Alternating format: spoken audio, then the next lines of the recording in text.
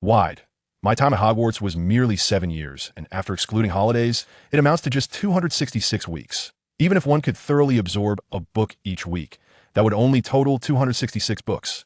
How many magical tomes reside within the library of Hogwarts? Thousands upon thousands. Time is of the essence. How could I not seize every moment to learn? I shall not permit anyone to disrupt my scholarly pursuits. Not even the Dark Lord.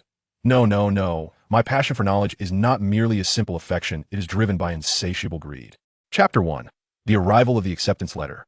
Wide Gray leaned against the window, spotting a gray owl perched upon the fence outside, its serious, brownish-yellow eyes fixed intently upon him. Suddenly, it lowered its head, spread its wings, and emitted a soft hoot. A peculiar expression crossed Wide's face. If his eyes had not deceived him, it appeared that the owl had just deposited a letter into his mailbox. But wasn't it 1991, the year before the publication of the Harry Potter series?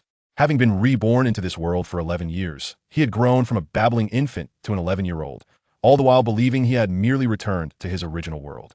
In England, meticulously planning the trajectory of his life that he had never considered, that he would receive a letter from an owl. Was this not a materialistic world? Yet, if rebirth were possible, then perhaps the existence of magic might also seem rather reasonable, right? Or perhaps it was merely a cruel jest. With a tinge of uncertainty in his heart, Wide opened the door and stepped outside, instinctively glancing at the owl, which followed him with its gaze, slightly tilting its head. Whether it was a figment of his imagination or not, Wide felt as though its eyes brimmed with an otherworldly wisdom. Holding his breath, he opened the mailbox and retrieved the mysterious letter. Upon inspecting the envelope, his pupils dilated sharply, and his heart raced. The envelope bore a detailed address and the inscription from Mr. Wide Gray. The parchment felt unusually weighty, and the emerald green ink was not a common hue. Flipping the envelope over, he found a deep crimson wax seal adorned with a crest, where the uppercase letter H was flanked by a lion, an eagle, a badger, and a serpent. There was no stamp. An owl is a messenger. Of course, no stamp was necessary. Wide took a deep breath and, with trembling fingers, tore open the envelope. Hogwarts School of Witchcraft and Wizardry. Headmaster Albus Dumbledore eagerly skipped over the lengthy titles that followed, his eyes darting to the contents. Dear Mr. Gray, we are pleased to inform you that you have been granted admission to Hogwarts School of Witchcraft and Wizardry. Sincerely, Deputy Headmistress Minerva McGonagall. Wide read the letter repeatedly, still struggling to comprehend that he was indeed in the world of Harry Potter. Unconsciously, he murmured, "Is this real? Hogwarts School of Witchcraft and Wizardry?" The owl, with its wise gaze, fixed its eyes upon him for a moment, then lowered its head to preen its feathers, tucking one foot beneath itself, and turning its head 180 degrees to survey the scenery behind it. Veyd stood in a daze for a moment before swiftly returning inside, rushing into his father's study. There he procured the finest envelope and exquisite letter paper, adorned with gold dust, and, using a feather quill of classical elegance and fragrant ink, solemnly inscribed, "Dear Professor Minerva McGonagall, I am truly honored to receive your letter. If this is not a jest, I would be delighted to attend your esteemed school. However, I am uncertain about how to procure the necessary supplies mentioned in your letter. I eagerly await your guidance. With warmest regards and best wishes, Veyd Gray." The ink seeped into the paper and dried swiftly. Veyd folded it neatly and inserted it into the envelope, addressing it to Deputy Headmistress Minerva McGonagall. Upon stepping outside, he found the owl still patiently perched on the fence, awaiting his return. Veyd approached and raised the letter, saying, "This is my reply. Please deliver it to Professor Minerva McGonagall." The owl extended a claw to grasp the letter, tilting its head and regarding him with an expectant gaze. "Is there anything else?" "Oh, please wait." An idea struck Veyd, and he dashed back inside, grabbing a handful of nuts. However, upon offering them to the owl, it merely glanced down, disdainfully swept them aside with its wing, and took flight. Veyd was left speechless. Not interested? Fortunately, it had not discarded the letter. Returning to his desk, he unfolded the acceptance letter once more, his heart racing with excitement. That moment, he felt a tangible sense of having been accepted into Hogwarts. In the 11 years since his rebirth into this world, he had never discovered any extraordinary abilities within himself. He had never inexplicably soared into the treetops, nor had he bent spoons with his mind or levitated pens into the air. Could it be that his body truly harbored magical energy? Or was it possible that the rational and objective mindset of adulthood had inadvertently suppressed the innate powers within him? Veyd clenched his fist and then opened it. Still feeling no sensation akin to an invisible magic flowing within, he fixated on a teacup before him, concentrating intently. Clang! Suddenly, the teacup wobbled without any apparent force, toppled over, rolled around the table, and finally came to a slow halt. Magic is indeed real. Veyd stared at his palm, stunned. As his emotions gradually settled, he dialed a familiar number with practiced ease. Mom, do you believe in the existence of magic? That in less than half an hour, a car screeched to a halt outside. The gray couple, having forgotten to remove the keys from the ignition, hurriedly rushed out. As Veyd stepped outside to greet his family, he was abruptly enveloped in a heartfelt embrace that nearly left him breathless. That, oh my goodness. Veyd, my dear, I cannot believe you have truly been accepted into Hogwarts. I am so thrilled. I have waited for this day for so long. I thought you would be like us without that opportunity. His mother, Fiona, wept with joy, her tears smudging her makeup, oblivious to her appearance. Veyd's father, Ferdinand, held them both close, his eyes glistening with unshed tears, though he remained silent. Veyd, increasingly bewildered, managed to extricate himself from their overwhelming embrace. Wait, what do you mean? You both know about Hogwarts? Of course, Fiona replied, dabbing at her tears with a handkerchief. My mother, as well as your grandparents, were wizards. I have longed to attend Hogwarts since childhood. It's just that. Ferdinand gently ushered his wife and son indoors, wrapping his arms around their shoulders. Let's go inside to talk, lest we be seen by muggles. After a thorough explanation, Veyd began to piece together the truth. His grandparents and maternal grandmother were indeed wizards, and the two families shared a strong bond. However, due to the ravages of war, both Fiona and Ferdinand were born as squibs individuals possessing magical lineage, but lacking the ability to perform magic themselves. In the chaos of conflict, wizards struggled to protect themselves, how much more so too squibs. Once it was confirmed that they possessed no magical abilities, they were sent to be raised in a muggle household. Years passed, and they adapted seamlessly to muggle life, yet they harbored a deep yearning for the magical world within their hearts. However, since his birth, Veyd had never exhibited any magical prowess. His parents assumed he too was a squib, and to spare him the pain of hope turned to disappointment, they concealed the existence of magic from him that I never imagined. Not for a moment. That you were truly a wizard, I mean. I've been waiting all this time, but it's already July 30th, and you hadn't received your letter I thought. Fiona, caught between laughter and tears, was eventually calmed by her husband and son, who encouraged her to freshen up in the bathroom. Once silence settled in, Ferdinand gazed at his 11-year-old son, an unmistakable worry etched across his features. Hogwarts, Veyd, I truly do not know if, given your background, attending that school is a fortunate thing. Chapter 2. Shopping in Diagon Alley. What is the origin of Veydgar? Although he is a descendant of wizards, both of his parents are squibs, indistinguishable from muggles in the eyes of true wizards. Ferdinand elaborated to Veyd on the recent turmoil instigated by Grindelwald and the merciless slaughter brought about by the Second Dark Lord.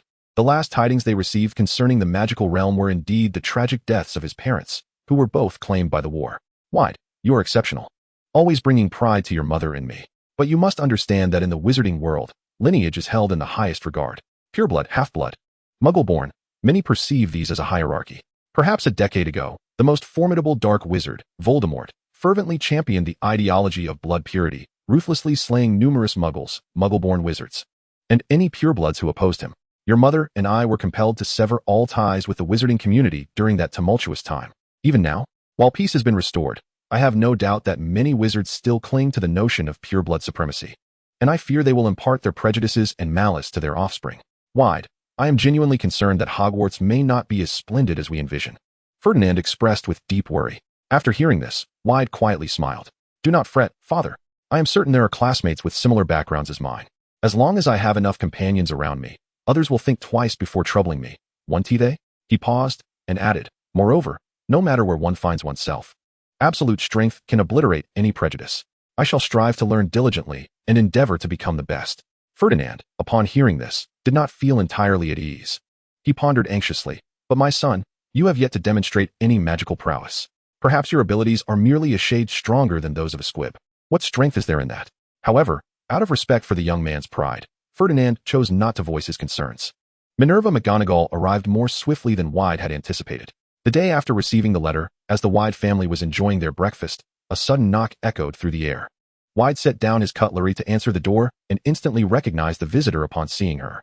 It was not due to her resemblance to the character from the films he had nearly forgotten, nor was it because the stern-looking lady donned a striking green robe, which was hardly the attire of an ordinary person. Rather, it was the handwritten name that adorned her head, Minerva McGonagall. Veyd fell silent, a fresh wave of doubt stirring within him. Was all of this truly real? Had he not traversed into the world of Harry Potter? but instead into a game world named Harry Potter? Was he merely an awakened soul, infused with memories and consciousness from a past life? "Hello, Mr. Gray," she greeted. As Veyd's thoughts wandered aimlessly, Minerva McGonagall managed a gentle smile, though her demeanor remained serious. "I am Minerva McGonagall, Deputy Headmistress of Hogwarts and Professor of Transfiguration." Veyd hastily reined in his errant musings. "Welcome, Professor McGonagall. Please come in for a cup of tea." The Greys, hearing the commotion, hurriedly emerged, gazing in awe at the seemingly enigmatic and formidable witch before them. Momentarily at a loss for words, they stammered, "Yes, welcome, Professor, Madam. Please come in and take a seat." Ferdinand forced a warm smile while casting a quick glance at his son, as if fearing that the wizard might cast a malevolent spell upon him. Veyd, however, felt considerably more composed, for he knew that this lady was of the utmost integrity and kindness. He averted his gaze from her head, stepping aside to invite her in.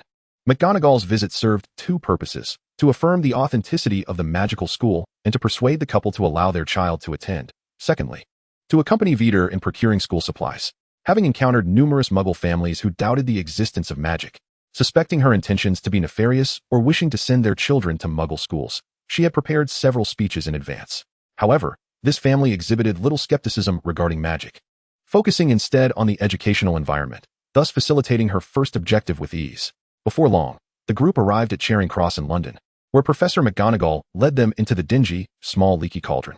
Perhaps due to the early hour, the establishment was nearly empty, and a hunchbacked man polishing tables greeted them with, "Good morning, Professor McGonagall."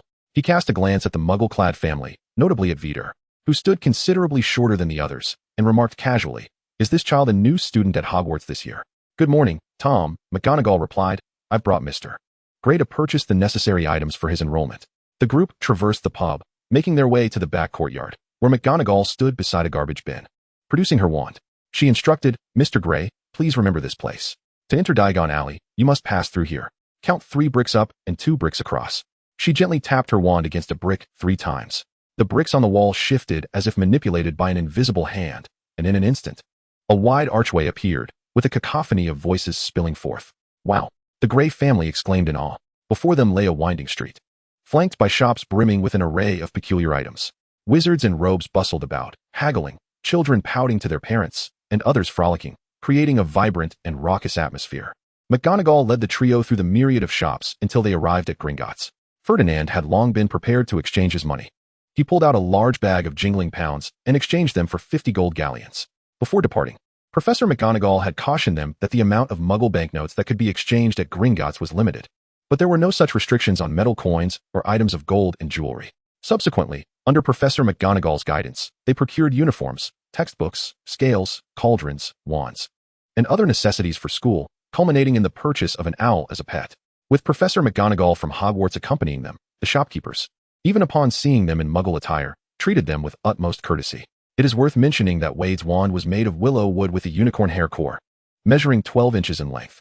The symbolism of rebirth associated with willow wood struck Wade as particularly intriguing, as if the wand could see through his secrets. Chapter 3, Meeting Harry Potter. After completing their shopping, Professor McGonagall escorted the family out of Diagon Alley before departing to assist another young wizard. The Grahams stood outside the leaky cauldron, exchanging glances and breaking into smiles simultaneously. "Let's find a hotel. It seems the leaky cauldron offers accommodations as well." "No. What if we encounter a nefarious wizard? Staying in a regular hotel would be far more reassuring." "Quite right, Miss Fiona. I recall a decent hotel nearby that allows pets. What are we waiting for? Let us go." Feigning reluctance, Wade shook his head, holding the owl's cage, while one of the couple carried his books and the other managed the cauldron and other items. They swiftly checked in at the hotel. After depositing their belongings, they returned to the front of the leaky cauldron in less than half an hour. Once inside, the Grahams simultaneously produced bags from which they extracted wizarding robes. Noticing Wade's astonishment, Fiona winked and whispered, "While you were ordering your custom robe, I took the liberty of purchasing ready-made robes. Don't just stand there. Yours is included. Go change." The 3 of them donned their robes in a corner. Fortunately, the warm summer weather meant they were already lightly dressed, and the robes did not appear bulky over their attire. Fiona even added a hooded cloak for herself, which, when worn, concealed most of her face save for a small portion of her chin, lending her an air of cold mystery. At that moment, they seemed to blend seamlessly into the dim, enigmatic atmosphere of the tavern. Feigning familiarity, Ferdinand ordered lunch and, while waiting for their meal, quietly remarked to the others, "Though this establishment may be somewhat unsanitary, I am curious to try it." Indeed, Fiona nodded gravely. I understand. I feel the same. What difference could it make? Veyd quipped. What is the best cuisine in Britain? Foreign food. Sure enough, when lunch was served, the Grahams exchanged wide-eyed glances for some time, lacking the courage to use the seemingly unwashed fork on the dark, dirty table. At last, Fiona gingerly picked up the bread with a handkerchief, managing to take a few bites, while Ferdinand sipped at his rum. It was hardly any different, more distasteful than what one would purchase from a supermarket. In the midst of their conversation, a sudden sound at the door startled them, as a colossal figure completely obscured the light at the entrance. The Graves couple looked up and instinctively gasped. Oh my goodness! Ferdinand uttered in a groan, instinctively shielding his wife and child. God save us. A remarkably tall and robust man stood there, bending to squeeze through the doorway, his head nearly brushing the ceiling. His presence was so imposing that most people completely overlooked the small child walking ahead of him. Only Veyd glanced at the diminutive figure, and unsurprisingly, he recognized the names Harry Potter and Tom Riddle hovering above the boy's head. Unlike the terror exhibited by the Graves couple, the other patrons in the bar seemed delighted to see the giant, greeting him with smiles. The bar owner's tone turned notably warmer. The usual, Hagrid? Not today, Tom. I'm here on Hogwarts business. The giant replied amiably. Excellent. He doesn't appear to be a dangerous individual. Ferdinand sighed in relief, wiping the sweat from his brow. What did he say? Hogwarts? Fiona noticed his words. Veyd. Is he also a teacher at that school?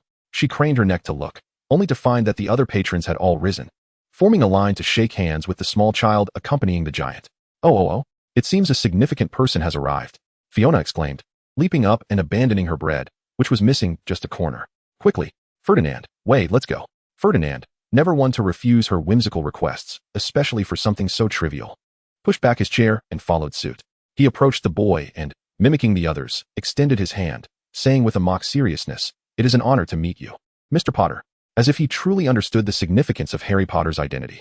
Surrounded by strangers, Harry Potter found himself shaking hands one after another, overwhelmed by their adulation and praise.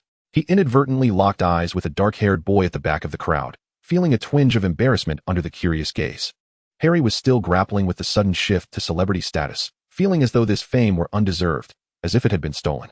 Meanwhile, Veyd's attention shifted to another individual, a young man with a pale complexion, wrapped in a purple scarf, who tentatively approached Harry Potter, visibly anxious and stuttering, as if easily startled. Noticing this, Fiona kindly stepped aside to create space for him to shake hands with the illustrious Harry Potter. In Veyd's eyes, the young man bore two nearly overlapping names, Quirinus Quirrell and Tom Riddle. Wow, it seems that wizards and ordinary people are not so different after all. They even have their own celebrities. Fiona was quite exhilarated upon her return, leaving Veyd puzzled about the source of her excitement. By the way, is that child a star in the Wizarding World? It seems that everyone knows him, Fiona remarked. Considering his age, he should be a classmate of Veyd's. Ferdinand, however, was not swayed by the enthusiasm of the crowd. He observed that the boy appeared somewhat malnourished, and his clothing seemed ill-fitting, suggesting that he had not been well cared for by his guardians. That seems unlikely, Fiona speculated. I suppose the clothing reflects wizarding fashion? These wizards seem to have little understanding of ordinary people's attire. Perhaps, Ferdinand glanced at his son. Wait, we just saw a professor from Hogwarts, the young man with the purple scarf. You really ought to meet him beforehand. Never mind. I don't think that professor seems very reliable, Veyd replied disinterestedly. Ferdinand pondered for a moment, finding it difficult to counter this opinion, as he too harbored doubts about the professor's competence, given that he seemed incapable of articulating a complete sentence fluently. Well, we've eaten enough, right?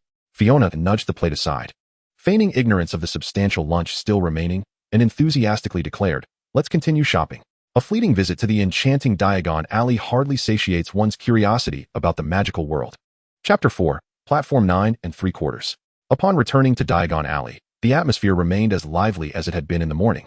Yet without the stern presence of Professor McGonagall, the Grey family felt considerably more at ease, making their shopping experience all the more enjoyable.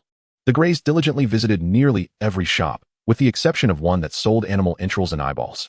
Upon entering, they were greeted by a gigantic, rolling eyeball, which startled Fiona into a shriek, prompting her to flee the premises. Ferdinand purchased an assortment of intricate magical contrivances, such as a self-sweeping broom, a golden bird that could fly about, and a talking wizard's chess set, repeatedly confirming with the shopkeeper that these items bore no dangerous or harmful enchantments. Veyd, on the other hand, spent over an hour in the bookstore, overwhelmed by the plethora of books he wished to buy. However, considering that school was only a month away and that Hogwarts would likely offer even more literature, he ultimately selected only a few of his most desired titles: basic spells and counterspells, healing manual, and an introduction to ancient magical texts. He also acquired 2 self-writing quills, though the shopkeeper cautioned him that such quills were not suitable for homework, as they meticulously transcribed every thought from the owner's mind onto parchment, with even the most practiced individuals potentially recording something mortifying by mistake. As Veyd stepped out of the bookstore, cradling a new tome, he spotted his parents seated near a street-side ice cream stall, indulging in their frozen treats. Ferdinand held a golden owl cage in his hand, within which resided a particularly robust little creature, energetically drawing circles with its head. "Father, have you acquired yet another owl?" Veyd inquired. "Indeed," Ferdinand chuckled. "Considering you will undoubtedly be bringing your owl to school, what if your mother and I wish to send you letters? I've heard that the Muggle post cannot deliver correspondence to Hogwarts, so we decided to procure one as well. By the way, he is named General Bard. A most impressive fellow." Veyd bent down to greet the creature, saying, "Hello, General Bard." The owl yawned widely in response. "Look, I too have a little companion." Fiona chimed in, extending her hands to reveal a diminutive white hamster nestled within, exuding an air of utmost gentleness. "Isn't it adorable?" Fiona exclaimed with delight. "I've noticed that pets in the wizarding world seem to possess a remarkable intelligence, almost as if they've ingested a cleverness potion. This little one isn't at all timid. It seems to comprehend my commands. It is indeed charming. But mother, isn't the hamster on the owl's menu?" Veyd questioned. Having also purchased an owl, he learned from the shopkeeper that owls primarily feast on rodents, birds, fish, or insects. In short, they are carnivorous. Reflecting on the handful of pine nuts he had previously caught for the school owl, Veyd felt a wave of remorse wash over him. "Fear not. Your father will ensure his owl is well cared for," Ferdinand reassured him. "Ah, and this is Miss Millie," Fiona added with great seriousness. "Veyd, you ought to name your owl." Veyd's gaze fell upon an enchanting stationery shop, the initial letters glimmering under the sunlight. "Let us name it Ava," he said casually. The Grey family had lingered in Diagon Alley for several days. Ferdinand could now engage in effortless discussions about Quidditch matches and various models of the Nimbus 2000, while Fiona had furnished her hamster, Miss Millie, with an entire set of miniature furniture imbued with cleaning charms, along with an array of dresses, wizarding robes, hats, and rainbow-colored socks.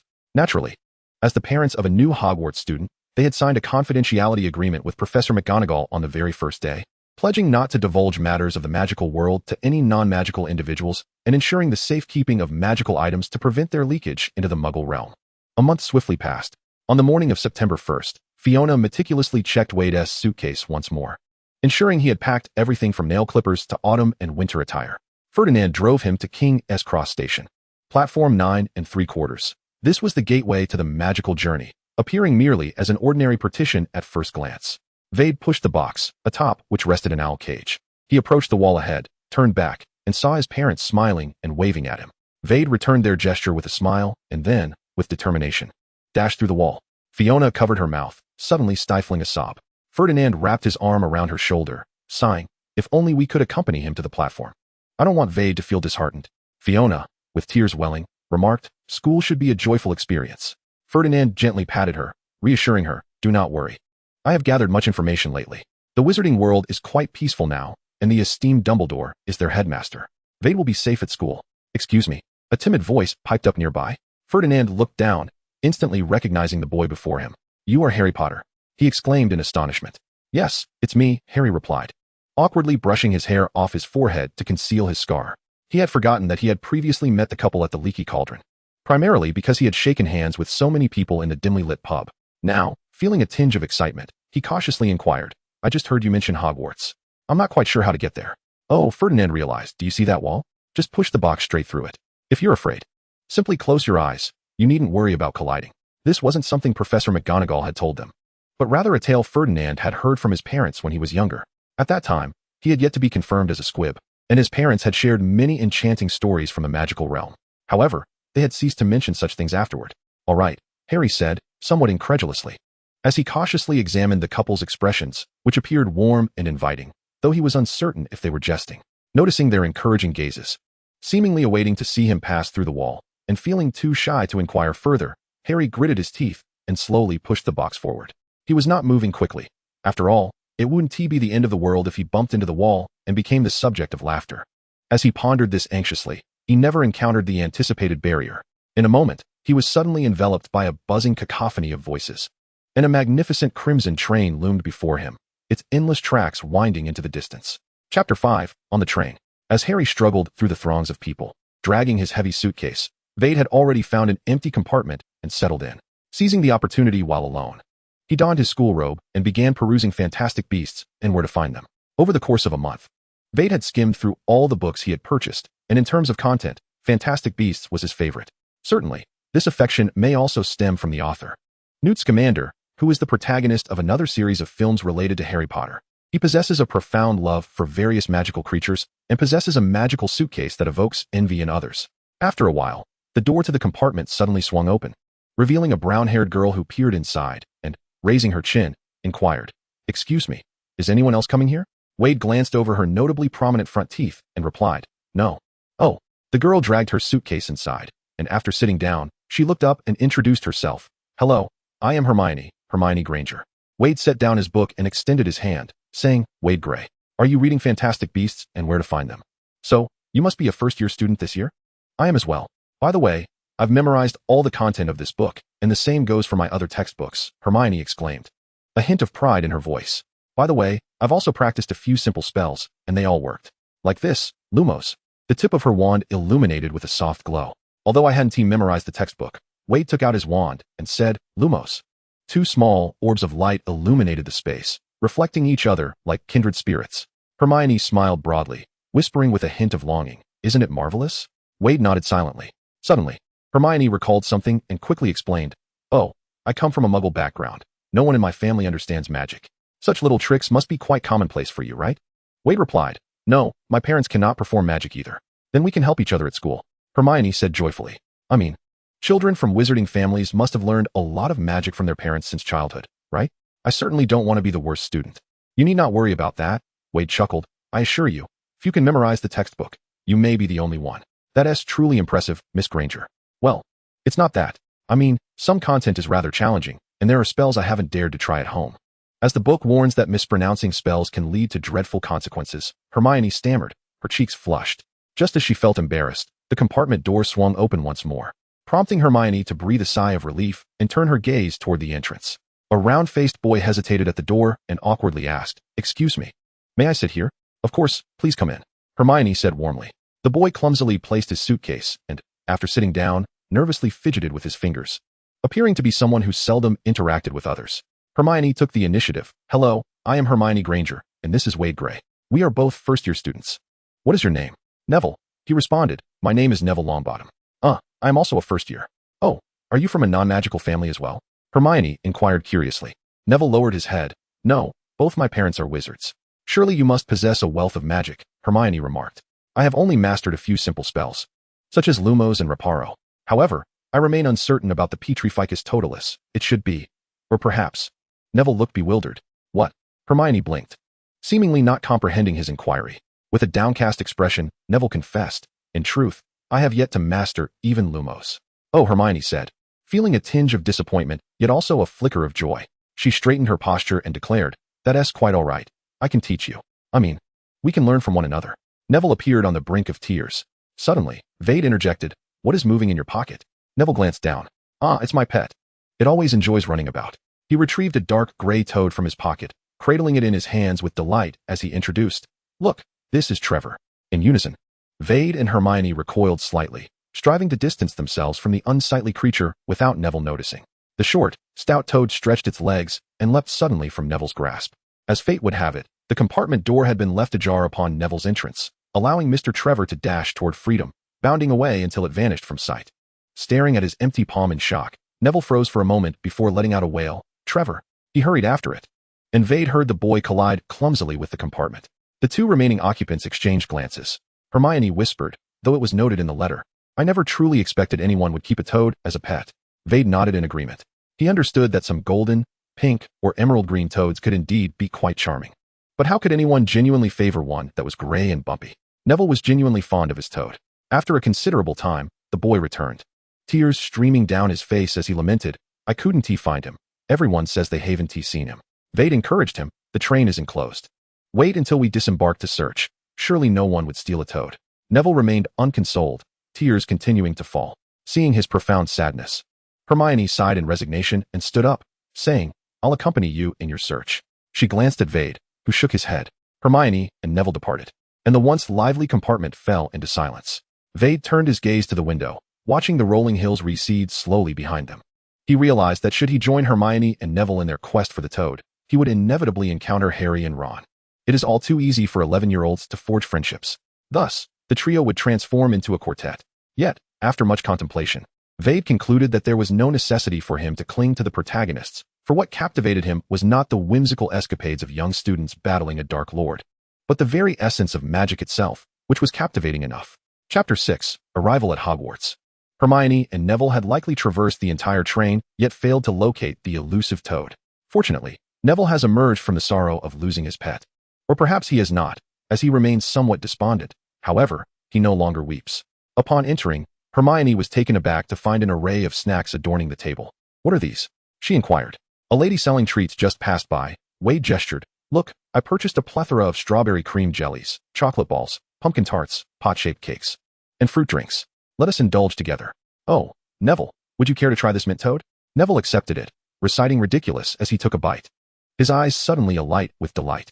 Hermione made no objections. She graciously seated herself and took a piece of cake, saying, "Thank you," just as I was feeling peckish. "By the way, you wouldn't believe that Harry Potter is in the compartment less than 10 meters away. Do you know Harry Potter?" "Of course. His name is mentioned in significant magical events of the 20th century," Veyd remarked while unwrapping a packet of chocolate beans. "However, I think it best not to disturb him. He lost his parents on the night he became a hero. Were it me, I would prefer to forgo such honor." Hermione was momentarily taken aback. "You are right. I hadn't considered that." Neville bowed his head, his grip on the mint toad tightening slightly. The sacrifice and honor of the Potter family are renowned worldwide. Yet few are aware that during that tumultuous time, the Death Eaters captured and tortured Neville's parents in their quest to locate the missing Voldemort. The boy buried these grim truths deep within, as the three of them enjoyed a hearty meal. Veyd had anticipated that the snacks he purchased would remain plentiful. Yet as the train clanked along for a considerable time, darkness fell, and they had yet to reach their destination. The table was devoid of snacks, consumed entirely by the trio, with the vendor which nowhere to be seen, and their dinner still pending. "Isn't Hogwarts located in England?" Hermione exclaimed in frustration. Rising to her feet, "I shall inquire with the driver about when we shall arrive." "Let us go together," Veyd replied, now standing as well. Curious about the train driver, who likely worked only a few times a year, pondering who might undertake such a role, Neville followed suit, still hoping to search for his pet. The driver was an unremarkable brown-haired man, pipe in mouth, his face adorned with stubble, yet he possessed a pleasant demeanor. In response to the three young wizards' inquiries, he cheerfully replied, "Do not fret, we shall be arriving shortly. You will dine in the Hogwarts castle." Hermione returned contentedly. As they passed through numerous compartments, Veyd observed the unfamiliar faces. He recognized the Weasley twins, whose compartment was abuzz with excitement, laughter, and cheers, leaving him curious about the delightful antics they were engaged in. Just before reaching the compartment, a sudden scream pierced the air as three children stumbled past them. One blonde boy shoving Neville aside, shouting, "Move. Don't block the way." "Hey," Hermione attempted to call after them, her foot stamping in irritation. "Rude little brats." Veyd reached out to steady the nearly toppled Neville. "Thank you," Neville expressed gratefully. Veyd shook his head and said to Hermione, "You should go change into your robes first. We will wait for you outside." Hermione nodded, suppressing her anger, and with heavy footsteps, entered the compartment. After locking the door and drawing the curtains, she quickly changed her clothes. Next was Neville. As the three of them began to stow their belongings into the trunk, the conductor's voice echoed through the train. "We will arrive at Hogwarts in 5 minutes. Please leave your luggage on the train. We will deliver it to the school." The train slowed down and came to a halt at the platform. Hundreds of students poured out like a swarm of bees, the crowded platform buzzing with activity. Hermione and Neville closely followed Veyd, their faces pale with trepidation. First-year students, follow me. Watch your step," a tall figure shouted nearby, holding a lantern aloft. Veyd and the others navigated through the throng, noticing that the older students were heading in another direction. However, before the imposing figure of Hagrid, none dared to voice their objections. A group of people traversed a narrow path through the dark woods, and at last, they beheld a majestic castle in the distance. Countless windows aglow with light, their radiance mirrored in the pitch-black surface of the lake, rendering the castle particularly magnificent. "Wow," the first years exclaimed in unison, awestruck. Under Hagrid's direction, they boarded small boats to cross the Black Lake, eventually arriving at the foot of the castle, where Hagrid discovered Neville's toad in one of the boats. Overjoyed, Neville received his cherished toad, while Hagrid rapped thrice on the castle's grand door. The door swung open, revealing the stern-faced Professor McGonagall standing at the entrance. "Welcome to Hogwarts," she announced. "The sorting ceremony is about to begin. Hogwarts is divided into 4 houses: Gryffindor, Slytherin, Hufflepuff, and Ravenclaw. With a talking hat assigning students based on their abilities and qualities, a fact Veyd was already aware of from his past life. Having traversed this world for 11 years, he had forgotten many plot points from the novels or films. However, upon realizing he had entered the world of Harry Potter, he earnestly recalled several memorable scenes, documenting them in his unique manner. Prior to registration, Veyd had carefully contemplated which house he would wish to join. While the Sorting Hat valued talent, it also considered the student's own desires. Naturally, Slytherin was the first to be ruled out. Neither of his parents were wizards, and in the bloodline-obsessed Slytherin, he feared he would be ostracized by other students. Although Veyd was not intimidated by those teenagers, he had no interest in challenging the odds. Gryffindor? After much deliberation, he ultimately decided against it. With Harry Potter in their midst, Gryffindor was a focal point of attention, all eyes drawn to them. Moreover, in the narrative, many Gryffindors exhibited a lack of discernment, easily swayed by rumors, isolating and ostracizing the blameless Harry Potter, which left a rather unfavorable impression on Veyd. Similarly, Ravenclaw seemed to have its share of bullying, mocking, and ridiculing classmates. Hufflepuff, on the other hand, would not behave in such a manner. Although the students of Hufflepuff may largely possess average academic performance, they are characterized by their sincerity, kindness, and trustworthiness. What does it matter if others perceive them as simpletons? Veyd firmly believes that his intellect will not be diminished by the house he belongs to. Once he had made his decision, he appeared more composed than those little wizards who fancied themselves about to engage in battle with trolls. After the Sorting Hat sang a song, Professor McGonagall consulted a lengthy list, assigning each new student to their respective house, some swiftly, while others hesitated momentarily. Suddenly, Veyd heard a familiar name, Hermione Granger. Professor McGonagall announced. Hermione rushed over, eagerly donning the hat. Moments later, the Sorting Hat declared loudly, Gryffindor. There was a resounding applause from the long table of Gryffindor. Soon after, Veyd Grey. Chapter 7. The Sorting. Veyd walked briskly to the front, placing the Sorting Hat upon his head, whispering to himself, Hufflepuff, Hufflepuff. I wish to belong to Hufflepuff. Hufflepuff? A faint voice replied. Oh, perhaps you did not heed the song I just sang. Not to worry. I can sing a special verse just for you. The people there are upright and loyal. Veyd. He sensed something faintly stirring within him. The Sorting Hat continued. The students of Hufflepuff are steadfast and honest. Veyd. All right, I understand. No need to sing further. Sorting Hat. They do not shy away from arduous labor. Veyd, that is a bit excessive. Your voice is rather loud. The Sorting Hat rustled softly. While Hufflepuff never turns away any student aspiring to Hogwarts, there may be a place more suited for you. Oh. It is often difficult for individuals to recognize their true selves, is it not? Veyd quickly thought. I will not go to Slytherin.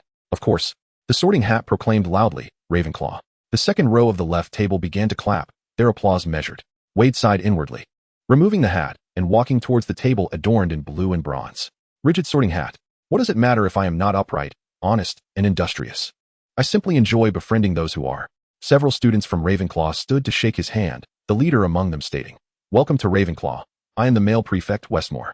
Another boy chimed in. Your name is Veyd Grey? You are quite suited for our house. What do you mean? Veyd inquired.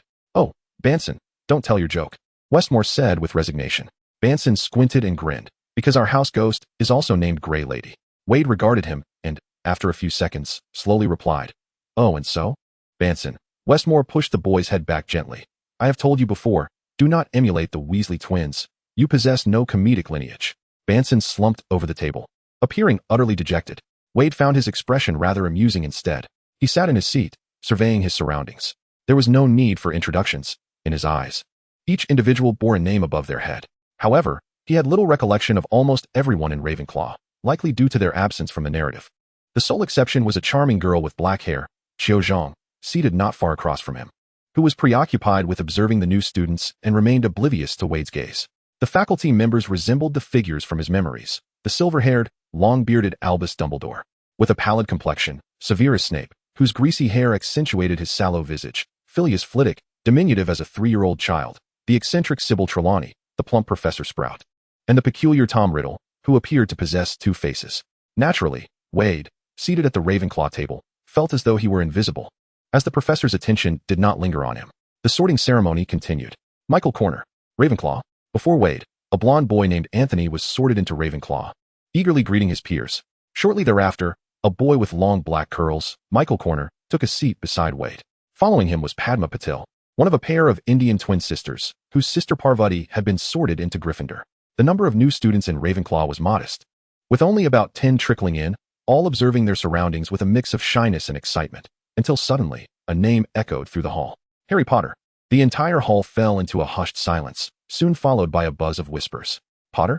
Harry Potter? Is it that Harry Potter? At the Ravenclaw table. Even the aloof students, who typically ignored the newcomers, turned their heads, craning their necks to catch a glimpse of the black-haired boy approaching the Sorting Hat. As he donned the hat, many held their breath, from Gryffindor to Slytherin, from Headmaster Dumbledore to the castle caretaker, Filch. Everyone fixated on the grimy hat, and the small boy whose face was mostly obscured. The murmurs gradually diminished. Finally, the Sorting Hat proclaimed, Gryffindor. The hall erupted into enthusiastic cheers and applause, with Gryffindor's roars the loudest, though the Ravenclaw crowd also joined in, a rare honor not afforded to others during their sorting. I knew he would go to Gryffindor, Banson remarked to West. Of course Harry Potter would end up in Gryffindor. Where else could he possibly go? Shut up, Banson. Just 2 months ago, you claimed Harry Potter was merely a fictional character. Who didn't he exist? West retorted, rolling his eyes. As the final new student was sorted into Slytherin, Professor McGonagall departed with the Sorting Hat, and Dumbledore rose with open arms. Welcome, he proclaimed. Welcome to Hogwarts as we embark on a new academic year. Before the feast begins, I would like to say a few words. Foolishness, tears, dregs, twist. Thank you all.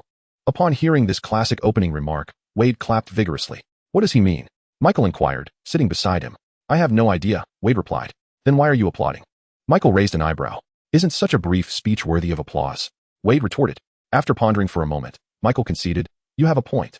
A fervent round of applause accompanied by cheers ensued, and in the blink of an eye, the once barren long table was laden with an array of delectable dishes, including roasted beef, lamb chops, potato chips, and mashed potatoes.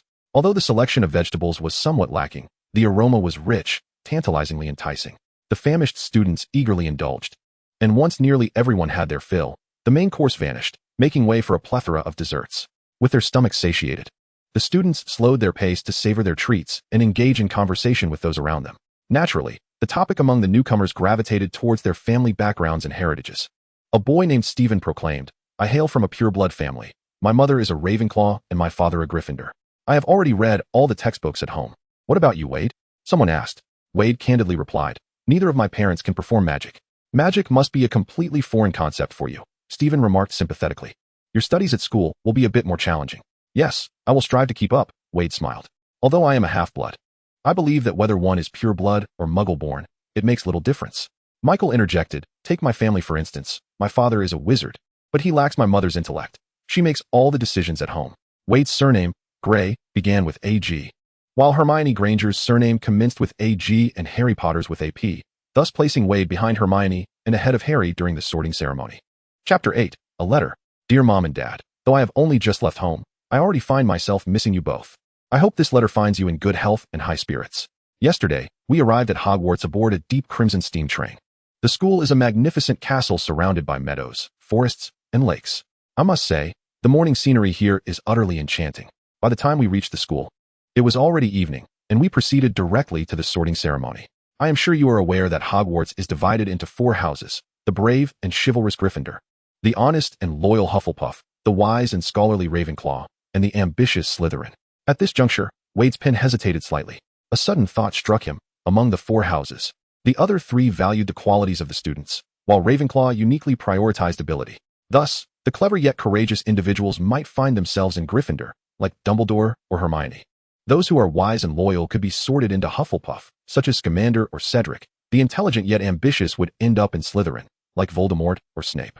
So, what of the clever individuals who remain in Ravenclaw? Perhaps possessing a nimble intellect and quick reflexes, the astute often exhibit a propensity for seeking advantage while shunning peril. In the face of adversity and danger, they may readily retreat, opting for easier, more self-serving paths. However, to achieve true accomplishment, one must rely not solely on intellect, but also on the intrinsic qualities of spirit that serve as the core of motivation, whether it be unwavering courage, steadfast resilience, or boundless ambition. Those who are clever yet ensconced within their own worlds, adhering to their idiosyncrasies, often become mere curiosities in the eyes of others. Thus, within the narrative, Ravenclaw, among the 4 houses of Hogwarts, possesses the least presence. The members of Ravenclaw, past and present, with the exception of Cho Chang, tend to exhibit a certain eccentricity. Reflecting on the Sorting Hat's assertion that he was most suited for Ravenclaw, Veyd frowned with mild displeasure. Yet he soon realized that no hat could define his identity. Moreover, the hat had erred before, such as when it placed the timid Peter Pettigrew in Gryffindor. Pausing for a moment, Veyd resumed his writing. A talking hat has sorted me into Ravenclaw. I believe this is the finest acknowledgement of my intellect. I indeed intend to absorb as much knowledge as possible during my 7 years of study. For I have heard that nowhere in all of Britain is there a repository of books as rich as that of Hogwarts. It must be said that the Wizarding World lags far behind the Muggle government in this regard. There are no public libraries here, and precious tomes are either housed within schools or nestled in the private studies of certain esteemed families. Headmaster Albus Dumbledore is a rather peculiar individual, sporting long, silvery hair and a matching beard, exuding the very aura one would envision of a mysterious wizard, akin to a living Merlin. Can you imagine? His address at the opening ceremony included such words as fools, crybabies, remnants, twist, the meaning of which likely eludes most. Yet, despite the confusion, it was certainly preferable to lengthy and tedious speeches, for upon the conclusion of his discourse, our tables were laden with an abundance of delectable fare, and we were all quite famished. This eccentric professor is simultaneously humorous, benevolent, and gentle, and he stands as one of the greatest wizards of our time. A classmate hailing from a wizarding family confided that, thanks to Dumbledore, Hogwarts is widely regarded as the safest place in the world. Thus, you need not worry about any dangers I may encounter at school. The students here do not cast curses at one another without cause.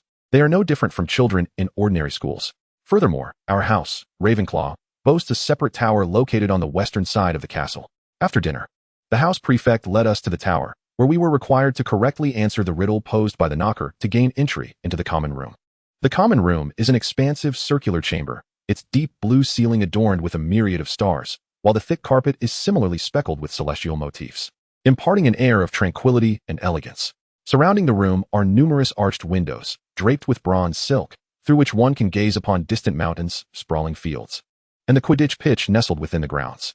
The dormitory is located in the corner tower beside the main tower, and it must be said that returning to the dormitory involves climbing numerous stairs.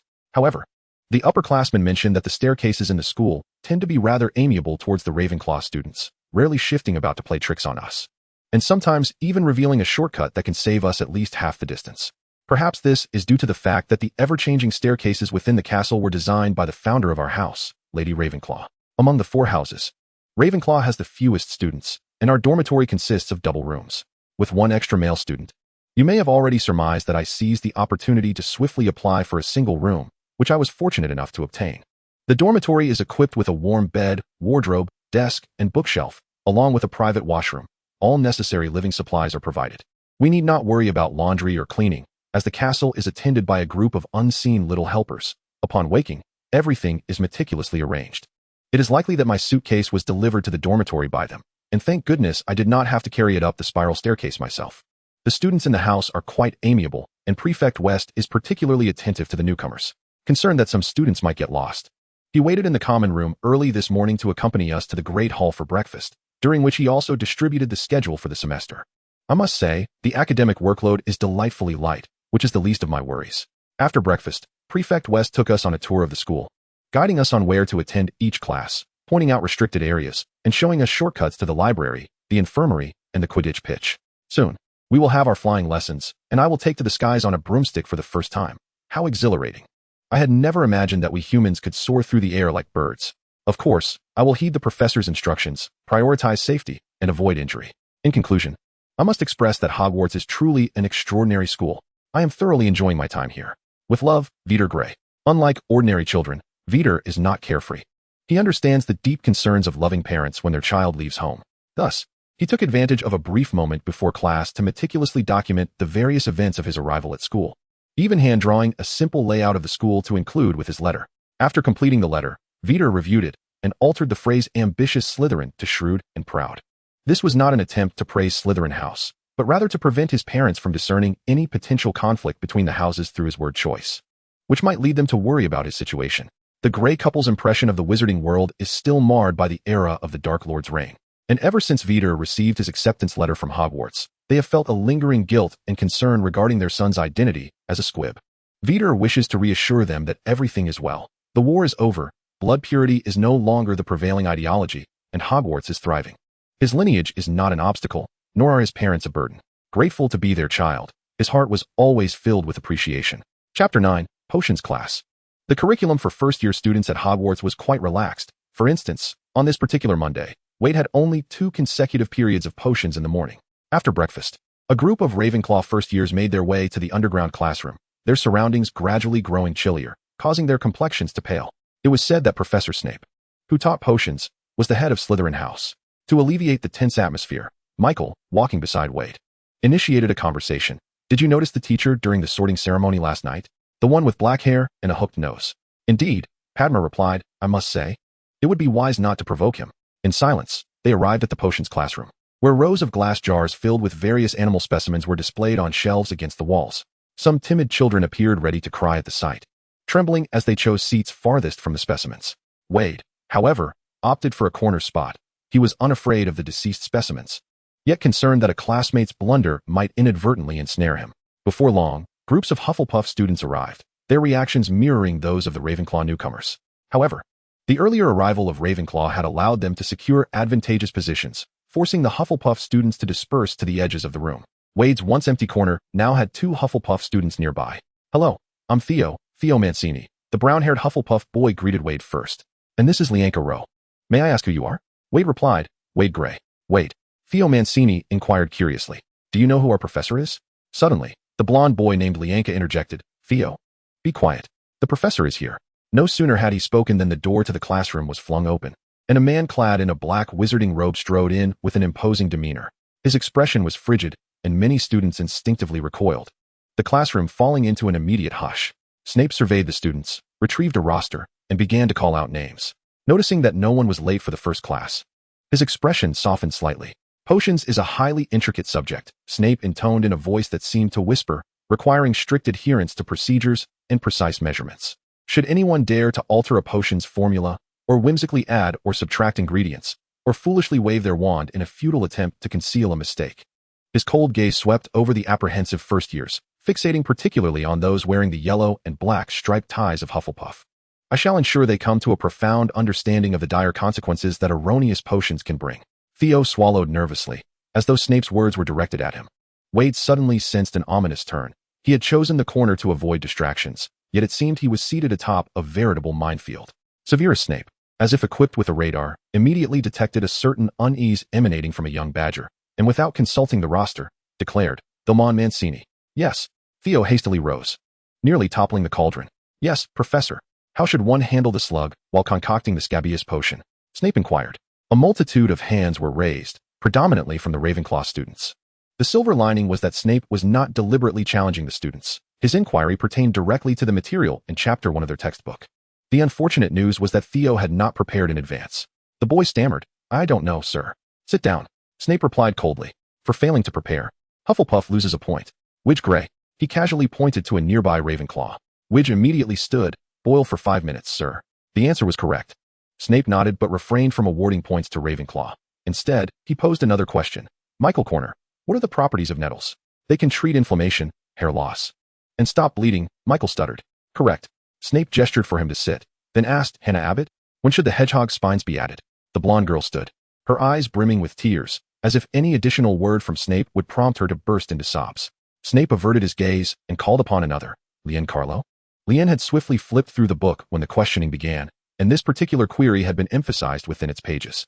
After extinguishing the flame, Professor, Lian replied. Striving for composure, Snape glanced at the open textbook, muttering, I hope you absorb the knowledge beforehand, rather than cramming at the last minute, beseeching Merlin's favor. As Lian sat down, his lips remained tightly pressed. Theo comfortingly patted his arm. In this class, Snape was not targeting any individual, but rather the collective. The tempestuous questioning served as a stern wake-up call for all, and by the time he commenced the Potion S instruction, Hufflepuff had lost 13 points, while Ravenclaw had forfeited 5. In the ensuing silence, Snape began guiding them in the preparation of the scabious potion. He divided the class into pairs according to their seating, and with a flick of his wand, the detailed steps appeared on the blackboard, prompting everyone to hurriedly jot down notes. Widge noticed slight discrepancies between the blackboard instructions and those in the textbook. Adhering strictly to the latter would likely yield results unsatisfactory to the professor. I apologize, Theo. Seated with Widge, murmured, I didn't prepare in advance, but I'll do my best not to hinder you. His amber eyes radiated sincerity, alleviating Widge's earlier discontent at being paired with a less prepared student. It's nothing, Widge replied. The preparation of the scabious potion is quite straightforward. As long as we follow the steps, we should encounter no significant issues. Theo retrieved the medicinal ingredients from the nearby shelf, while Veyd meticulously measured them on a balance scale. With a small knife, he pushed the snake's fangs towards Theo, saying, You handle the materials. I shall take charge of the brewing. Very well, Theo replied, donning protective dragon skin gloves, and proceeded to grind the fangs into powder in a mortar. Meanwhile, Veyd, with a hint of disdain, used tweezers to pick up 4 slugs and place them into the cauldron to stew, carefully regulating the heat with his wand. After a few moments, Veyd extracted the transformed slugs, setting them aside for later use, and changed the water for reheating, all the while reviewing the brewing steps. At that moment, Theo had successfully processed the snake fang powder and was now chopping dried nettles. Veyd was somewhat surprised to discover that although this Hufflepuff student appeared a bit clumsy, he was remarkably meticulous. The processed powder was fine and uniform, devoid of any coarse particles or impurities. Perhaps this partner was not so bad after all, Veyd mused. Chapter 10, The Library. The water in the cauldron soon began to emit white steam. Veyd added the snake fang powder, followed by the nettles, stirring clockwise twice, and then counterclockwise 3 times, as the nettle fragments dissolved rapidly like ice. Suddenly, a scream pierced the classroom as a plume of green smoke hissed forth. Some students had suffered skin burns from a failed potion, crying out in pain. Startled, Theo exclaimed, "What is happening?" "Stay focused," Veyd replied, not even glancing at the commotion. Internally counting to 10, he added the slugs into the mixture. "Theo, lift the cauldron." Theo complied immediately, while Veyd paused for a moment to add 2 quills from a porcupine, then stirred clockwise 5 more times. The potion underwent a visible transformation. The murky brown-green liquid swiftly morphed into a shimmering green, resembling jelly, precisely the hue described in the textbook, indicative of a successful brew. Theo gazed in astonishment at the potion, then at the book, exclaiming, "It worked! Veyd, you did it in one go." Across the classroom, Snape, having just dealt with a potion mishap and reprimanded a few tearful students, approached briskly upon hearing the commotion. Lowering his head, he scrutinized the concoction, finally conceding with a hint of reluctance in response to Theo's anxious gaze. "Not bad. It meets the standard. 1 point for each of you." It was said that Professor Snape rarely awarded points to houses outside of Slytherin. How splendid it is to regain the points we lost. On the way out of class, Theo excitedly shared with his friend Ryan. "Moreover, after completing our potion, we can use the remaining time to preview the next lesson on cough potions. Next time Professor Snape asks a question, I will certainly have an answer." Ryan, pleased for him, added, "Our group's potion has always had a peculiar odor. I wonder if it's because we didn't brew it long enough." "Hey, Veyd," a voice called from behind as Michael hurriedly caught up with Veyd. "I wanted to ask, how did you achieve that pale green color?" "I followed Professor Snape's steps precisely, yet my potion turned out somewhat darker. If the steps were followed correctly, it likely lies in the handling of the materials," Veyd replied. Veyd cast a glance at his partner Theo, remarking, "Theo has handled the materials impeccably. Our final product is nearly devoid of impurities." Michael looked in astonishment at the Hufflepuff. Theo, seemingly unaccustomed to praise, felt a faint blush rise to his cheeks and quickly diverted the conversation. "By the way, do you have classes this afternoon? Perhaps we could all go to the library to work on our assignments?" Before the lesson concluded, Snape had tasked them with writing a 6-inch paper on the potion for scabies. "There's no need to rush," Michael replied, somewhat reluctant. "It's not due tomorrow. We still have several days until Friday." He naturally included himself in the equation, even though Theo had initially only inquired about Veyd and Ryan. "I'm heading to the library," Veyd announced. 6 inches is nothing. We'll finish it swiftly and won't have to worry about it." Ryan nodded in agreement. Michael, perhaps afflicted by a tendency to procrastinate, lingered, casting eager glances at classmates discussing adventures in the castle or strolls by the Black Lake. 2 girls giggled and invited Michael to join them at the Quidditch pitch, but for reasons unclear to him, he hesitated momentarily before ultimately jogging to rejoin Veyd and the others. "Aren't you coming to play?" Veyd inquired. Michael sighed. "If everyone is going to have fun, I would certainly like to join. However, knowing that some are opting to write their assignments early makes me feel guilty about enjoying myself." The Hogwarts library, located on the western side of the castle, was far more expansive than it appeared from the outside. Veyd was certain that some form of space-expanding magic had been employed here. The library was divided into several levels, with staircases moving about, and the tall, silent bookshelves were meticulously arranged, housing thousands of tomes, while rows of brown desks lined the spaces between them. On the first day of term, the library was rather sparsely populated. As the 4 young wizards stood at the entrance, awestruck by the seemingly endless collection of books, Madame Pants, the librarian, immediately took notice of them. She strode over briskly, towering over the quartet, and inquired, "First years?" Theo, standing at the forefront, nodded affirmatively. "Books must not be torn, folded, or defaced in any manner. No loud noises, and absolutely no eating in the library, understood?" Madame Pants admonished with a stern tone. Theo nodded hastily, as though he could envision Professor Snape looming in the background. "You are not permitted to enter the restricted section. You may browse the general collection, but no doodling or markings on the pages. If you wish to take any book out of the library, it must be with my consent, understood?" The group nodded in unison once more. Madame Pants then asked, "What books are you seeking?" Books related to the potion for scabies, Michael replied. With a flourish of her wand, Madame Pants summoned a dozen books from various shelves. This should suffice. Now go study, she said, a faint smile gracing her lips. The four gathered the books and found a spot by the window to sit down. Michael flipped through the volumes and noted, considering there were 4 of them. Each title had 2 copies, the thinnest among them measuring an inch in thickness. How long would this take? He casually flipped through several books, feeling as though he had absorbed not a single word, contemplating whether he could simply transcribe a couple of 100 characters from the text and then haphazardly extract a few sentences from another book to meet the required length. He was suddenly interrupted by the sound of a quill gliding across parchment nearby. Have you already figured out how to write so quickly? Michael asked in surprise. Veyd replied without lifting his head. It's not that difficult. Before him lay several open books, and in a matter of moments, he had penned 4 or 5 lines. His handwriting not particularly large. Not only were Michael and Theo taken aback, but even Ryan, who usually spoke little, couldn't help but glance at what Veyd was writing, realizing that he had momentarily overlooked the fact that these children were merely 11 years old. Far from the university, peers who could effortlessly churn out lengthy papers, Veyd acknowledged that many of them hailed from wizarding families and might not have received systematic education. Even those who attended Muggle schools likely had little experience in writing essays. He was more than willing to share his insights on essay writing. In truth, crafting a paper was quite simple. Veyd pulled out a blank sheet of parchment and began to write while softly explaining. All you need is to establish a straightforward framework and fill it with appropriate content. First, provide a brief introduction to the Scabbers potion. Second, discuss its history, who invented it, who improved it, and so forth. Third, outline the preparation process and any precautions. Fourth, analyze the potential reasons for substandard results and what accidents might occur due to improper preparation, alongside how to address such incidents. Fifth, delve into the functions of various ingredients and their interactions. This can be referenced in a 1,000 Magical Herbs and Introduction to Common Potion Ingredients. Sixth, describe the symptoms corresponding to the Scabbers potion, the causes of the affliction, its application, past cases, and even compare it with similar potions, examining their ingredients, brewing times, costs, and efficacy. Finally, a brief summary can be made, including your personal reflections. There is so much to write. Simply choose 2 or 3 points, and you should be able to complete a satisfactory paper. The 3 of them remained silent for a while, then simultaneously pulled out their parchment and began to hurriedly copy not their assignments, but everything Veyd had written. You are truly a genius, Veyd, Michael exclaimed, copying as he marveled. This is nothing short of a secret formula for essays.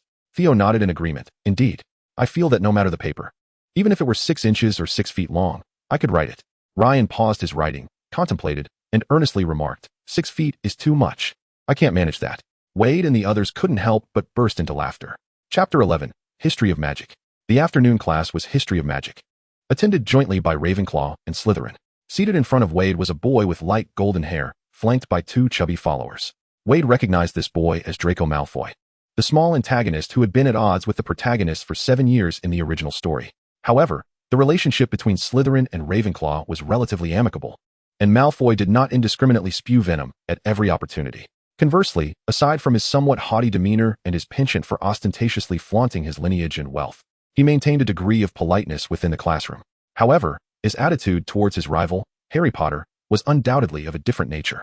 When Professor Binns materialized through the wall into the classroom, Malfoy was still engaged in disparaging Harry Potter to his sycophants, deriding him for incessantly showcasing the scar upon his forehead as if it were a remarkable feat, and associating himself with the odious Weasley, reeking of their family's impoverished scent.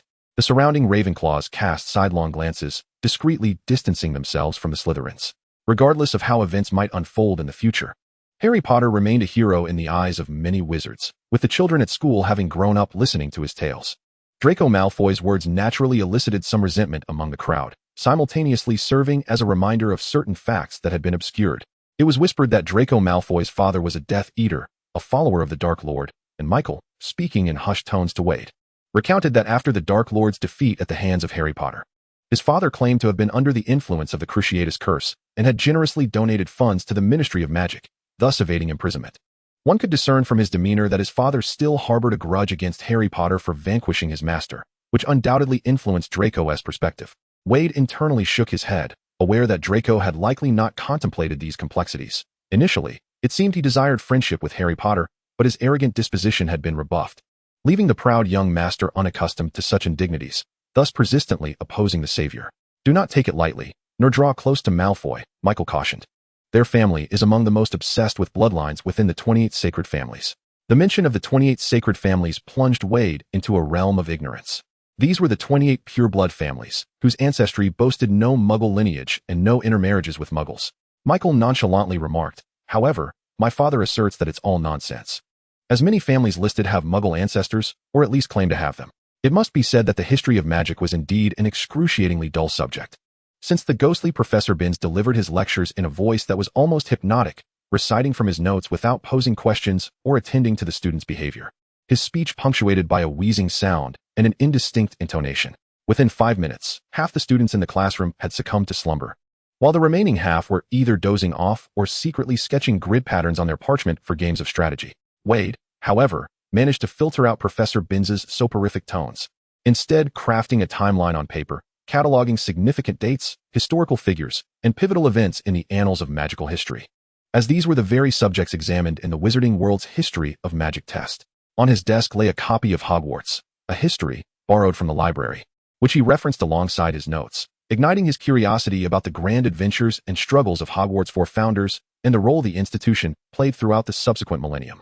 History itself is indeed a captivating subject, yet Professor Binns has rendered this class utterly devoid of charm. As the class draws to a close, his voice abruptly ceases, lazily wafting through the walls.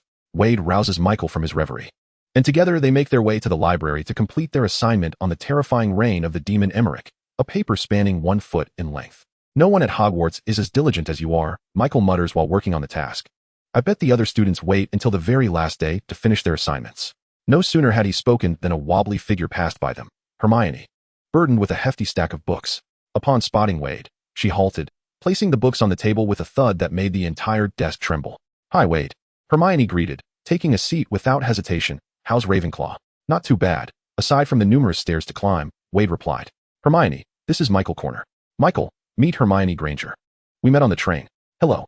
Hermione exuded the fierce enthusiasm characteristic of a young lion, extending her hand. "Are you also from Ravenclaw?" Michael, taken aback by the towering stack of books, gulped nervously, hesitantly shaking her hand. "Well, perhaps." In their presence, he felt a profound sense of unworthiness to claim the Ravenclaw title. "Perhaps?"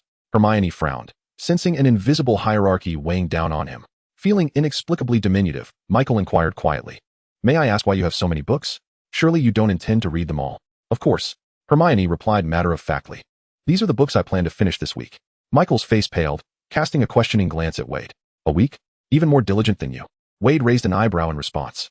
Michael ceased his complaints about Veyd dragging him here to work on assignments and focused intently on completing the remaining portion of his paper. Meanwhile, Veyd, having finished his essay, continued to craft his timeline. "Oh, your method is quite useful." Hermione leaned in to take a look, suggesting, "However, I believe it would be even more enlightening to integrate it with Muggle history." "Yes, I intend to supplement that later." Veyd slid his completed work toward her, asking, "Could you take a look at the earlier sections to see if any revisions are needed?" "Certainly." Hermione readily accepted, examining it carefully before pointing out, "Here.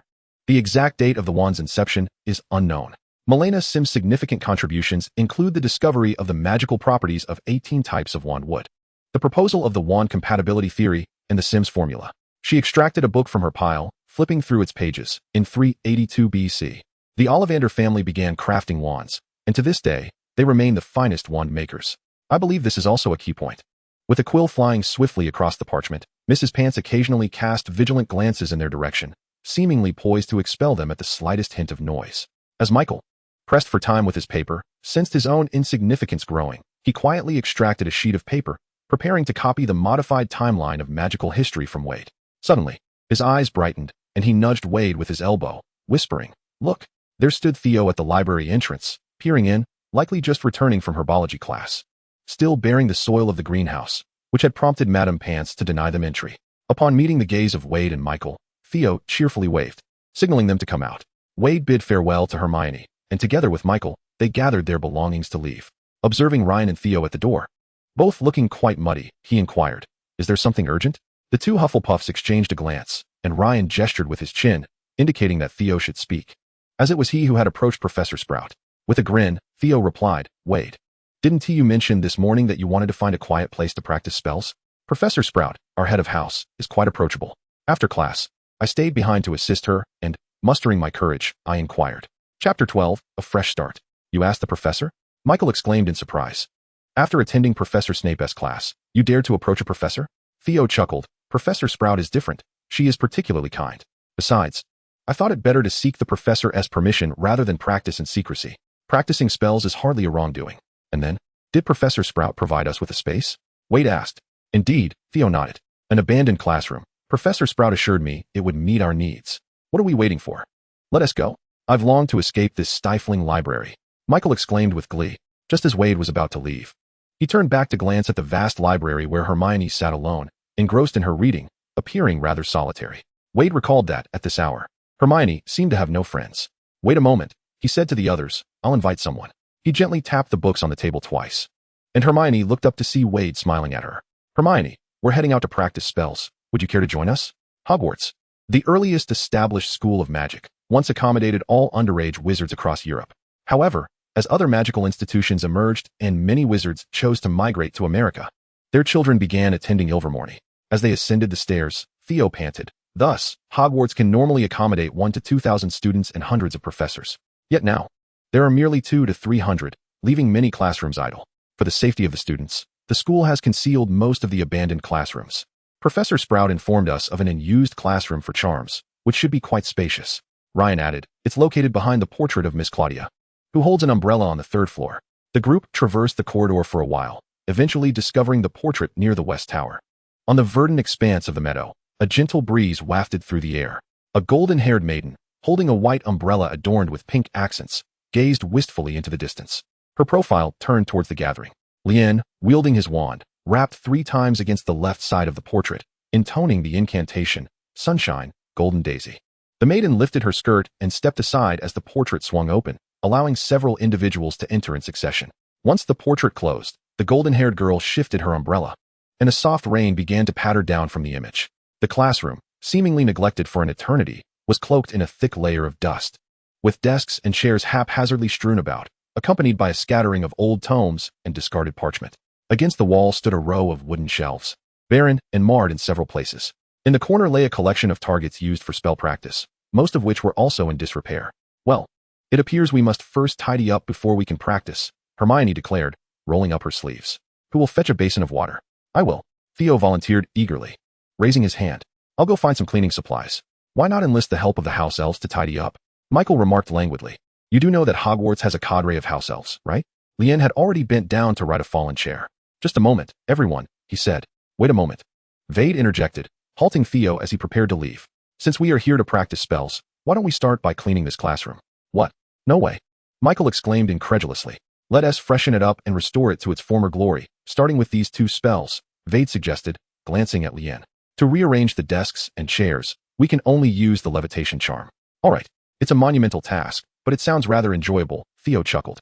Lien pondered for a moment, then once more toppled the chair he had just set upright. He waved his wand and proclaimed, clean and fresh. A table became somewhat cleaner, yet visible grime lingered in the crevices. Veyd blinked. Lien, try it again, he urged. Thus, Lien recited the cleaning charm once more, though the results were still not impressive. This time, Veyd was certain he observed something distinctly different as Lien waved his wand. He faintly perceived another arc, overlapping yet diverging, which illuminated for him why Lien's spell had failed to achieve the desired effect. It was akin to a game where an external aid calculated the optimal route and angle of attack. Lien, when you cast the spell, raise your wand slightly higher. And be more decisive at the conclusion, Veyd demonstrated. The pronunciation should be softer at the same time. Give it another go, and see how it works. Lien hesitated.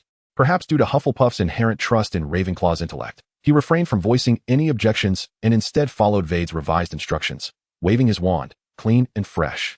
Instantly, the table gleamed brilliantly, as if even flies could not find purchase upon it, and the floor beneath it sparkled in tandem. Lien widened his eyes, glancing between his wand and Veyd, whispering in wonder, how did you do that? Others exhibited similar reactions, gathering around the table.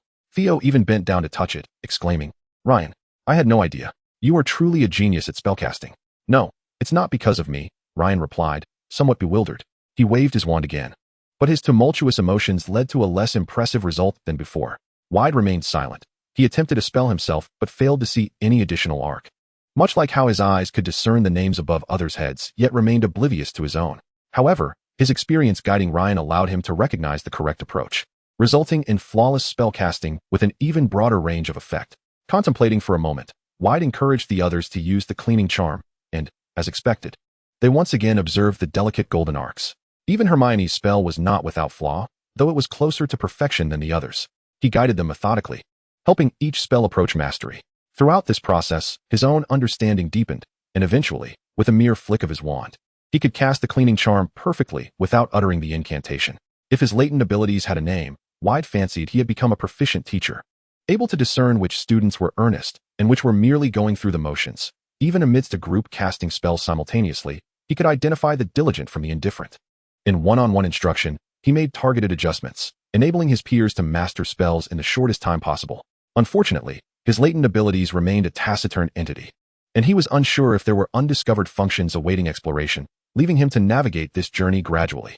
Chapter 13, Transfiguration. Veyd had initially believed that, with the right guidance, most spells would be easily grasped by them. However, reality proved otherwise. The proficiency in magic ultimately depended on individual talent. Simple spells, such as the cleaning charm and the repairing charm, did not reveal significant differences in their execution. Yet, as the complexity of spells increased, Theo began to struggle. Despite numerous attempts, he found the levitation charm elusive. Ryan and Michael fared slightly better, but their success was inconsistent. Hermione, while successful on her first attempt, found it challenging to levitate heavier objects. Nevertheless, for students just embarking on their magical education, even mastering a simple spell was a source of immense excitement. As they made their way to the dining hall for dinner, Michael boasted to Theo, "Did you see my last repairing charm? It was absolutely perfect." The chandelier above shone just as brightly as when it was first hung. Meanwhile, Ryan continued to mutter incantations while practicing with his wand, inadvertently causing a burst of fire from its tip that nearly singed Hermione's hair. "Oh, please, don't point your wand at people," Hermione exclaimed, then eagerly inquired, "What are you practicing?" Her expression seemed to beckon. "Come, ask me." "The levitation charm." Lien remarked that he had a commendable temperament, capable of perceiving the earnest desire to assist beneath the seemingly overbearing demeanor of the young girl. Consequently, he maintained a tranquil disposition throughout. Hermione, taken aback, exclaimed, "But you have already succeeded." Lien shook his head, expressing, "I always feel as though my spell is lacking something." Upon reaching the great hall, the sumptuous dinner wafted enticing aromas, prompting the group to realize their hunger. Theo murmured, "Merlin, I believe I could devour an entire cow." The satisfaction derived from mastering spells was indeed delightful, yet the arduous journey towards that achievement was rather taxing. Following dinner, Michael, unable to contain his eagerness, departed from the study group to invite his dormitory mate, Terry, to play a game of rolling stones in the courtyard. Hermione and the others retreated to the common room to complete their assignments, while Veyd seized the opportunity to borrow 2 books he had eyed earlier in the library before its closing. In the afternoon, they had tidied the practice room, positioning the repaired desks and chairs against the wall, with an adjacent empty cabinet serving as a bookshelf. Veyd illuminated the room, arranging ink and quills.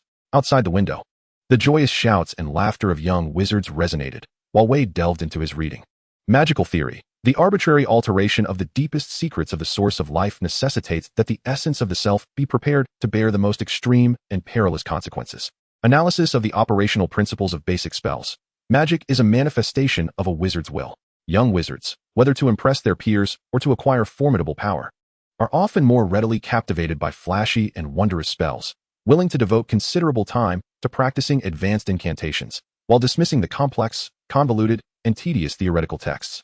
Even though magical theory is a first-year textbook, young wizards would rather learn 2 curses like fiendfire than peruse such uninspiring literature.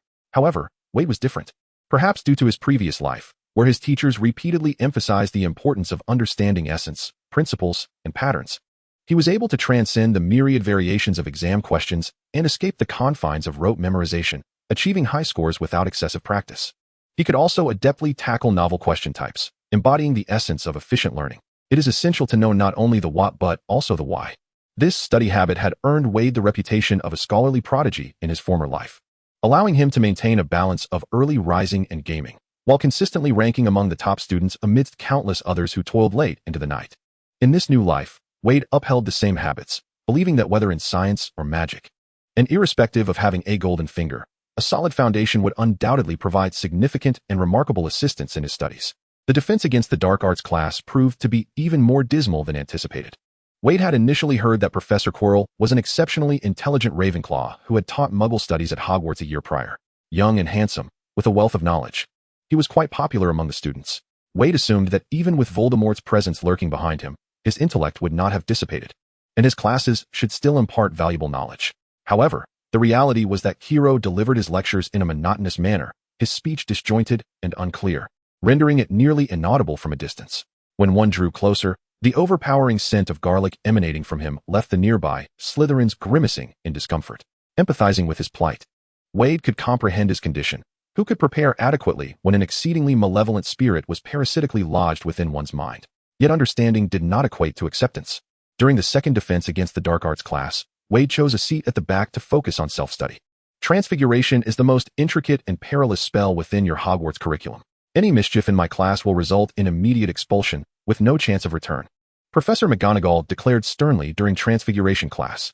With a flick of her wand, she transformed the lectern into a pig and back again, captivating the students' attention. Transfiguration embodies the most elegant form of magic. However, to master it, you must first comprehend the GAMP's laws of elemental transfiguration. Take note, students. Do not be dazed and confused. Before casting a transfiguration spell, you must vividly imagine the intended form of the object in your mind. Distracted thoughts and chaotic musings will inevitably lead to failure. History is rife with such examples. It is crucial to wield your wand with determination and clarity.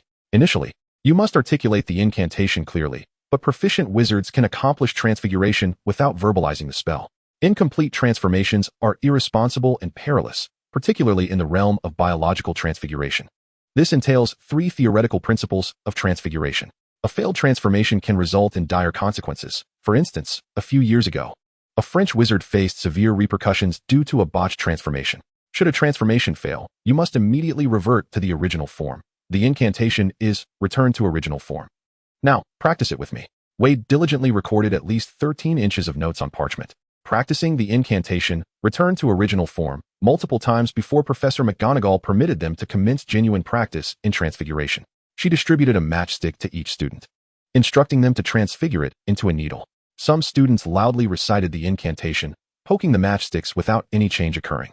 Veyd refrained from immediate action, recalling a phrase he had encountered in his reading the previous day. Magic is the embodiment of a wizard's will. Chapter 14. Charms Class. Magic represents a force that nearly manifests one's thoughts into reality, with transfiguration being the quintessential example. Many students seem to believe their failure to transfigure stemmed from a lack of clarity or precision in their incantations, or from insufficient decisiveness in their wand movements, leading them to experiment in various ways. Yet, when Professor McGonagall transformed the desk into a pig moments earlier, it had required no extraordinary motions or incantations.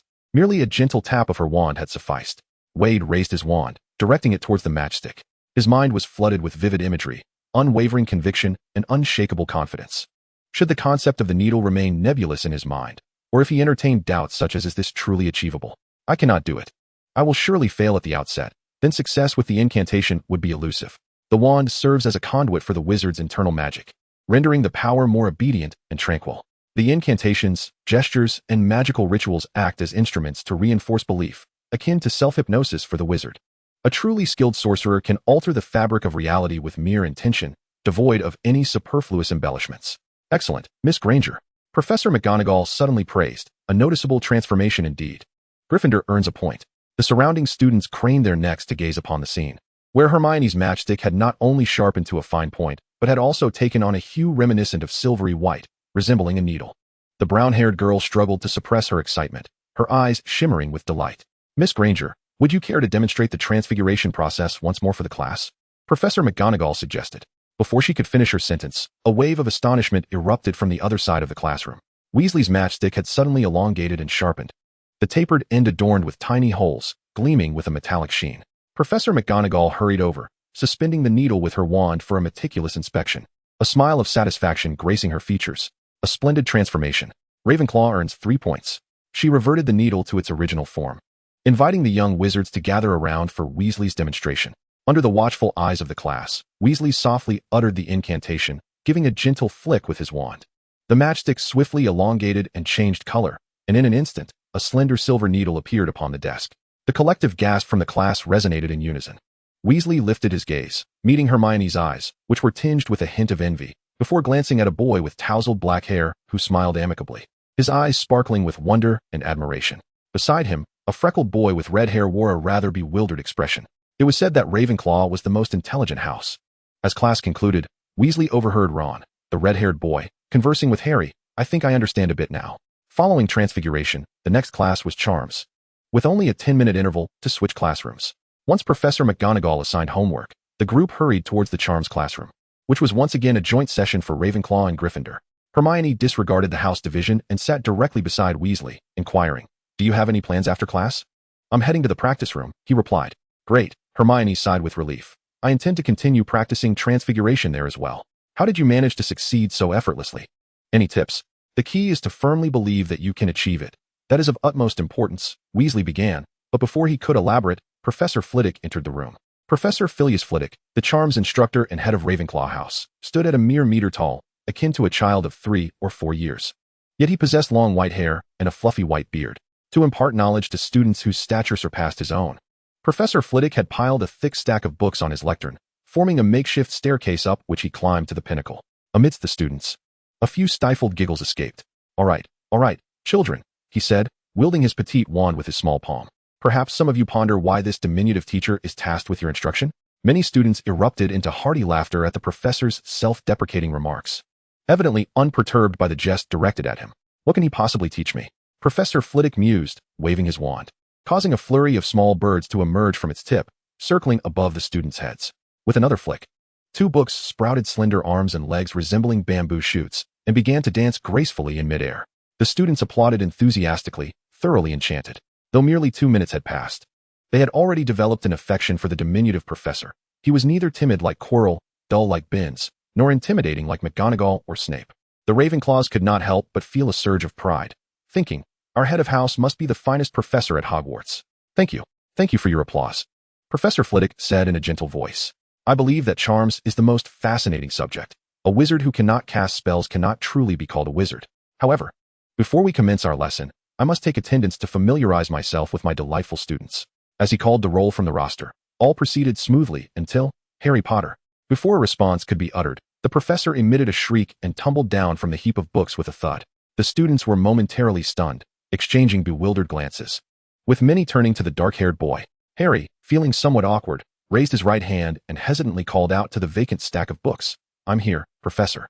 Another small squeal emanated from the pile, and after a considerable pause, the disheveled Professor Flitwick finally emerged, muttering, "Oh, of course, you are indeed in my classroom. I should have known." The elderly professor brushed his beard and took a moment to compose himself, then turned his excited gaze toward Harry, exclaiming, "It's splendid to see you, my boy." Harry nodded, shyly smiling. Veyd wondered whether Professor Flitwick had discerned a resemblance to someone in Harry, as the professor fell silent for a moment before continuing with the attendance. The first charms lesson, naturally, began with theoretical concepts, focusing on the simplest spell, Lumos. This spell was one that young wizards could master with a few practice sessions at home before the term began. Consequently, by the end of the lesson, every student had successfully grasped it, and Professor Flitwick generously awarded nearly equal points to both houses. The homework assigned was minimal, merely 3 inches. Essentially a summary of the lesson's key points. If Veyd were to be a tad lazy and submit his class notes, that would suffice as well. Chapter 15. The Disparity in Academic Ability. As the freshmen gradually became accustomed to the castle's capricious staircases, Veyd's life at Hogwarts began to settle into a certain routine. The first-year curriculum was rather relaxed, featuring as few as 1 class per day and never exceeding 3. The remainder of their time was left to the students' discretion. Upon observing such an arrangement, Veyd found himself questioning the complaints of those students who incessantly lamented the overwhelming workload imposed by their professors. Why was it that they struggled to complete a mere few inches of written assignments in a timely manner? In his previous life, Veyd was expected to compose essays of at least 300 words before the age of 10, and that was in Mandarin, often dubbed a linguistic compression package. If rendered in English, he could effortlessly expand his thoughts to 1,000 words, following systematic refinement through high school, university, and graduate studies. Producing 10,000 words in 2 days was far from unattainable. It was only after studying alongside Michael, Hermione, and others for a time that Veyd began to grasp the underlying reasons. Among the first-year students, Hermione stood out as the most adept at completing her essays with ease. She rarely made errors in basic grammar, seldom encountered unfamiliar words, and could swiftly extract key points from texts, articulating them with clarity and coherence. These skills, however, proved elusive for the other 3, even for Michael from Ravenclaw. The reason lay in their backgrounds. All hailed from wizarding families. Wizards lived in near total isolation from the Muggle world, even when one parent was of Muggle descent. Most wizarding households preferred solitude, avoiding contact with Muggles, and often employed Muggle-repelling charms around their residences to prevent inadvertent intrusions into their lives. Consequently, they remained oblivious to Muggle fashion, technological advancements, and would never consider enrolling their underage children in Muggle schools. To them, such an act was akin to sending their offspring for education by monkeys dwelling in trees. In Britain, Hogwarts was the sole institution for magical education. There were no magical primary or secondary schools. In the wizarding community, children under the age of 11 primarily received home education. If parents were available, they would teach their offspring reading, writing, and basic arithmetic. However, irresponsible parents might not even ensure their children knew how to spell with a quill. Michael and his peers had begun their education at home around the ages of 5 or 6, facing little difficulty in literacy. Yet, the ability to read and write did not equate to effective learning. The home education provided by wizarding families lacked many elements present in the structured education of Muggle schools. For instance, wizarding parents did not intentionally cultivate skills in logical reasoning or inductive summarization. Veyd suspected that many wizards were entirely unaware of such concepts, as they held Muggle theories in disdain. Furthermore, young witches and wizards, including Hermione, generally lacked the capacity to swiftly extract and comprehend key points from written material. For instance, the knowledge of the young wizards is limited to the understanding that objects are in thermal equilibrium when their temperatures are equal. Thus, if each of two thermodynamic systems is in thermal equilibrium with a third, they must also be in thermal equilibrium with each other. In other words, if it can be ascertained that the physical properties of two systems remain unchanged when they are capable of exchanging heat, one can confidently assert their equilibrium state even in the absence of such heat exchange. However, for the young wizards, this was merely a string of letters that glided through their minds, leaving no trace.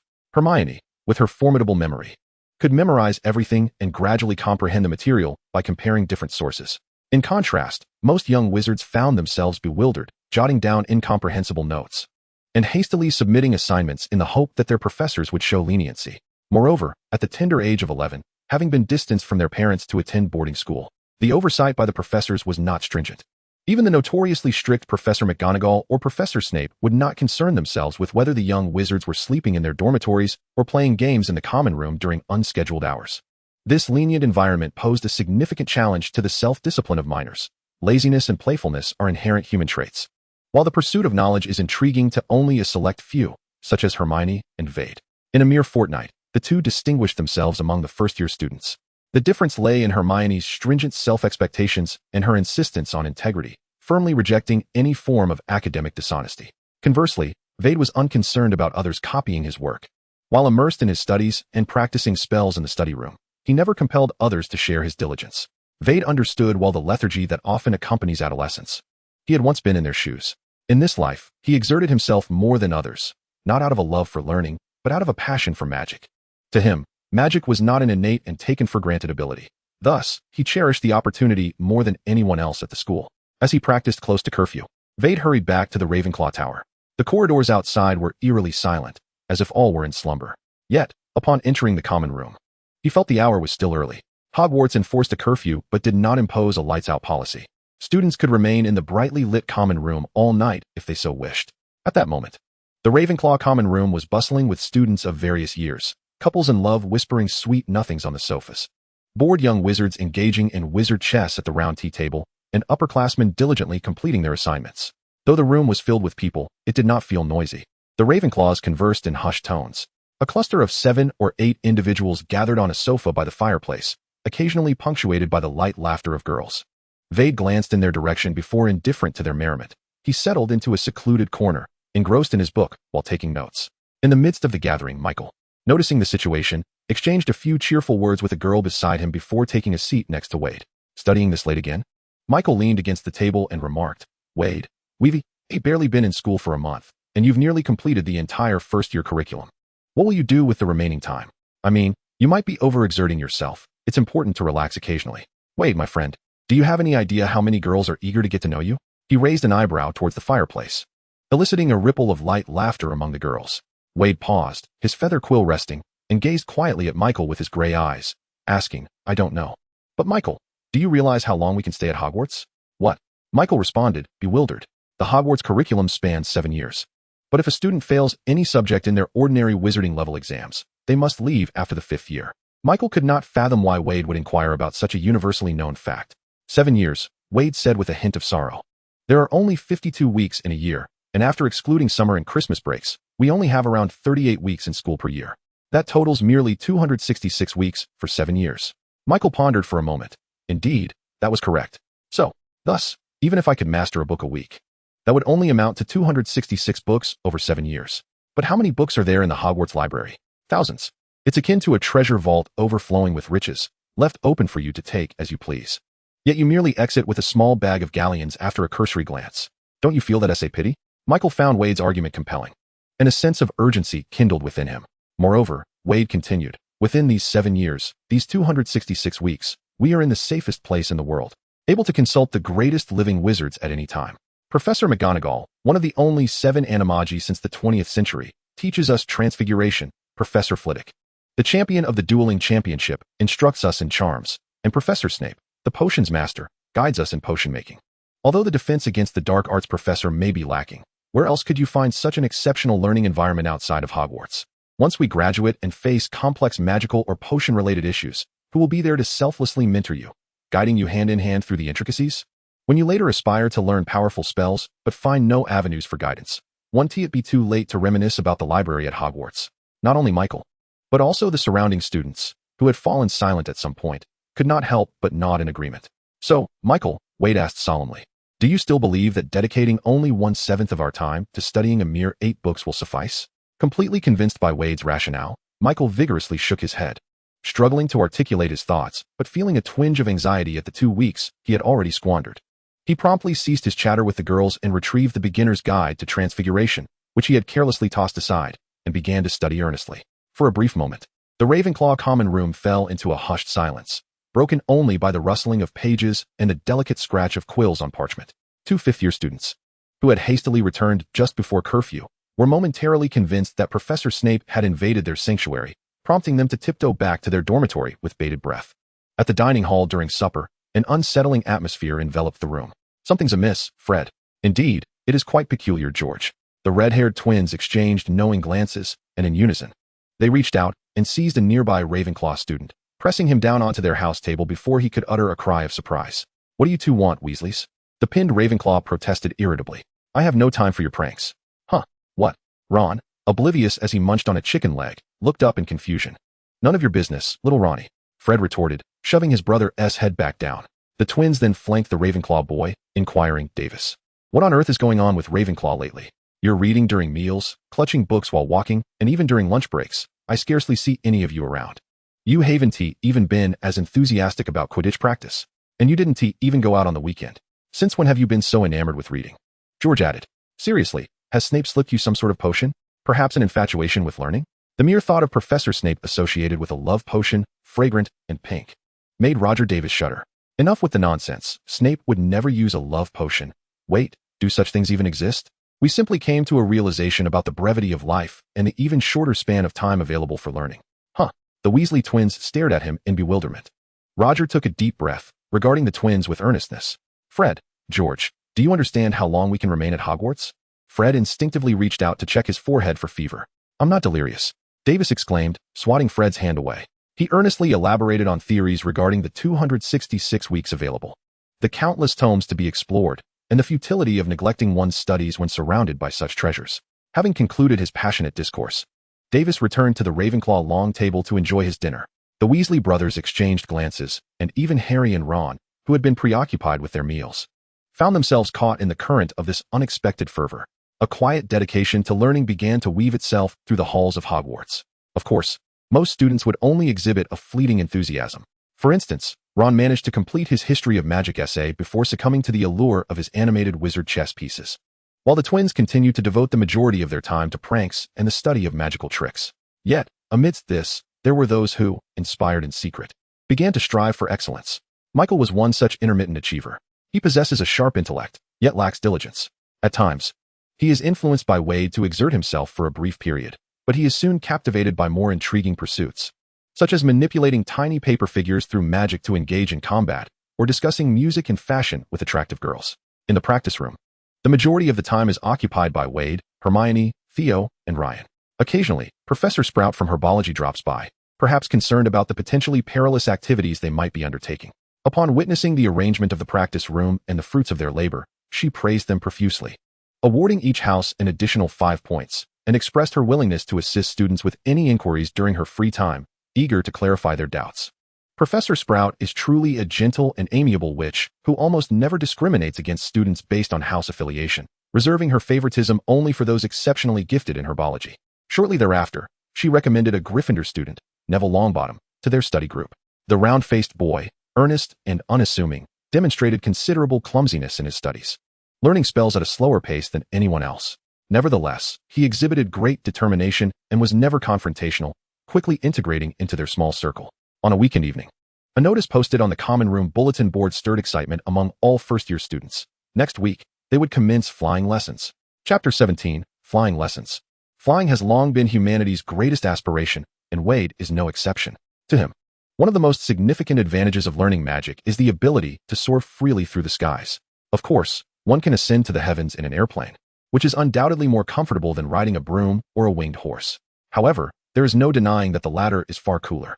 Ravenclaw's flying lessons are conducted together with Hufflepuff on Friday afternoons, preceded on Thursday afternoons by the lessons for Gryffindor and Slytherin.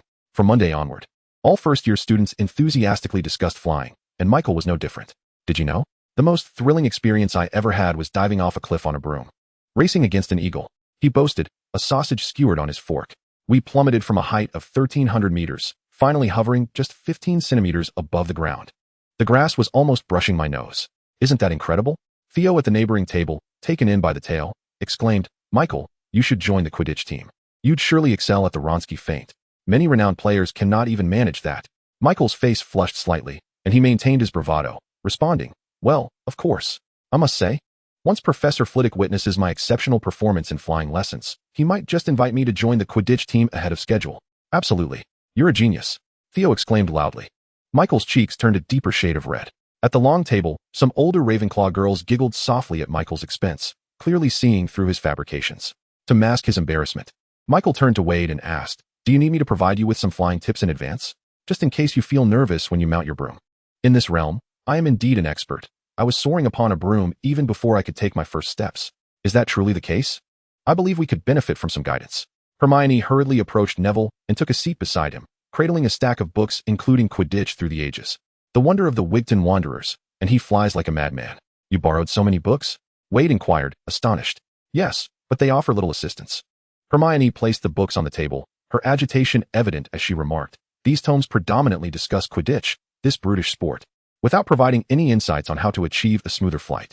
Her words incited discontent among the Quidditch enthusiasts, and Michael raised an eyebrow, saying brutish? Hermione, you seem unaware that Quidditch is the most popular and exhilarating sport. It is beloved by all. It has nothing to do with barbarism.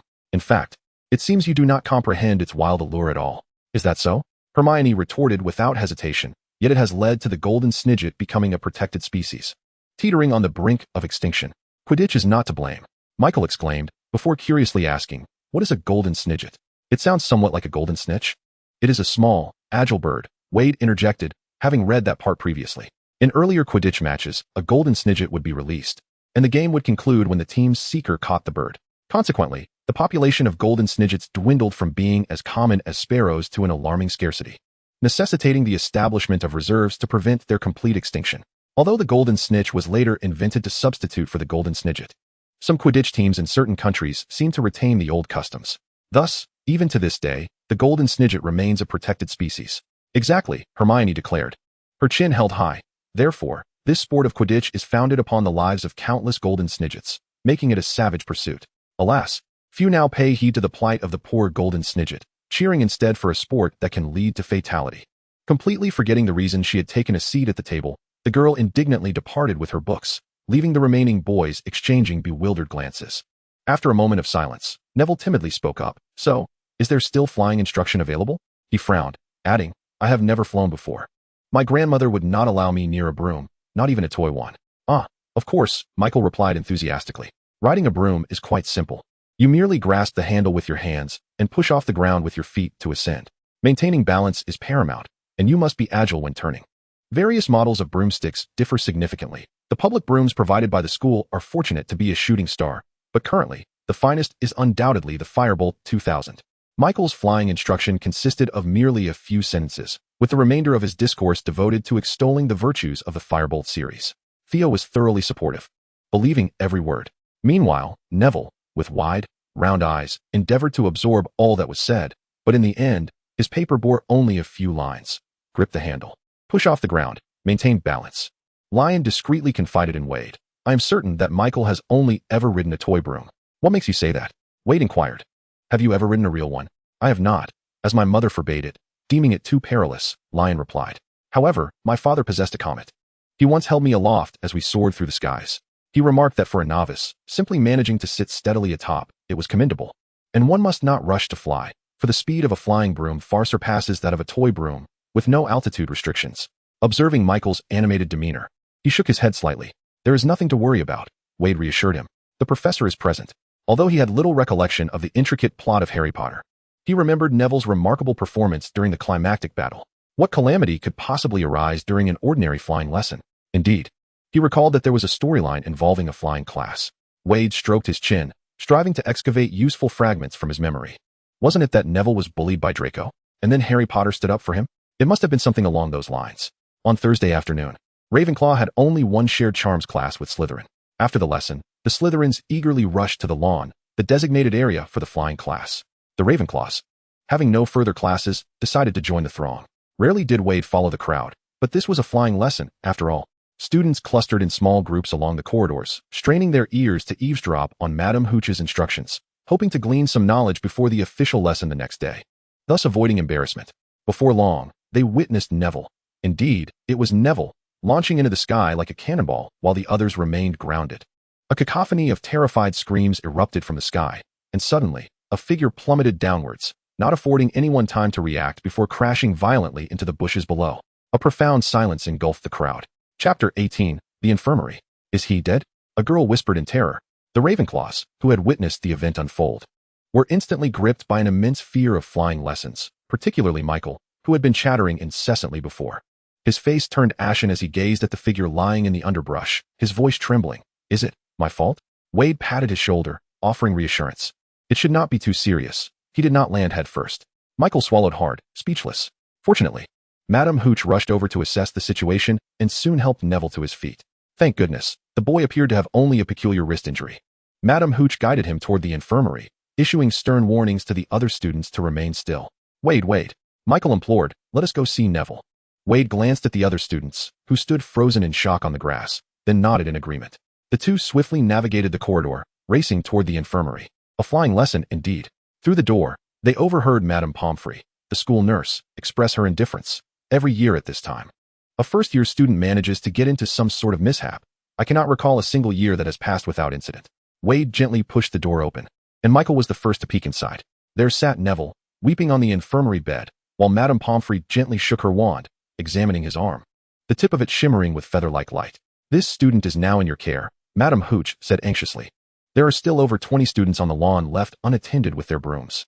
If time were not so pressing, I would have asked Mr. Filch to supervise them. Very well, I shall, Madame Pomfrey replied. Madame Hooch, clearly impatient, heard the affirmative and hurriedly turned to leave, inadvertently causing Michael to stumble into the room as the door swung open. Upon seeing the two students, Madame Hooch's hawk-like eyes narrowed, as if she were about to reprimand them. However, her ire dissipated when she noticed their blue and bronze ties. Since they were not students who had escaped from her class, she had no time to concern herself with them and swiftly departed. Take good care of this child, Madame Pomfrey murmured, her remaining words almost to herself, as she gently comforted the sobbing Neville. Do not worry, it is merely a minor issue, and we shall remedy it in no time. I assure you, you will not miss dinner tonight. With a flick of her wand, a vial of potion soared from the shelf. She administered it to Neville and then, with her wand pointed at his arm, softly recited an incantation. In the blink of an eye, the boy's fractured wrist was miraculously healed, and judging by his expression, Neville felt little to no pain. Veyd watched in awe. And what about you children? Madame Pomfrey turned to the two at the door and inquired, injured, ill, or perhaps suffering from an upset stomach. Michael hesitated, his lips moving but no words escaping. Veyd finally replied, Madame Pomfrey, we came to see Neville. Ah, visiting a friend. Madame Pomfrey responded, a hint of joy in her voice. Mr. Longbottom only needs to rest a little longer, and once his bones are fully mended, he can return with you. Thank you, Madam, Veyd said, and Neville echoed his gratitude. After Madame Pomfrey departed, Veyd asked, how are you, Neville? Does your wrist still hurt? Not much anymore. Neville shook his head, lifting his robe to reveal the quickly healing scrape on his leg. Look, this one is healing fast too. Madame Pomfrey's healing spells are truly remarkable. It must be similar to St. Mungo's. St. Mungo's? The largest wizarding hospital in Britain, where the finest healers are found, Neville explained. Michael ambled over slowly and whispered, Neville. The boy looked up at him. Michael lowered his head in shame. I apologize, I lied. I have never actually ridden a flying broomstick. The tips I shared with you were merely gleaned from a radio broadcast. I lack personal experience. Neville blinked in surprise. I was aware of that, he remarked. What? Michael exclaimed, his eyes widening in astonishment. Neville elaborated.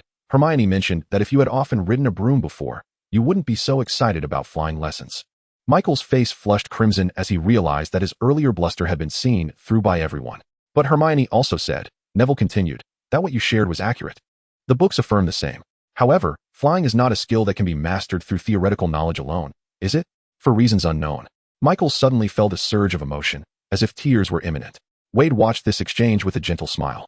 Initially, he had perceived his classmates as somewhat childish.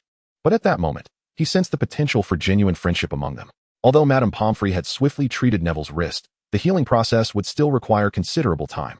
Out of guilt, Michael was reluctant to leave Neville alone in the infirmary and insisted on waiting until he was fully recovered before they dined together. Their journey back was prolonged by an unexpected change in the staircase's direction, resulting in them traversing double the usual distance to reach the Great Hall. Ultimately, by the time they returned, the last dessert had vanished from the long table. Oh dear, Michael lamented. I believe I still have some fruit in my dormitory. Hey, Michael. Neville, Veyd. Theo and Ryan approached them. The two had been inseparable friends since childhood, akin to conjoined twins since arriving at school. We heard Neville had a little mishap during flying lessons, Theo said, concern etched on his face. Are you all right? Neville raised his arm to show them. My wrist is fractured, but Madame Pomfrey healed it immediately. That's splendid, Theo exclaimed, examining his arm with delight. Have you eaten dinner yet? Ryan inquired. We haven't seen you both for a while. Not yet, Michael replied, casting a hopeful glance at the two. Did you manage to save us a loaf of bread or something? Not that, but something even better, Theo declared, pulling Michael out of the Great Hall. Where are we going? Neville asked, perplexed. You'll see shortly. This is a secret known only to Hufflepuff students. A senior told us just the other day, Theo enthused. I wager nothing can elude the Weasley twins, Michael remarked to Veyd, who nodded in agreement. They passed through a door and descended a stone staircase. Arriving at a spacious stone corridor, torches lining the walls illuminated the passage, revealing numerous decorative paintings, predominantly showcasing a variety of sumptuous foods rather than people. Theo halted before a grand painting of fruit, reaching out to gently scratch the pear depicted within. Chapter 19, Zoe and Peeves. The pear seemed to squirm as if tickled, chuckling softly, transforming into a green doorknob. Theo grasped the doorknob and pulled it open with force, allowing everyone to enter in succession. This was an expansive chamber, mirroring the size and layout of the auditorium above, with 4 long tables, though devoid of any items upon them. Surrounding the stone walls were numerous glimmering kitchen utensils, and at the far end stood a brick fireplace, flames roaring and exuding the enticing aroma of roasted meat. Within the room were peculiar creatures, sporting large bat-like ears and round eyes that bulged like those of a frog, nearly the size of tennis balls. They possessed slender noses akin to pencils and elongated limbs, adorned in tea towels emblazoned with the Hogwarts crest, which they wore as robes. Upon hearing the commotion, the little creatures turned their heads in unison, gazing eagerly and expectantly at the students without rushing towards them. Wherever Veyd and his companions looked, the creatures would bow and perform a courteous kneel, displaying utmost respect. My word, Michael exclaimed in astonishment, enviously remarking, so many house elves. Welcome to the Hogwarts kitchen, Theo declared, extending his arms. This is the finest place at Hogwarts. You can request anything to eat, and the elves are exceedingly hospitable, added Ryan. Hello, Veyd bent down to address the nearest house elf, inquiring. Could you fetch us something to eat? Of course. It would be my great honor, sir. The house elf replied in a soft voice, brimming with joy. The house elves delightedly presented an array of culinary delights, pies, steaks, roasted potatoes, tarts, and bread pudding, along with orange juice, pumpkin juice, and vegetable juice, even 2 bottles of butterbeer. After the group had feasted to their heart's content, the elves returned with an abundance of desserts, determined to ensure their satisfaction. I can't eat another bite, Neville declared, holding an ice cream cone, struggling to utter the words after a lick. Most Hufflepuffs know the kitchen's location, as our common room is nearby. So it's a well-kept secret, Theo confided to Michael. Our common room is always stocked with delicious treats. Hufflepuffs never go hungry. How splendid. Michael sighed, sipping his butterbeer. Why couldn't T.I. be a Hufflepuff? What are you talking about? Ryan teased. I recall someone saying during sorting that if he were placed in Hufflepuff, he'd rather drop out. Ravenclaw isn't that great either, Michael lamented. The Ravenclaw tower is excessively high, so very high. Climbing it makes me feel as if I might perish. Each time I return to the common room after class, it takes a great deal of resolve. He seemed somewhat inebriated, expressing his grievances with a sense of injustice. Veyd, however, managed to control himself without overindulging, yet as a first-time drinker, his tolerance was clearly lacking. Just 2 rum-infused chocolate truffles and a cup of butterbeer had rendered him quite tipsy. At that moment, Veyd's head swam, and the faces around him appeared to shimmer with a blur. He propped his chin on his hand and yawned lazily, as he observed the house elves introducing themselves one after another. Coco, Amy, Becky, Hubby, Lola, Phil.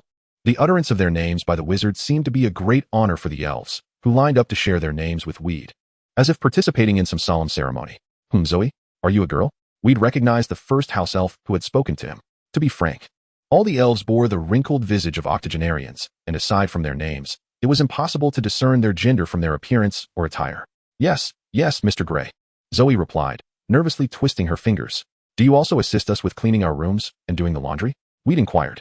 Yes, sir, Zoe nodded vigorously, her large eyes earnestly fixed on Veyd. Zoe, Hubby, and Phil are responsible for the Ravenclaw Tower. Upon closer inspection, the tea towel adorning this house elf was embellished with a small flower, confirming her femininity. Do you also clean the other areas of the castle? Veyd asked again. Yes, sir. And were you the ones who brought our luggage down from the train? Yes, sir. You have worked hard. Veyd sighed. Such a burdensome task. Oh, not at all. Zoe quickly replied. We enjoy our work. It doesn't feel burdensome. It's the absence of work that is truly dreadful. The house elves collectively expressed their unwavering dedication to their duties, never shirking from their responsibilities. They exerted themselves to prepare meals that would satisfy everyone, polished every piece of silverware to a brilliant shine, thoroughly cleaned the students' muddy shoes, and always appeared and vanished quietly, never disturbing others, proving themselves to be exceptionally diligent house elves. Veyd silently regarded them, lost in thought for a long while. After dinner, as curfew approached, the elves enthusiastically offered the group numerous cream cakes and fried jam-filled donuts before returning to their respective common rooms to rest. Veyd and Michael ascended the moving staircase, and as they grew weary, the suit of armor by the wall suddenly rattled, and a white figure leapt out, emitting a beast-like roar. Michael was startled, his legs giving way as he sat on the ground. The white figure clutched its belly in laughter, floating in midair, its feet thrashing about. Michael, both annoyed and amused, exclaimed, Peeves, you are hiding here to scare us again. Peeves was a unique ghost of Hogwarts, capable of floating about and possessing a tangible form, relishing in creating chaos. True to his mischievous name, he was quite the prankster. Look, 2 little wizards, out and about at night instead of sleeping. Peeves circled around Veyd and Michael in the corridor, malevolently declaring, Just wait, I'll summon Filch to catch you little rascals. The mischievous Peeves relished in startling students wandering the night, pursuing them as they scampered back to their dormitories in a flurry of disarray. At times, he would tug at their robes or pull their hair in jest. Yet this time, he miscalculated, for with a flick of his wand, Veyd conjured a line of golden text revealing the current time. Michael chuckled breathlessly. There are still 7 minutes until curfew. You can't fool us, Peeves. Peeves, with his round, glistening eyes, rolled them mischievously and retorted, 7 minutes isn't enough for you to return to Ravenclaw Tower. True, but by the time you summon Filch, we'll certainly have made our way back, Veyd replied nonchalantly. Peeves pouted and muttered, Humph, dull Ravenclaw, before gliding away in search of other students to prank. Chapter 20, Riddles and Rumors. Michael exhaled in relief. Thank goodness we weren't ensnared by Peeves. If he had truly called Filch, it would have been disastrous. Peeves is unlikely to seek out Filch. Veyd pulled him up from the ground, saying, Have you forgotten? They harbor mutual disdain. Peeves wouldn't willingly do anything to please Filch. That's a fair point, Michael nodded. Peeves often wreaked havoc, whether toppling statues or spilling ink everywhere, unwittingly adding to Filch's workload and driving him to the brink of madness. The two ascended the spiraling staircase of Ravenclaw Tower, the dizzying turns necessitating frequent pauses as their thighs ached as if they belonged to someone else. Typically at this hour, Michael would be incessantly complaining unless a pretty girl was nearby, in which case he would feign nonchalance and take a break under the guise of caring for the girl. However, today, Michael was unusually silent. It was not until they neared the common room that he remarked, We have flying lessons tomorrow. Indeed, Veyd replied. Forget my earlier nonsense. Michael said grumpily, We should take it slow as per Madame Hooch's guidance. Veyd sighed. Neville's incident was merely an unfortunate anomaly. Not everyone suffers his misfortunes. Michael was acutely aware of this truth, yet he could not easily cast aside the weight upon his heart. After a long trek, they finally reached the tower. Well past curfew, yet several students lingered in the corridor. Not every Ravenclaw excelled at solving riddles. When faced with knowledge gaps, even the sharpest minds falter.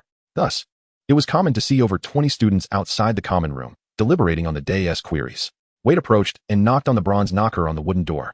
The eagle's beak suddenly opened, its voice melodic and gentle, above and below, All are hands. Sometimes they crawl, sometimes they stand. When they walk, they resemble humans. When they crawl, they mimic dogs. One must answer the riddle posed by the eagle knocker correctly for the door to the common room to open. Michael, envisioning some creature entirely composed of hands, gasped in terror. What kind of monster is this? Is he a demon from some mythology? He fumbled in his bag to retrieve his textbook, Fantastic Beasts and Where to Find Them, and without hesitation, began to leaf through its pages. Stop looking. It's not in the book, a weary Ravenclaw student remarked. The others nodded in silent agreement. Veyd stood by, deep in thought. The bronze door knocker resembled the legendary Sphinx. Its questions were not necessarily difficult, yet often elusive. For the knocker only posed queries without indicating whether they were riddles or enigmas, nor did it hint at whether the answers pertained to flora, fauna, artifacts, words, or abstract concepts, such as time or death. This riddle, at first glance, bore a Lovecraftian flair, yet felt oddly familiar. A monkey? Moments later, Veyd hesitantly inquired. Correct. The eagle-shaped knocker proclaimed, swinging open the wooden door. Following an incident during a flying lesson, the breakfast table was markedly quieter the next day. Students no longer incessantly recounted tales of soaring over mountains and seas on their broomsticks. Instead, another piece of news circulated among the first-year students. Did you hear that Harry Potter nearly came to blows with Slytherin's Malfoy during yesterday's flying lesson? Padma Patil whispered conspiratorially to those around her. Word has it, due to Harry Potter's astonishing flying talent, not only was he unpunished, but Professor McGonagall has exceptionally recommended him for the Gryffindor Quidditch team. Being the sister of a twin in Gryffindor, she was always well informed in such matters. Is it true? That Professor McGonagall? The surrounding students gasped in astonishment. Who does not know that Professor McGonagall is the most impartial and strictest professor at Hogwarts? She treats all four houses equally, never showing favoritism. The fact that she would make an exception for Harry Potter was so shocking that it momentarily overshadowed the earlier news. Yet, inevitably, someone recalled the previous discussion. That's impossible, Terry insisted vehemently. No first-year student has joined the Quidditch team in a century. It must be a rumor. Perhaps he is just a reserve player. Anthony speculated. After all, we all saw Potter fly remarkably well, swift and agile. If the Gryffindor team were to dismiss him, that would indeed be extraordinary. But he is merely a first year, having never ridden a broom before, and unaware of the rules of Quidditch. It would be absurd for him to join the team outright. He must be a reserve. Another student, Kevin, chimed in. Think about it. If Potter had truly been granted such an exception, the Weasley twins would have already blurted it out. But have you heard any commotion from them? Their analyses were reasonable, and the group nodded in agreement. Padma disdainfully pursed her lips and quietly remarked to Michael, actually, it's because Gryffindor's captain, Wood, wants to keep Harry Potter as a secret weapon, which is why he doesn't want any publicity. Those foolish boys are simply envious and reluctant to acknowledge it. Michael did not remind her that he was also one of the boys. Instead, he smiled and remarked, perhaps they are simply reluctant to admit their inferiority in front of a beautiful girl. Padma's cheeks flushed slightly. Veyd glanced sideways, noticing Michael raising one eyebrow at him, displaying a youthful charm as if he had emerged from shadows of the past, which relieved Veyd. Suddenly, a commotion erupted in the dining hall as 6 long-eared owls struggled to fly in with a slender package, drawing everyone's attention. The owls circled down and dropped the parcel before Harry Potter, then flapped their wings and flew away, leaving behind a few feathers. Michael gasped, gripping Veyd's wrist tightly, and whispered urgently, a broomstick. I wager that is undoubtedly a flying broom. His eyes glistened with envy as he exclaimed, and it's a Nimbus series. I recognize that packaging. Indeed, Veyd replied, prying Michael's fingers off and placing his hand back on the table nonchalantly. If you perform well in this afternoon's flying lesson, you might even get the chance to join the team and receive a new broom. He said this casually, yet Michael seemed to take it to heart, his expression turning serious as he bit into his lamb chop with unusual force. Soon, it was time for the flying lesson. Chapter 21, Ravenclaw's Flying Class. At 5 o'clock in the afternoon, students from Hufflepuff and Ravenclaw walked together to the flying lessons lawn, where one could see Hagrid's hut in the distant Forbidden Forest, occasionally hearing strange noises emanating from that direction. Unlike the adventurous Gryffindor and the trouble-seeking Slytherin, Ravenclaw was well-versed in the art of self-preservation, typically testing limits only within the bounds of rules. Hufflepuff students, being obedient, would never intentionally break the rules, and most students from these two houses would not set foot in the Forbidden Forest until they graduated in their 7th year. Approximately 20 flying broomsticks were neatly arranged on the ground, and Madame Hooch was already waiting there. With hawk-like vigilance, she scrutinized the students and sternly declared, I assume you've heard about yesterday's incident. Gryffindor's Mr. Longbottom was fortunate to have only broken his wrist, but if you act recklessly, it wouldn't be surprising if someone were to break their neck. You should keep that in mind. The young eagles and badgers nodded obediently. Now, each of you stand next to a broomstick. Under Madame Hooch's watchful gaze, Everyone moved swiftly without contention. However, the school's broomsticks were of uncertain age, each one worn and ragged, with branches sprawling haphazardly and the oak handles uneven and uncomfortable. Yet they were expected to mount these contraptions and take to the skies. Veyd suddenly felt that riding a flying broomstick might not be very kind to his tailbone. He heard Michael mutter, "The cheapest broom is the shooting star." Veyd cast a glance, noting that Michael's broom was even more worn than his own, appearing as if it had been crafted from weeds. "Mrs. Hooch called out loudly, "Extend your right hand, place it above the broomstick, and then say up." "Up," the students chorused in unison. Veyd's broom rolled twice on the ground before leaping into his grasp. He reached out to hold it, feeling no need to exert much force, for the broom would float on its own. He turned to observe the others. Some succeeded immediately, while others, like Michael, found their brooms bouncing on the ground like a dehydrated fish, taking quite some time to reach his hand. Once all the students had grasped their brooms, Mrs. Hooch instructed them on how to ride without falling off, sternly correcting the improper postures of some students. Veyd had initially thought this would be simple, recalling how Harry Potter effortlessly mounted his broom and soared away in the films. However, upon actually attempting to ride, he realized the task was not so straightforward. After all, the broomstick was merely a slender piece of wood, and maintaining balance while seated upon it required a certain finesse. Fortunately, the pressure on some fragile bones was not as great as he had imagined. A spell had been cast upon the broom, rendering the riding experience akin to sitting upon a chair, uncomfortable, yet not unbearable. Only when Mrs. Hooch was satisfied with everyone's posture did she permit the students to proceed to the next phase of flying. "When I blow the whistle, you must push off the ground with vigor," she instructed. "Grip your brooms tightly, but don't lift too high, unless you wish to soar into the clouds. Raise just a little, ascend slowly a few feet, then glide forward gently, and finally, descend back to the ground." Mrs. Hooch emphasized the word slowly 3 times before announcing, "Listen for my whistle. 3, 2, 1. The whistle blew, and the students immediately displayed varying levels of proficiency. Some soared too high, while others plunged headlong toward the ground. 2 students lost their balance and tumbled off their brooms with a thud. Mrs. Hooch frowned, swiftly wielding her wand, and thankfully, no one was injured. Suddenly, a scream pierced the air. One of the Ravenclaw girls was careening towards the broom shed at breakneck speed. "Obstacles ahead," Mrs. Hooch shouted. The girl lingered momentarily in the air before colliding with the wall, though the impact was softened. Her broom, however, was left in disarray. Rather than reprimanding her, Mrs. Hooch summoned another old broom with a spell, allowing the girl to continue her practice. Veyd circled at a higher altitude on his broom, gradually attempting to increase his speed. Only 5 or 6 students, like him, managed to gain control of their brooms, while the majority were ordered by Mrs. Hooch not to exceed the height of the broom shed. Even so, mishaps were frequent. For instance, 2 students found their brooms swerving uncontrollably, resulting in a mid-air collision. Another Hufflepuff boy was flying well at a low altitude, but as he attempted to ascend just below 5 meters, he shut his eyes and plummeted from his broom. This unfortunate student suffered from acrophobia.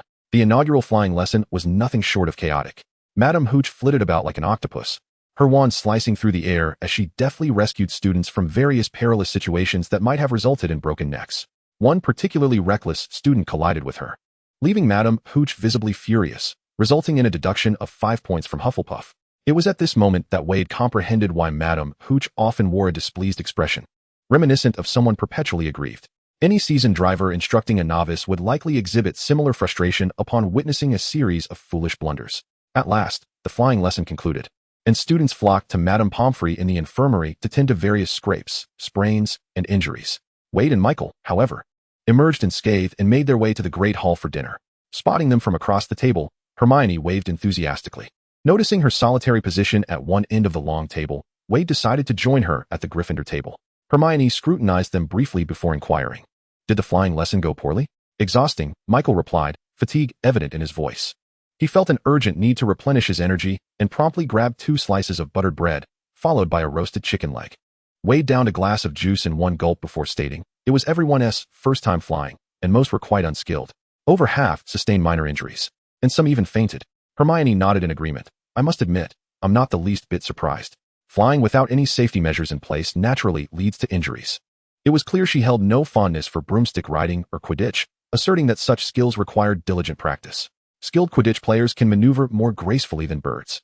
After the lesson, Michael finally regained some energy, though Veyd recalled how he had hovered low, trembling whenever he attempted to gain altitude. A quintessential example of one who was both inexperienced and overly eager. Yet, Michael managed to persuade him with a single enticing statement. "Just think, Veyd," he said in a coaxing tone, We could fly directly to the dormitory on our brooms, never having to climb the stairs again. I've seen members of the Quidditch team do just that. Until bedtime, Veyd's thoughts were consumed by the image of flying broomsticks. That night, he dreamt of soaring through the skies on a broom, feeling as free as a bird. He traversed Hogwarts Castle, glided over the Quidditch pitch, and swept across the Forbidden Forest and the Black Lake. He spiraled around the grass, darted through the castle corridors, and elicited gasps of astonishment from onlookers. Michael, however, appeared utterly exhausted, barely clinging to the staircase with vacant eyes. Yet Veyd soared far above those tiresome stairs, tracing a graceful arc through the air before landing lightly on his bed. Upon waking, the exquisite sensation of free flight lingered in his mind, leaving him gazing wistfully at the ceiling, unable to drift back to sleep. However, first-year students are not permitted to bring brooms to school, and a Nimbus 2000 costs at least 1,000 galleons. Gray's father, Ferdinand, operates a toy factory with products that can be sold in America, thus positioning their family among the more affluent. Weasley's pocket change is substantial enough to indulge in various snacks at will. Nevertheless, it would be unthinkable for Weasley to request 1,000 galleons from his parents for a mere toy. He couldn't help but fantasize about achieving financial independence on his own. If only he could leverage his knowledge of the future to amass wealth in the Muggle world. However, as a boarding school student, how could he earn money? Weasley found himself lost in thought. Saturday was a full day of leisure, and upon arriving at the practice room in the morning, he discovered Hermione was already inside. Among their peers, Hermione spent the most time in the practice room. Occasionally, Weasley would choose to read in the Ravenclaw common room or dormitory to avoid descending the stairs. Yet Hermione seemed to dedicate nearly all her free time to the practice room. He was certain that apart from a few words exchanged with Neville and Gryffindor, she had no friends, and the girls in her dormitory did not appear to have a harmonious relationship with her. The girls always moved in groups, to class, to meals, and even to the restroom, while Hermione was invariably solitary. However, Weasley did not feel compelled to advise her to cultivate relationships with her classmates. Social intelligence is an inherent trait, and he himself was not particularly adept in that realm, nor did he enjoy compromising his own comfort to please others. Yet today, the girl was unusually not studying. Instead, she was busily hammering something onto the wall. What could it be? Weasley approached to take a closer look.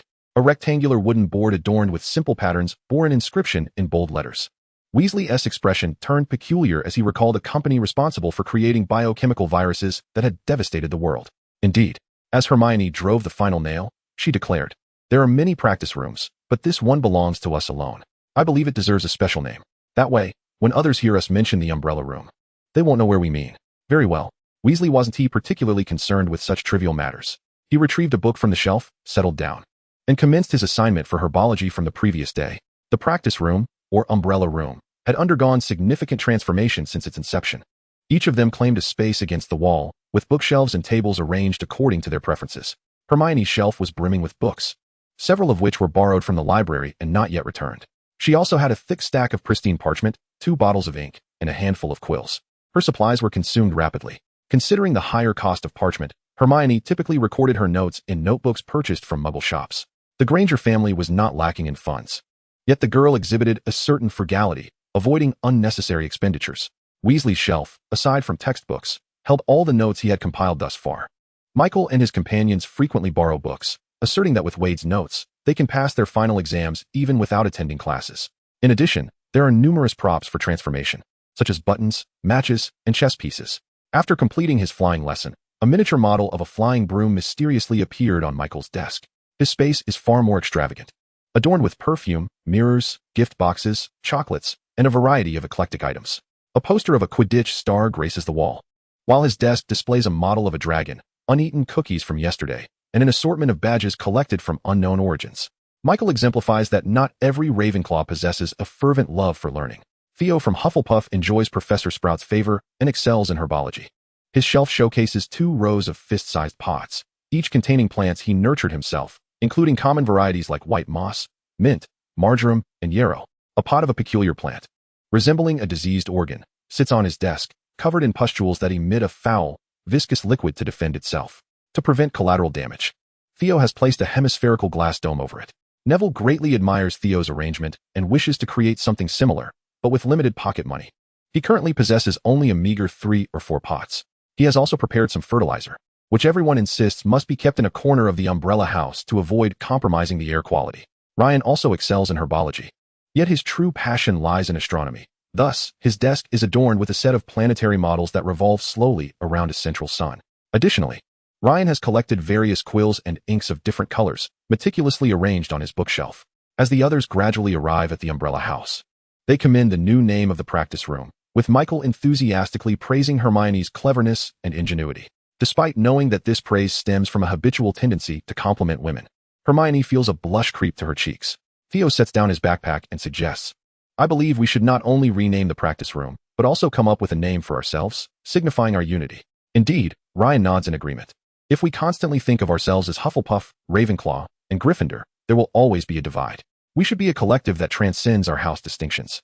Suddenly, the atmosphere feels more formal. Michael exclaims with excitement, "So what shall we call ourselves?" Wait. He glances at his friend. Veyd, taken aback, stutters, The after-class tutoring interest group? Michael, with a blank expression, turns to Hermione. "What about you?" Hermione, unexpectedly feeling a surge of nerves, suggests, "The Magical Enthusiast Club?" Michael sighs. "Hermione, how does that differ from Wade's after-class tutoring interest group?" Neville stammers. "I can't think of anything at the moment." Theo proposes, "How about the Sunflower Club?" The sunflower symbolizes hope, sunshine, loyalty, steadfastness, and growth. Doesn't that seem quite fitting? Michael began to ponder. Indeed, it was appropriate in various respects. Yet he felt an inexplicable sense of ordinariness. If he were to name it himself, he could not propose anything better. Ryan? Michael glanced at the last person and resolved that if he could not offer a superior idea, the name would be the Sunflower Club. Ryan fiddled with the planetary model on his desk, contemplating for a while before suggesting, "How about Star Chasers?" For brevity. Michael applauded enthusiastically, exclaiming, "Cool." Chapter 23, Jests and Secrets. With an official name, this group, which had merely gathered by chance, suddenly took on a formal air. They convened to discuss several guidelines, such as the necessity of unanimous consent for the admission of new members, the prohibition of damaging others' belongings, and the expectation of mutual support when facing professors or fellow students. Among other matters, Veyd initially believed that a small group of a few individuals, characterized by a playful spirit, should not require rigid rules. However, the others engaged with earnestness, which stirred within Veyd a curious sensation. It felt as if he had truly become a part of some clandestine organization. Wormwood was historically utilized in ancient Greece as an antidote, and since its discovery in the 16th century, its medicinal value has been recognized in several ways. The extract from its stems and leaves can expel toxins, and it has protective qualities against the venom emitted by serpents. Wormwood has been extensively cultivated, with particular care required during its growth. Veyd inscribed the final letter on the parchment, completing the herbal studies assignment from the previous day. As for the assignments and other subjects, he had finished them all on the very day of the classes. Veyd reviewed his grammar once more, and once the ink dried, he rolled up the parchment. "Veyd, have you completed your assignment?" Hermione inquired, approaching him. "Yes, there's something I wish to discuss with you," Hermione whispered. The two moved to the other side of the classroom, and Veyd waved his wand, casting a silencing charm. Thus, regardless of how loudly they spoke, their voices would be perceived by others merely as a faint hum. Observing Hermione's worried expression, Veyd asked, "What happened?" "Well, the day before yesterday afternoon, Malfoy challenged Harry to a duel at midnight in the trophy room. The moment I heard, I knew he harbored ill intentions, for he lacks the courage," Hermione exclaimed, her voice laced with frustration. "But Harry and Ron completely disregarded my warnings, all for the sake of their male pride. It's truly selfish. They never considered the points they could lose if caught. They show no regard for the honor of our house." Hermione took several deep breaths to quell her anger before continuing. "Of course, that is not the main point, for we were fortunate enough not to be caught, albeit narrowly." "You were?" Veyd grasped the key phrase. "Yes, while I was trying to prevent them from doing something foolish. I inadvertently got locked out of the common room and had no choice but to accompany them." Hermione furrowed her brow and disdainfully remarked, "As expected, Malfoy did not go to the trophy room. He even divulged information to Filch, that despicable creature. As we made our escape, we stumbled into a locked room." Suddenly, Hermione lowered her voice and inquired, "Veyd, do you recall what Professor Dumbledore said at the beginning of the term?" Veyd pondered for a moment. Dumbledore's speeches were never lengthy, and the words that resonated most profoundly in his memory were, "Fools. Crybabies. Rubbish. Twist. Oh, not that." Hermione rolled her eyes, reminding him. "It was about those who wish to avoid unexpected, painful deaths. We must not venture into the corridor on the 4th floor." Veyd recollected. "Did you all go to the 4th floor? What did you see?" "Indeed." Hermione swallowed hard, a hint of trepidation lingering on her face. "We accidentally found ourselves on the 4th floor and encountered a 3-headed dog as tall as a house." "How did you survive?" Veyd was speechless. He could hardly recall such details, astonished that Hermione and her companions had embarked on such perilous adventures so early on. He said, "I remember reading about such a creature in a book. Although this 3-headed dog is not the legendary hellhound, Its teeth could effortlessly shatter skulls. And they are laced with corrosive venom, making any wounds inflicted by its bite difficult to heal. Initially, it may have been caught off guard. But soon it roared and lunged at us. We were nearly devoured. Hermione clenched her fists, her body trembling slightly. It is utterly unbelievable that the school would harbor such a dangerous creature within the castle. Even if it is meant to guard something, what if reckless students wander in? Does the school not consider the safety of ordinary students at all? Veyd jested. Perhaps the magical school has a mortality quota? A few student deaths each year might not matter, and it serves as a warning to others. Is that really a thing? Hermione exclaimed in horror, clutching her face.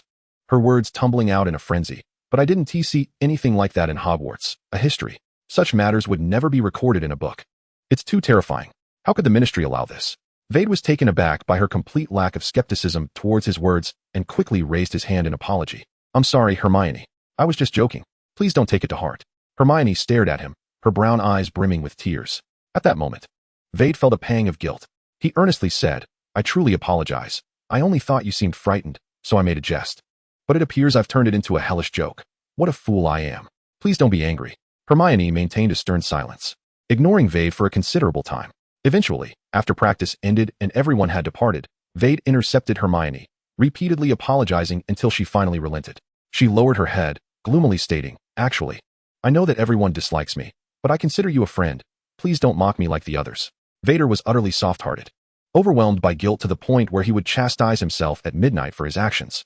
He was acutely aware that Hermione had been struggling during this time in Gryffindor, rendering her sensitive and fragile. He raised 2 fingers solemnly, as if taking an oath, and declared, I am truly sorry. I assure you, there will not be a next time. Hermione gazed into his eyes for a considerable moment before quietly responding. A joke is only a joke when both parties find joy in it. I shall remember this. Vader felt a wave of shame wash over him. Such a simple truth required a genuine 11-year-old girl to remind him. Had he truly become as carefree as a heartless little boy in this new life? Observing the swirling vortex above his head, Hermione offered a faint smile. All right, I am no longer angry. She cleared her throat and added, regarding the 3-headed dog. I actually wanted to discuss whether I should approach Professor McGonagall. You wish to speak to Professor McGonagall about the safety of the 3-headed dog? Vader immediately understood her implication. Indeed. Hermione anxiously raked her already disheveled hair and continued. Although that room has been locked, a simple unlocking charm can open it. What if a particularly curious student wanders in? I intend to suggest to Professor McGonagall that we conceal the room with powerful magic, but doing so would reveal our violation of school rules. Why not consider it from a different perspective, Hermione? Vader pondered for a moment before saying, perhaps the door is locked so plainly to encourage someone to open it. Chapter 24, The Purchase. Hermione's eyes widened slowly, clearly grasping the implication. Trembling, she said, so? It must be him. Precisely, Vader affirmed, it is Harry Potter. Death indicators. Hermione exclaimed simultaneously. They exchanged astonished glances. Harry Potter? She exclaimed in disbelief. It was said to be a joke, Vader replied helplessly. They looked at each other once more, and Hermione furrowed her brow. Gradually, she began to understand. No wonder. She said softly, Percy, the head boy of Gryffindor, a 5th-year Weasley, mentioned that Professor Dumbledore always explained the reasons behind prohibiting students from entering certain places. Yet this time, he simply stated that entry to the corridor on the right side of the 4th floor was forbidden without providing a reason. If he had explicitly mentioned that a 3-headed dog was hidden there, even the Weasley twins would not dare to seek their doom, let alone the first-year Potter. Vader was not surprised. Vague warnings were intended to entice the curious Gryffindors. Dumbledore had likely left some sort of challenge there. He recalled that in his first year, Harry Potter had participated in a real-life obstacle course, where he and his friends each solved a challenge using their wits and abilities, ultimately culminating in Harry vanquishing Voldemort with the magic of love. The 7 volumes of Harry Potter, each thicker and darker than the last. Yet the first still brimmed with innocence, where even the schemes appeared charmingly naive, and Voldemort had unwittingly provided Harry Potter with experience points. How could he behave in such a manner? Hermione's fear swiftly transformed into indignation. Is it possible that someone could die? Is this of no concern? Or does he truly not care for Harry Potter's life? And what about your sudden intrusion, which left you vulnerable to the 3-headed dog? Veyd retorted. That did not occur. Albeit it was only in the beginning. Hermione experienced an epiphany, as if she had cleared the fog to reveal the truth. I suspect, merely conjecturing, that perhaps Dumbledore has placed some restrictions upon the 3-headed dog, ensuring it does not truly harm any trespassing students, merely intimidating them.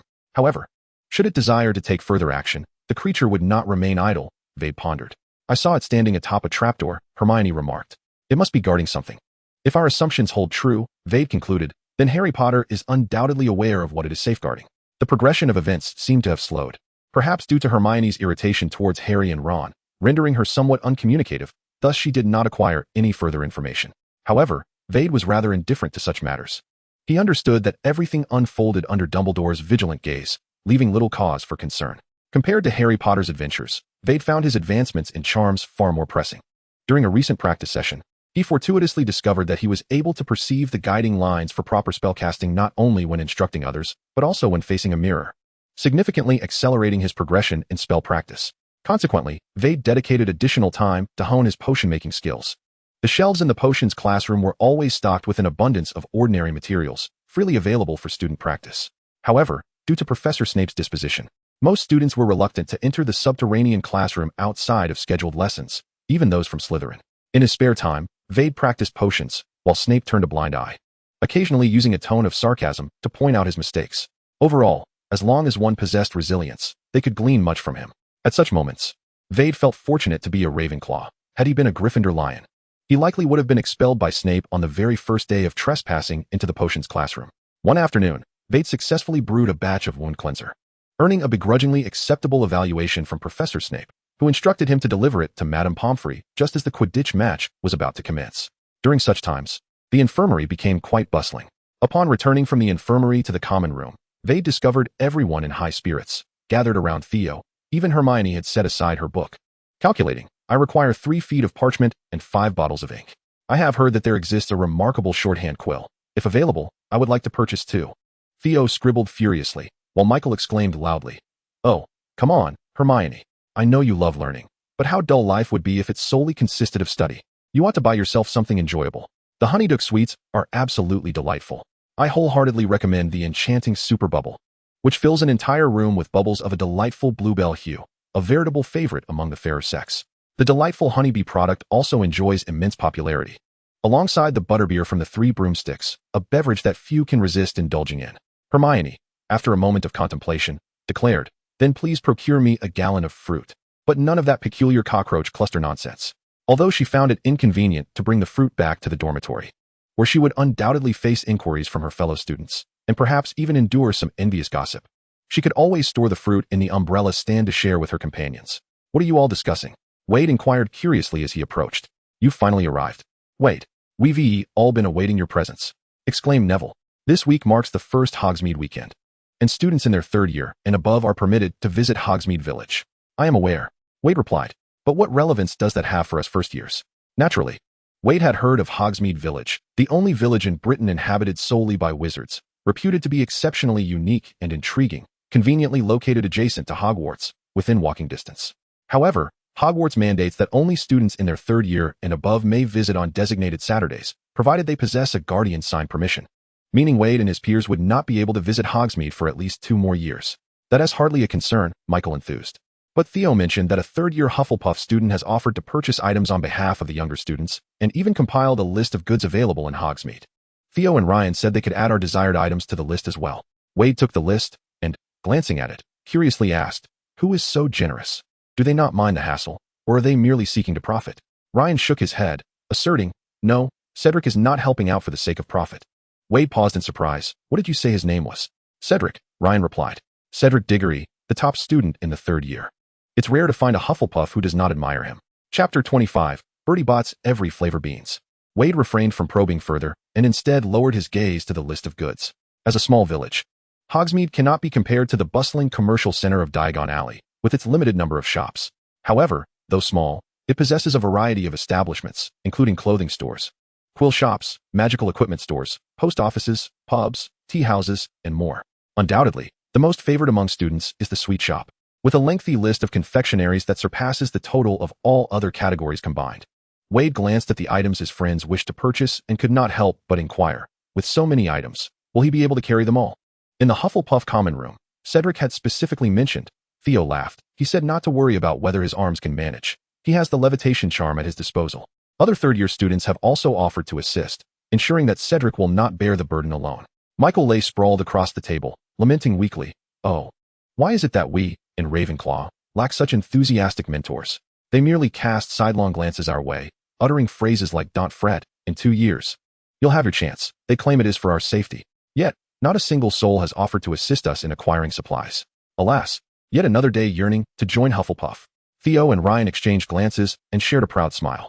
Meanwhile, Hermione and Neville simultaneously recalled Percy Weasley, the head boy of Gryffindor, who would declare, "I am the head boy. You must heed my commands. Do you wish to incur points off the house?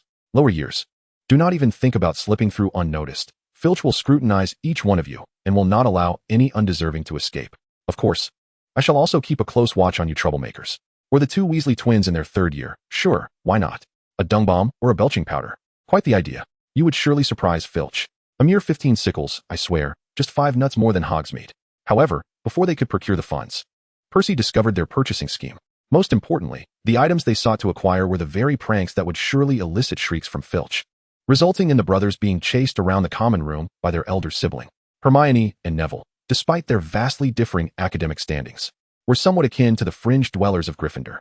They swallowed their critiques of the Weasleys, secretly envying the camaraderie of Hufflepuff.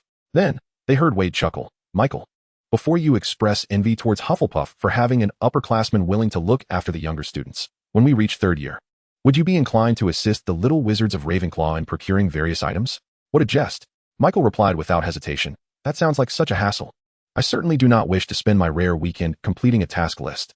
Thus, we are the self-sufficient Ravenclaws," Veyd remarked, his tone flat as he selected items that others had scarcely considered, so they could later exchange them amongst themselves.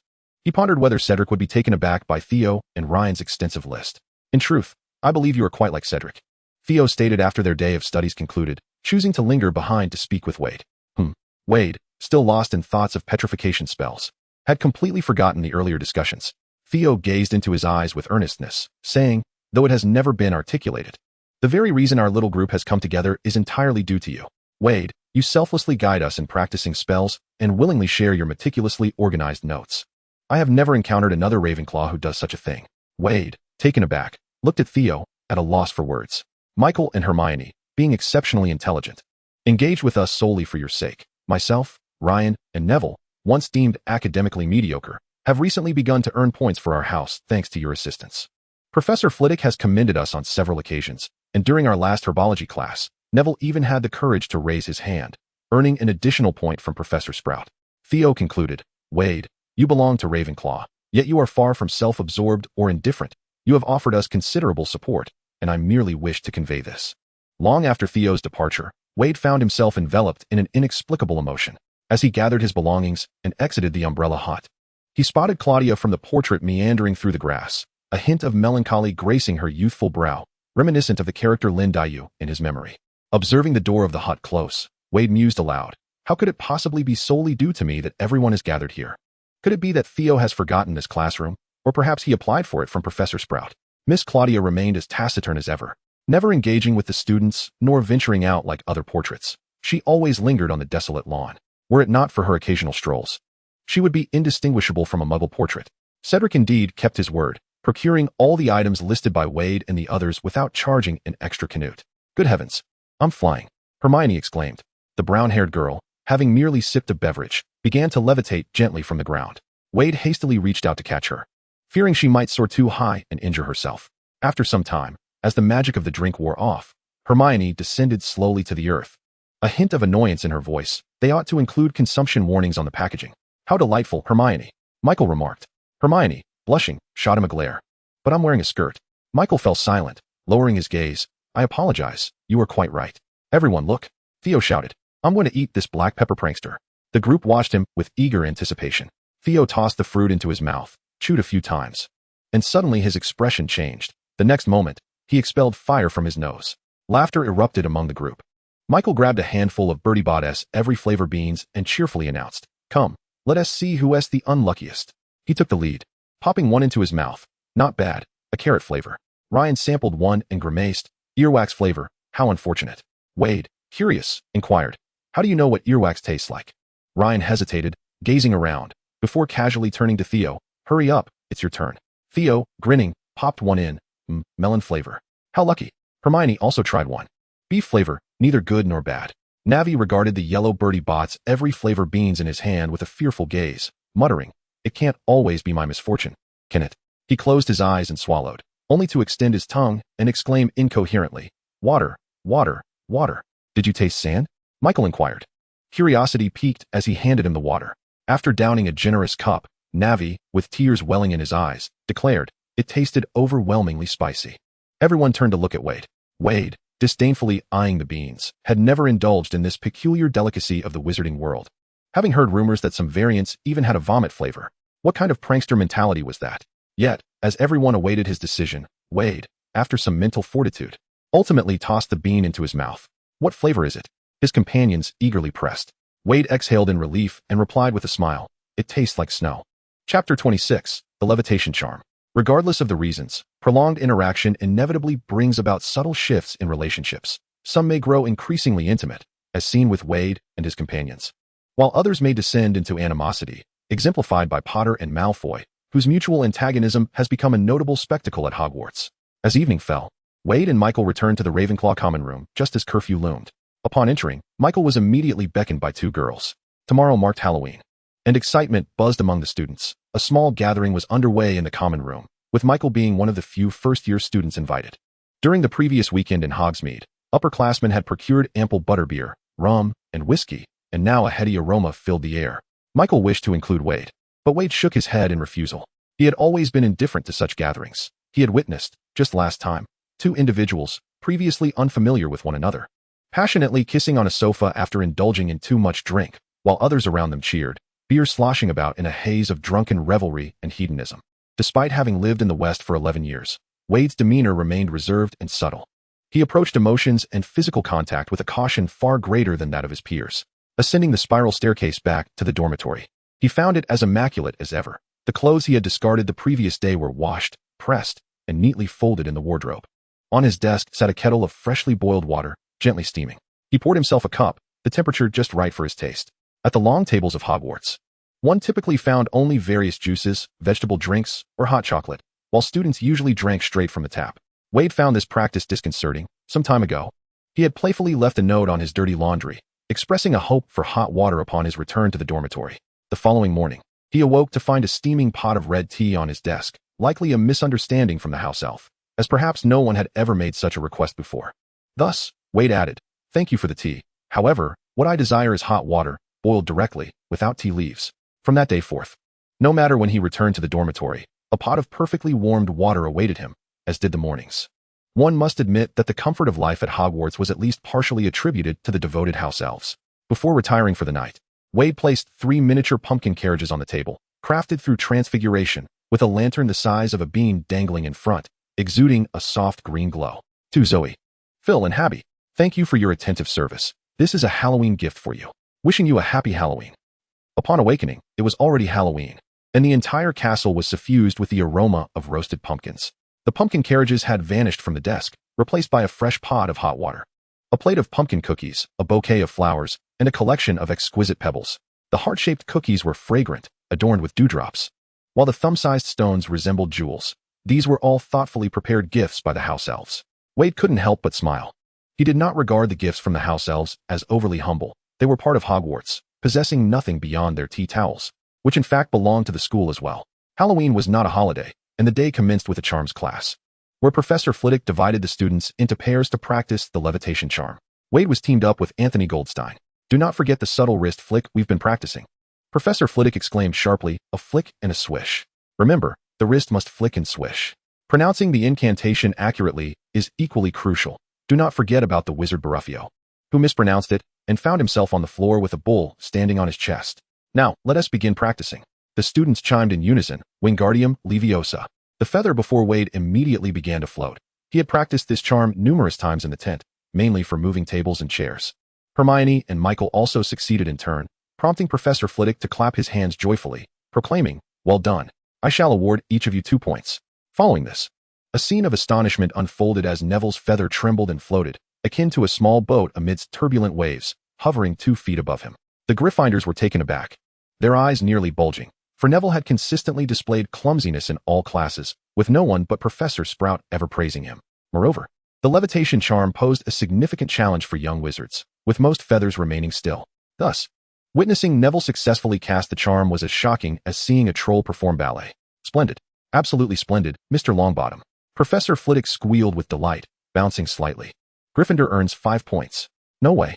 Longbottom succeeded? Veyd overheard Anthony exclaim in disbelief. as he repeated the incantation over and over, yet the feather remained unmoved. Anthony was a tall and robust boy, proficient in reciting spells. However, the delicate and nuanced motions required were exceedingly challenging for him. He practiced repeatedly, yet his movements became increasingly distorted. Suddenly, as it appeared he was about to jab his wand into the back of a front-row studentess' head, Veyd swiftly seized his wrist and said, "Try it this way." He sketched a steep sine wave-like curve on paper, indicating the direction with arrows and marking where to accelerate. Magnifying it to hover before Anthony, waved the wand along this line, without exceeding the boundaries. Anthony did not question it, being fellow Ravenclaws. They both understood that Veyd's proficiency in spells was unparalleled in their year. The blond boy first practiced silently, mimicking the motion, before waving his wand. Wingardium Leviosa. The feathers immediately began to float, ascending higher under Anthony's guidance, even brushing against the chandelier above. Anthony gazed in astonishment, nearly reluctant to lower his wand. Terence Boot and Lavender Brown, seated beside them, exchanged glances and almost simultaneously extended their hands. Ultimately, Lavender, with her superior agility, snatched the parchment, bringing it before her group. Wingardium Leviosa. On the right side of the classroom, an increasing number of feathers began to rise, naturally attracting Professor Flitwick's attention. Just as Lisa Dupin secured the parchment, a small hand swiftly withdrew it from beneath. Professor Flitwick glanced over, smiling as he remarked, "Ah, a rather clever guiding technique." Chapter 27, Alchemy and Weasley. Professor Flitwick observed, "While it may be a shortcut, it indeed aids you in mastering this spell more swiftly. Veyd, this must have been your idea." Veyd bent his eyes, revealing a radiant smile. The previously serious Professor Flitwick also smiled in return, waving his wand to replicate the parchment a dozen times, ensuring each group possessed a copy. While advising, "This is a reference, but you must also truly master it. In 10 minutes, I will collect the parchment. I hope by then you will have mastered the levitation charm. For those who can already make the feathers float, why not try making them spin in the air?" The students in the classroom resumed their practice, with Professor Flitwick walking around to offer guidance.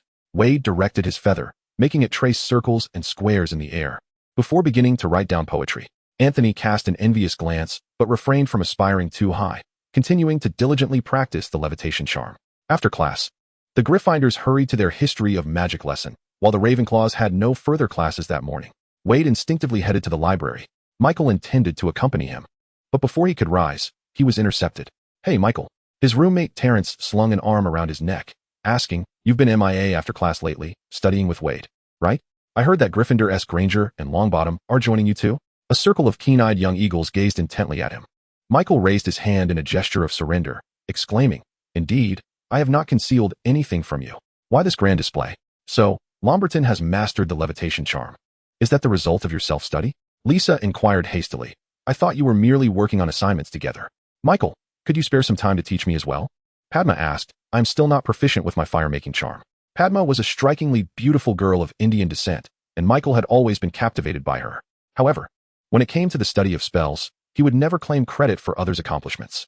"While I would be delighted to teach you the spells I have mastered, Padma, it is actually Veyd who excels at teaching, not I." "We are all learning from Veyd," Michael replied honestly. "Veyd." There was a moment of silence among them. In their eyes, Veyd Gregg was extraordinarily aloof, handsome yet unsmiling, exceptionally gifted yet distanced from the crowd. Despite being of the same age, he eschewed laughter, avoided games, abstained from social gatherings, and even refrained from discussing Quidditch, vanishing immediately after classes and only returning to the tower by curfew. While other students were accustomed to chatting and doing homework in the common room, Veyd seldom appeared in public spaces, leaving the young eagles feeling unilaterally isolated by him. In short, he was a person of considerable distance. This was also why few sought him out for conversation. The young wizards were somewhat intimidated by him. The library was eerily quiet, with Madame Pants not scrutinizing the students, but rather leisurely perusing a book. Upon seeing Veyd enter, she merely glanced at him before returning her attention to her reading. After 2 months of school, Madame Pants had become well acquainted with all the first-year students who frequented the library, knowing precisely which students could be trusted to remain quiet and which needed constant supervision to prevent disturbances, damage to books, or even fights. Veyd was the type of student she could completely trust. Veyd navigated confidently to the section dedicated to alchemical texts, having recently begun to carve out time to delve into the study of alchemy. Alchemy investigates the composition, structure, and magical properties of the 4 basic elements, as well as material transformations, closely intertwining with potion making, charms, ancient runes, and the defense against the dark arts. At Hogwarts, one must achieve a satisfactory or higher grade in all these subjects during the ordinary wizarding level examinations to qualify for alchemy, a discipline of considerable difficulty. For younger students, Mastering this subject through self-study without the requisite knowledge base is exceedingly challenging. Yet, alchemy's influence permeates their lives in myriad ways. The ever-burning candles in the Great Hall, the 142 moving staircases within the castle, the portraits on the walls that seem alive, the enchanted door knockers that pose different questions, as well as flying broomsticks, the golden snitch, the sorting hat, wizard chests, and memory orbs, among others. The fundamentals of alchemy are not as daunting as they may seem. Alchemists often indulge in obscure terminology and convoluted expressions, interspersed with exaggerated fantasies, which inadvertently elevates the perceived difficulty of the subject. Veyd, having cultivated his reading comprehension for over 2 decades in his previous life, possesses an ample reservoir of knowledge and vocabulary. Thus, despite the challenges, he diligently devoured alchemical texts one after another. Recently, he had been perusing the works of Dramione, specifically Introduction to Alchemy and Analysis of Alchemy. Currently, he has turned his attention to the Book of Nature's Mysteries, the Fifth Element, authored by the 12th century alchemist Raymond Lull, which posits the Philosopher's Stone as the so-called fifth element. This book is somewhat antiquated, as Dramione has since successfully created the Philosopher's Stone, proving many of the theories within to be at odds with reality. Suddenly, a voice broke through his contemplation, prompting Veyd to look up in astonishment. There stood the Weasley twins, with George Weasley speaking first. "Are you a first-year student?" Fred nonchalantly pulled out a chair and seated himself opposite Veyd. "This is a bit premature for you. However, I must say, you have discerning taste. Alchemy is undoubtedly the most enchanting discipline within the realm of magic." "Close your ears," George added, waving his wand to prevent Mrs. Pants from approaching. "But you won't be able to study it until 6th year at Hogwarts. It's a ridiculously foolish decision. Why can't first years have an alchemy course? Most students wouldn't dare return home during the summer holidays." Fred feigned seriousness. "Because they are destined to face an exam on it. Except for us. We are naturally adept at this, which is why we began self-studying a year ago," George advised. "As a senior, I recommend you start with Introduction to Alchemy. Dramione is the greatest living alchemist. His work is far more worthy of your study." Veyd shrugged. "But I have already finished that book." "Wow." Fred raised an eyebrow. "What about Analysis of Alchemy?" "I've read that too." "And on the diversity of species?" George inquired. "The work of Thomas Aquinas from the 12th century?" Veyd hesitated before replying. "I have seen it, but I didn't delve deeply, as it seems to lack applications of magic. That's actually due to the constraints of the time. He had to commission the book to be published by Muggles, rendering the magical content quite obscure." George continued. "Of course, we highly recommend the revised edition by S. Neville Vargas from the 18th century, which includes over 200 magical creatures and thousands of magical materials, making it more comprehensive and accurate." The Weasleys had perused at least 20 to 30 books on alchemy, each having engaged in profound study, and spoke of them with remarkable familiarity. Veyd, captivated by their insights, eagerly took out parchment to jot down notes. Had he not had classes to attend in the afternoon, he would have wished to keep them there indefinitely. A few individuals were so engrossed in conversation that, upon parting, they failed to inquire about each other's names. Chapter 28, The Halloween Feast. Today, we shall delve into the complexities of transfiguration involving living beings. A task considerably more challenging than the transformation of inanimate objects. I require your utmost concentration. Professor McGonagall stood at the front, her chalk moving autonomously across the blackboard to highlight key points. "Now, who can tell me the potential dangers of transfiguration involving living creatures?" The classroom was unusually quiet, devoid of the usual eager hands raised in anticipation. After a moment, a hesitant hand was finally lifted. "Miss Mandy Bloxam?" encouraged Professor McGonagall, her gaze supportive. The Ravenclaw student stood up. "There are 4 main dangers. First, an incomplete transformation can cause significant distress to the creature, which may lead to an attack on the wizard." Meanwhile, Veyd lifted his head and scanned the classroom, searching for the familiar brown-haired figure, but all other Gryffindor students were present. He turned to Michael beside him and asked, "Have you seen Hermione?" Michael also glanced around, conjecturing, perhaps she's unwell and resting in the dormitory? McGonagall hasn't mentioned anything. While this reasoning seemed plausible, an inexplicable unease gnawed at Veyd. Just then, Professor McGonagall cast a stern glance in their direction, prompting both to immediately silence themselves. As class concluded, students surged toward the exit. Veyd navigated through the bustling corridor until he found Harry and Ron. "Excuse me, Potter Weasley." As Veyd approached, Ron instinctively took a step back, stammering, What is it, Gray? Have you seen Hermione? Why wasn't she in Transfiguration class?" Veyd inquired. Harry instinctively glanced at Ron, who displayed a flicker of apprehension and replied defensively, "How would I know? We're not particularly close with Granger." Veyd narrowed his eyes, locking his gaze onto Ron's. Ron averted his eyes, tugging at Harry's sleeve and saying with feigned bravado, "If you have nothing else, we're off to rest." He pulled Harry away, but a voice suddenly called out from behind, "Harry Potter." Turning back, Harry saw Wade's serious expression fixed upon him. "Do you truly not know what has transpired?" Under Wade's unwavering gaze, Harry felt as though he were being exposed to the harsh light of day, parched and unable to speak. He wished to defend his friend, but found himself unable to fabricate a lie.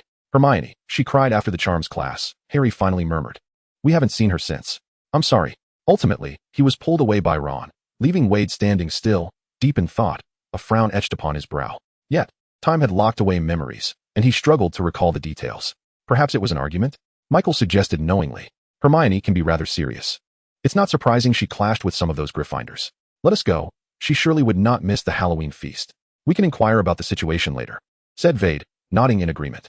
Not far behind them, Padma, deep in thought, tapped her fingers before hastily catching up with her twin sister, whispering to her in hushed tones.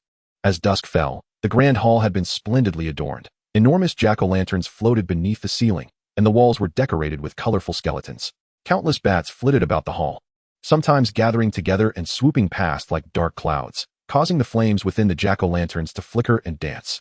Although the feast had yet to commence, students from the four houses had filled nearly every seat, while professors arrived in succession. Dumbledore had donned a costume befitting the Halloween theme, wearing a robe of pumpkin hue adorned with bat patterns, cheerfully conversing with Professor McGonagall. Veyd surveyed the Gryffindor table, but the lions were too boisterous. The Weasley twins dashed about with a few boys, their shouts and laughter punctuating the air. After searching for some time, Veyd still could not locate Hermione. Just then, someone suddenly tapped his shoulder, and before he could turn, a faint fragrance wafted towards him. Padma had squeezed in beside him, displacing Anthony, and leaned closer to whisper. I know where Granger is. Veyd inquired. Is she not attending the feast? No, Padma replied, tucking a strand of hair behind her ear. Parvati mentioned. Oh, you should know. Parvati is my sister, and she is in Gryffindor. She said that after charms class, that Weasley fellow spoke ill of Granger, calling her a nightmare. Ron Weasley. Michael leaned in, astonished. Does he have the audacity? I mean, didn't Hermione cast a hex on him immediately? She cried. For quite a while in the bathroom, Padma emphasized. She was particularly upset and would not allow anyone to comfort her. Parvati helped her take the afternoon off from Transfiguration. I just checked the bathroom. Granger is still in there. I shall go and see, Veyd declared, rising immediately. I will guide you, Padma offered eagerly. But the feast is about to begin. I barely ate anything at lunch for this occasion, Michael mumbled, seeing Veyd stride purposefully towards the exit of the hall. Eventually, with a resigned sigh, he stood up and jogged to catch up. As students began to fill the hall, a few individuals moving against the current stood out conspicuously. At the Gryffindor table, Harry inadvertently caught sight of Veyd exiting the hall. He had been immersed in the joyous atmosphere of Halloween, completely forgetting previous events. But it felt as though a bucket of cold water had been poured over him, jolting his memory back to life. Ron, he exclaimed, grabbing his friend's arm. Has Hermione not returned yet? Ron, who had been eagerly anticipating the feast, hardly paid attention. It seems that way. Why? I just saw Gray and the others leaving. Are they going to find Hermione? Harry suggested. Perhaps. Granger has a decent rapport with them, Ron replied. Well, they have gone to look for her, so there's no need for you to worry, Ron said nonchalantly. He was truly weary of Hermione's incessant lectures. Although he felt a twinge of guilt upon seeing the girl's tears at that moment, the feeling had long since faded. Instead, his distaste for Hermione's condescending admonishments had deepened. However, Harry hesitated. They were all Ravenclaws, yet Hermione was, like them, a Gryffindor. A bat, controlled by Fred's wand, landed on Ron's head, eliciting laughter all around. Preoccupied with swatting the bat away, Ron paid no attention to what Harry had said. After a moment of indecision, Harry finally left his seat and dashed out of the great hall before the feast began. Dumbledore and Snape exchanged glances, watching him as he departed. Chapter 29, The Troll. In the girls' lavatory, Hermione was engulfed in sorrow when she heard a gentle knock on the stall door. Hermione, is that you? Who are you? Hermione choked out. Are you here to mock me too? It's Padma Patil, Padma replied softly. The Halloween feast should have started by now, Hermione. Vila and Michael are waiting outside. They are quite worried about you. You all go enjoy the feast. Don't mind me. I just want to be alone for a while, Hermione insisted, wiping away her increasing tears with stubbornness. She had already cried for so long that her tears should have run dry. Yet she hid there merely to escape the scrutiny of others. But hearing her friend's concern and gentle words of comfort caused her tears to flow anew. Padma placed her hand on the stall door, speaking softly. Hermione, I know what Ron said was nonsense. But I don't understand why you would feel sorrow over an unjust remark from a foolish boy while disregarding your true friends who care for you. Everyone says you are the brightest witch in your year. Can you not discern what truly matters? Hermione's sobs ceased, leaving her momentarily speechless. Those who slander you often do so out of insecurity and jealousy. You are smarter and more capable than others, and they seek to harm you with their words. If you allow their cruelty to wound you and push your friends away, then the wrongdoers triumph. Padma continued. The best course of action is to ignore those who malign you. Shine your light without heeding the shadows in the corners. If that isn't satisfying enough, confront them directly. After all, you are a Lion of Gryffindor, aren't you? With a creak, the stall door opened moments later. Hermione emerged. Her eyes red and her voice still tinged with emotion. I am not the brightest witch, Padma. You are truly the clever one. Padma smiled and embraced her. Vila and Michael had been waiting in the corridor for quite some time and finally saw the two girls exit the lavatory. They had overheard Padma's words of encouragement to Hermione, but chose not to mention it. Michael opened his arms and playfully asked, Do you need a warm embrace, Hermione? The brown-haired girl wiped her eyes and, with a force that could break ribs, hugged Michael. After releasing him while he was momentarily stunned, she turned around and embraced Veyd with equal fervor. Thank you. Sorry, Hermione murmured. Veyd affectionately ruffled her hair, but said nothing. No need for apologies. But I am quite eager to indulge in the Halloween feast. I hope they haven't finished the desserts, Michael said, rubbing his stomach. Otherwise, we might have to sneak into the kitchen for some food. Padma curiously inquired, Where's the kitchen at Hogwarts? I've never seen it. Michael perked up. The kitchen is quite hidden, if it weren't for Theo and the others. Veyd halted, raising a hand to stop the others, swiftly drawing his wand with the other. What's wrong? Michael asked, lowering his voice. Veyd questioned, Did you not hear that sound? Michael remained silent, for they all had witnessed a massive, gray-green hand grasping the corner wall, accompanied by a wheezing noise emanating from an unseen source. Their faces turned ashen. Padma groaned, Merlin. What kind of monster is that? A colossal creature emerged from around the corner. It stood a staggering 12 feet tall, its head nearly brushing the ceiling, and appeared to weigh at least 2 tons, its skin resembling that of a warty toad. Its enormous frame boasted a rotund belly, and atop its short neck sat a bald head with scant tufts of hair. The creature exuded a repugnant stench, its long arms nearly reaching its knees, and it wielded a tree trunk-like club. Impossible. How could there be a troll in the castle? Padma's face turned pale, her legs trembling, relying on Hermione for support.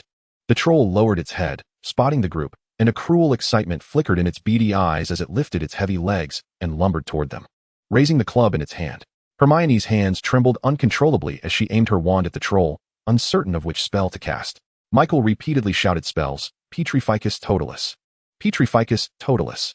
Yet, his command was not yet mastered. The spell struck the troll as if raindrops were hitting a rhinoceros hide, utterly ineffective. Veyd raised his wand, swiftly recalling every spell he had learned, though he had many spells at his disposal. The troll's high magical resistance and formidable physique rendered even an adult wizard's incantations largely ineffective. This creature, devoid of intellect yet possessing a perilous level of danger, was on par with the Thunderbird and Sphinx. Although Veyd had felt that the classification system in Fantastic Beasts and where to find them was flawed upon his first reading, standing before such a towering beast evoked a suffocating sense of dread. Bang! A bucket suddenly crashed down upon the giant's head. Harry, emerging from nowhere, shouted at them. What are you standing there for? Run! Michael, roused from his stupor, turned and grabbed the two girls, sprinting away. However, Veyd stepped forward, pointing his wand. Flock of birds. A multitude of chirping little birds erupted from the tip of his wand, flocking to the giant's face. The simple-minded giant immediately had its attention diverted, emitting a low growl from its throat as it clumsily swatted at the birds with its palm, which was as large as a fan. Seeing this tactic was effective, Michael and the others echoed, Flock of birds. Yet their incantation bore little fruit. Their wands merely sputtered a spark, briefly capturing the giant's attention. Veyd's dozen or so birds encircled the giant, which roared in fury, smashing nearby decorations with a stick, yet remained utterly helpless against the agile little birds. However, as time passed, the number of birds dwindled rapidly. Michael shouted, This spell can only hold him for 10 seconds at most. Veyd swung his wand forcefully, smooth as ice. Suddenly, the floor beneath the giant became exceedingly slick, and it lost its footing, crashing heavily to the ground, causing the entire floor to tremble. While the stick flew from its grasp, Hermione, who looked as though she might faint at any moment, gathered her courage and pointed her wand, exclaiming, Wingardium Leviosa. The stick soared high before coming down with a resounding thud upon the giant's forehead. The giant shook its head, struggling to rise with a roar. Gritting her teeth, Hermione manipulated the stick to strike again, and once more. At last, the giant succumbed to unconsciousness. Breathing heavily, Hermione paused and turned to find her companions gazing at her with shock and awe. What's wrong? She asked, her cheeks slightly flushed, feigning nonchalance as she looked at Padma. Well, you were right. Landing a punch does feel satisfying. Padma, dumbfounded, could hardly respond, wondering, is this what I taught? She felt a bit hesitant to meet Veyd and Michael's gaze. Harry, a giant. A giant has entered the castle. Quick, back to the dormitory. Ron shouted as he rushed in, only to halt abruptly, gasping at the scene before him. What happened? Chapter 30, The Professors. Ron exclaimed in disbelief. You killed a giant? Harry glanced at everyone, noticing that they seemed to ignore Ron's question, and replied, No, Hermione knocked the giant out. After a brief pause, he added unconsciously, with the levitation charm. The conflict that had previously arisen between the two in the charm's classroom stemmed from Hermione's attempts to teach Ron the proper usage of the levitation charm, which had only exacerbated his irritation due to her condescending tone. Hermione? Ron exclaimed, utterly astonished, muttering, How is that possible? That was a giant. Hermione let out a forceful huff, gripping her wand with a mix of excitement and trepidation as she gazed at the motionless creature on the ground. As if something deep within her bloodline had awakened, Padma peeked out from behind Veyd, whispering, Is the troll dead? No, Veyd replied, observing the troll's chest rising and falling slightly. It's merely unconscious. Oh, that's a relief, Padma said, patting her chest. Suddenly, a cacophony of hurried footsteps echoed, with Professor McGonagall rushing towards them, her face pale, closely followed by Professor Snape, his black robes billowing behind him. Then came Professor Flitwick, his petite frame darting swiftly, though he could not quite catch up with the first two. And finally, Professor Quirrell, who upon seeing the troll's massive, calloused feet, clutched his chest and gasped. As if on the verge of fainting, Snape cast a quick glance at Harry, who stood dazed at the side, then bent down to inspect the troll. Professor Flitwick, in his distinctive high-pitched voice, exclaimed, Oh, Merlin. Children, are you all right? We're fine, Professor, Michael replied excitedly, except for nearly being sick from the troll's foul stench. Flitwick joyfully patted his arm, exclaiming, Well done. First years have defeated a troll. I dare say not many can claim such a feat. How did you manage to conquer this behemoth? Ha ha ha. It was a team effort, Michael said, struggling to contain his wide grin while attempting to sound modest and serious. Potter charged out to draw its attention. Snape immediately fixed Harry with a penetrating glare, prompting Harry to lower his head, wishing fervently that Michael had not mentioned him. While Ron looked on with envy, we all used a flock of birds to distract it, and then Veyd cast a spell. Michael turned to Veyd, who replied, It was the trip jinx. Yes, the trip jinx, which caused the troll to stumble, Michael continued, and finally, Hermione used the levitation charm to knock it out. Professor Flitwick applauded in admiration. What a splendid collaboration. Truly marvelous. Achieving such an impressive result with simple spells. I shall award each of you 5 points. Phileas. Professor McGonagall called out, her voice laced with an unprecedented severity that made even the jubilant Flitwick recoil, falling silent and stepping aside. The green-clad witch surveyed each student with a frigid gaze, compelling them to lower their heads, including Veyd. Trolls are exceedingly dangerous creatures, and many adult wizards have perished at their hands. The moment you encountered it, you should have fled immediately and sought a professor to handle the situation. Consider yourselves fortunate to have escaped with your lives. Miss Granger. Hermione shivered at the sound of her name. McGonagall, looking at the top of the girl's brown head, inquired, I recall you excusing yourself this afternoon due to illness. Why are you here? Hermione had likely never lied to a teacher before, and now, confronted directly, her mind was in turmoil as she stammered. I thought I had read about the troll in a book, I thought. Weasley firmly pressed his hand on the girl's shoulder, pushing her aside. Could this foolish girl truly believe she could contend with a troll single-handedly? Such a flimsy excuse was so absurd that even the troll would not be convinced, if they did not believe it. What if someone blamed them for the troll's intrusion into the castle? It would be naive to think such a thing could not happen. Weasley recalled how Harry had been misunderstood by his classmates more than once in the original story. By evening, feeling somewhat better and not wanting to miss dinner, they had initially planned to go to the Great Hall together. Weasley calmly recounted, As we passed by here, Hermione and Padma went to the restroom. Michael and I waited for a while, and when we left, we encountered the troll. We should have fled immediately, but the suddenness of the event left us all stunned. Fortunately, Harry Potter diverted the troll's attention and alerted us. Several professors turned their gaze back to Harry, whose face flushed crimson, feeling unworthy of such high praise. Michael, contemplatively glancing at Weasley, added, Indeed, it was quite brave of him to smash a bucket over the troll's head while shouting for us to run. Professor Snape interjected. A bucket? Harry stared at the ground, fearing that Professor Snape's gaze would pierce through him. He suspected that these two Ravenclaws were lavishing him with praise solely to divert the professor's attention. And what about you, Mr. Weasley? Professor McGonagall turned to Ron. Why did you not return to the dormitory like a good student? Ron, lost in thoughts of how he should have accompanied Harry, thus becoming the hero who saved everyone and impressing that haughty Granger, suddenly felt the weight of McGonagall's scrutiny and was at a loss for words. Her gaze sharpened. Harry, mustering his courage, spoke up for his friend. Ron was trying to warn us about the troll. Yes, we all heard it. Professor Snape suddenly sneered, deriding, shouting in the corridors as if afraid the troll would not notice him. I believe your textbooks mention that trolls have keen hearing? Oh, I doubt Mr. Weasley has even opened his. He continued mockingly, just like our savior, Mr. Harry Potter, who attracted the troll's attention with a bucket. Ah, a bucket. I truly hope you have not forgotten you are still a wizard. The Gryffindor duo felt their faces burn with shame and indignation. Michael silently commended Weasley, realizing that had they not lifted Harry up, they might now be the targets of such scorn. Unbeknownst to him, Snape's fixation on Harry was eternal, unwavering. No matter how many people were present, his focus remained solely on Harry Potter. With Professor Snape's intervention, Professor McGonagall's ire seemed to have subsided. She pondered, given the circumstances. I shall refrain from deducting any further points from you. I will inform Professor Dumbledore of this matter. Now, quickly return to your common room. The students are already enjoying the Halloween feast in their respective houses. The group hurriedly departed, and once out of the professor's sight, an unexpected chuckle erupted, sparking laughter among several of them. Chapter 31. Padma. To be honest, when I first laid eyes on that massive creature, I thought we were doomed. Padma clung to Hermione's arm, earnestly declaring, Hermione, you are truly brave. Hermione's cheeks flushed as she replied, at that moment, I had no other thoughts. My mind was solely occupied with the levitation charm. I must admit, I was rather fortunate. Prior to this, the most I had ever levitated was a textbook. Mate, your slippery slide spell was brilliant, Michael exclaimed, waving his wand and gesturing, slippery slide, indeed.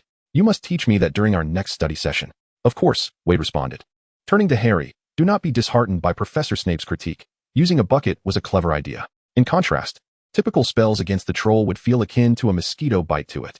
No wonder Michael's petrifying charm was ineffective earlier. You all refrained from directly assaulting the troll with spells, Harry reflected. However, I do not recall seeing those 2 spells you used in standard spells. Beginner. Veyd had already advanced to standard spells, level 3. Michael proudly proclaimed, and he spends all day in the library and study hall, acquiring more spells than all of us combined, despite it being only 2 months since the term began. Harry felt a wave of embarrassment and inadequacy. If Ron, Michael, or even Malfoy had mastered more spells than he could console himself with the thought that they had studied them at home. Yet, he knew that Veyd and Hermione had no prior exposure to magic before enrolling, yet they were now among the most outstanding students in their year. He could not help but wonder if he had grown too complacent in his studies. Observing the camaraderie among his peers, Harry naturally joined the conversation, but Ron, attempting to interject, found himself awkwardly trailing behind. Soon, they reached a fork in the path and parted ways. Harry, Hermione, and Ron proceeded towards Gryffindor Tower, and without Michael's jests, the atmosphere among the 3 quickly turned tense. None dared to meet each other's gaze as they hastened back to the common room. On the way back to Ravenclaw Tower, Padma feigned nonchalance, her eyes fixed ahead, and inquired, Veyd, may I also learn that slippery slide spell? It seems quite fascinating. Certainly, Veyd replied. I have no classes tomorrow morning, so I can teach you. It might not be very convenient in the common room, Padma remarked, casting a quick glance at Michael. Do you have a designated place for practicing spells? After all, she was merely 11 years old, and despite her earnest attempts to subtly request, she hoped her hints were not too overt. Veyd understood her intention. After a moment of contemplation, he remarked, I need to consult others, but I believe they will not object to your inclusion. Of course, you are most welcome. Michael replied with a beaming smile. That's wonderful. Padma couldn't help but bounce slightly, her cheeks flushing. She feigned composure, smoothing her dress, and added, I am honored. As they reached the entrance of the common room, the eagle-shaped knocker inquired, what is the next letter?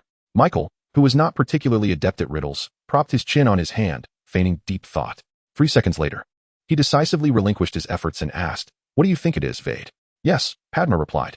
Correct, the knocker intoned in a melodic voice, subsequently opening the door. Why is that? Michael questioned as they entered. Is it a troll? Does this knocker know we defeated a troll today? He raised his eyebrows in an exaggerated manner, prompting Padma to chuckle. It refers to the first letters of the numbers 1 through 10. The common room was teeming with students. It seemed that the entirety of Ravenclaw had gathered there.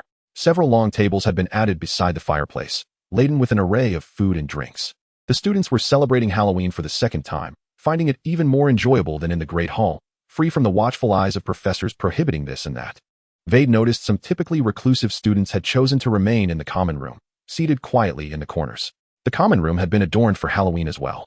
With a giant skeleton wandering about, occasionally eliciting shrieks, students wore skull masks that sporadically emitted eerie sounds.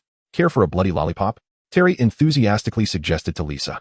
Veyd navigated through the bustling crowd and returned to the dormitory. The foul stench of the troll lingered, dampening his appetite. Padma watched his retreating figure, a hint of anxiety in her voice as she asked Michael, didn't Veyd skip dinner? Why isn't he joining us for the feast? She worried that perhaps her presence was burdensome enough to compel Veyd to prefer solitude in his dormitory over their company. Rest assured, it has nothing to do with you. Veyd simply dislikes crowded places, Michael casually replied, focusing intently on piling food onto his plate. Padma sighed in relief, feeling a bit hungry herself. After they had filled their plates to a satisfying extent, they found themselves with the leisure to continue their conversation. By the way, regarding your study group, when Veyd seeks others' opinions tomorrow, please remember to speak favorably of me. Padma recalled, urging him earnestly. Consider it done, Michael declared, raising his hand with a cheerful grin. Consulting opinions? Michael was more aware than anyone that as long as Veyd agreed, others would have no objections whatsoever.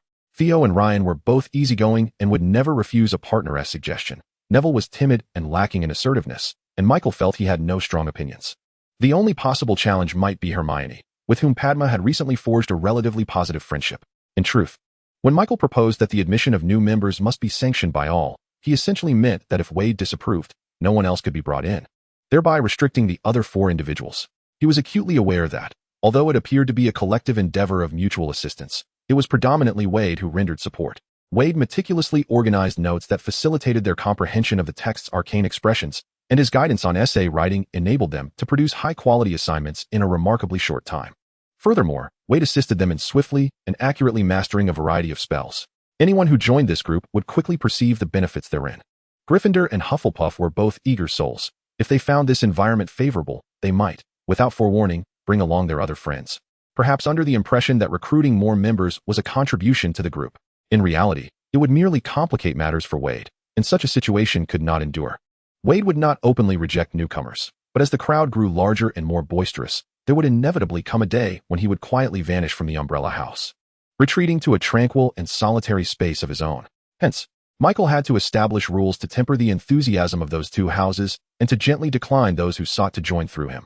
The only exception would be Veyd, as he was the nucleus and could, of course, determine whom he wished to assist. These machinations were never disclosed by Michael to anyone. At that moment, faced with Padma's request, he merely smiled and nodded, assuring her of his efforts to persuade the others.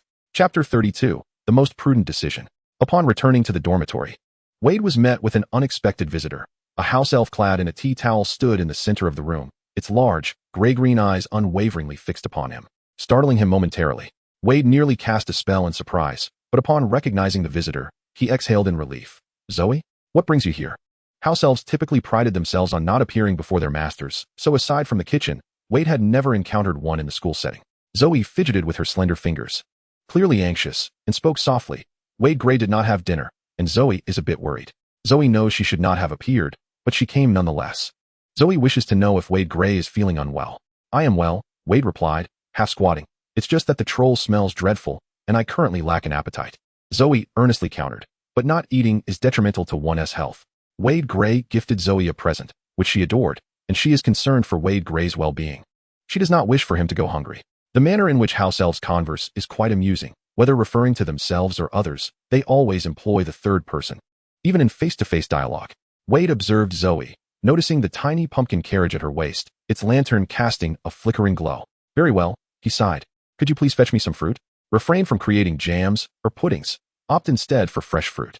After my bath, I indulge in a bit of fruit before sleep. As you wish, sir.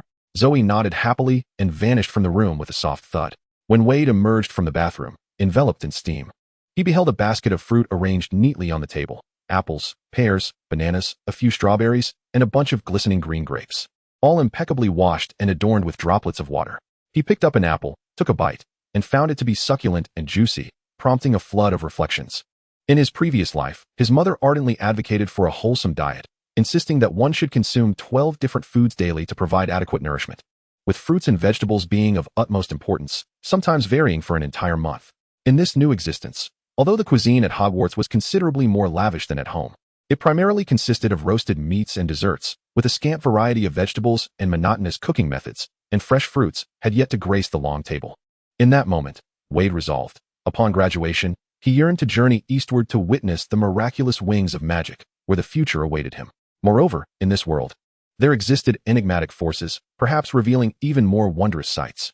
The process of Padma joining was remarkably smooth, with no dissenting voices. After all, this young lady was not only intelligent and gracious, but also strikingly beautiful, her deep-set eyes brimming with emotion, causing Theo and others to blush involuntarily. Hermione, meanwhile, found herself dedicating an increasing amount of time to her studies, as Veyd had instilled in her a significant sense of pressure. In the most recent transfiguration class, Veyd successfully transformed a mouse into a lovely teapot, its delicate lines reminiscent of a freshly displayed artisan piece, prompting Professor McGonagall to laud Veyd's skills, declaring that he was poised to achieve a commendable grade in the upcoming finals. Simultaneously, Hermione was aware that Veyd's owl had delivered the complete sets of standard spells and intermediate transfiguration from Diagon Alley. Thus, despite being the most outstanding first-year student in Gryffindor, Hermione felt she was lagging behind, her frustration mounting as she studied, leading her to snap at Ron on several occasions. Ever since she had knocked out the troll, Ron had ceased his complaints and gossiping behind her back. Instead, he now looked forward to Hermione's guidance, recognizing that her advice was indeed sound. Hermione, however, had made a slight adjustment to her propensity to teach. She attempted to overlook various rule-breaking antics among the Gryffindors, which somewhat improved her standing within the house. Particularly with Harry, they had almost become friends. Veyd found himself hearing Hermione's grievances almost daily, despite having an entire weekend to complete assignments. "I've only managed to write a title." It was only when submission time approached that she panicked, exclaiming, "Hermione, please let me copy your work." "Did you allow him to?" Veyd inquired while writing. "Absolutely not." Hermione wrinkled her nose in disdain, retorting, "What benefit is there in copying homework? However, I did promise to help him check it once he finishes." "However," Padma inquired with a hint of confusion, "doesn't that complicate things for you?" Hermione gazed at her incredulously. "This is the only way to acquire knowledge." The two girls exchanged glances, and after a brief moment, they tacitly decided to bypass the topic. By the time Padma completed her homework, only Neville remained, diligently chewing on the end of his quill as he persevered. She tucked the parchment into her satchel and, with a buoyant step, navigated around the sound-dampening partition to avoid disrupting her classmates who were practicing spells. Recently, a sky-blue partition had been erected in the umbrella room by Veyd, dividing the space into two areas in a 1-to-3 ratio, complemented by a silencing charm in between. Upon reaching the other side, the classroom was adorned with 2 rows of targets, most of which were quite weathered, irreparably damaged even by repair charms, yet still suitable for use. The entire end wall was lined with mirrors, as Veyd remarked, facilitating the correction of their movements at any moment. Michael repeatedly ignited the target with the spell Incendio, only to extinguish it with Aguamenti. Theo took turns tormenting his target with Reducto and Reparo.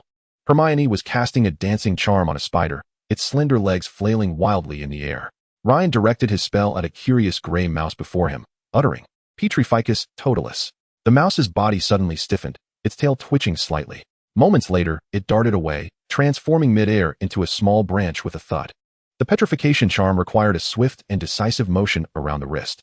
Veyd waved his wand, causing the branch to float in the air. Then with a gentle tap of his wand's tip, it reverted back into the mouse. Petrificus totalis. Veyd demonstrated once more, and in an instant, the mouse's paws and tail adhered tightly to its body, as rigid as wood, its dark eyes seemingly filled with terror. It dropped to the ground, utterly resembling a stone.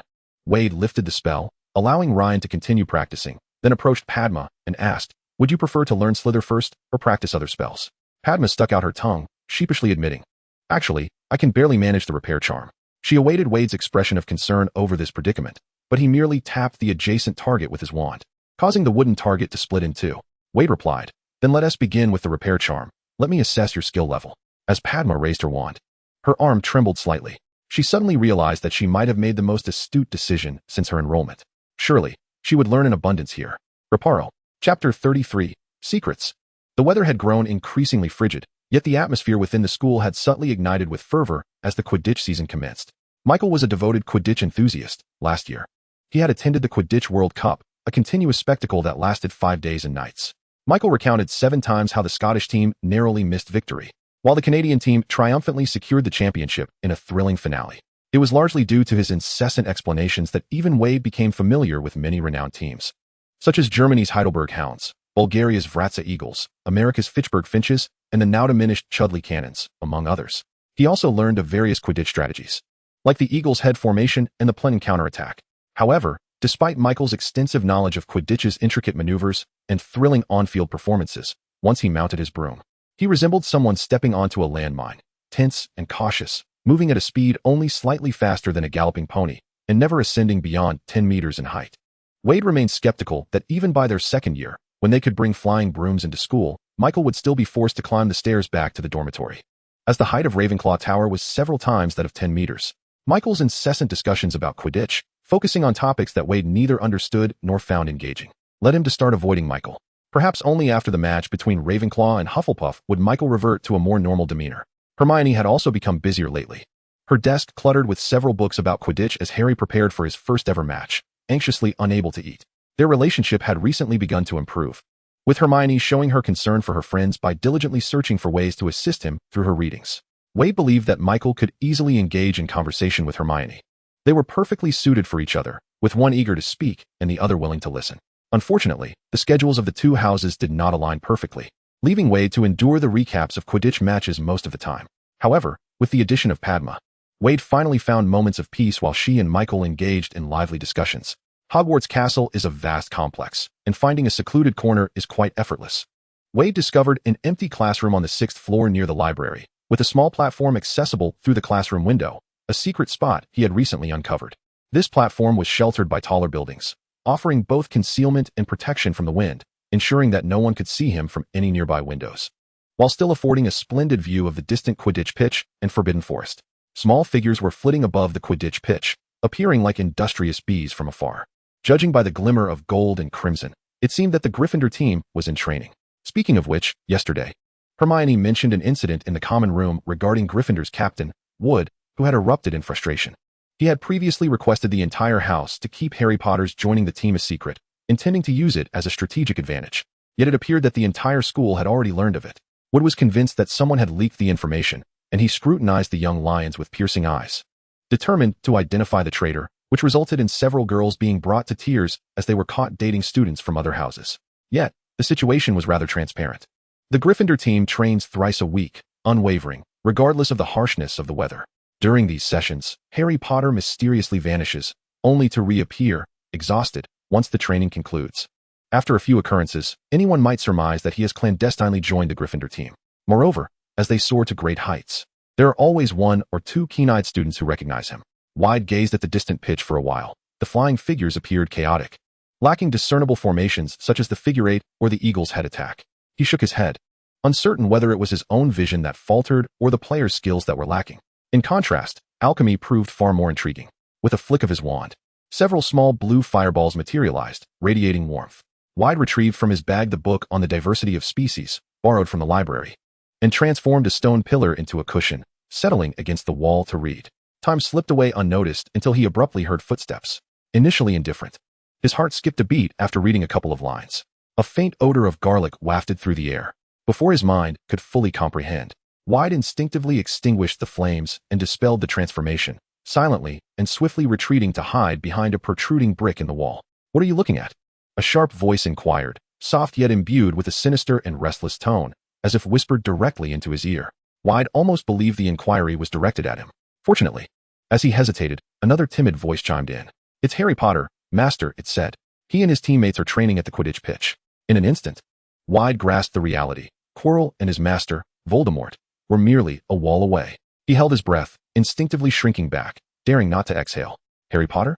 Voldemort spat the name with palpable disdain, his voice a mere whisper. "Indeed, the boy who lived, the savior of the wizarding world, has stepped over my fallen form to bask in fame, while I linger as nothing but a shadow.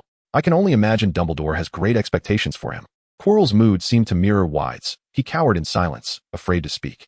"Kill him, Quirrell." Voldemort's icy command resonated. "Eliminate him while all eyes are upon him." But Master, Dumbledore is present. I cannot act." "Did you not say one must never attract Dumbledore's attention?" Quirrell stuttered, terror evident in his voice. "Are you questioning me, Quirrell? Do you dare defy my orders?" Voldemort's wrathful tone was followed by an anguished groan from Quirrell. "No, I dare not. I obey, Master. I heed your every command. Spare me." Quirrell's voice became a desperate plea, writhing on the ground. Yet Voldemort did not relent immediately. After tormenting him for a while longer, he finally showed mercy. "Use your brain, fool." Voldemort, with a voice laden with malice, proclaimed that he intended to participate in a Quidditch match at an altitude of 50 meters. "Even if he were to plummet from his broom, no one would suspect you. A coward who can barely articulate his words, they would merely assume it was due to his own lack of skill. That little imp, who could scarcely master a few spells, would not be surprising if he met his demise in such a manner." "Yes, I understand. I will do it," Quirrell said, trembling and weeping as he lay on the ground. After what felt like an eternity, Voldemort heard the defense against the dark arts professor rise from the floor, rustling as he adjusted his clothing, likely wiping away his tears, before trudging away with heavy steps. It was only then that Voldemort exhaled deeply, cold sweat soaking his back in an instant. Chapter 34, Professor Quirrell. Thump, thump, thump. His heart raced violently, his damp clothing clinging to his body. chilled by the biting wind that penetrated to his very bones. This was the closest Voldemort had come to death since his rebirth. Despite how effortlessly first-year Harry Potter seemed to confront the fragment of Voldemort, it was due to the protective magic left by his mother. In contrast, even with tenfold more spells at his disposal than Harry, should Voldemort discover him now, his demise would be inevitable. In this second life, Voldemort did not fear death overly much. He could accept perishing for a noble cause or to safeguard his loved ones.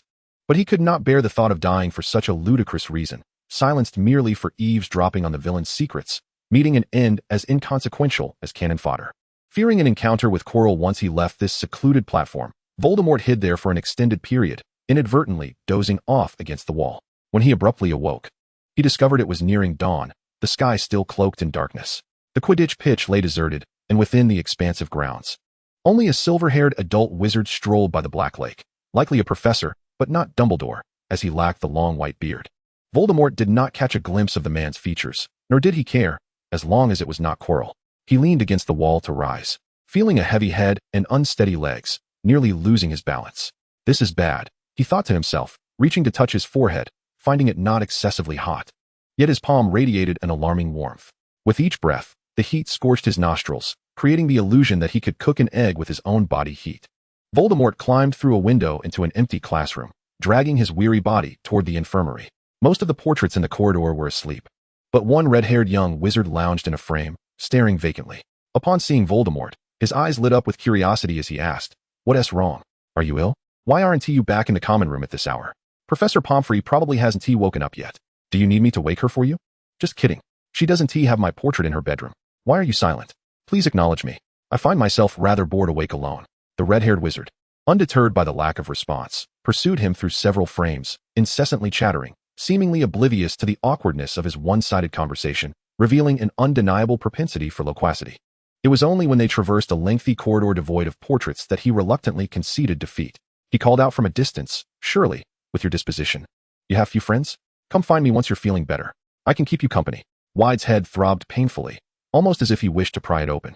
The wizard's incessant prattle exacerbated his irritation, diverting his attention considerably. It was only when he noticed another set of footsteps echoing along the corridor that he realized the sound was alarmingly close, merely a corner away. Frozen in place, he instinctively sought to evade, but his sluggish body failed to react in time. Thud! The footsteps drew nearer. Thud! The world seemed to contract before him, his vision blurring. Yet his hearing remained acute. Thud! A figure emerged from around the corner. "What troubles you, child?" someone inquired. Yet, Weyd's mind felt like rusted gears, taking an eternity to respond. "Oh, you seem quite unwell," the person gently urged him. "Come with me, child, my office is nearby." The silver-haired figure before him resembled Dumbledore, prompting Weyd to lower his guard. Minutes later, Weyd cradled an empty cup, steam perpetually rising from his ears, his gaze vacantly fixed upon the wizard before him, rendering him somewhat foolish in appearance. The figure who had appeared in the corridor was neither the feared Chilo nor the anticipated Dumbledore, but rather an unfamiliar male wizard. He appeared to be at least 80 years old, donned in a deep blue robe, with neatly combed silver hair and no beard. Notably, beneath his robe, he wore a muggle shirt and trousers, his tie impeccably knotted, a feat not often achieved by wizards. A peculiar pair of gold-rimmed glasses hung from the pocket of his robe. Upon discovering Weyd's poor condition, this wizard escorted him to his office, producing a revitalizing potion. It must be said, the effects were far superior to those of the school infirmary's remedies. After consuming the potion, Weyd's foggy mind cleared considerably, apart from the persistent steam emanating from his ears. He felt much improved and was finally able to discern his surroundings. The room was circular, illuminated by numerous magical lamps of varying sizes, casting a brightness akin to broad daylight. The shelves and tables are adorned with a plethora of peculiar and intriguing artifacts. A golden hourglass slowly rotates, while a dozen small crystal spheres strung on silver wire emit a vibrant dance of colors that flicker like a living breath. Nearby, a cabinet holds a remarkably lifelike miniature estate, complete with tiny figures the size of a thumb and an even smaller dog, who engage in activities such as fetching water and preparing meals. The room also features various mundane technological inventions: a refrigerator, an oven, a television, a computer, a washing machine, and even a disassembled car engine. This truly is the most bizarre room that Weyd has ever encountered. The wizard who brought him here is tinkering with a radio, and moments later, a woman's enthusiastic voice resonates from the device. "Dear listeners, busy wizards, good morning. A splendid day begins with magical moments. Today, you are once again graced by your beloved host, Grandikatok.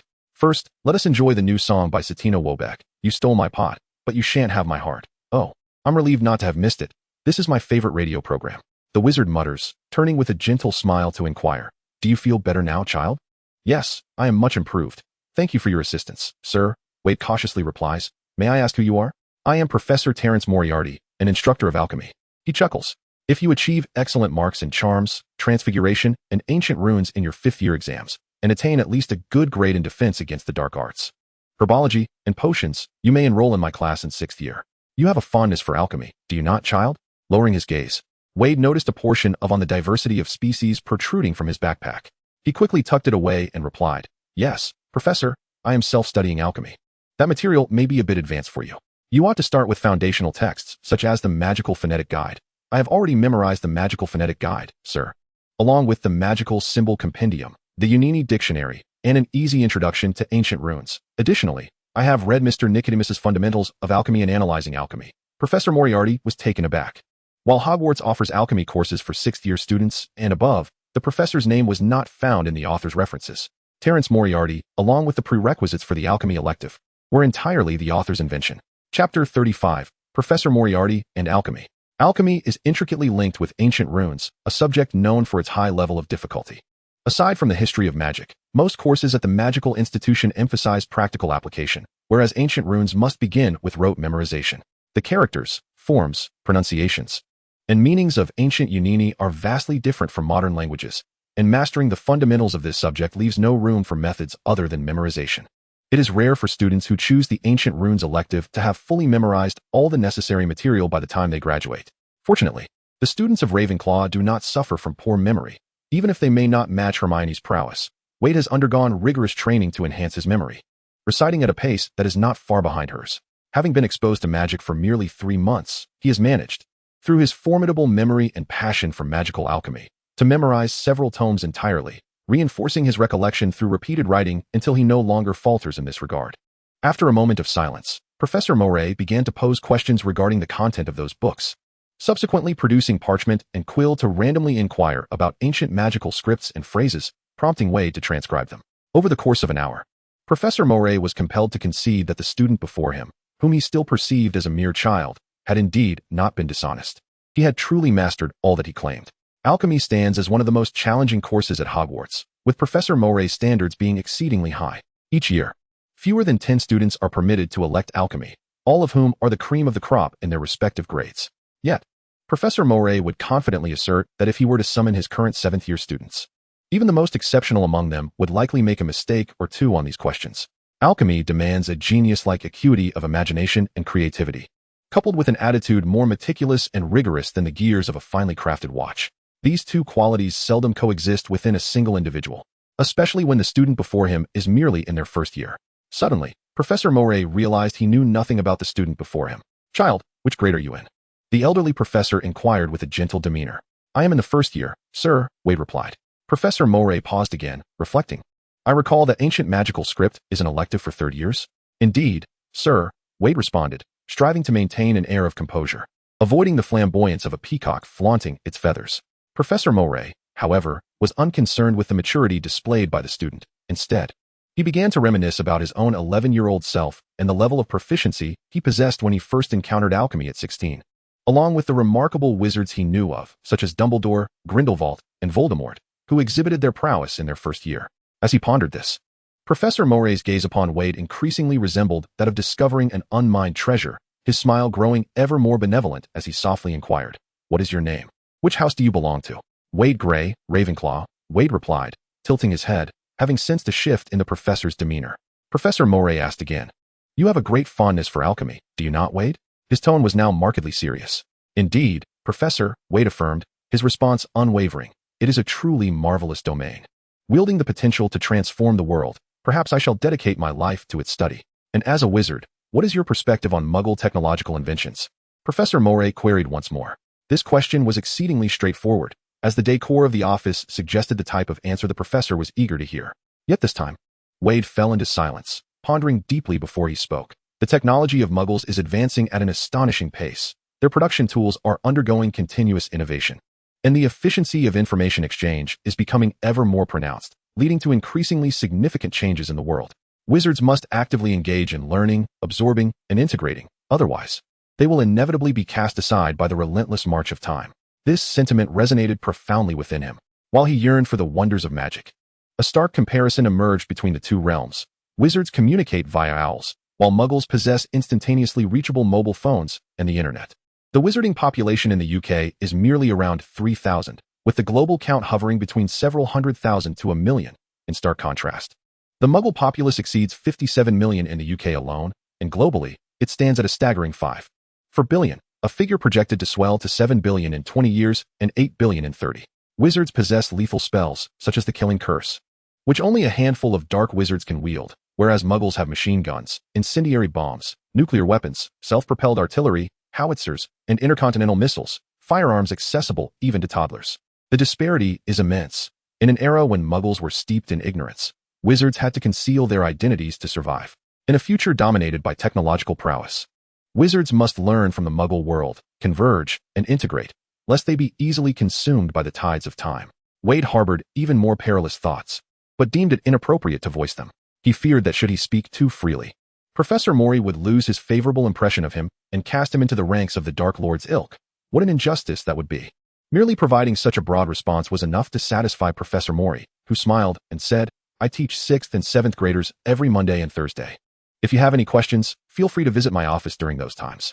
As long as you maintain your enthusiasm for alchemy, I would gladly dedicate 2 hours each week to guide your studies." Though Professor Mori spoke with a veneer of modesty, he promptly retrieved a book titled Learning to Create Magical Artifacts from Scratch from his collection and lent it to Veyd, setting a tutoring session for Thursday before Veyd took his leave. As he stepped outside, clutching the book, he caught sight of the black lake beside the forbidden forest through the window, suddenly recalling the shadowy figure he had seen upon waking that morning. It seemed that must have been Professor Mori, given the silver-white hair. Suddenly, Veyd halted in his tracks, a chill running down his spine as goosebumps erupted on his skin. When had he seen that person?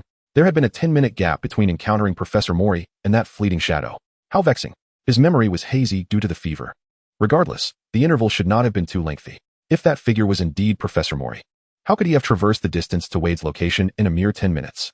Hogwarts forbids apparition, and with Professor Mori's age, ascending the stairs would certainly not be swift. He hardly resembled a brash youth riding a broomstick. If that figure was neither Professor Mori nor Dumbledore, then who could it possibly be? It was another professor whom Veyd did not recognize. He pondered if perhaps he was overthinking. Harry Potter's first year at school should have been a peaceful one, at least for an ordinary student. Yet, a chill coursed through him intermittently. "What is the matter, Veyd?" Professor Moriarty inquired from behind him.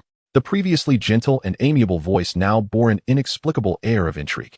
"It's nothing," Veyd replied, astonished at the calmness of his own voice, tinged with a hint of gratitude. "I was merely reflecting on how fortunate I was that you happened to pass by this morning. Were you just returning from outside?" "Of course not," Professor Moriarty casually explained with a smile, seemingly devoid of suspicion. "I don't reside at the school. I only come through the fireplace when classes are in session. My office fireplace has access to the Flu network, a privilege granted by the Ministry of Magic. I had just arrived at my office this morning when I heard the commotion of Griffiths shouting in the corridor, and upon stepping outside, I encountered you." Chapter 36. Griffiths. The red-haired wizard idly tapped on the picture frame, occasionally peering into other portraits to see what they were up to. This tower was referred to as the Astronomy Tower by the students, as they were required to observe celestial phenomena from the top each week during astronomy class. Most of the portraits in the corridor were related to astronomy, and they remained largely silent, unwilling to engage him in conversation. Suddenly, he heard footsteps and spotted a familiar student passing by, prompting him to hastily chase after them.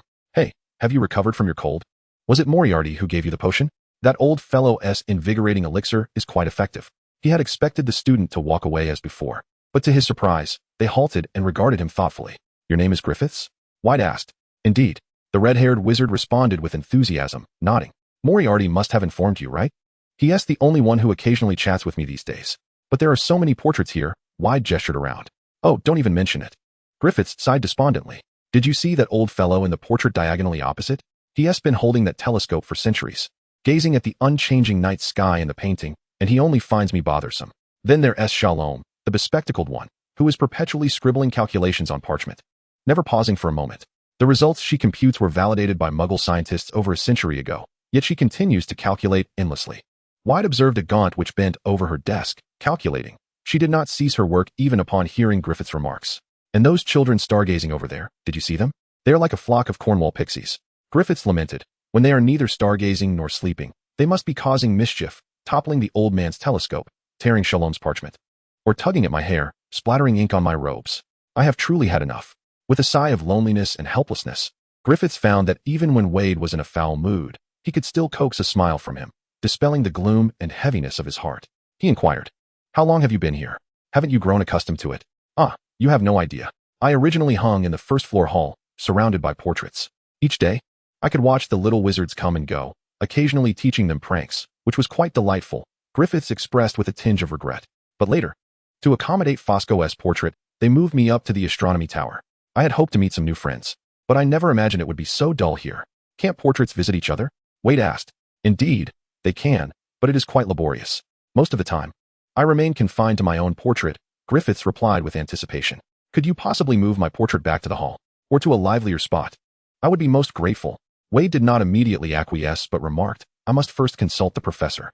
If they do not object, I shall assist you in relocating." Griffiths pondered for a moment before asking, "And if they do object? Then I shall discreetly help you find a new location. Though I cannot place it in the hall as that would be too conspicuous," Veyd responded. "Splendid," Griffiths exclaimed, nearly leaping with joy. "Do hurry and ask." "Very well," Veyd replied with a smile, turning to leave.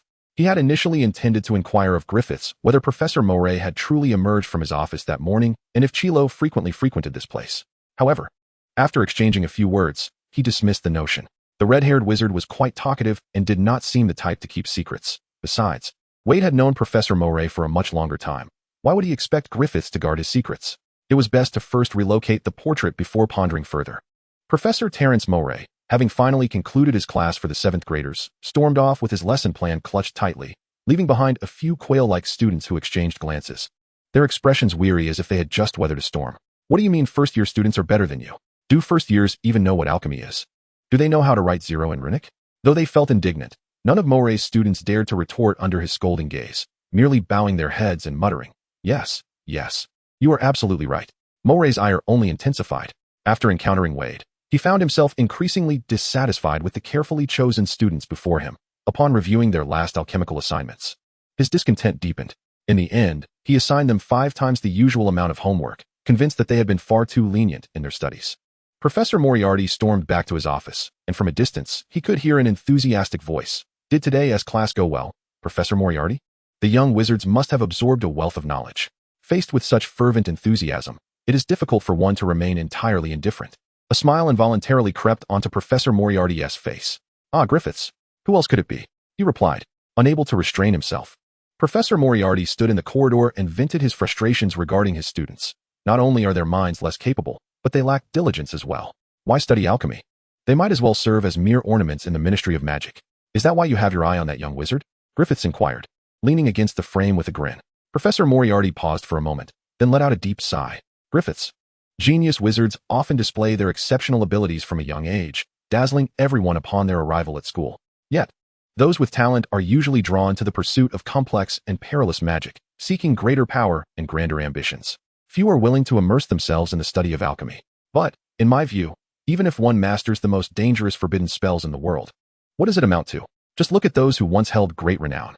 Some fell from grace like shooting stars, others became infamous dark wizards, and some, despite their immense fame, possessed nothing of true value. The more formidable they became, the greater the death and destruction they wrought upon the world. What truly has the potential to transform the wizarding realm and bring happiness to people should be alchemy. We must continually learn from muggles, innovate technology, and improve alchemical products to foster better development in the wizarding community and prevent wizards from being eradicated by muggles.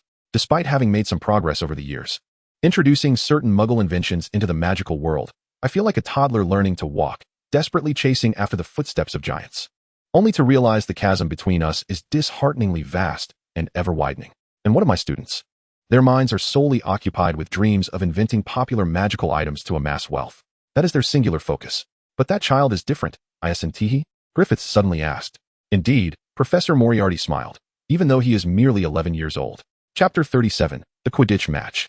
Veyd was unaware that Professor Moriarty had placed great expectations upon him after just a brief encounter. He was simply delighted to finally receive professional guidance in his exploration of alchemy, which had previously felt like groping in the dark. Upon returning to the Great Hall, the 4 long tables lay empty, save for a few students who had indulged in a leisurely morning and were slowly enjoying their breakfast. It was Sunday, and most students were reluctant to rise early, resulting in breakfast being extended by half an hour. Veyd casually grabbed 2 sandwiches and, spotting the 6th-year Ravenclaw prefect, Westmore, at the end of the table, he made his way over and sat beside him. "Good morning, West." "Morning, Veyd." West languidly remarked, "It's rare to see you sleeping in." Veyd leaned forward, drawing closer, and inquired, "West, do you know who the professor of alchemy at our school is?" "Of course, it's Professor Terence Moray," West replied. "I opted for his advanced class this year." "Why do you ask?" "Because I have a keen interest in alchemy and wish to learn a bit in advance," Veyd replied, omitting mention of his morning encounter. He continued, "Which Moray professor are you referring to? I don't recall anyone mentioning him when the freshmen arrived." "Well, that's hardly surprising. Professor Moray is rarely at the school. Whether during freshman orientation or the Halloween feast, one is unlikely to encounter him," West stated matter-of-factly. "He is a renowned alchemist, reputed to possess skills second only to Nicholas Flamel. Of course, Flamel is universally acknowledged as the greatest alchemist of our time, and there are at least 5 or 6 others acknowledged as the second Flamel. But Moray is not one to seek fame. He is genuinely talented." Suddenly leaning in closer, West lowered his voice, filled with admiration, and said, "Did you know? Professor Moray even holds shares in the Nimbus Broom Company and Wizard Radio, is a distinguished guest of the famous singer Satino Wobeck, and collaborates with various magical ministries, having participated in the renovations of at least 3. Just last Halloween, he attended the Alchemical Symposium in Carcassonne, France. Only the most elite alchemists receive such invitations." Given his busy schedule, West resumed his normal tone. "It is quite remarkable that he can dedicate time each week to teach us.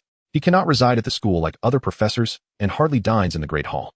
However, your decision to study alchemy from now on is exceedingly wise. By the time you officially study under Professor Moray in 6th year, you will undoubtedly shine. And who knows, you might even become his true apprentice, achieving great heights." "What great heights?" West's friend Banson suddenly interjected, appearing out of nowhere, his hair disheveled and remnants of toothpaste still on his face.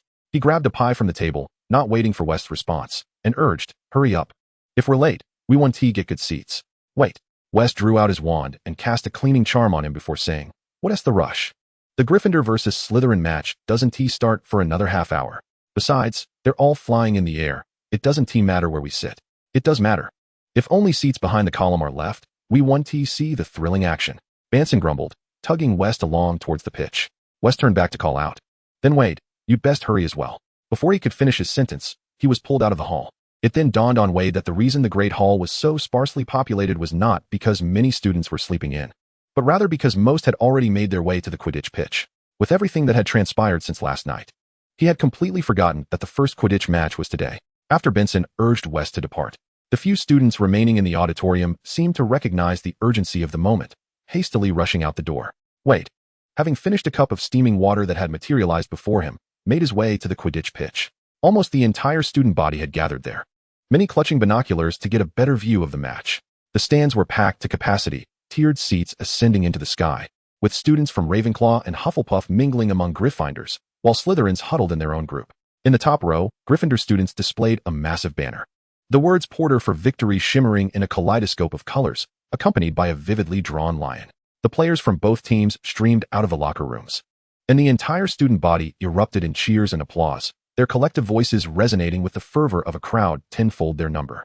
The players, akin to celebrities, basked in the encouragement and adulation of their respective houses. Veyd ascended to the highest tier of the stands. Quickly spotting his target, several professors who had opted to congregate away from the throngs of students. Notably, Professor Snape, resembling a black raven, was easy to locate.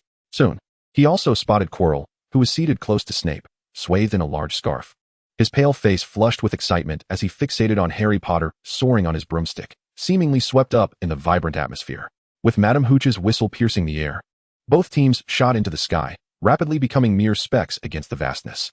Almost instinctively, the students in the stands rose to their feet, craning their necks to discern the players, gasping in response to the unfolding drama. Veyd struggled through the crowd, his ears attuned to Lee Jordan's impassioned commentary. Flint fails to score. Gryffindor's keeper would make a stunning save. As the players engaged in a back-and-forth battle, Veyd managed to position himself near the professor's section, and discreetly, shielded by the students on either side, he extended his wand and swiftly waved it. Quirrell, clapping for Gryffindor's potential goal, shared a smile with his fellow professors, completely oblivious to Snape's scowling presence a short distance away.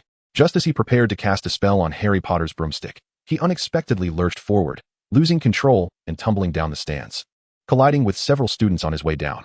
It appeared as though Professor Quirrell, in his excitement, had simply lost his footing while watching the match. Students rushed to assist him, revealing Quirrell clutching his nose, blood streaming down his face. "Are you all right, Professor Quirrell?" Professor Sprout inquired with concern. Meanwhile, Lee Jordan's ecstatic voice rang out. Harry Potter has seized the golden snitch. Gryffindor triumphs with a score of 170-20. What a magnificent victory. The great Harry Potter, in his first match as Seeker, has vanquished the Slytherin team. With a face smeared in blood, Quirrell turned his head, staring vacantly at the celebrating Gryffindor team, completely oblivious to the grim transformation of his countenance. Fortunately, amidst the jubilant cheers of the crowd, few noticed the change in his expression. I say few because Professor Snape, with a similarly ashen face, was glaring at him intently. Meanwhile, behind Quirrell, separated by several rows of spectators, Veyd discreetly retracted his wand. He cast one final glance at Quirrell before blending into the ecstatic throng of students heading back to the castle. Chapter 38. Learning to understand and control. Ever since he inadvertently overheard Quirrell's conversation with the pendant version of Voldemort, Veyd ceased to explore the remote, deserted corners of the castle. During his free time, he spent most of his hours in the shelter of the umbrella. Thankfully, Michael's enthusiasm for Quidditch had waned, likely due to Ravenclaw's defeat by Hufflepuff and the injuries of 2 students, leading him to perceive Quidditch as less captivating. During defense against the dark arts class, Veyd focused intently on Quirrell. In front of the students, Professor Quirrell remained the same timid, pitiful figure. When a mischievous student inquired about the incident involving his fall from the stands, Quirrell awkwardly stammered, I didn't notice. It seems someone pushed me." The students exchanged skeptical glances. Which student would dare play pranks on a professor? They all suspected that Quirrell's excitement had simply caused him to lose his balance, though no one would admit it. Of course, no one would suspect Veyd. He was regarded as the quintessential good student, respectful to professors, diligent in his studies, and never one to stir trouble, a typical Ravenclaw. After class, Padma hurriedly packed her bag and approached with excitement, asking, "Shall we head to the umbrella to do our homework?" Although Quirrell's teaching prowess was lacking, his ability to assign homework rivaled that of Professor Snape, requiring essays exceeding a foot in length, which even the Ravenclaw students found daunting. However, after spending some time studying in the umbrella, Padma felt she had deciphered the secret to writing essays and even found joy in it. Perhaps it was the pleasure of quickly finishing her assignments, then observing her classmates lamenting about the overwhelming workload that inflated her sense of superiority. Veyd had witnessed her chatting in the Great Hall more than once. "How much homework do you have left?" "Huh, you still have so much unfinished? I completed my essay in just 40 minutes yesterday. It seemed quite simple, didn't it? How come you haven't even started your introduction? Were you not paying attention in class?" After a few exchanges, her peers grew disinterested, and Padma often found herself alongside her sister. Yet, judging by Parvati's expression, her tolerance for Padma's boasting was merely to use her work as a reference. Veyd contemplated advising her to tone down her display of superiority, but Michael, gazing intently at Padma's beaming smile from across the long table, remarked, "Don't you think she is quite charming in this way? It's as if her face is saying, 'Aren't I impressive? Come, praise me.'" He involuntarily chuckled, resembling a child in his blend of foolishness and cleverness. "Very well." Veyd swallowed the words he was about to utter. He questioned whether his mindset had grown too old, too grounded in reality, thus rendering him incapable of appreciating the charming naivety of such a little girl. At that moment, Padma was filled with exuberant anticipation for their excursion to the gazebo, while behind her, Michael was making exaggerated gestures towards Veyd. Stealing a glance in that direction, Veyd turned back and said, "You two go ahead. I have a matter to discuss with Professor Frivy."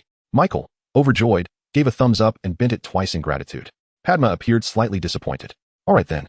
The two departed together, while Veyd collected his belongings and ascended to the 7th floor. He was not intentionally creating an opportunity for Michael. He genuinely needed to consult Professor Frivy. The professor's office was situated on the 7th floor, a place students seldom ventured, ensuring an atmosphere of tranquility. In the lengthy corridor, the portraits murmured occasionally. To speak of it, Veyd had never encountered another portrait as vivacious as that of Griffith's. Most portraits within the castle often languidly stretched or merely turned their heads. Some had never been seen leaving their frames, like Miss Claudia. Veyd arrived before an oak door, intricately carved with an eagle. Upon noticing Veyd, it flapped its wings and, as if in soliloquy, proclaimed, "Veyd Grey has come to visit." Moments later, it added, "You may enter." The oak door glided open, and Veyd stepped inside. The ambience of Professor Frivy's office mirrored that of the Ravenclaw Tower, featuring an arched structure with 13 windows that offered views of both the Ravenclaw Tower and the Owl Tower. Sunlight streamed through stained glass, casting vibrant patterns upon the floor. Most of the furniture was diminutive, perfectly suited to Professor Frivy's stature, save for the magnificent bookshelf, overflowing with countless tomes that reached from the floor to the ceiling. Piles of parchment lay thickly on the ground, consisting mainly of notes meticulously organized by Professor Frivy. which he occasionally lent to favored students, 2 of which currently resided in Weyd's backpack. "Oh, Weyd," came the professor's voice from above. Looking up, Weyd saw the professor perched on an auto-retractable ladder. The ladder contracted in segments, ultimately transforming into a low step from which Professor Frivy leapt down. He cheerfully exclaimed, "I am exceedingly pleased with your essay on the softening charm. My dear child, do you have any new inquiries today?" "Indeed," Weyd replied, producing the notes he had previously borrowed. "I have completed the standard spells, level 3, and I would like you to assess my proficiency." "No problem. Now, let us start with a joyful charm," Professor Frivy instructed. For the following duration, Weyd demonstrated several spells from the third-year curriculum, achieving success with each attempt, much to the professor's exhilaration, nearly sending him into a faint. Oh, Weyd, you are undoubtedly a prodigy," he repeatedly exclaimed. "It has only been 3 months. I have watched you evolve from a novice to your current level. Your progress is astonishing. At this rate, you shall achieve remarkable heights within a year. You are destined to become an extraordinary individual." Veyd smiled and replied, "Professor, I wish to continue borrowing the level 4 textbooks and notes." "Of course. I have been prepared for this," the professor responded. "I knew you would complete the material before the Christmas holiday." With a flick of his wand, several books soared from the desk, texts such as standard spells, level 4, along with his meticulously curated teaching materials and exceptional essays left by former students. Having taught at Hogwarts for decades, Professor Flivy had reached a point where he needed only his wand for classes, yet he had preserved these writings from earlier years, carefully organizing and continuously refining them. Veyd's keen eyes enabled him to swiftly master a spell. However, the same fire spell could serve various purposes. Some might use it merely to light a cigarette, others to ignite a bonfire, while some could wield it to incinerate an entire city. Such disparities illustrated differences in power. In terms of control, some wizards might find their fire spell backfiring and scorching their faces, while others could manipulate the flames they ignited, shaping, burning, and extinguishing them at will. This variance stemmed not only from differences in magical ability, but also from a wizard's comprehension of the essence of spells. Veyd's eyes facilitated his learning, while textbooks and library tomes deepened his understanding. However, the materials provided by Professor Flivy allowed him to grasp the delicate line of mastery. Chapter 39, The Farewell Ceremony of Gryffindor. Having acquired the books, Veyd continued to pose questions regarding the content of spell theory, which Professor Flivy had already elucidated extensively. Thus, he inquired about spells related to defense against the dark arts, such as the shield charm, disarming charm, and obstruction charm. The caliber of Hogwarts' defense against the dark arts curriculum is well understood by those aware. Rather than directing him to consult Quirrell, Professor Flivy patiently provided detailed answers and lent him additional volumes. Veyd felt profoundly grateful. Hogwarts is the sole magical institution in all of Britain, where professors neither assess nor publicly compare pass rates or excellence rates, nor do they conduct year-end evaluations or performance appraisals. The professors truly teach from their hearts. Some are diligent and responsible, while others merely drift through the day, and some teach whatever pleases them, disregarding the fact that students must prepare for wizarding exams. After addressing his inquiries, Veyd recalled Gryffindor's commission and asked, "Professor, there is a portrait that complains of its current location being too desolate. It wishes for a transfer to a more lively hallway. Might this be possible?" Professor Flivy inquired, "Is this a portrait with a designated role?" Certain portraits at Hogwarts serve guardianship duties, such as the fat lady's portrait outside the Gryffindor common room, which cannot be easily relocated. Veyd pondered. There should be none. He mentioned that he originally resided in the foyer, but later moved to the astronomy tower to make room for other portraits. "Ah, I see whom you are referring to."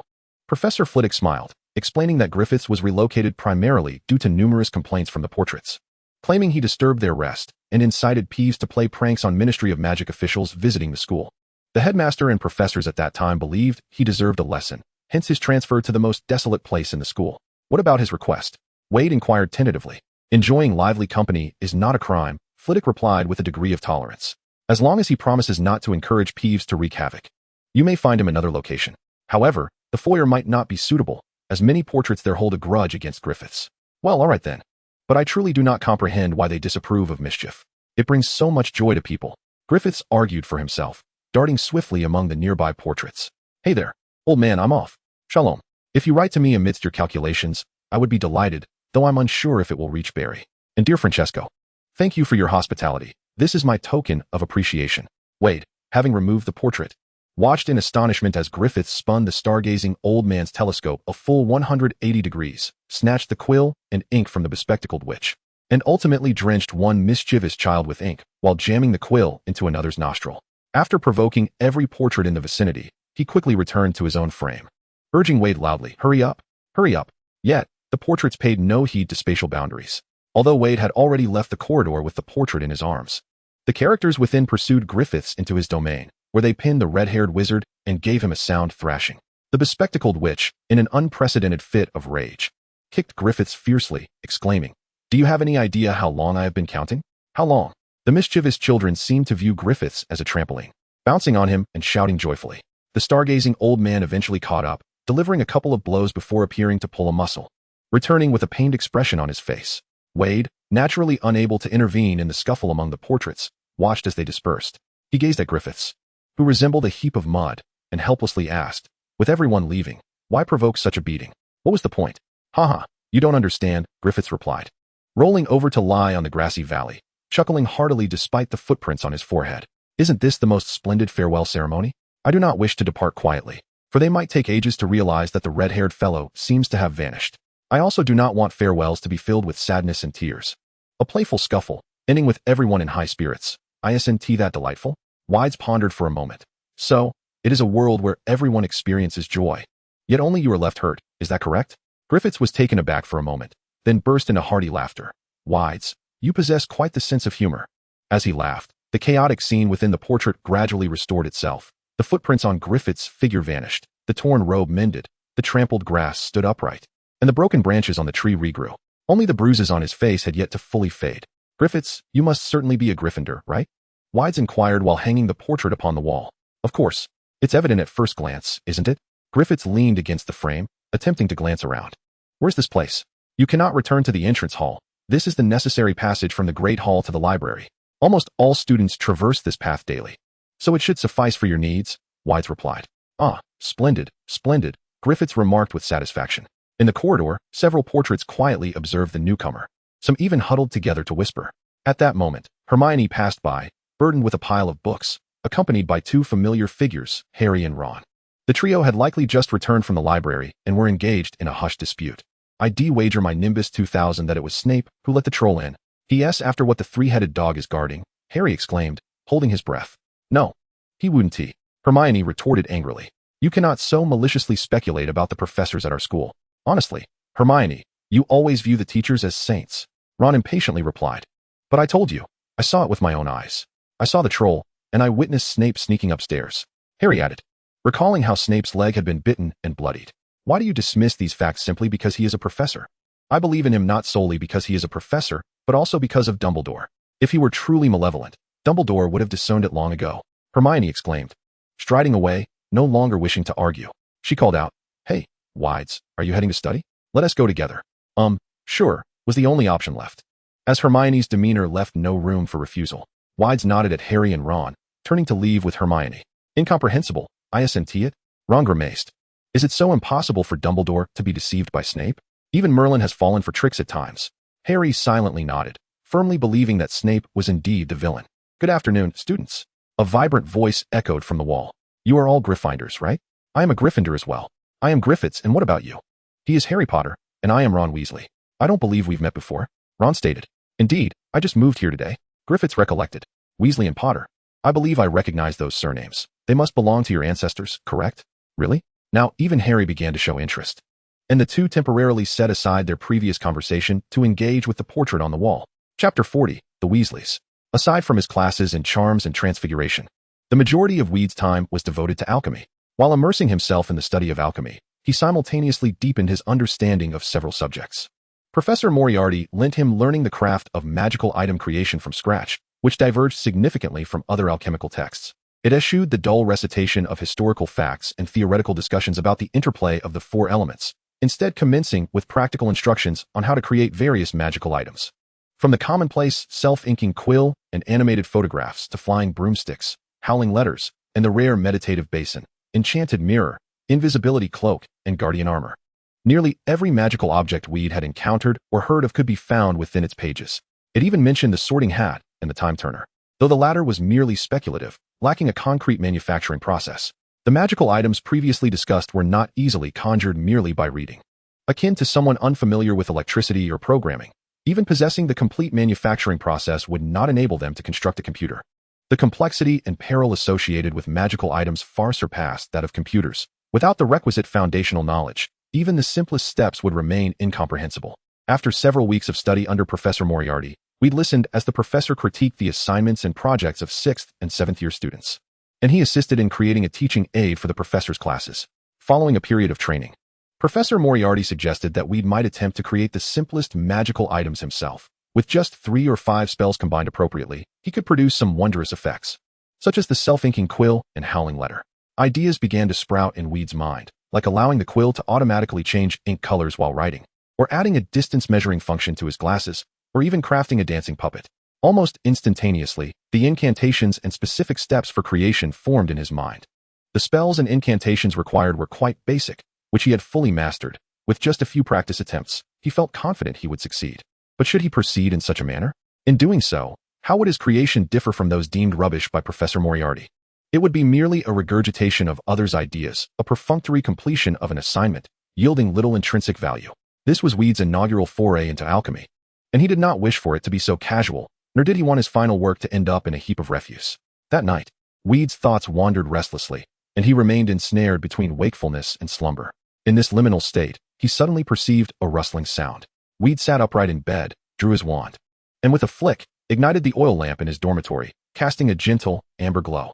The dormitory was eerily quiet, with faint sounds drifting in from outside the window. Veyd donned his attire and descended from his bed, making his way to the window, only to discover that snow was gently cascading from the heavens. The thick, feathery flakes enveloped the entire castle in a pristine white shroud, bestowing an extraordinary tranquility and openness upon the landscape. A sudden epiphany struck Veyd's mind, and he realized what he intended to do. In that moment, all other notions appeared trivial and superficial. With a buoyant spirit, he returned to his bed, where he succumbed to a deep slumber until dawn. Veyd had initially thought that his act of leaving Quirrell bloodied was quite audacious, but he soon realized that it paled in comparison to what the Weasley twins would soon orchestrate. They enchanted several snowballs, sending them in pursuit of Quirrell, ultimately striking him on the back of his head. Professor McGonagall, enraged, stormed from the Great Hall, deducting a full 30 points from the twins' house, which was, of course, her own. She also sentenced them to a month's detention, half of which would extend into the Christmas holidays, only to resume for another fortnight upon their return. The Weasley twins feigned penitent expressions and offered sincere apologies, but once out of Professor McGonagall's sight, they reveled in their mischief. "Why do you target Quirrell?" Veyd, standing in the corridor, inquired with curiosity. For someone privy to the truth, their antics seemed akin to plucking a tooth from a lion's mouth.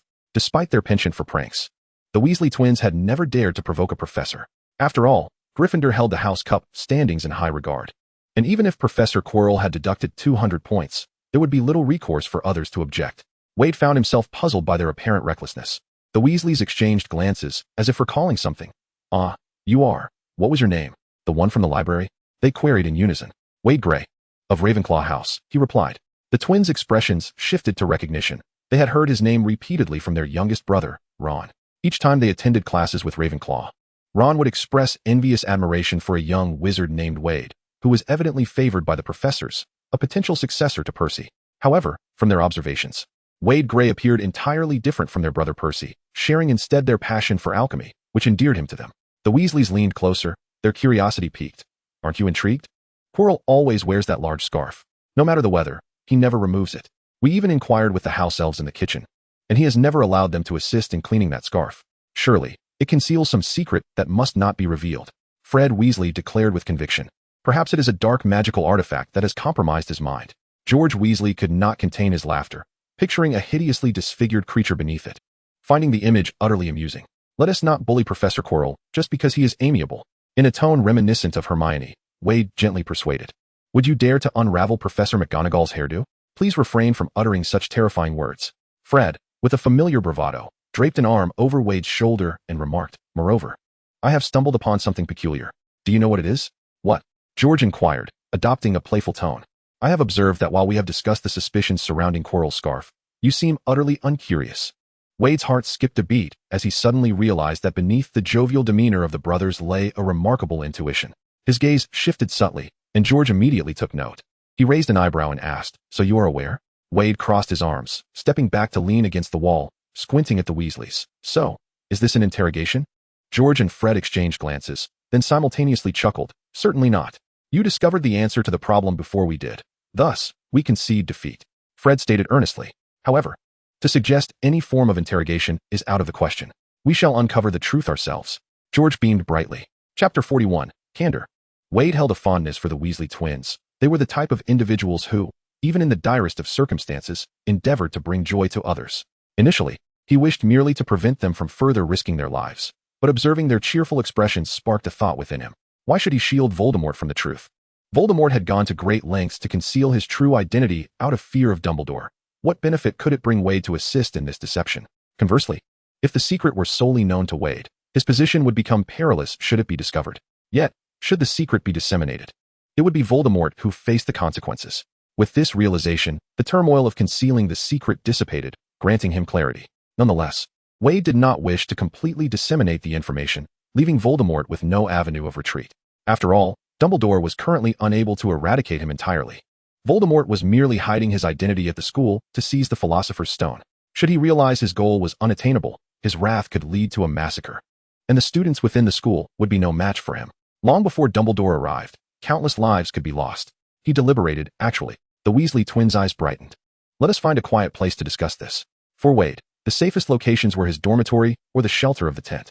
He recalled that the school possessed a hidden room of requirement, but during his initial viewing of the film, he had been too engrossed in the plot and special effects to take note of its precise location.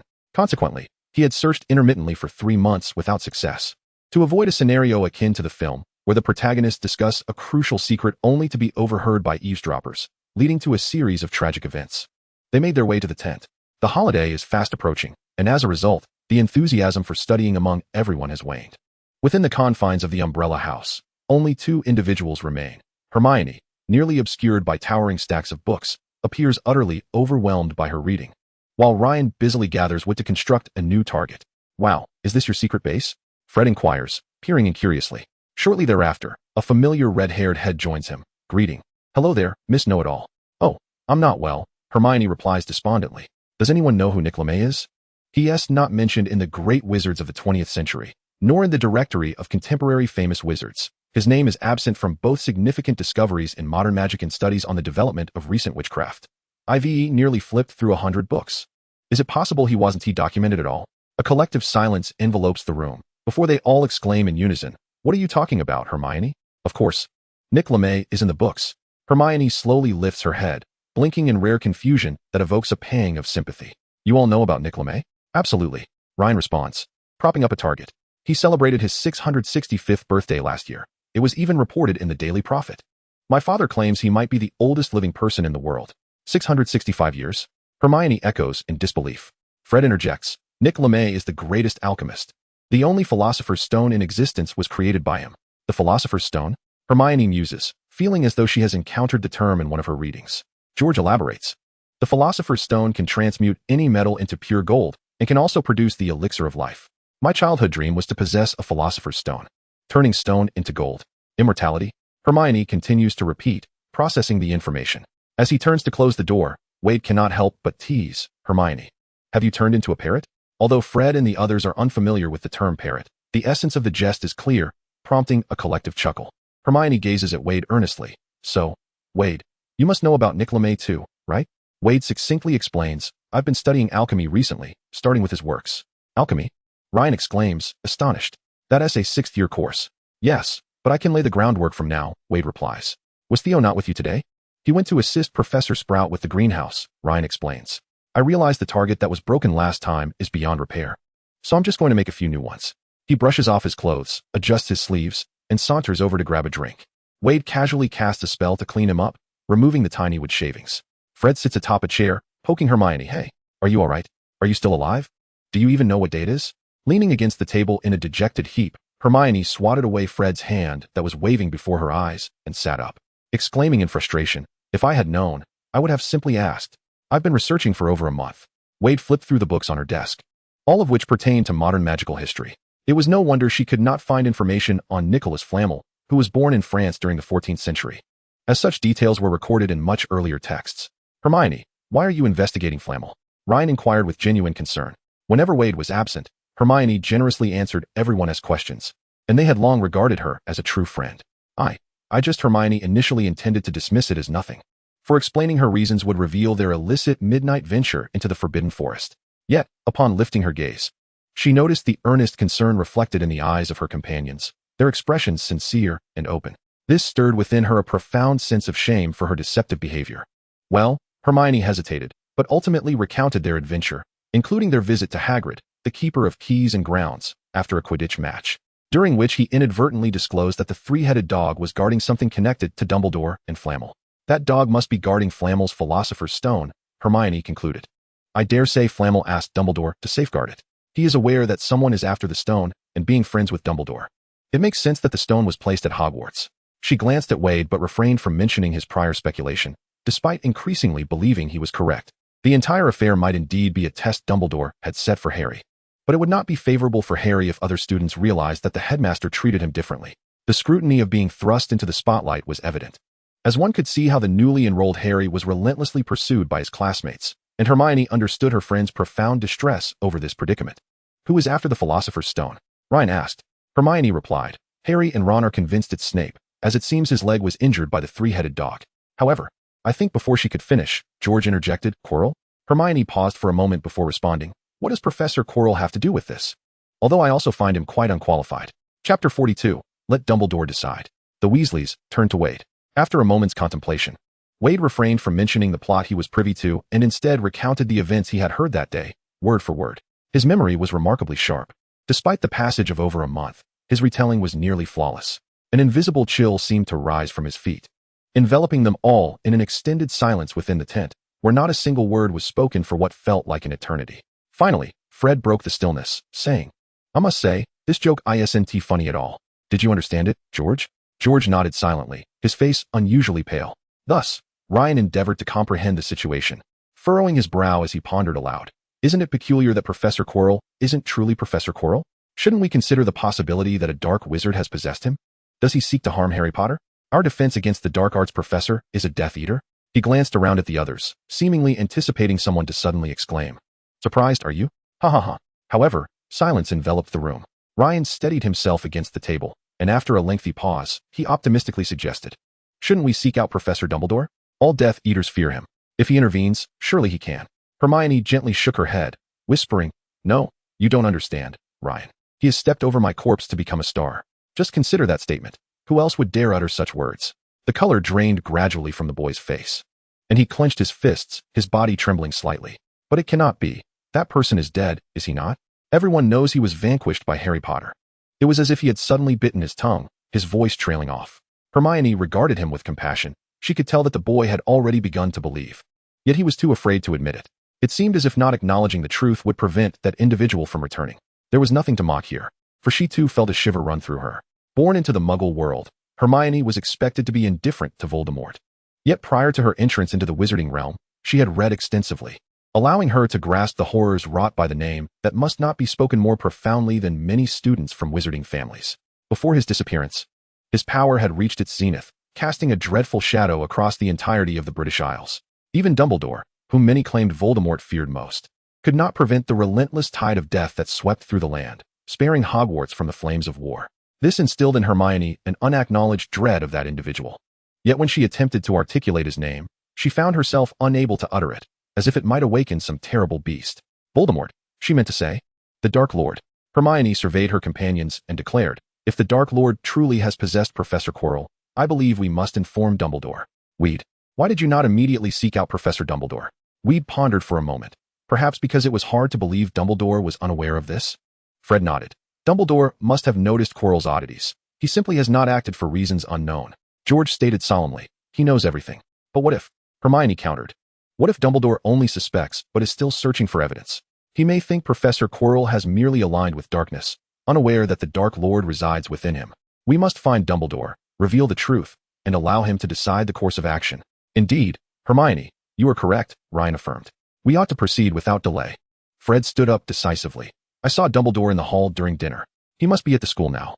Hermione, surprised by his assertiveness, hesitated and asked, Should we involve Harry? I mean, the Dark Lord intends to kill him. Harry ought to be aware of the impending danger. Veyd pondered for a moment. As you said, Hermione, let Dumbledore decide. Hermione recalled the trials he had mentioned and nodded silently, her eyes filled with concern, as if fearing that Harry might fall victim to Voldemort before they could reach Dumbledore. In the corridor, Veyd produced a shiny silver whistle and blew into it. The sharp, urgent sound pierced the air, and soon an owl soared in from the western tower, flying through the window to land precisely on Wade's outstretched arm. Cool, Fred whistled. The owl, Ava, tilted her head and hooted twice. Wade rolled up the note he had written and instructed Ava to carry it, saying, "Deliver this to Professor Dumbledore, and then bring back his reply." Ava nodded and took flight. The group watched as she circled in the sky before darting into a window atop a small spire. Hermione bit her finger anxiously, expressing her worry.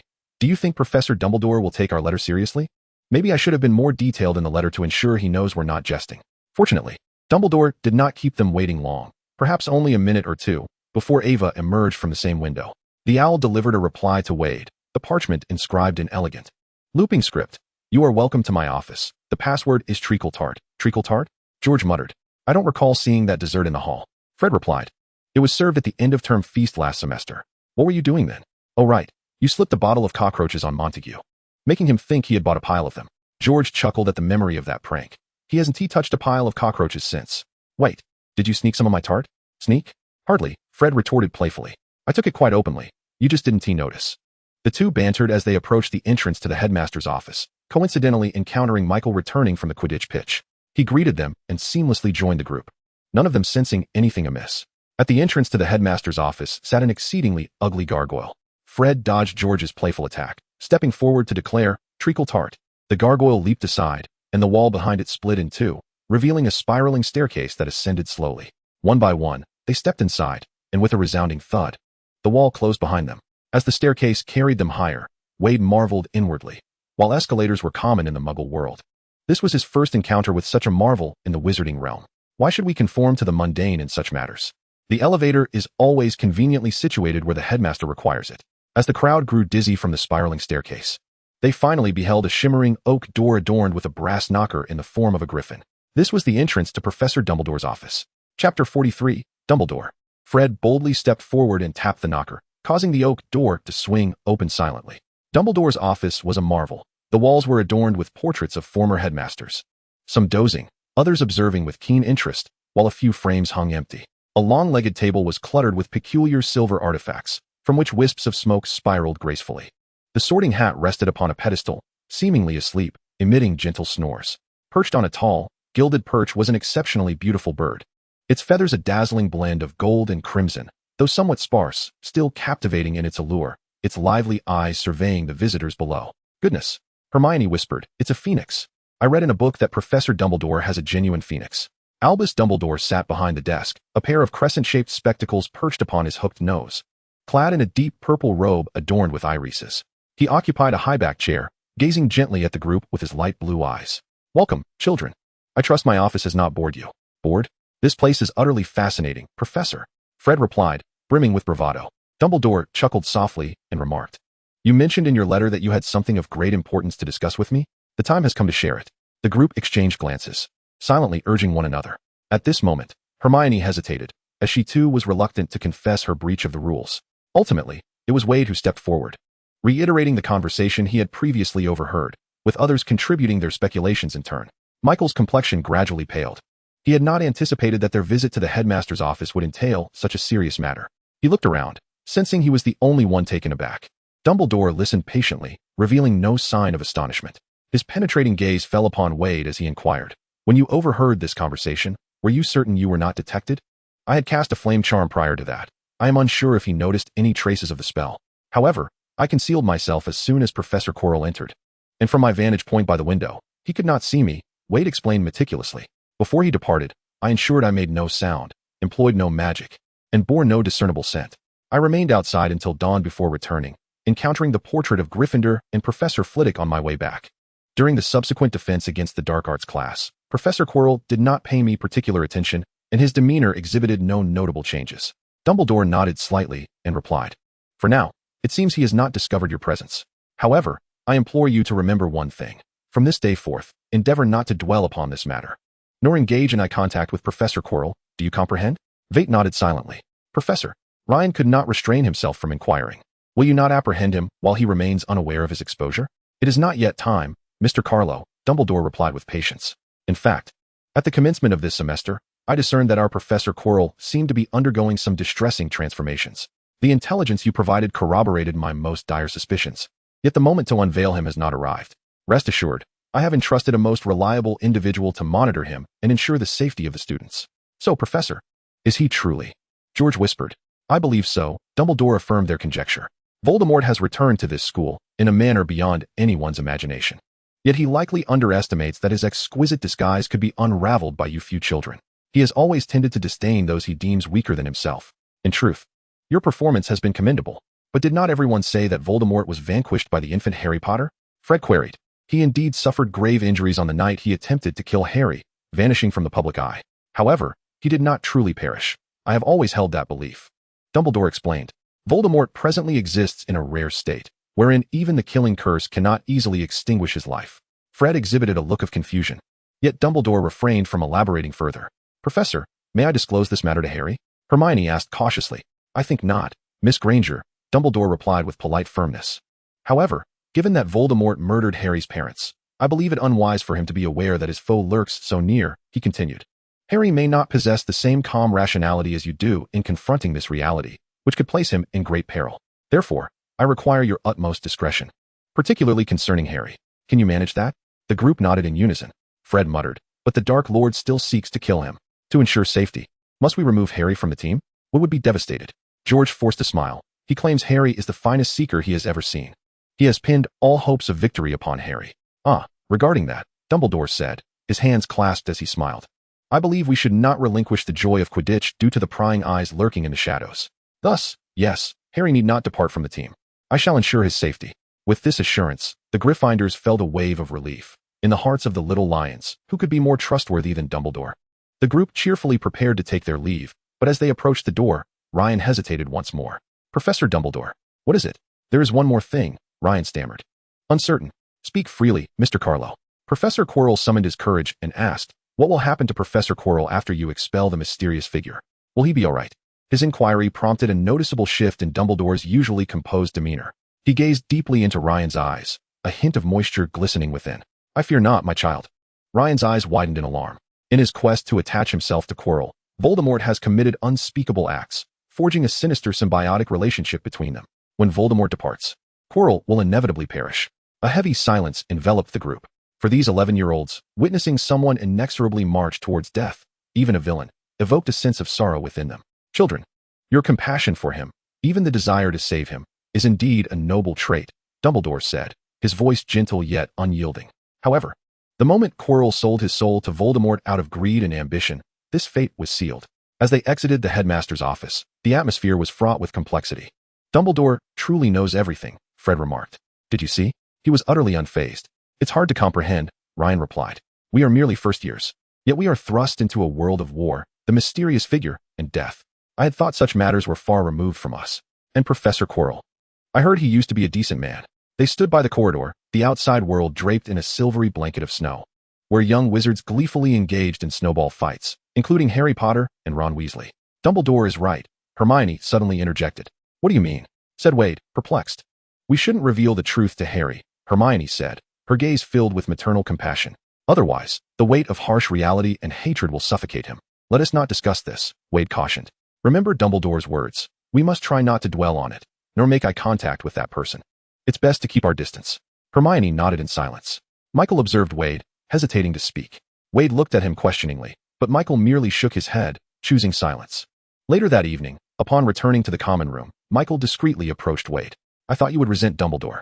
He knows everything yet allows students to face peril. You nearly lost your life, Veyd. Chapter 44, the first alchemical creation. Veyd abruptly turned to Michael. You've never thought to confront him about that? Michael asked, his expression curious. Not at all, Veyd replied. His awareness of the unfolding events had, to some extent, clouded his judgment. From the very beginning, he had known of Voldemort's presence lurking behind Quirrell and was aware that no one had died that year.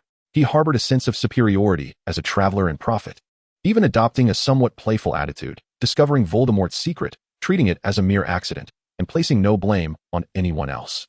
Under Michael's watchful gaze, he meticulously retraced the entire matter, contemplating his own thoughts alongside Dumbledore's possible considerations, as well as the eventual fates of those involved in the narrative. He found himself unable to question or harbor resentment towards Dumbledore. Why? Michael pondered, for he is the headmaster, tasked with safeguarding our well-being. What do I gain by questioning him? Veyd inquired earnestly. Do I seek to witness Dumbledore's remorse? Or demand an apology from him? What purpose would that serve? Would harboring animosity towards Dumbledore shield us from future peril? Michael fell silent. Dwelling on past events is futile, Michael. Veyd concluded. To shout at the only person capable of protecting us, to challenge and oppose him, only reveals our folly. It is the favored who can afford to be fearless. As we are not favored, we ought to refrain from indulging in the release of our emotions. Michael remained silent for a prolonged moment before softly asking, "Do you not feel wronged?" "Not at all," Veyd replied. "If there is a lesson I have gleaned from this ordeal, it is as follows. First, do not place all your hopes in others. Second, only those with power can act as they please. Third, when one cannot overpower others, one must endure. This world operates in such a manner, perpetually." While Veyd spoke to Michael with rationality, he was not entirely unscathed by the events. Several nights, he awoke in the dead of night. Visions of a green light symbolizing death flickering through his dreams, sometimes accompanied by the grotesque and cruel voice of a noseless, bald creature. In the latter part of the night, Veyd would gaze at the stars on the ceiling, unable to find sleep, opting instead to read. He began dedicating more of his time to study and alchemy. During the final week before Christmas, Veyd finally completed his first alchemical work. On the pale yellow parchment, intricate and orderly geometric patterns emerged, with inner and outer circles rotating at different speeds, ancient magical scripts shimmering with golden light. Veyd could clearly trace the flow of magical energy within, understanding the mechanics of the incantation. He even sensed areas needing adjustment and materials requiring replacement. After some time, his eyes grew weary, and he closed them to rest briefly. When he looked again, the parchment appeared as merely an ordinary piece of sheepskin. Upon independently completing his first alchemical project, Veyd's vision underwent a transformation, acquiring new capabilities. Following his ability to perceive others' true names and the execution of spells, he discovered he could also see the magical schematics within alchemical items, the patterns of magical flow, the spells employed, and the engraved magical scripts. However, this required intense focus. Even the slightest distraction caused that unique vision to vanish. While this was indeed a blessing, Veyd sincerely wished for a manual to elucidate his newfound abilities. At first, he believed he was destined to become an Auror, capable of discerning the intricacies of complex potions and human transformations. Later, he entertained the notion that perhaps he was better suited to be a teacher, providing tailored one-on-one guidance to students, with an expectation of at least a 90% success rate. Now, however, Veyd feels he may be a natural alchemist. Yet, if he were to go through life without ever encountering alchemy, would he forever remain oblivious to the more wondrous sights his eyes could behold? During Thursday's tutoring session, he presented his meticulously revised work to Professor Mori. "Ah, let me see this piece of parchment," the professor said, donning his spectacles and halting Veyd's attempt at an introduction. He gently stroked the seemingly ordinary parchment with his slender fingers. A rather unremarkable parchment, enhanced with a touch of mercury, fish oil from the stone-scaled fish, and mountain mouse grass, none of which are particularly rare materials. Professor Mori murmured incantations, his fingers deftly moving as he examined the magical circuitry inscribed upon it. Transformation spells, linking spells, dispelling spells, and cleverly concealed enchantments. His eyes sparkled with surprise as he regarded Veyd. "I suspect you possess another similar parchment, do you not?" "Indeed, Professor," Veyd replied with a smile, retrieving a bound notebook from his bag. "In fact, I have a whole stack." Professor Mori beamed, taking a seat and contemplating for a moment before inscribing a phrase upon the paper in his hand. "Exceptional wisdom is humanity's greatest treasure." The robust, vigorous script appeared simultaneously on both pieces of parchment, identical in content and placement. It was just as he suspected. Upon further inspection, Professor Mori confirmed the stability of the magical circuitry, so robust that even he found no aspect to amend, capable of transmitting information instantaneously regardless of distance. As he spoke, he began to pace the room, muttering incomprehensible words under his breath, his brows almost lifting in excitement. After a while, he abruptly turned to Veyd, striding forward and grasping his shoulders with fervor. "Child, do you understand? You are poised to change the world. This is a magnificent invention that can transform the very nature of communication among wizards. How has no one thought of this before? It is so simple, yet so profound." Watching Professor Mori's gleaming eyes and slightly frenzied demeanor, Veyd's heart began to race. He fought the urge to retreat, his fingers curling slightly, nearly unable to resist the temptation to grasp his wand. In that fleeting moment, a multitude of historical precedents flooded his mind. From the murderous poet Song Ji-Wen to the oppressive actions of Newton against fellow scholars. In a fleeting moment, Veyd heightened his vigilance. As if transported back to that day when he heard Voldemort's voice from behind a wall, Dumbledore's calm, pale blue eyes seemed to pierce through to him. Veyd discreetly grasped a bean the size of a button, a precaution he had prepared for himself. Striving to maintain humility and composure, he smiled and remarked, "It hardly qualifies as my invention, I merely drew inspiration from the precedents of Muggle communication networks. Without the professor's meticulous guidance, I would have been unable to succeed in its creation. Chapter 45, The Friend's Ledger. Veyd was acutely aware of the significance of the telephone. However, he thought that with the advent of mobile phones and networks in the Muggle world, the emergence of instantaneous communication devices in the wizarding realm was hardly astonishing. Moreover, wizards had already possessed two-way mirrors capable of video calls. The only advantage of parchment was its affordability, and the spells involved were simple and comprehensible. The foundational conditions for such advancements had been available to wizards for centuries. It was perplexing that no one seemed to have contemplated this direction. Maintaining a smile on his face, Veyd hoped that Professor Mori would grasp his intentions. If you desire the results of my research, we can discuss it. Let us share the glory and avoid rashness or conflict. Otherwise, I shall have no choice but to retaliate. Veyd did not genuinely believe that Hogwarts, under Dumbledore's protection, was absolutely secure. The Oblivion Charm and the Soul-Sucking Curse were not particularly difficult to cast. Yet, Professor Mori appeared to misunderstand, promptly countering, "How can you say that? The Americas existed thousands of years ago, yet Columbus, who discovered them, is hailed as a hero. Dumbledore uncovered 12 uses for dragon blood. Surely, people had studied it before. That is not the case. My dear child, there is no shame in standing on the shoulders of giants. What matters is that you are the first to have invented it. Wait, I need to write 2 letters." Veyd's racing heart began to calm. He suddenly realized that Professor Mori had no intention of claiming his alchemical achievements. He was simply genuinely happy for Veyd. However, Mori's exuberant expression and fervent demeanor inadvertently made Veyd feel threatened. Gradually, he adjusted his breathing and heartbeat, recognizing that his current mindset was flawed, due to Quirrell and Dumbledore. His trust in the professors at the school had plummeted, leading him to instinctively assume the worst of them. In truth, Professor Flitwick was gentle and warm-hearted, and Professor Mori had consistently offered support and guidance since their acquaintance. His suspicions were unwarranted. Unaware of Veyd's inner turmoil, Professor Mori scribbled a few lines before suddenly asking, "By the way, Veyd, what is the name of your creation? It should have a name, shouldn't it?" Veyd replied as calmly as possible, "Yes.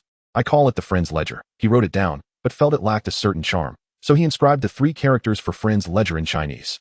"What is this?" Professor Moriarty curiously prodded the ethereal 3 characters resembling a painting, the Chinese writing for Friendship Book. Veyd explained and recited it once more in Chinese. Professor Moriarty clumsily attempted to mimic it, reflecting for a moment before breaking into a smile. "Indeed, this could become your distinctive emblem." He then immersed himself in writing a letter. "Veyd, have you applied to stay on campus during the holidays?" "No," Veyd replied as he settled beside him. "My parents have been eagerly awaiting my return home. On the 3rd day after Christmas, I will host a small gathering at my house. Be sure to save some time for that day." Professor Moriarty remarked, "I could introduce you to some acquaintances who might be quite beneficial for you." "Of course. It would be my honor, Professor." Feeling a twinge of guilt, Veyd found himself particularly amiable. "Also, please keep the friendship book confidential. Do not disclose it." Professor Moriarty winked, smiling as he said, "I shall surprise you during the holidays." Although lingering doubts smoldered in Wade's heart, he instinctively became wary and hesitated before saying, "Actually, I intended to present it as a Christmas gift to my friends. If the response is favorable, I might sell a few among my classmates to earn some pocket money." "Oh, wait. Professor Moriarty lifted his gaze to him, his eyes reminiscent of a gentle parent observing a child, and chuckled softly. "My dear child, you are still young, and thus do not comprehend that there exist 2 kinds of alchemists in this world.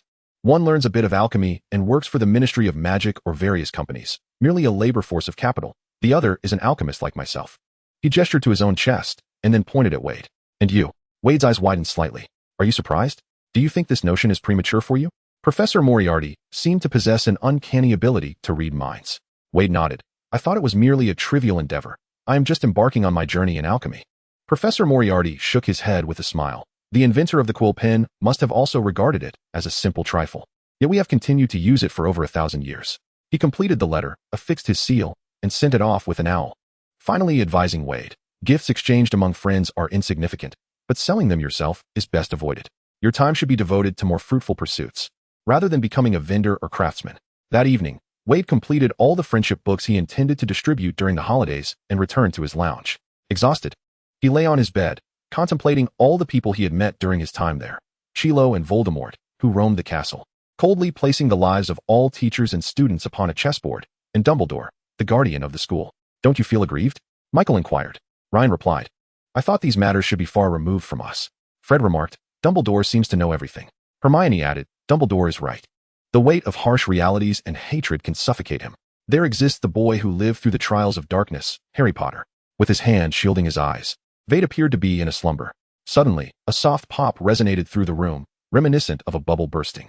Veyd promptly opened his eyes and turned to see the house elf Zoe standing in the center of the dormitory. "You have arrived," Zoe, Veyd beamed. "I am grateful for your prior acquiescence to my request."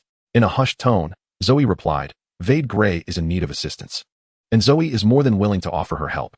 However, I have not received any signals, so I came to check on him. Today has been devoid of peril. Professor Mori is far more amiable than I had anticipated." Veyd retrieved a green bean from his pocket, displaying it for Zoe to see. This served as their means of communication, and Zoe possessed a similar one. After crafting their friendship pact, Veyd had also devised this small magical bean. Employing the linking charm and transfiguration spell, a firm squeeze on his bean would cause Zoe's to warm. Since his fortuitous encounter with Quirrell, Veyd had been contemplating how to ensure his survival.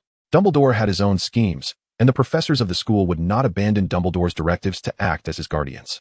The only allies willing to assist unconditionally were the house elves of the school. Fortuitously, he had cultivated a favorable rapport with the house elves tasked with the Ravenclaw Tower. These extraordinary beings could apparate within any corner of Hogwarts, their magic often surpassing that of some adult wizards. Though they could not defy the professors, aiding a student in evading danger did not contravene their duties. Thus, Veyd and Zoe established an agreement. Should the magical bean in his hand grow warm, Zoe would instantly come to his side and swiftly transport him to safety. Before his meeting with Professor Mori today, Veyd had brought the magical bean, preparing for the worst. Though fortunately, it remained unused. Chapter 46, The Prohibition of Magic Notification. The house elf gazed at him with childlike clarity in her eyes. "Is Veyd Grey feeling sorrowful?" Veyd paused, letting out a sigh as he twirled the magical bean in his hand. "Not precisely sorrowful, I suppose. I have merely come to realize that my thoughts have grown somewhat bleak." He swallowed the word and continued. "Perhaps it is more accurate to say I am plagued by paranoia. I have harbored uncharitable thoughts towards a professor who is genuinely benevolent." "You are not mistaken, Veyd Grey," Zoe exclaimed suddenly. "Zoe, Professor Mori is a good person, yet it is prudent for Veyd Grey to remain vigilant." Zoe nodded emphatically. Zoe knows of a defense against the dark arts professor who attempted to engage in inappropriate relations with third-year girls and ended up in Azkaban. Zoe is also aware of another defense against the dark arts professor who employed dark magic against students, and he too was sent to Azkaban. Furthermore, there was yet another defense against the dark arts professor who exploited students' trust to invite them to parties, only to conspire with dark wizards to abduct students and extort ransom. Veyd chuckled. "He too resides in Azkaban?" Zoe shook her head. The erroneous spell caused his wand to explode, leading to his demise. "The position of defense against the dark arts professor is indeed cursed," Veyd remarked. "The turnover of defense against the dark arts professors is alarmingly swift, often due to nefarious individuals. Quirrell was also wicked. Veyd Grey must remain ever vigilant," Zoe stated earnestly. Veyd sighed. "I will." Upon awakening that morning, Veyd first waved his wand and glanced at the time. Golden letters materialized, 0700. It was Friday, and they had no classes in the morning, so most students would not rise early. As Veyd traversed the common room, he noted only 2 fifth-year students seated by the fireplace, engrossed in their books. Poor 7th years. Veyd thought with sympathy. He conjured a ball of blue flame with his wand and contained it in a bottle. Carrying it with him would ensure he would not feel too cold outdoors. Tomorrow, Veyd would depart the school by train, and after breakfast, he resolved to visit the library to borrow as many books as possible so as not to squander time at home. After spending the entire morning in the library, Veyd returned to the hall, discovering Professors McGonagall and Flitwick busily arranging Christmas decorations. He immediately stepped forward to assist. "Ah, Veyd, thank you," Flitwick exclaimed joyfully. "We need to hang these ribbons on the walls." The trio worked together with their wands, vibrant streamers adorning the walls, while 12 towering Christmas trees stood on either side, and hundreds of candles lined up, spiraling around the trees under Flitwick's direction, quietly burning. The tip of his wand emitted golden bubbles that hung delicately from the branches. Meanwhile, Professor McGonagall gently tapped the icicles dangling from the branches, transforming some into sparkling little creatures or tiny bells, her effortless transfiguration eliciting admiration from the students in the hall. More students arrived to lend a hand, unleashing their creativity. Some conjured golden stars, others crafted proud deer, and yet more made several sleds race above the hall, showcasing impressive magical prowess that earned high marks from the 2 professors. Of course, there were also those whose transformations faltered. A Slytherin boy, intending merely to conjure a few candles, misfired his spell, resulting in an explosion at the tip of his wand that left his face covered in soot, provoking laughter from his peers. Before long, the hall was transformed. Michael, descending for dinner, expressed his inner conflict. "You know, Veyd, I miss my family." But he fiddled with a branch, prompting a hanging ice hamster to emit a series of squeaks. "Hogwarts Christmas seems quite delightful." He appeared eager to stay. "Veyd, Michael, Just the two of you I wanted to see. Sixth-year prefect West strode over, extracting 2 sheets of paper and handing them to them. Here, sign this. Michael took it. A notification prohibiting the use of magic during the holidays? Why must I sign this? I am a wizard. Indeed, a minor wizard, West replied. West nodded dismissively, urging, hurry up. I still need to find Anthony and the others. Veyd lowered his gaze to the notice in his hands. According to the reasonable restrictions on Underage Wizards Act, during the holiday period, underage wizards must heed the following prohibitions. First, wizards under the age of 17 are classified as minors and are prohibited from using magic off school grounds. Second, underage wizards are expected to consciously comply with and uphold the International Wizarding Federation Secrecy Act. Any magical activity that could potentially attract the attention of non-magical individuals is deemed a serious violation. Third, knowingly using magic in the presence of muggles constitutes a criminal act, resulting in a warning from the Ministry of Magic. In severe cases, expulsion may ensue. There were 7 or 8 more stipulations, all fundamentally reiterating the same message. The use of magic is forbidden, and revealing any information about the magical realm to muggles is strictly prohibited. Veyd had encountered in his studies of magical history that since the 15th century, muggles had engaged in widespread hunting of wizards. Despite the superior individual capabilities of wizards, their societal structure was entirely decentralized, necessitating reliance on the muggle world for their daily sustenance, which often led to exposure of their identities. For over 2 centuries, many wizards fell victim to muggle persecution. Particularly vulnerable were the wizarding children, whose inability to control their magic easily drew attention, resulting in capture, imprisonment, or even execution by fire. To safeguard the wizarding community, the Secrecy Act was established in 1692 and has been rigorously upheld ever since, becoming an unyielding law within the wizarding society.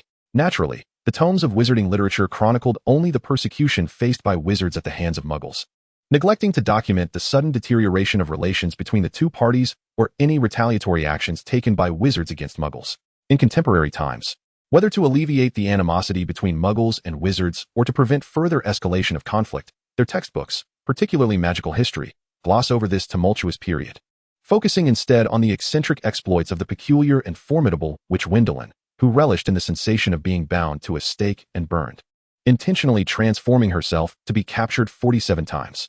This peculiar anecdote is employed within magical history to assert that the execution of witches by fire is utterly absurd, despite the grim reality that many witches were indeed subjected to such fates.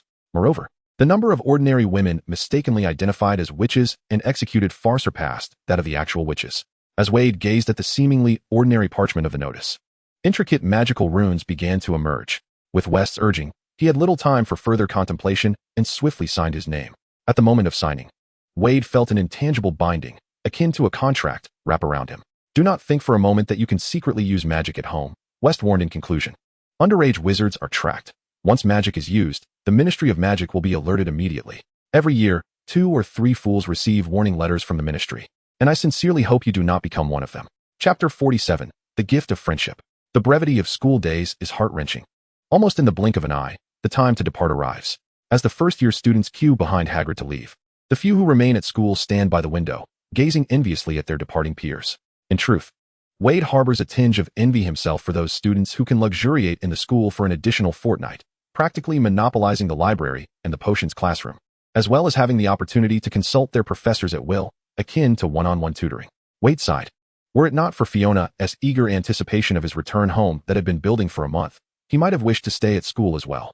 Of course, the sensation of returning home is equally delightful. After a half-year away, the pent-up affection and longing of his parents seem to erupt the moment they see him. Fiona embraces him at least 10 times a day, intermittently planting tender kisses upon his forehead. Ferdinand, somewhat more reserved, occasionally ruffles his hair or pats his shoulder. During his months at school, Veyd has grown 3 centimeters taller. Climbing stairs all day and exercising for 10 to 30 minutes when seated for too long has rendered his physique stronger, even revealing a semblance of defined abdominal muscles. Yet, to Fiona, all these positive changes amount to merely being thinner. Gently caressing Wade's face, his mother expresses her concern. Have you not been eating enough at school? Just wait. I shall prepare an extravagant feast for you today. With that, she eagerly set about her preparations. Veyd glanced at his reflection in the mirror. The 11-year-old boy still bore a hint of baby fat, appearing slightly rounded, his complexion rosy and vibrant. Ferdinand, seated beside him, inquired with utmost seriousness, Veyd, in your letters, you have only shared good news. Pray tell, has anyone at school troubled you? Veyd returned the earnestness, replying, no, truly. Ravenclaw is an institution that shuns conflict. Most students are judged by their abilities, with little regard for lineage. I am among the top of my class in several subjects. Our headmaster, Professor Flitwick, holds me in high esteem, and Professor Mori even dedicates 2 hours a week to teach me alchemy and invited me to his private gathering before the break. That's splendid.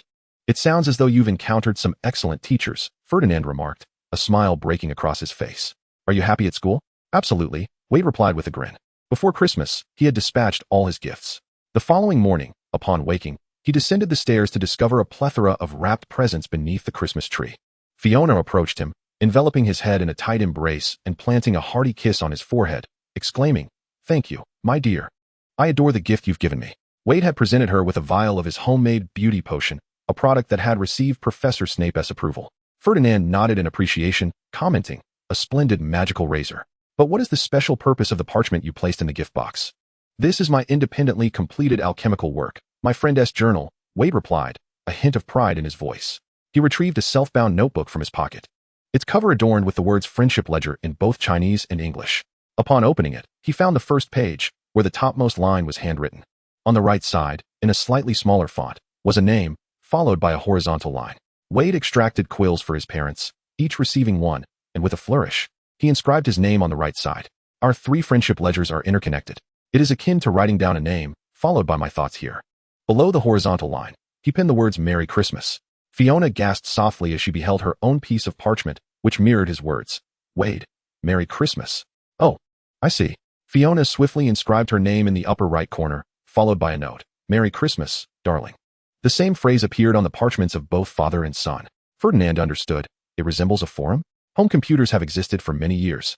Their price merely a few £100s, and the Grey family had naturally acquired one early on. They were no strangers to computers. Indeed, it is akin to an internet forum. Veyd shrugged, noting that the medium was merely a sheet of paper, which rendered it somewhat magical. It cannot transmit video or sound, falling short of the internet, yet it remains unaffected by magical interference, allowing me to connect with you at any time, even while at school. More accurately, the Friendship Ledger is a magical version of WeChat. It is worth noting that such applications as WeChat have yet to be developed, making Veyd's Friendship Ledger remarkably ahead of its time. I must say, this is the finest Christmas gift I have received this year, Veyd. Ferdinand's eyes sparkled, but even more splendid is the fact that you are truly learning at Hogwarts. I am proud of you, my child. Fiona quickly became engrossed in the communication, much like most individuals encountering messaging software for the first time. Even though Veyd and Ferdinand were less than 2 meters away, she communicated solely through the Friendship Ledger. Soon, other pages of Veyd's ledger began to fill with words. The second page was dedicated to its members. Michael, hello. Padma, Merlin, I truly saw your writing. Hermione, can you all see what I write? Oh my, it really appeared. How is this possible?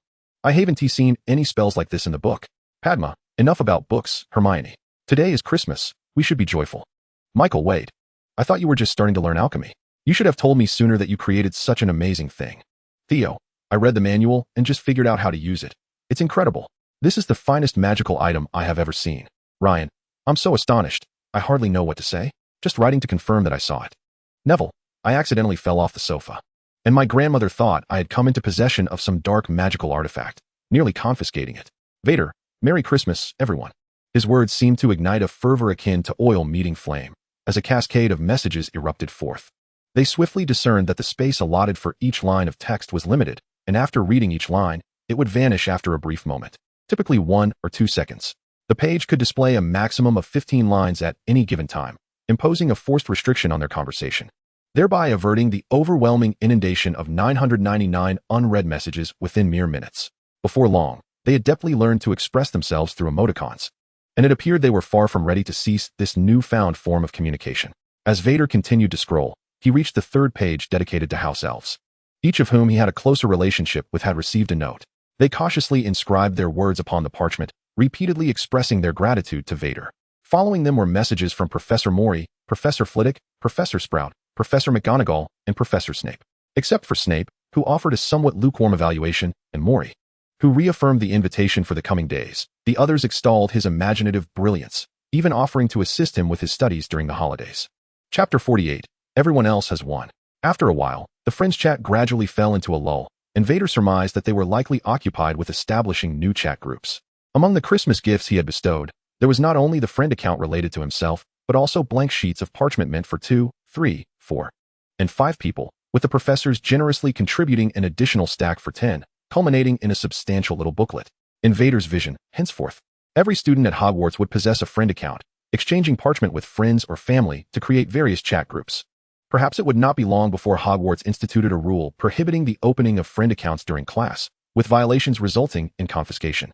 Or perhaps students would begin to compare the thickness and value of their friend accounts, with some purchasing blank parchment to insert, feigning the inclusion of numerous chat groups for the sake of appearances.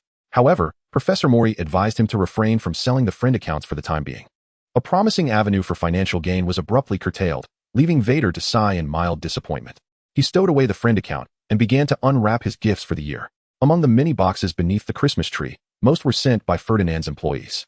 From a young age, Vader had accompanied his father around the toy factory. He was bright and perceptive, with an endearing appearance that endeared him to many of the longtime employees. Even after being apart for several months, they still sent him gifts. They presented an array of toys popular among Muggles, exquisite pens and notebooks, children's literature, and more. A few gifts were from his Muggle classmates during his elementary school years, which were simpler, mostly consisting of fruit, greeting cards, and small toys. These were the types of gifts he received each year, and naturally, he also sent gifts of approximately equivalent value in return. Then came the gifts from the Wizarding World, in contrast to the singular gift that everyone offered to Veyd, which was a variety of books. Professor Mori presented him with a handwritten alchemical notebook, which Veyd carefully tucked away, intending to peruse it after dinner. Professor Flitwick bestowed upon him a tome titled The Compendium of Spells, a volume that required a professor's note for borrowing from the Hogwarts library, which Veyd also planned to read during the holidays. Michael gifted him Fantastic Beasts and Where to Find Them, while Hermione offered The Alchemist. Padma's gift was Gilderoy Lockhart's Wandering with Werewolves. Theo presented the world's oldest magical plants. Ryan chose the aesthetics of the night sky. And Neville gifted the secrets of transfiguration. It seemed that his reputation as a bibliophile was firmly entrenched in the minds of his peers, as they all instinctively chose to present him with books. Clearly, he would have much to occupy his time during the holiday. At Hogwarts, when Dumbledore awoke that morning, he found his shoes, placed beside his bed, nearly submerged beneath a mountain of gifts. Having served as a professor at Hogwarts for nearly a century, and having taught countless students, about 80% of the wizards in the British Isles could trace their education back to him. He was also the chairman of the International Wizarding Federation and the chief warlock of WizardingWorld, widely regarded as the greatest wizard of his era and the most esteemed headmaster in Hogwarts history. Though Dumbledore himself did not place great importance on these titles and accolades, it was evident that most people did, as wizards from around the globe sought to cultivate a favorable relationship with him. Thus, every Christmas, he received an overwhelming number of gifts, enough to nearly engulf the headmaster's tower. Fortunately, his proficiency with the undetectable extension charm served him well.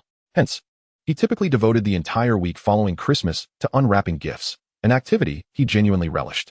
Of course, Dumbledore's enjoyment stemmed not from the intrinsic value of the gifts themselves, but from the glimpses they provided into the growth and desires of various individuals, along with occasional surprises, perhaps a curse or a harmless prank.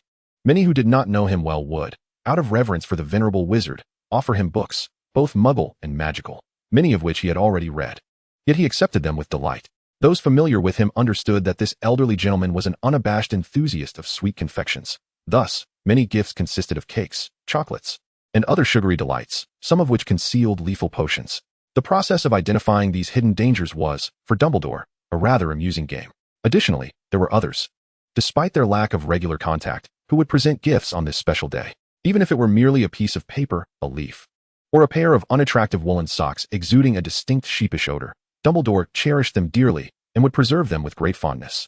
As Dumbledore unwrapped a gift box towering nearly to his waist, an owl suddenly flew through the window, delivering a small parcel that landed upon his lap. Could it be that someone had only just remembered him upon waking, and thus sent a belated gift? Pondering this, Dumbledore set aside the larger box and turned his attention to the diminutive package. Inside, he discovered a sheet of parchment and a slender note. Dear Albus, this is the work of my student Widgray. I am immeasurably proud to share my joy with you. Wishing you well, Moray. Even the omniscient Dumbledore found himself momentarily perplexed by this letter, which bore no clear introduction or conclusion. He unfolded the parchment, scrutinizing both sides, only to ascertain that besides Moray's name, it bore no other writing.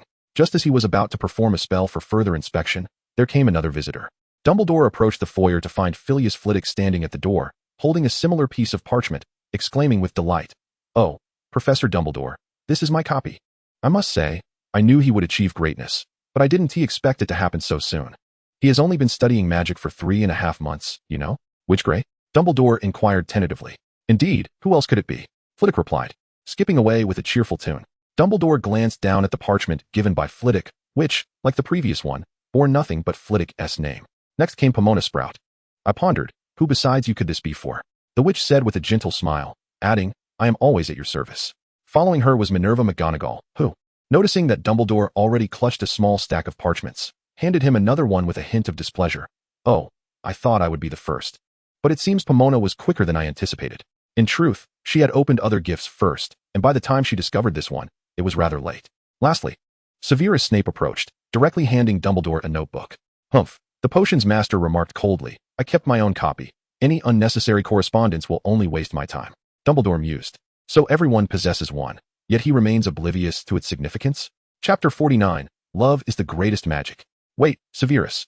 Just as Snape turned to depart, Dumbledore called him back, calmly inquiring, what is this? As he raised the parchment in hand, Snape paused, his expression briefly shifting to something peculiar. You do not know? It is evident that I am not as omniscient as people claim. In truth, I often feel that I know far too little. Snape scrutinized Dumbledore from head to toe, as if assessing a giant ballet dancer on tiptoe. A smirk curved at the corner of his mouth, a blend of mockery and schadenfreude. It is indeed a rarity that someone has bestowed upon me a Christmas gift, yet none for the esteemed Dumbledore. Severus Snape's acerbic tone failed to ruffle Dumbledore's composure. The venerable headmaster merely drew his wand and gestured toward the plethora of gift boxes scattered about the room, which prompted the potions master to lean in for a closer look. The boxes trembled gently before settling into stillness. Dumbledore sighed with a hint of regret, remarking, It appears that indeed, there are none. Ah, Snape replied tersely, having just observed the mountains of gifts piled high within Dumbledore's chambers, nearly reaching the ceiling. In stark contrast, the scant few boxes in his own bedroom suddenly dulled his inclination to mock. In truth, he cared little for the number of gifts. It was the unwitting display of others that irked him. With a flick of his finger, Snape sent a note flying towards Dumbledore like a bullet. This is the instruction manual, he declared. By the time Dumbledore caught the note, Snape had already turned on his heel and strode away. The white-bearded headmaster adjusted his spectacles and peered down at the parchment, quickly discerning its purpose. Ah, could this be an invention to replace the Muggle telephone? A most intriguing concept. He uttered a spell, examining the enchantments upon the parchment, or rather, the friend ledger. Such a clever design, a genius combination. It seemed Mr. Gray's studies in alchemy were already bearing fruit, showcasing considerable talent.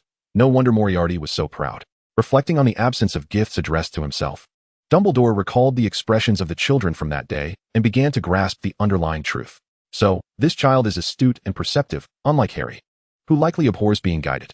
He appeared to be speaking to himself, yet soon, a frail, aged voice echoed within the room.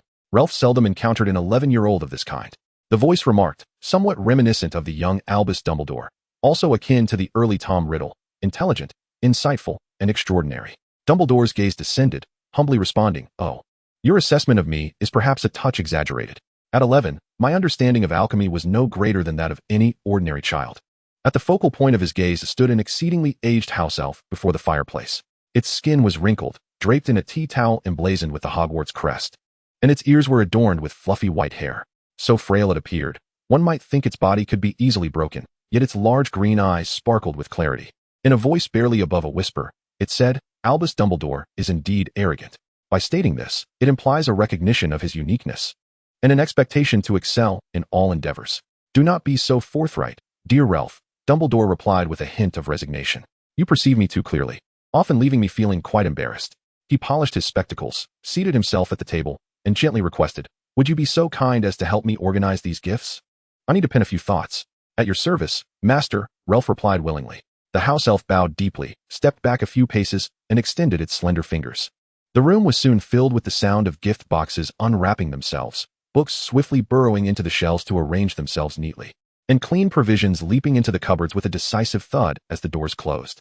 Various greeting cards and letters cascaded into several boxes, stacked tidily on the table, awaiting a moment when Dumbledore would have the leisure to peruse them. Other items were systematically placed in the various corners of the room. As for the problematic gifts, they coalesced into a mass, mercilessly crushed by magic. Before long, the house elf, accompanied by this refuse and packaging, vanished from the room. On the table, only 2 or 3 unopened gift boxes remained, the contents of which could only be unveiled by Dumbledore himself. While the elf busied itself, Dumbledore inscribed his name, Albus Dumbledore, on each page of the friend's ledger. The professors who remained at the school during the Christmas holidays were all without families, perhaps even lacking relatives. They chose to bestow upon Dumbledore a page from their limited one-on-one friends ledger. Thus, on this morning, Dumbledore, who had received no gifts, found himself with a ledger thicker than any other. After stowing the ledger away, Dumbledore sat at the table, lost in contemplation for an extended period. As the shadows of time flitted across his vision, stirring ripples in the depths of his blue eyes. Did it resemble him? Undoubtedly. Upon reflection, he recalled the look in the eyes of Widgray amidst the crowd, so reminiscent of his own youthful gaze. Yet, Dumbledore would not forget how he had entangled his life in chaos. After much deliberation, he finally took up his quill and penned a letter. Dear Moray, I have received the gift delivered by your owl. I must say, it is remarkably clever, even magnificent. It is hard to fathom that such a creation could come from the mind of an 11-year-old. Of course, in some respects, its composition can be deemed straightforward. Yet, it is precisely this simplicity that renders it all the more impressive. I trust you comprehend my sentiment. I can almost envision the transformative impact it will have on the wizarding world in the future. To be candid, this realization brings me both joy and trepidation. For a child of such prodigious talent, what manner of education should we provide? The last time I encountered a student so astonishingly brilliant was 50 years ago. You may recall that student, Tom Riddle. I would not be so arrogant as to believe my personal approach dictated Voldemort's fate. However, I must concede that my guidance in his education was undoubtedly a failure. The precocious prodigy, with emotions tempered by intellect, is also isolated by their own wisdom. Even when surrounded by many, they remain solitary, for their keen mind allows them to perceive the selfishness, greed, and base desires inherent in humanity, as well as the stubborn arrogance. They maintain a certain distance from others, employing humor, kindness, or politeness to mask their disillusionment and indifference towards human nature. They may become more easily lost than their less astute peers. You see, I am not merely referring to Tom Riddle, nor solely to Veyd Grey. Consequently, regarding your student Veyd, I have some perhaps somewhat immature suggestions. Dear friend, we adults often find ourselves, in the presence of children much younger than ourselves, succumbing to an unrecognized arrogance born from our greater knowledge and experience. We tend to look down upon these young ones with a sense of superiority akin to that of a monarch wielding absolute power, imparting the information we wish them to absorb while withholding what we deem they should not know. We manipulate their thoughts with our words, guiding them towards the paths we wish to see them tread. How immensely arrogant this is. Even more perilous is our frequent unawareness of this arrogance, as we convince ourselves that we are making the right decisions for their betterment. I cannot assert that this is entirely erroneous, for the minds of children are often immature. Their words and actions lacking restraint, and without proper guidance, they may easily stray, causing harm to themselves and others. However, for a student like Veyd Grey, conventional education may yield counterproductive results. If there is one lesson I have gleaned from my years of unsuccessful teaching, it is that love is the most challenging and powerful magic in this world. It is enigmatic, difficult to fathom, yet possesses the capacity to alter everything and dictate outcomes. Chapter 50, The Robe of Ceremony. On this Christmas day, the Grey family indulged in a grand feast, attended a musical, and captured numerous photographs using the vintage camera that Ferdinand gifted to Veyd, while Fiona's gift was the developing potion. This camera was procured from Diagon Alley, and they were told it could be used at Hogwarts as well. Ferdinand smiled as he remarked, "This way, you can document your life at school."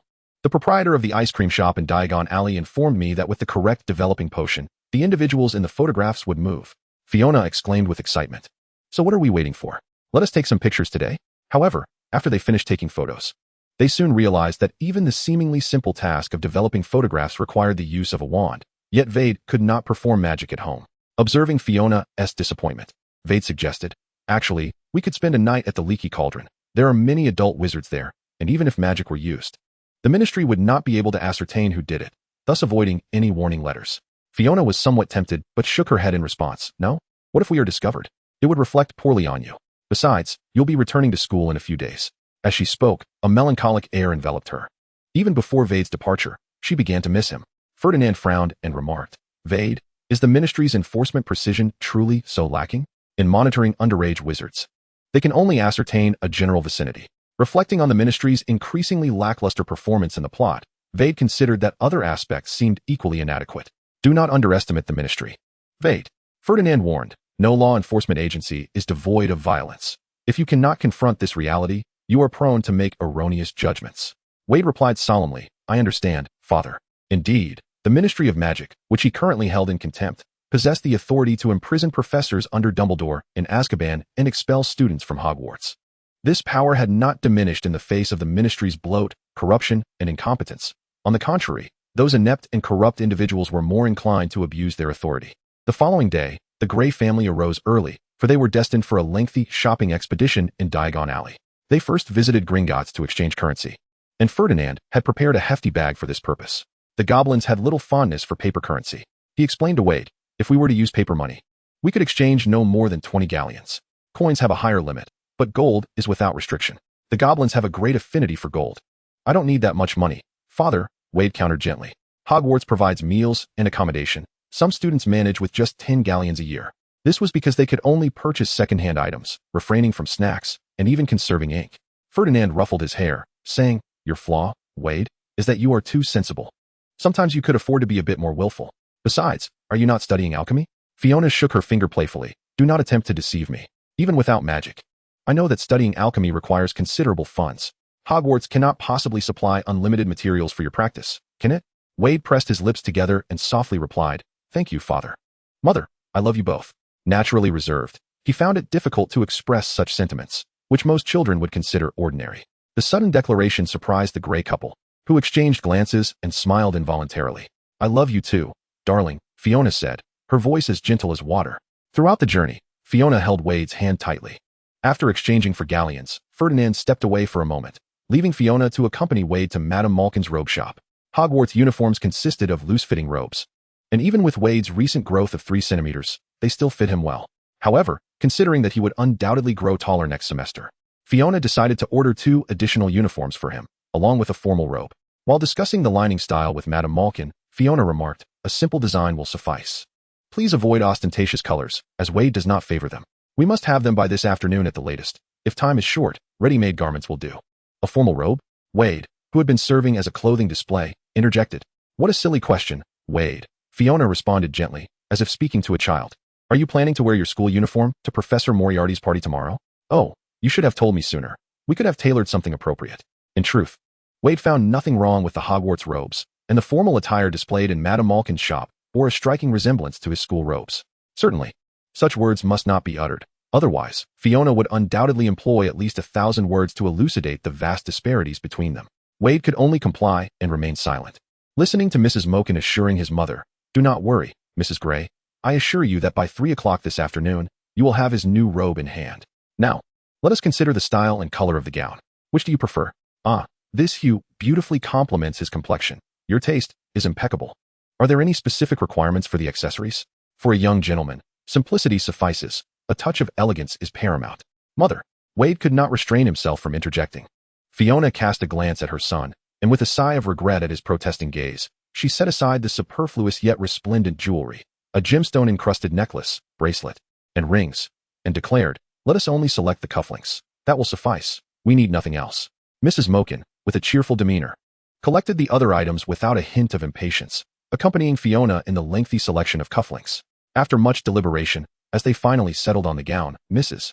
Malkin suddenly recalled, my dear, young Mr. Grey cannot possibly don old shoes with his new attire, can he? Would you like to explore our latest collection of dragonhide boots? Veyd stared vacantly at the ceiling, regretting not having brought a book with him, desperately wishing for other customers to enter so that Mrs. Malkin might become occupied. Otherwise, Fiona could easily spend the entire day here. Suddenly, the doorbell chimed, and Veyd swiftly turned his head, only to find Ferdinand entering with a newspaper in hand. Ferdinand nodded at Veyd and inquired, haven't you purchased the clothing yet? Not yet, Veyd sighed, still selecting shoes. He struggled to suppress the urge to complain to his father. Have the measurements all been taken? That was completed as soon as we arrived. Good, Ferdinand said to his wife, Fiona, take your time. I shall take Veyd to procure other items. You can wait here for the fitting. Fiona waved her hand. Very well, but do not keep me waiting too long. As the Grey father and son exited, Ferdinand remarked to his son, I have subscribed to the Daily Prophet for you, and a copy will be sent to the school via owl. You must begin to familiarize yourself with current affairs. Veyd nodded in acknowledgement. The father and son meandered through Diagon Alley, completing their errands in less than half an hour.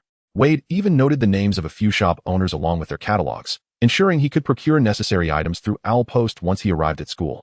Particularly for potion ingredients, Hogwarts only provides the most basic materials for free. Rare and expensive components are only available in limited quantities during formal classes, leaving no room for a novice wizard to practice freely. Upon their return to the robe shop, Fiona had just finalized her selection of shoes and was seated, sipping tea while perusing a magazine titled Witch Weekly. Hearing the doorbell chime, she turned her head, immediately breaking into a radiant smile. Veyd chuckled softly, and before he could utter a word, Ferdinand, who had been walking behind him, strode forward and gently inquired, "Have you finished shopping? You must be weary." Fiona, who had not taken a single step out of the robe shop, stretched her arms and replied, "Indeed, shopping can be quite exhausting. What shall we have for lunch? Isn't there a delightful French restaurant nearby? How about we dine there and order a foie gras and roasted cod?" Chapter 51, Ferdinand's Fear. On the day of Professor Mori's party, Veyd, after having breakfast, donned the exquisite attire and dragon-hide boots that Fiona had meticulously chosen for him. He stood before the mirror as Fiona circled around him, occasionally adjusting minor details. "You look absolutely dashing, darling," Fiona exclaimed, her voice filled with exaggerated admiration. "You will undoubtedly be the most striking young gentleman at the party. Honestly, why not wear the necklace I selected for you? The arrowhead pendant is incredibly cool and will surely make the other children envious." "Absolutely not. Mother, I am not a 3-year-old child," Veyd firmly rejected without hesitation. Fiona sighed. "You were reluctant to wear it even at 3. Thus, I would be even less inclined at 11. Ferdinand periodically glanced at his wristwatch and peered towards the door. "The professor mentioned he would arrive at 10, correct?" He confirmed with his son. "Yes, that is what the letter stated. However, it is almost 10 and still no sign of anyone outside. Are they late?" Fiona speculated. "Perhaps something has detained them," Ferdinand replied, looking again toward the door. "I just hope they do not appear unexpectedly at the entrance." "That won't happen. This area is filled with ordinary people. Imagine how many would witness it," Fiona confidently asserted. "They must have encountered an issue, and we may soon receive a letter delivered by an owl." As Fiona spoke, she dashed to open a window to facilitate the owl's entrance. Just as she turned around, the flames in the fireplace erupted into green, casting an eerie glow throughout the room, and a dark figure emerged from the hearth. Ferdinand sprang up, swiftly drawing a pistol from behind his clothing with one hand, while pushing Veyd back with the other, shouting, "Who goes there?" "Father, wait. It's Professor Mori." Veyd urgently grasped his father's arm, suddenly noticing how cold his father's palm felt. He looked up in surprise to see Ferdinand's jaw clenched, the veins on his neck bulging, and his tense expression appearing both frigid and unfamiliar. Veyd was taken aback. Since receiving his acceptance letter from Hogwarts, the Grey couple had always seemed overjoyed. Their curiosity about the world of magic was palpable, and they eagerly immersed themselves in this realm, often appearing to possess more knowledge about the wizarding world than Veyd himself. He had always believed this to be the case. Yet, in this moment, he realized that perhaps his father had long harbored a profound fear of the wizarding world concealed deep within his heart. Fiona was initially startled, but upon hearing Veyd's words, she quickly regained her composure. She took a few steps forward, her curiosity piqued, and inquired, "Is this the mode of travel known as flu?" Ferdinand hastened to join her, seemingly intent on welcoming their guest alongside his wife. However, Veyd noticed that he was, in fact, positioning himself protectively in front of Fiona. Emerging from the flames was indeed Professor Mori, who brushed off the soot from his attire and remarked with a smile, "Indeed. It is a safe and convenient method of travel. Save for the soot that clings to one's clothing, everything is quite splendid. Greetings, Mr. Gray, Mrs. Gray. I am Terence Mori, and I presume you are already aware of my identity." "Of course," Ferdinand replied, his pistol long since stowed away, his demeanor betraying no signs of disturbance. "Welcome, Professor Mori. I apologize, but our fireplace has not been thoroughly cleaned in over 2 years."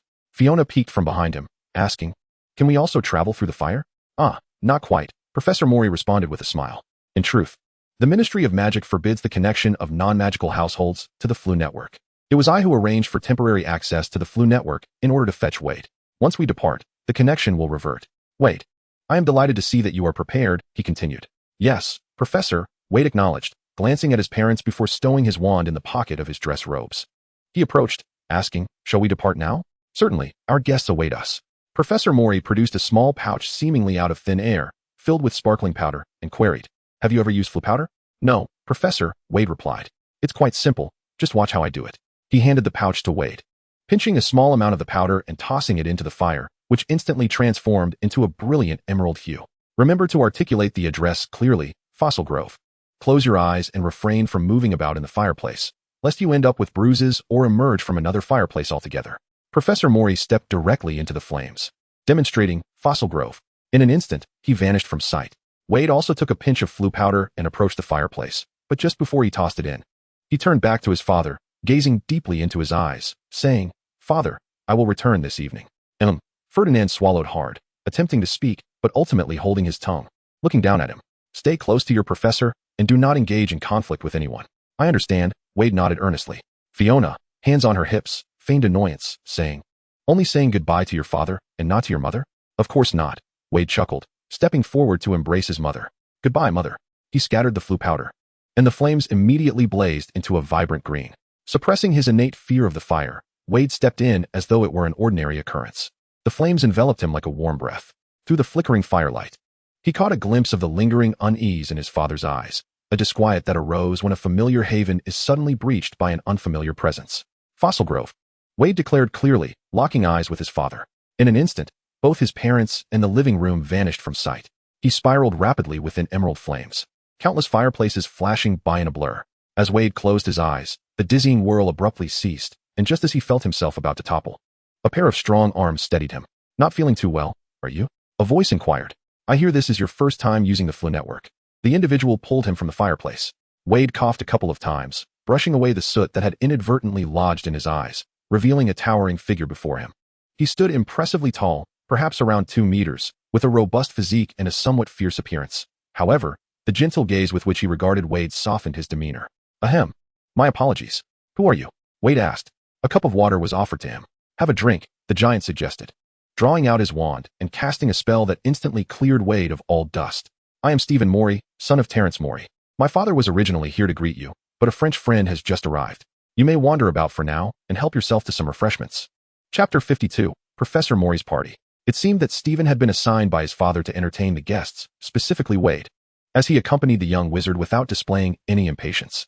The stark height difference between them amused the onlookers, who occasionally chuckled at the sight. Stephen, however, pretended not to notice and guided Veyd through the cycad garden. The garden was impeccably maintained, with a long, pale yellow table laden with an array of delectable food and drink for guests to enjoy at their leisure. The festivities took place around a fountain, at the center of which stood a mermaid statue of legendary beauty, her graceful form and shimmering tail captivating all, while her enchanting song filled the air. Surrounding stone railings were adorned with tiny dancer statues, tirelessly twirling and spinning, casting golden orbs of light into the atmosphere. Veyd reached out to gently touch one of the glowing spheres, which burst like a bubble, sending a slight chill through his fingertips. The verdant grass surrounding them was freshly trimmed, resembling a lush green carpet. Around the fountain and within the altar, an assortment of vibrant flowers bloomed in a riot of colors, their clusters creating a breathtaking spectacle. Some blossoms, typically reserved for spring and summer, were defying the seasons and blooming here. Tall trees, their canopies resembling giant umbrellas, lined the pathways, lending the cycad garden its name. Stephen took great pride in introducing this ancient plant, which could trace its lineage back over 200 million years, predating even the dinosaurs. They were true living fossils. The Morey family had a house elf dedicated to caring for these cycad trees. As their tour progressed, a paper crane swooped down, suddenly opening its beak to emit Professor Morey's voice. Stephen, take Veyd to the small stone platform. Certainly, he replied. Stephen responded with a soft acknowledgement, and the paper crane alighted upon his shoulder, suddenly tilting its head as if to gaze at Veyd beside him. Observing Wade's rapt attention on the crane, Stephen chuckled and remarked, "This is a creation of my father's. He once visited a magical institution in Japan for an exchange and discovered that the students there delighted in folding these little paper cranes. Upon his return, he began using them to convey messages. Eventually, the Ministry of Magic adopted this practice, but they deemed the cranes too cumbersome and replaced them with paper airplanes, neither agile nor capable of speech, lacking in aesthetic appeal, with the only advantage being their low cost." The Ministry of Magic? Veyd pondered, inquiring, what did they use to transmit messages prior to the advent of paper airplanes? The two-way mirrors are prohibitively expensive. It can't possibly be the flying network, can it? Owls. Stephen stifled a laugh. Imagine dozens of owls flitting about the office or crammed into elevators, leaving a mess of droppings and feathers everywhere. I witnessed such chaos once in my childhood. It was nothing short of a disaster. Veyd began to comprehend the subtle disdain in Stephen's tone towards the ministry. Anyone who had seen those officials overwhelmed by owl droppings would hardly maintain respect for them. The small stone platform rose a couple of feet above the ground, forming a modest garden adorned with white marble steps, where pale purple peach leaf bellflowers danced in the breeze, and delphiniums and geraniums were interspersed. Moss clung to the brick walls, and the air was refreshingly pleasant. Aside from Professor Morey, there were only 5 or 6 individuals present, each dressed in finery that suggested elevated status. Upon hearing the commotion, they collectively turned to look. Their movements were remarkably synchronized. Their gaze first fell upon the tall figure of Stephen, before descending to find Veyd, who appeared diminutive in comparison. "Oh, Veyd, my dear child," Professor Morey exclaimed joyfully, completely disregarding his own biological offspring, as he placed a hand upon Veyd's shoulder and ushered him into the crowd. "This is my newest pupil, the truly remarkable Veyd Gray." Everyone nodded and smiled at Veyd, and a man with curly brown hair complimented, It seems this child must possess extraordinary talent to be so esteemed by you, Professor. Professor Mori nodded, stating, he is but a first-year student, yet he has already surpassed your alchemical proficiency at the time of your graduation, Macchione. Laughter erupted among the others. Clearly aware that this Macchione, despite having taken up alchemy, had not excelled, likely causing Professor Mori considerable headaches during his studies. Macchione chuckled, unperturbed, and regarded Veyd with a serious expression. Professor Mori, sensing that his previous statement lacked persuasive power, promptly provided another example. This child, through self-study, memorized the entirety of the magical phonetics, magical symbols compendium, runic lexicon, and introductory guide to ancient magic in merely 2 months. Goodness! At this revelation, the crowd finally grasped the weight of his extraordinary talent. Most of them had attended ancient magic classes or even alchemy courses, well aware of the difficulty in memorizing those convoluted symbols and peculiar syllables. Without further ado, it is evident that this child has surpassed 99% of individuals in terms of memory and diligence. Not only that, Professor Moriarty, elongating his tone with a sense of pride, deliberately reserved the most crucial part for last, while the others feigned interest in their attentive postures. Veyd observed silently. Although he was still unfamiliar with the identities of these individuals, it was abundantly clear to him the stature of Professor Moriarty. In just over a month of study with me, he has already produced his first piece. I swear, it was entirely his own independent creation. I did not guide him with a single letter. Professor Moriarty boasted loudly, unveiling a brand new friendship ledger with the dramatic flair akin to revealing a lottery-winning number. Suspending it amidst the crowd and playfully inquiring, can anyone guess its purpose? The group exchanged glances, orderly surrounding the ledger, each taking turns to inspect it with their wands, casting various spells that enveloped the ledger in a myriad of lights. However, this ledger had been fortified with protective enchantments by Professor Moriarty, rendering typical detection spells ineffective at discerning its magical structure. Soon, 2 individuals surrendered. They had little interest in a mere child and doubted he could produce anything remarkable in alchemical products, merely flattering Professor Moriarty to gain his favor. The remaining individuals continued their examination until a man named Macchione suddenly brightened, plucking a leaf that transformed into a quill, inscribing a line upon the page. Money is an endless ocean, and I wish to swim within it. He then flipped through the pages with increasing fervor, his expression growing more ecstatic. Initially, those around him remained indifferent, but gradually their eyes widened, and they began to swallow audibly. Professor Moriarty wore a smile that suggested he had everything under control. Chapter 53, Stephen's Aspirations. No, sir, this figure is excessive. It is rather too much. Professor, please consider my situation. The business climate is poor. Can we perhaps agree to a more reasonable rate? The cleverness lies in the concept. In reality, it is quite easy to replicate. You must be aware of the rampant piracy. If the costs are too high, everyone would prefer to purchase counterfeit goods, leaving me with minimal profit. The double-sided mirror and flying powder can serve similar purposes, and it may not be as popular as you envision. We are merely testing the waters, and who can predict how it will sell? If your asking price is too steep, I shall have no choice but to withdraw. The crowd encircled Professor Moriarty, each contributing to a cacophony of dialogue, as if mounting an assault. When Macchione began to propose a price, Veyd finally discerned that Professor Moriarty's gathering was, in fact, a product launch for his friendship ledger. It was no wonder he had forbidden Veyd from selling the ledger at school. Had information about similar products leaked prematurely, today's effect might not have been achieved. Moreover, Veyd's small-scale endeavors at school could only yield a meager sum of student change, far inferior to the efficiency of these multinational companies. In the little garden, these unfamiliar wizards could each be likened to heads of multinational corporations, thanks to the presence of the flying route network and the port key. Traversing different countries is far easier for wizards than for muggles. With the use of the disillusionment charm, the costs associated with logistics become negligible, allowing wizards to effortlessly sell goods across various nations and even continents. Veyd followed Professor Mori, observing as he engaged in a heated debate with these wizards regarding the patent licensing fees for the friend's account. One individual boldly proposed to buy it outright for 100,000 galleons, nearly provoking Professor Mori's ire. The offer was subsequently raised to 200,000 galleons. Yet Professor Mori remained resolute, insisting he would only sell the usage rights. At that moment, the wizards no longer displayed the deference and admiration they had previously shown towards Professor Mori. Instead, they haggled with meticulous precision. Some were tenaciously persistent, others overly critical, while a few feigned disinterest and others resorted to emotional appeals. Yet Professor Mori stood firm, like a pillar of rock amidst a torrent of water. He initially quoted an astonishingly high price, then engaged in a gradual negotiation, extolling the virtues of the friend's account, its expedience, convenience, and affordability, assuring that wizards worldwide would purchase it repeatedly throughout their lives, aware of its exquisite stability and structure. Counterfeit items simply could not match the stability of the friend's account. Anyone skeptical could test it for themselves.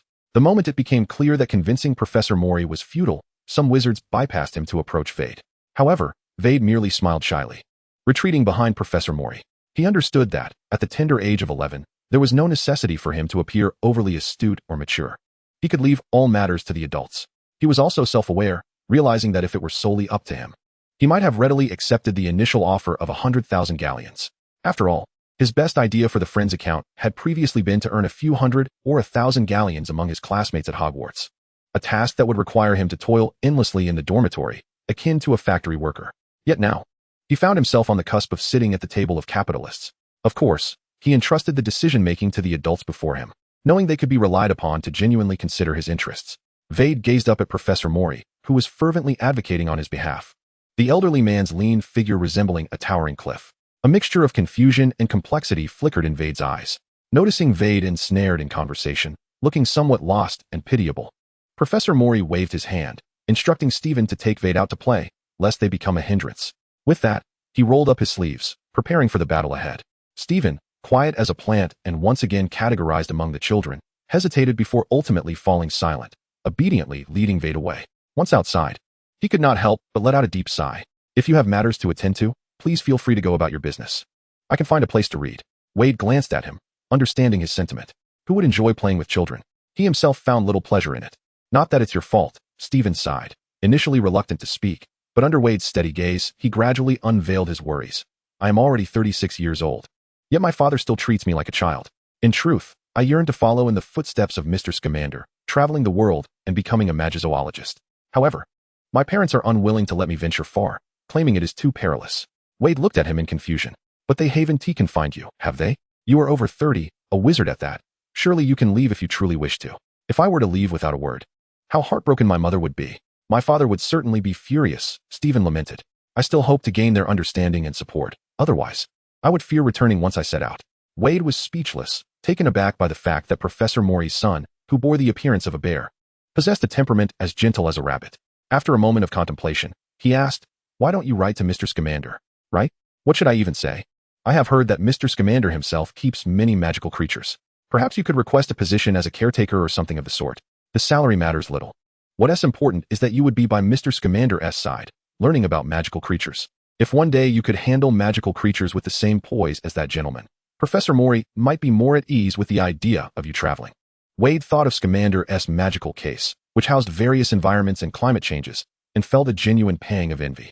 Indeed, how did I not consider this possibility? Stephen exclaimed, elated, though soon hesitated. But how should I compose this letter? Would it be presumptuous? He earnestly sought advice. Despite the fact that the person before him was merely a child, to be straightforward would suffice, Veyd suggested. Clearly express your worries and aspirations, as well as your knowledge of magical creatures. This way, even if Mr. Scamander does not agree, he will not be angered. Yet, he pondered whether Mr. Scamander, upon receiving the letter, might perceive the tone and diction as those of a fresh graduate. Upon first meeting, Veyd had assumed this man to be quite formidable. Soon after, he recognized his gentle and composed nature. However, after spending some time together, it became evident that his true character was childlike, even more innocent than many children. It was no wonder Professor Mori was hesitant to let him roam. Had he been his own son, Veyd would also be reluctant to permit him to wander the world alone. Chapter 54, The Covenant. Despite Stephen's eagerness to pen the letter and Veyd's assurance that he would be fine alone, Stephen could not shirk his responsibilities and ran off. He discussed the phrasing of the letter with Veyd for a while before resuming his tale of the magical creatures he cared for. Although Professor Mori disapproved of Stephen's aspirations to venture into perilous realms inhabited by magical creatures, he did not entirely dismiss Stephen's dreams. After graduating from Hogwarts, Stephen acquired a farm where he has nurtured a multitude of adorable beings over the years.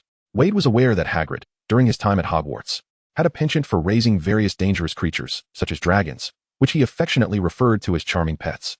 Initially, Veyd assumed that Stephen's interests aligned with Hagrid's, but upon closer inspection, he discovered that Stephen's companions were indeed delightful and largely harmless magical beings, including Puffskeins, Bowtruckle, fairies, and Snidget.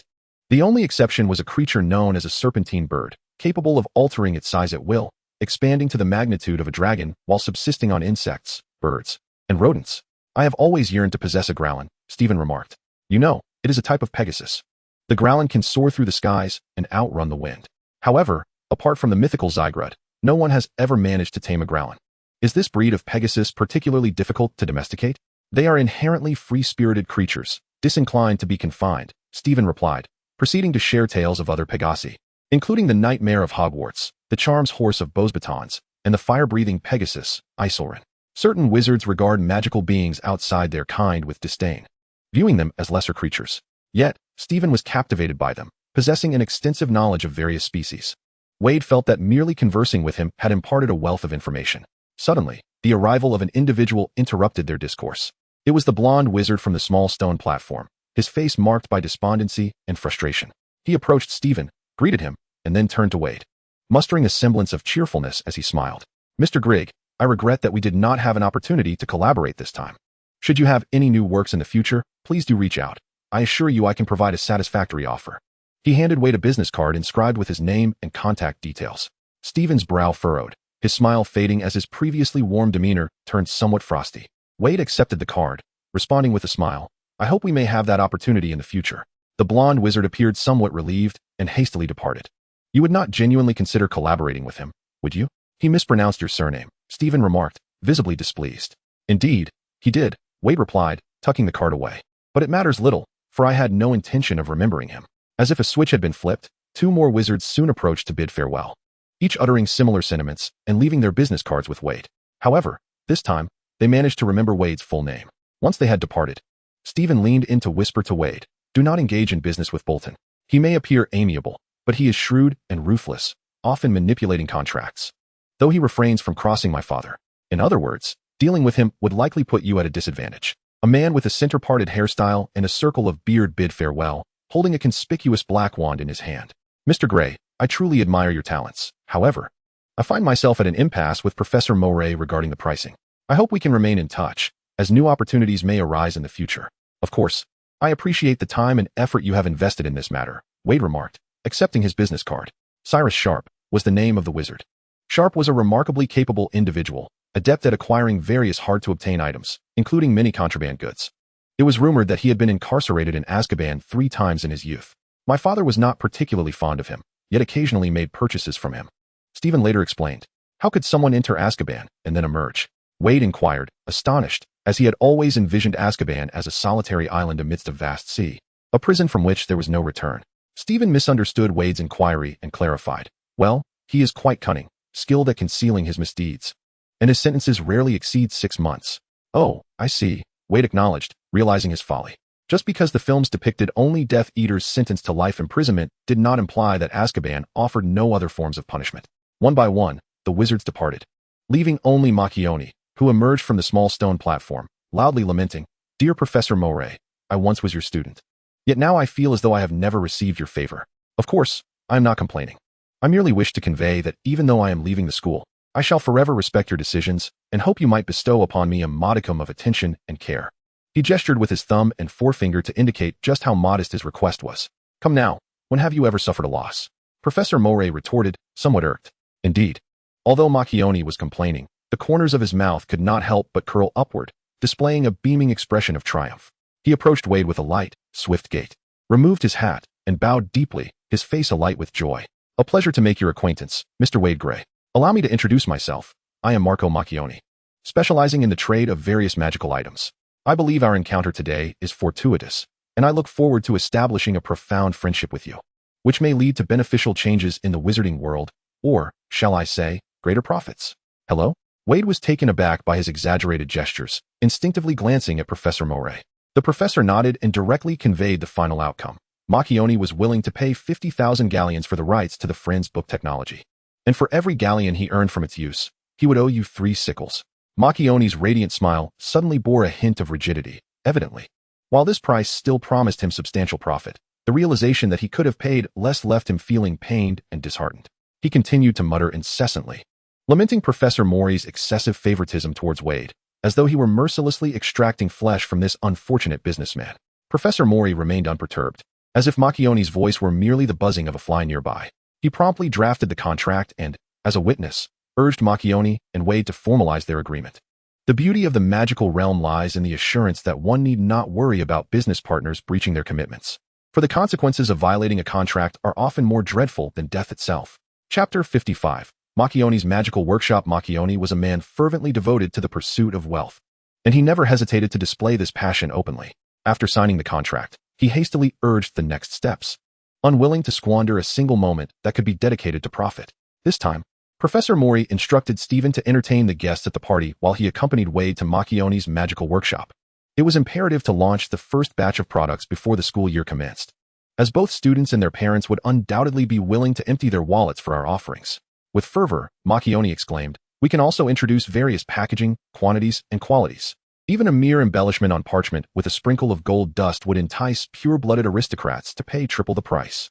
He added, "I must quickly produce a batch of posters to be plastered in Diagon Alley by tomorrow morning." Veyd was taken aback and inquired, "Is there enough time?" "Of course."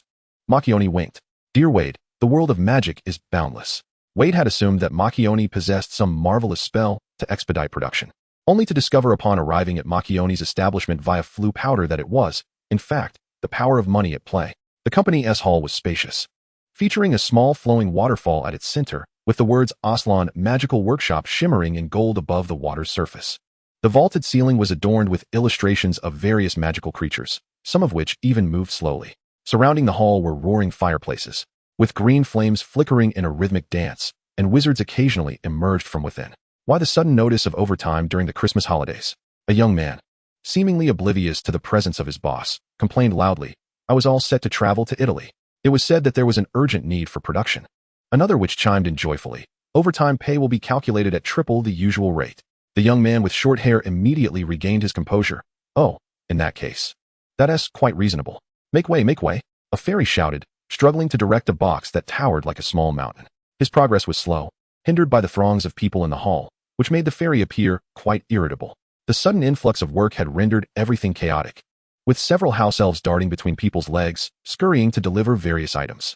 Above the hall, colorful paper airplanes swirled in flocks, occasionally swooping down to target unsuspecting individuals with a swift dive. Oh, for heaven's sake! Suddenly, a paper airplane landed atop a wizard's hat. He swiftly removed it and unfolded the note, exclaiming, "Why has it taken me so long to realize that the stock of sturgeon oil is running low? I had mentioned before the holiday that we must take inventory and replenish supplies as needed. Do not let me discover who has been negligent in their duties." In a hurried manner, he wove through the crowd, nearly colliding with a fairy, who, infuriated, dropped her box and shouted a curse. Veyd was taken aback, given the current disarray in the magical workshop. It seemed that Macchione had perhaps commanded all employees to prepare for overtime as soon as he witnessed the effects of the friend's account. At that time, everyone still clung to the hope of negotiating with Professor Mori, but the determined Macchione likely already had a plan for how to proceed. "Apologies. It is truly chaotic here today. This is not our usual state. Veyd, Professor, follow me this way." Macchione guided Veyd and Professor Mori through the throng, entering a private elevator, where he finally exhaled, pressing the button for the 6th floor of the technical department while loosening his collar. "Your workshop has expanded to 7 floors now." Professor Mori squinted at the row of elevator buttons, saying, "I recall the last time I visited, there were only 5. "Indeed, we have made significant progress over the years," Macchione replied with pride. "The transformation of the magical radio has been a major undertaking. Thanks to the Professor's willingness to grant us authorization, there are few wizards willing to embrace new inventions, let alone modify Muggle artifacts. Many still perceive Muggles as foolish, inferior beings, how utterly misguided. When I first attended school, witnessing that crimson train racing across the Scottish Highlands struck me with awe at the ingenuity and power of Muggles. After graduating, I intended to blend into a Muggle university, but for various reasons, I ultimately regrettably abandoned the idea. What reasons might those be? If not simply a matter of comprehension?" Professor Mori incisively revealed the truth. "Haha, do refrain from being so blunt in front of the children, Professor." Veyd suddenly realized that, despite Professor Mori's frequent jests at Macchione's expense, their relationship was far more amicable than it appeared. In their private exchanges, an unmistakable camaraderie existed. He gazed at the posters in the elevator, listening intently without interjecting. The technical department housed 2 fairies and 5 or 6 wizards, all prepared with various tools, awaiting in the office. This space differed greatly from a Muggle office, filled with enchanting, gently moving magical objects, intermittently illuminated by flashes of vibrant colors, and resonating with a myriad of subtle sounds. Upon arrival, Professor Mori and Macchione settled at an empty table to sip tea, allowing Veyd to engage with the members of the technical department.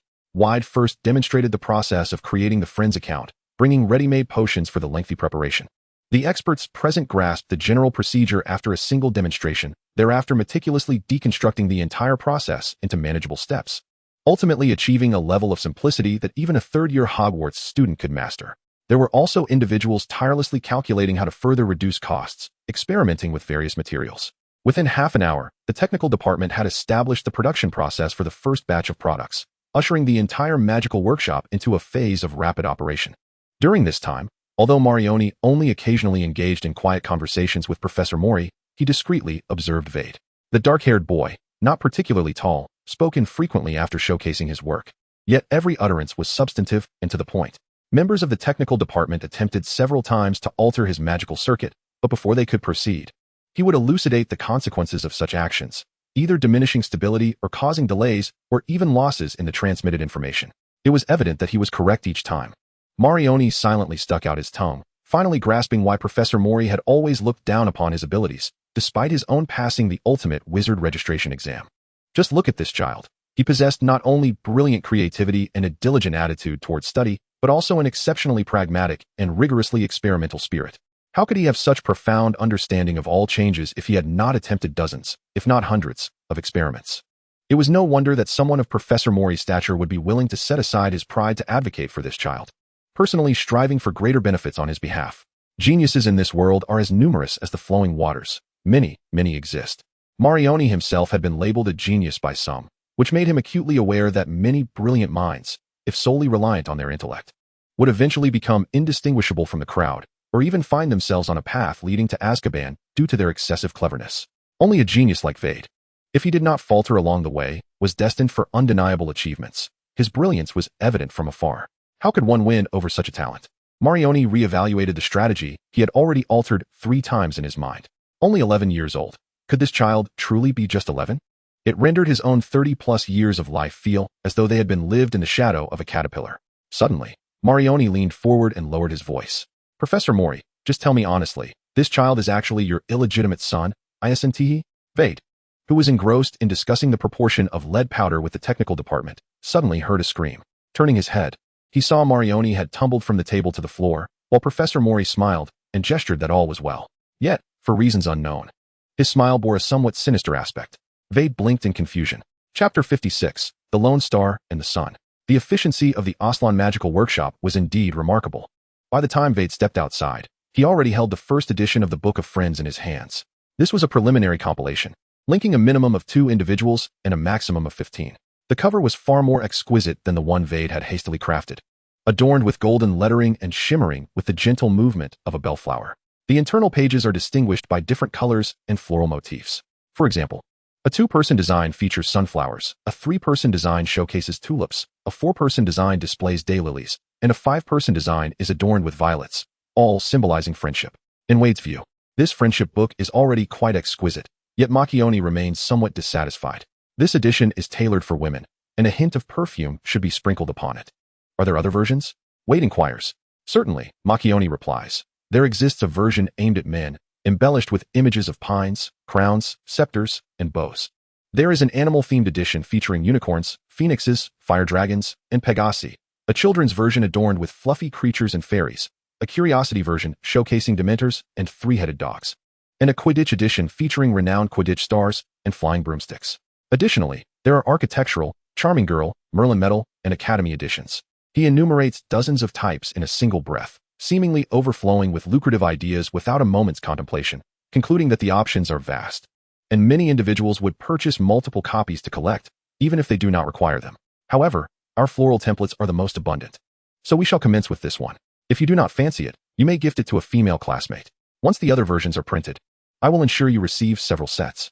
Veyd shakes his head. What would I do with so many? I could just collect them myself. Dramione responds with a smile. Gifting to classmates can foster relationships.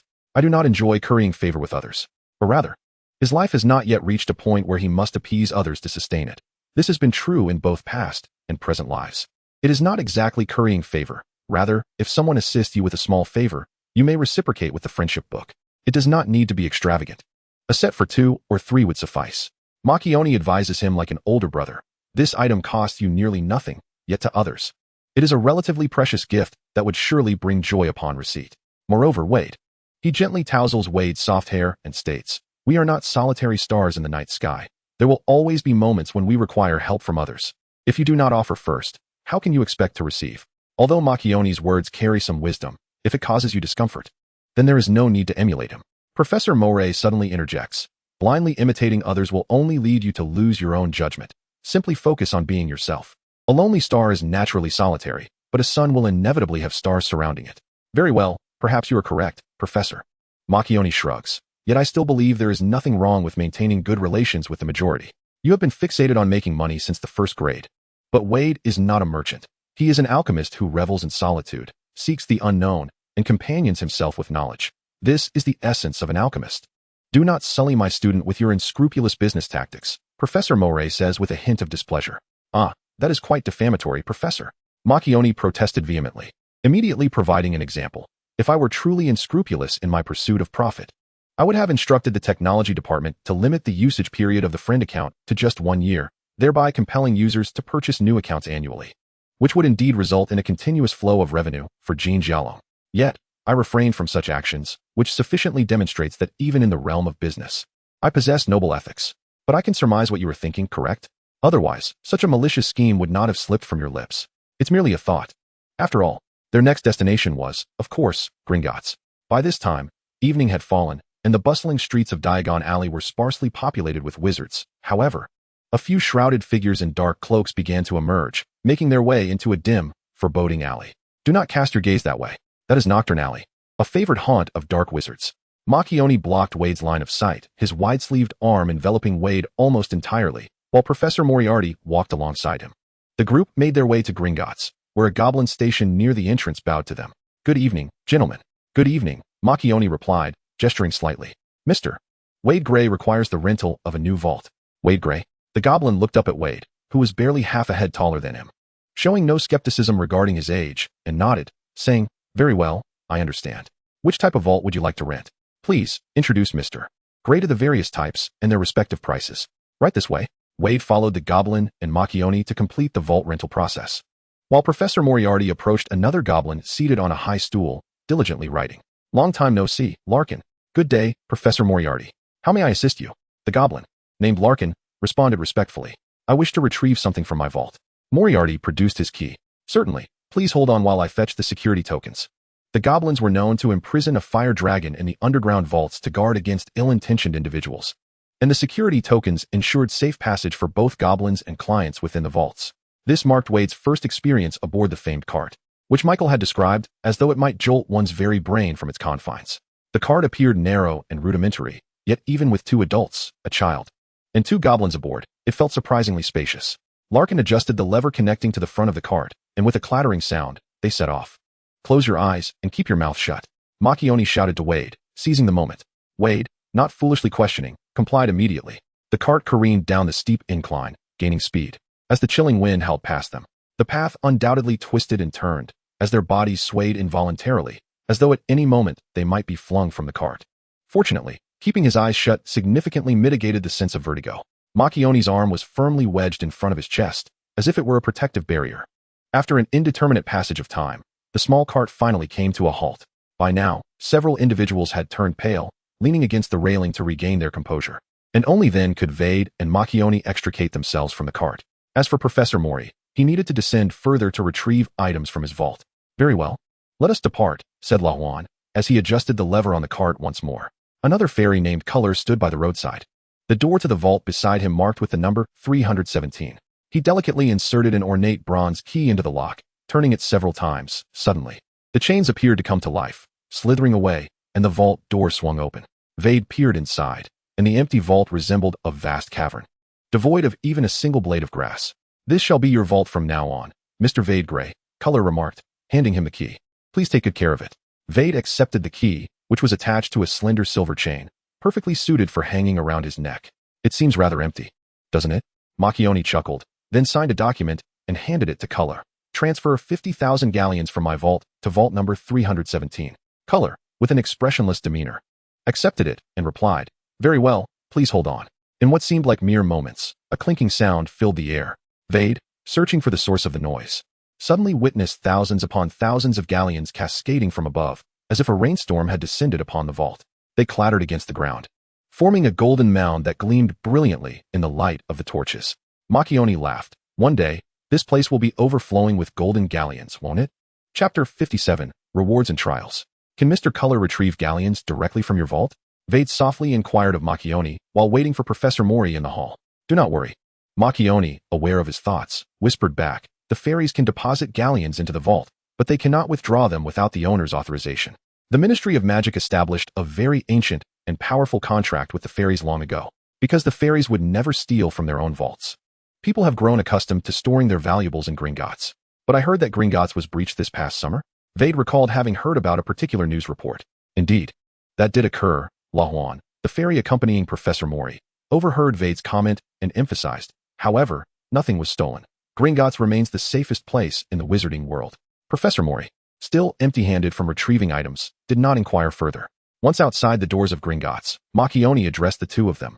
I apologize, Professor Veyd, but I must quickly arrange for new products to be stocked. The start of term is just around the corner, and there is much business to coordinate. Professor Mori nodded. You go ahead, Dramione. Until next time, Mr. Dramione, Veyd bid farewell in a similar manner. Mr. Dramione, tipping his hat with one hand, bowed slightly and hurried away. Veyd observed that his destination appeared to be the office of the Prophet Daily, though he had already mused on this several times in his mind. He could not help but reiterate, Mr. Dramione is truly a man who values every second. Whenever it pertains to money, he is invariably more proactive than anyone else. As Professor Murray guided Veyd down the steps, he remarked, nevertheless, he is an exceptionally astute businessman. I do not imply that he possesses greater integrity than others, but rather that his vision extends far beyond the immediate.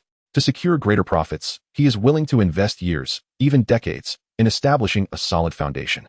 He regarded Veyd with admiration, adding, if you were in your 30s or 40s and only occasionally stumbled upon a profitable venture, I would advise you to tread carefully. Perhaps Mr. Dramione would seek to extract even more benefits from you. But you are merely 11. He paused, a mysterious smile gracing his lips. Veyd pondered. Does youth not render one more susceptible to deception? No, Veyd, Professor Murray mused. Though your youth may currently be perceived as a weakness, it is also your strength. Like myself, Dramione believes in your potential and anticipates your future brilliance.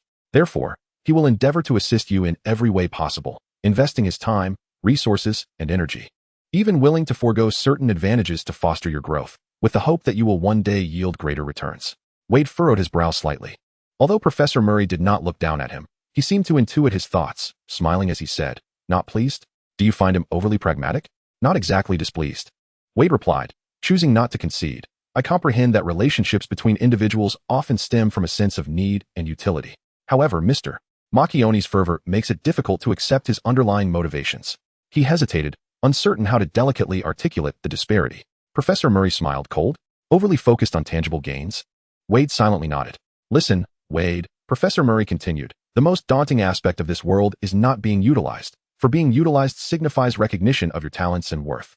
It is those devoid of any utility who are truly pitiable, akin to a grain of dust, indifferent whether they exist or vanish. Therefore, do not fear or disdain the notion that others may wish to exploit you. Instead, learn to harness your talents within these relationships of mutual benefit, overcoming obstacles, and utilizing these resources to cultivate your own growth.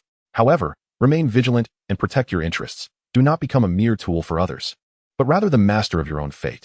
He lowered his gaze, noticing the boy's gray eyes fixed intently upon him, though Veyd remained silent. Professor Murray knew that the child would surely internalize his words and reflect upon them earnestly. A complex tide surged within him, on one hand. Terence Murray experienced a profound satisfaction and comfort in sharing his wisdom and experience, witnessing his student evolve from ignorance to knowledge, from naivety to maturity. On the other hand, he felt as though he was imparting the harsh, merciless, and intricate realities of adult society to innocent children.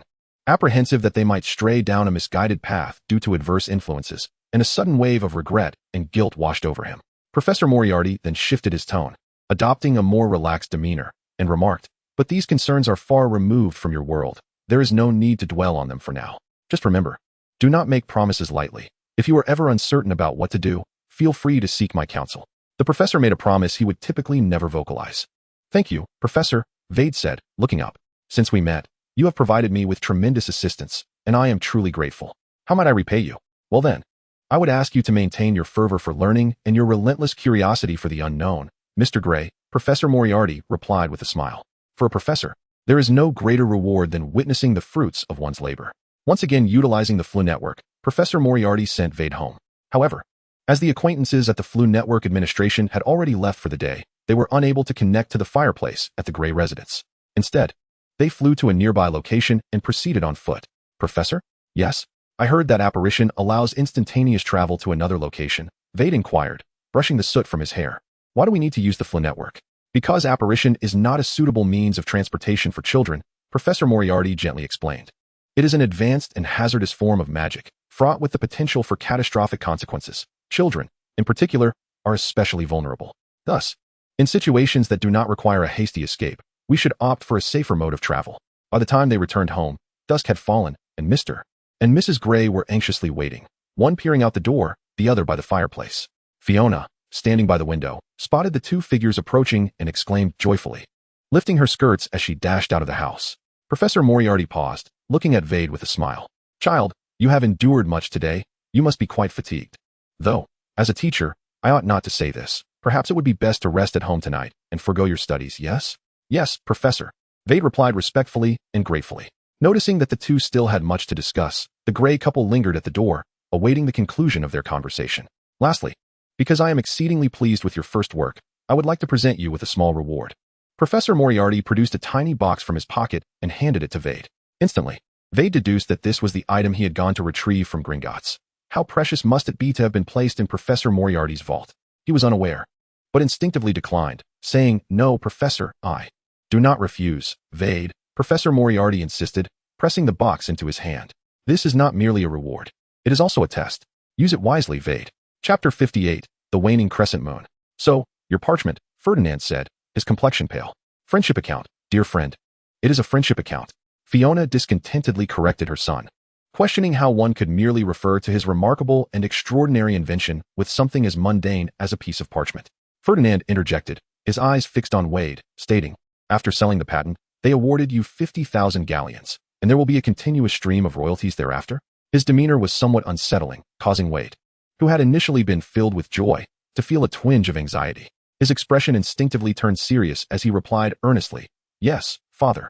There are even those who wish to buy it outright for 200,000 galleons, but your professor did not agree? Indeed, he replied. Ferdinand appeared to struggle for breath as he said, You are still with that professor of yours? Professor Moray, Veyd confirmed. Yes, and a businessman went to Diagon Alley. It was Mr. Marco Macchioni. Veyd pondered for a moment before adding, They have both taken great care of me. And then, in front of you in a ferry, he transferred the entire 50,000 galleons? Yes, father. Ferdinand's expression was too peculiar, not merely one of pride or joy, which made Veyd feel a sense of unease. It occurred to him that he should have sought his parents' opinions beforehand, but under Macchioni's urging, the day had unfolded as if on fast forward, and he had unconsciously overlooked this step. Ordinarily, Professor Moray and Macchioni were not careless individuals. However, considering that his parents were not skilled in magic, perhaps in their eyes, even though Veyd was only 11, he was the sole member of the Grey family capable of engaging in equal discourse and making decisions. The realization of this notion left Veyd feeling somewhat uncomfortable. He suppressed these emotions and tried to adopt a light-hearted tone, explaining, as the school term approaches, Mr. Macchioni was quite anxious, fearing to miss this lucrative opportunity, which made everything feel rather rushed. I'm sorry, father, I forgot that I should have consulted you first. Well, Veyd is just 11. Can you expect him to be entirely thorough? Fiona feigned displeasure as she pushed Ferdinand aside and then embraced her son, planting a fervent kiss on his forehead. Wonderful, darling. Mother is so proud of you. How many 11-year-olds can achieve financial freedom on their own? And it's your very own patent. It's simply astonishing. I can hardly believe I brought forth such an exceptional son. She showered him with kisses before pulling Veyd up from the sofa and urging, What are you waiting for? Hurry up and have dinner. I've prepared a grand feast. Ferdinand, you should wash your hands too. All right. As Veyd was ushered towards the dining table, he glanced back and saw Ferdinand, gripping the sofa's backrest as he stood up, almost stumbling as he made his way to the restroom. Fiona, oblivious, hummed a tune, joyfully lifting the lid, and the aroma of the food instantly awakened their appetites. Yet, Ferdinand could hardly swallow, nearly jabbing a tomato into his nostrils, and after the steak on his fork fell, he chewed a few times before realizing. Your father is simply too shocked. Fiona was concerned that Veyd might feel frustrated or disappointed. She softly reminded him that when he was 11, he struggled with basic addition and subtraction within 100. This seemed rather exaggerated. Veyd couldn't help but chuckle at the image of the clumsy father that existed only in his mother's words, as well as the sparkling affection in her eyes. After dinner, Veyd tentatively asked, Professor Moray has helped me greatly today. Although he insists it's unnecessary, I still wish to express my gratitude. But I'm uncertain how to do so. According to certain unwritten rules he had learned in his previous life, it would be customary to present a sum of 30,000 galleons to a benefactor like Professor Moray. Otherwise, one would appear ungrateful. However, after much hesitation, Veyd felt that such an approach might provoke an adverse reaction from the professor. Past experiences could not be applied to the present, at least not with Professor Moray. Otherwise, it could easily be misconstrued as either gratitude or insult. As an 11-year-old, Veyd understood that he need not exhibit excessive sophistication or cunning. Yet, it also felt inappropriate to accept Professor Moray's kindness as if nothing had happened. Oh, Ferdinand seemed somewhat lost in thought. After a while, he suggested, "Why not write a thank you letter, Veyd?" A letter? Veyd had not anticipated that the advice he had given Stephen during the day would return to him in the evening. Indeed, writing a letter, infused with sincerity and thoughtfulness, seemed fitting. Ferdinand continued after a moment's reflection. Remember to present a small gift on Professor Moray's birthday or during holidays. Most importantly, repay his kindness with improved grades. I understand, Veyd nodded. Yes. Go write that letter, Veyd. Ferdinand managed a strained smile. I am very proud of you, my son. As he watched his son return to his room, Ferdinand sank into a chair, running his fingers through his hair, appearing particularly despondent. What is the matter with you today? Fiona asked, embracing him from behind. Resting her head on his shoulder, her long hair cascading down. She murmured in discontent. Veyd's little invention sold for a considerable sum. And the school professors treat him so well. The merchants he meets are honest and enthusiastic. Everything is going splendidly. Why the gloomy expression? Veyd lost his smile when he returned to his room. Ferdinand replied, no matter the reason, let us not be the kind of parents who dampen the mood. She continued to murmur, sensing her husband's tense muscles gradually relaxing. Yes, you're right. Ferdinand grasped his wife's hand, striving to smile. Their professor is a good man. Everything is fine. I was just taken aback. I apologize. It's nothing. Remember to apologize to Veyd properly in the morning. He was excited to share his achievements with you. Yet you couldn't even manage a pleasant expression. Understood. Late at night, once his wife had fallen into a deep slumber, Ferdinand slipped into a jacket and stepped onto the balcony. He intended to light a cigarette, but his trembling hands thwarted his attempts repeatedly. After much effort, he finally managed to ignite it, taking a deep drag as the smoke blurred his vision, enveloping the solitary night of London in a haze. Until this moment, a wave of dread had completely engulfed Ferdinand. His son, Veyd, who was intelligent, sensible, and kind-hearted, possessed a mind valued at no less than £1 million, accompanied by immense wealth that could be readily accessed. Yet he had followed some strangers to an entirely unfamiliar place. If Veyd were to encounter danger or suffer harm, what could this father do? The wizard came and went without a trace, and Ferdinand was at a loss as to where to search for him. He smoked one cigarette after another, his body trembling from fingertips to toes. The night was chilling to the bone. Above, Veyd watched the smoke curl and disperse, witnessing the faint flicker of a firelight. Leaning against the railing, he tilted his head slightly and beheld the crescent moon, resembling a silver hook, hanging from the spire of a tall building. Chapter 59, The Rush to Purchase. The final week of the holiday passed in a blur. Veyd felt as though he had only read a few books, and time had slipped away unnoticed. Professor Moriarty had left him a small matchbox, within which lay a curled, blue-black sliver, reminiscent of a dried caterpillar or a membrane torn from a bat's wing. Unable to wield his wand, Veyd merely examined its form with a magnifying glass. Refraining from employing more destructive methods of observation, he planned to study it more thoroughly once back at school. As Dramione had promised, the friendship ledger was indeed released on schedule. Veyd received an invitation from Aslan's magical workshop for the launch day, and an owl had delivered samples to him, 2 sets of each style, with a note indicating he could keep one set and gift the other. Rather than partake in the bustling excitement of the release, Veyd preferred to read at home. However, Fiona, having seen an advertisement for the friendship ledger in the Daily Prophet, was eager to go, so the father and son accompanied her. The family drove to Charing Cross in Westminster, parked nearby, and then walked to the Leaky Cauldron. Fresh snow had recently fallen, leaving the ground wet and slippery. Fiona clung tightly to Ferdinand's arm, her feet still sliding beneath her.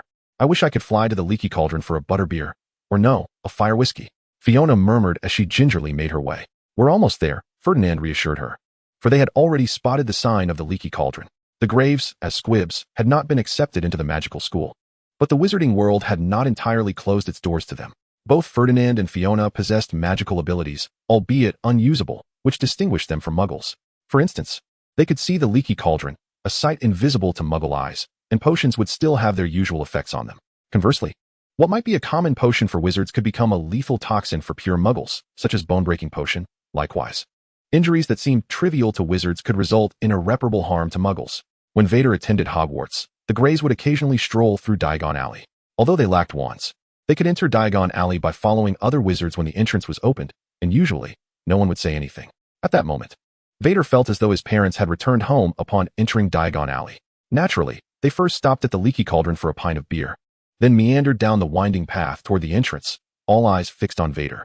He produced his wand and tapped a brick on the wall, causing the familiar archway to manifest, revealing a grand poster before him. Friendship account, a revolutionary emblem. Have you not yet procured a friendship account for your child? Merlin, what will they do at school? Unparalleled quality, exceptional yet affordable, and irreplaceable enjoyment in the new era. With me by your side. Communicate seamlessly anytime, anywhere. The friendship account transforms our worlds. Fiona could not help but exclaim in astonishment. The vibrant posters were visible from nearly every angle, with various slogans continuously rolling and urging people to purchase immediately. Diagon Alley was bustling with throngs of parents and even numerous foreign wizards. There was no need to visit Macchione's shop anymore, for along the streets of Diagon Alley, every 10 meters boasted a sales point. The clerks shouted, "One per person. One per person. Hey, sir, you've taken more than one. Don't fret. We will produce more soon. If you are willing to wait 2 days, you can leisurely choose in the shop. Various styles." Yet, no one paid heed to him. People pressed forward, clutching galleons and shouting, "Give me 3. I have 3 children." No pushing from behind. "Who stepped on my shoe? I want that red one. Give me that red one." Suddenly, a gasp arose from the crowd, and the throng parted with a rush as 2 wizards tumbled to the ground, grappling with one another amid the chaos of screams and shouts until they were swiftly pulled apart by onlookers. Fiona swallowed hard. Perhaps we should just observe from here. A wise choice. Ferdinand bought ice cream, and the 3 of them sat at a small table outside, watching the daunting scene of the frenzied purchases. The proprietor, Forsco, donned in a waistcoat, brought their ice cream to the table and smiled. "Are you also here to buy a friendship account for your child?" Yes, Ferdinand replied ambiguously. "Then you must hurry to purchase one." Forsco adjusted his bow tie, stating, "I have insider information. The friendship accounts being rushed by Aslan Magic Workshop are limited to this batch.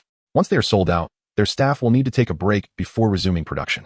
So, if you miss this opportunity, you'll have to wait at least a week to buy another."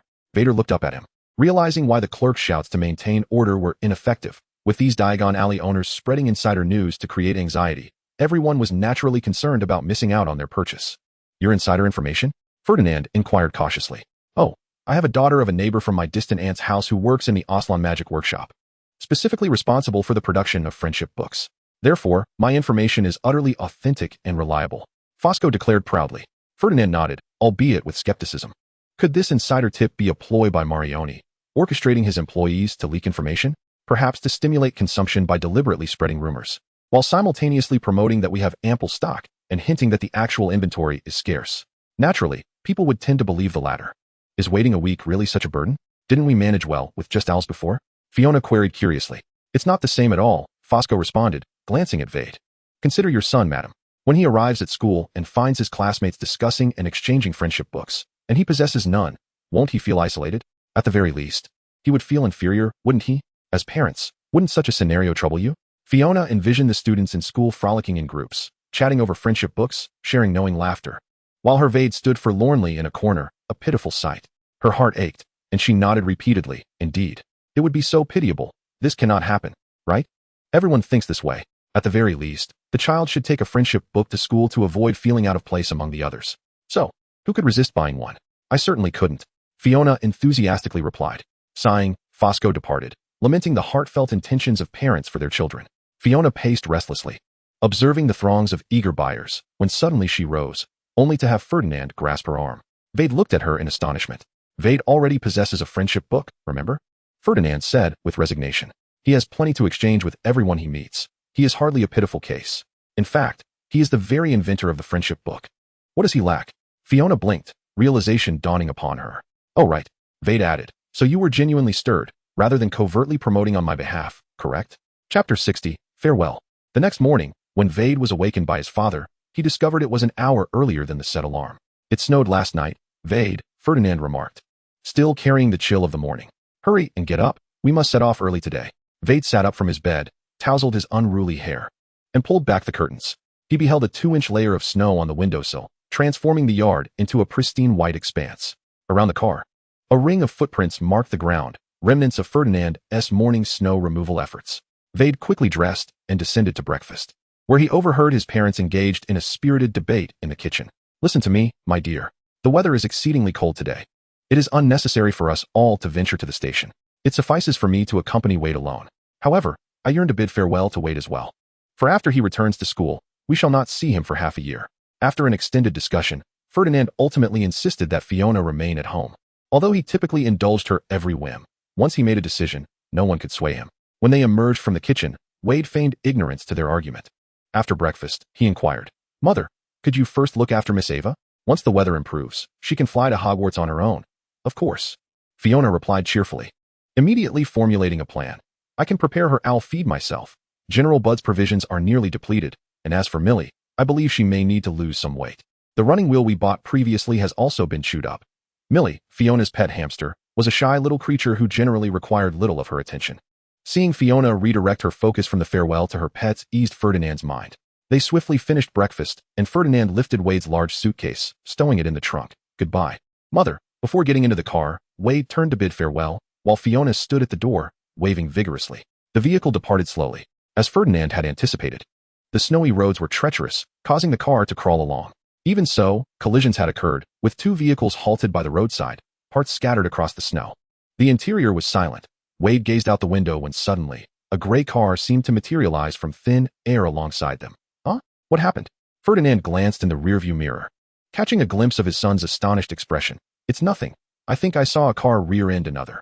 "Yes, that happens often," Ferdinand replied, remaining focused on the road ahead to avoid any sudden accidents. After a few minutes of the gray car keeping pace with them, it abruptly vanished from view, only to be seen again as it barely trailed the vehicle ahead through the intersection, just as the green light turned red. The pedestrians on the street remained oblivious, including Ferdinand, who failed to notice the car that seemed to leap forward. If an ordinary person could see it, they might think it a ghost story, Veyd mused. The slowly moving car finally arrived at King's Cross Station, with just a few minutes left before departure. Ferdinand unloaded the suitcase and placed it on a trolley, pushing it towards platform 9 3/4. Upon arriving, Ferdinand began to slow his pace, ultimately coming to a halt. Veyd grasped his hand. "Let's go in together, father," he urged. Ferdinand smiled ruefully. "I cannot, Veyd. I am not a wizard." "You can," Veyd interrupted. "There are no magical restrictions at platform 9 3/4. Even muggles can enter. However, this place has been enchanted by the Ministry of Magic, causing muggles to overlook it." Thus, I, Ferdinand, took a deep breath and gazed at the brick wall before me with the eyes of one encountering a monstrous entity. "I too can access this platform." "Certainly, follow me." With that, Veyd grasped his hand and led him forward. Ferdinand, feeling a surge of anxiety, instinctively shut his eyes as he was about to collide with the wall. Nothing happened. Yet, suddenly, the air around him became abuzz with noise. A deep crimson train came to a halt beside the platform, its doors flung wide open. Children adorned in Hogwarts uniforms leaned against the train windows, bidding farewell to their parents below. The platform was thronged with people. Some children hurriedly dashed about, while others shared tearful embraces with their mothers. A cat strolled leisurely across the ground, and an owl in a cage turned its head, surveying its surroundings. Older students congregated, already engaging in discussions about holiday assignments, while others struggled to detach themselves from their mothers, exclaiming, "Don't be so affectionate. Mom, I'm no longer a child." "Have you packed your friend's book?" A stern-looking elderly woman admonished a nearby child. "Don't lose it. Remember to stay in touch every day." The seemingly simple-minded child beside her replied dutifully, "I understand, Grandma. May I have another friend's book, Dad?" A girl pleaded, clinging to her father's arm. "I have many friends at school, and my little sister hasn't started yet. You can buy it for her in a few days." "Don't even think about it," exclaimed a noticeably younger girl, jumping up and down. "That's mine." Looking around, Ferdinand noticed that at least 1 in 3 travelers was discussing friend's books, while others eagerly pulled out papers to begin writing. Engrossed in online chats, some frequently checked their friend's books to see if there were any new messages. To ensure timely responses, they even tucked portable pens into their pockets or behind their ears. Ferdinand gazed at this scene with an almost obsessive fascination. The station of platform 9 3/4 was unlike Diagon Alley. This had once been the starting point of his magical dreams, yet it had ultimately barred him from entry. He had envisioned countless journeys beginning here in his childhood, but it was only at the age of 32 that he finally stepped inside for the first time. After a moment, Ferdinand withdrew his gaze and, with a restrained and slightly trembling voice, said, "Let us go, Veyd. We must find you a carriage." They strolled along the platform for a while until they discovered an empty carriage. Veyd placed his suitcase inside and stepped out to bid farewell to his father. Ferdinand laid a hand on Veyd's shoulder, wishing to impart some words, yet found himself at a loss. Should he remind him to study diligently? Veyd already worked harder than anyone else. Should he advise him to cultivate good relationships with others? Ferdinand had uttered such sentiments countless times before. Should he assure him that his parents would always be his support, and that he could seek help from family regardless of the challenges he faced? However, Ferdinand was acutely aware that, in the face of the sorcerer, he and his wife were utterly powerless. Even if Veyd were to truly seek their assistance, what could they possibly offer him beyond shared anguish? After a considerable pause, Ferdinand's palm tightened slightly. We have always been proud of you, Veyd. No matter the challenges you encounter, do not succumb to fear or hesitation. When troubles arise, seek help from your teachers. Do you understand? Veyd nodded, gazing into his father's eyes, and softly inquired, Father, you initially did not wish for me to attend Hogwarts, did you? Why did you not prevent it? I could not. Veyd, Ferdinand replied with a bittersweet smile. I so wished to, but I had heard that if a young wizard cannot learn to master their own magic, a dark force known as the Silent could emerge, leading to their own destruction and ruin. Thus, he could only watch with deep concern as his son stepped into what appeared to him as a veritable slaughterhouse of death, helpless to intervene, unable to prevent it. Chapter 61. The Train, the Hyena. A sharp whistle pierced the air as all train doors sealed shut. The engine hissed with steam and began to move forward with a clatter. Veyd waved from the window, watching his father's figure gradually recede into the distance. He turned to take his seat, a heavy weight settling in his heart. The friend journal radiated warmth, and upon opening it, he noticed several lines had already been pinned on the first page. Fiona, is your journey going smoothly? The train should have departed by now. Fiona, Miss Ava seems a bit unhappy. I suspect it may be because you did not bring her along. Fiona, is it cold on the train? Veyd chuckled softly, retrieved a pen, and replied line by line. Veyd, our journey has been quite smooth. The train has just departed, and father should be on his way home now. If Miss Ava is feeling down, perhaps you could offer her a bit of fish treat? That is her favorite snack. I remember it being on the second shelf of the cupboard, or some mealworms or crickets would surely lift her spirits. But do ensure she does not indulge too much to avoid gastrointestinal issues. Of course, you are well aware of this. Additionally, the train likely has warming charms in place, so it is not cold, and the scarf is quite cozy. I will remember to take plenty of photos. Hey Veyd, just as Veyd concluded his writing, Michael poked his head in, exclaiming with delight, I knew you would be in this direction, mates, over here. He waved towards another direction and then dragged his suitcase into the compartment, excitedly exclaiming, I've got some big news, haven't I, Veyd? What? Veyd responded, somewhat perplexed. Of course, the friend journal. Michael exclaimed as he drew his wand, levitating his suitcase onto the luggage rack before sitting down. Before school starts. My parents were in a rush to snag a copy too. When they found out I had a whole one in my possession, they were utterly astonished. I had previously thought this was a secret among the members, only to suddenly hear that it has started to be sold in Diagon Alley. So the rumor is indeed true, correct? What rumor? After 3 weeks without seeing him, Veyd found himself struggling to keep up with Michael's conversation. Oh, we've all heard about it. Others have even come to ask me because they know we are in the same year. At that moment, Theo entered the room and remarked, but I must say, they don't seem to believe it. They think someone is lying. Hey Veyd, long time no see. Ryan followed in behind, saying, I guess you don't often check the chat page, do you? Well, I still have to study, Veyd replied. I suppose that's it. Otherwise, you wouldn't be so silent, Ryan shrugged. Let Theo explain, he knows more. Theo Mancini, although his surname is not among the legendary 28 pureblood families, is indeed pureblood himself and well-informed. Even before the friend's account was released, rumors had already begun, Theo said, looking at Veyd. They say a brand new, affordable, and more convenient mode of communication is about to emerge, potentially revolutionizing the loose structure among wizards and tightening interpersonal relationships. Michael remarked, I suspected that what they were referring to was indeed the friend's account. Thus, despite possessing a friend's account, he dared not share it with his parents or friends, hiding it at the bottom of his trunk and using the excuse of studying to sneak it out and chat with friends, insisting they keep the existence of the friend's account a secret. However, by that time, apart from Michael's friend's account, everyone else had at least shared a page with their parents. Consequently, they all hurried to patch things up and urged their parents to maintain confidentiality. Unexpectedly, within 2 or 3 days, the rumor seemed to spread across the globe, and everyone was aware. During those days, our family supply of fire whiskey was consumed at an accelerated rate. Ryan said, many people are eager to get involved. My father mentioned he knew a pureblood aristocrat who was desperately seeking to obtain the rights for America. However, Macchione, the owner of Oslin's magical workshop, is a cunning and elusive character, as my grandfather described him. Theo continued.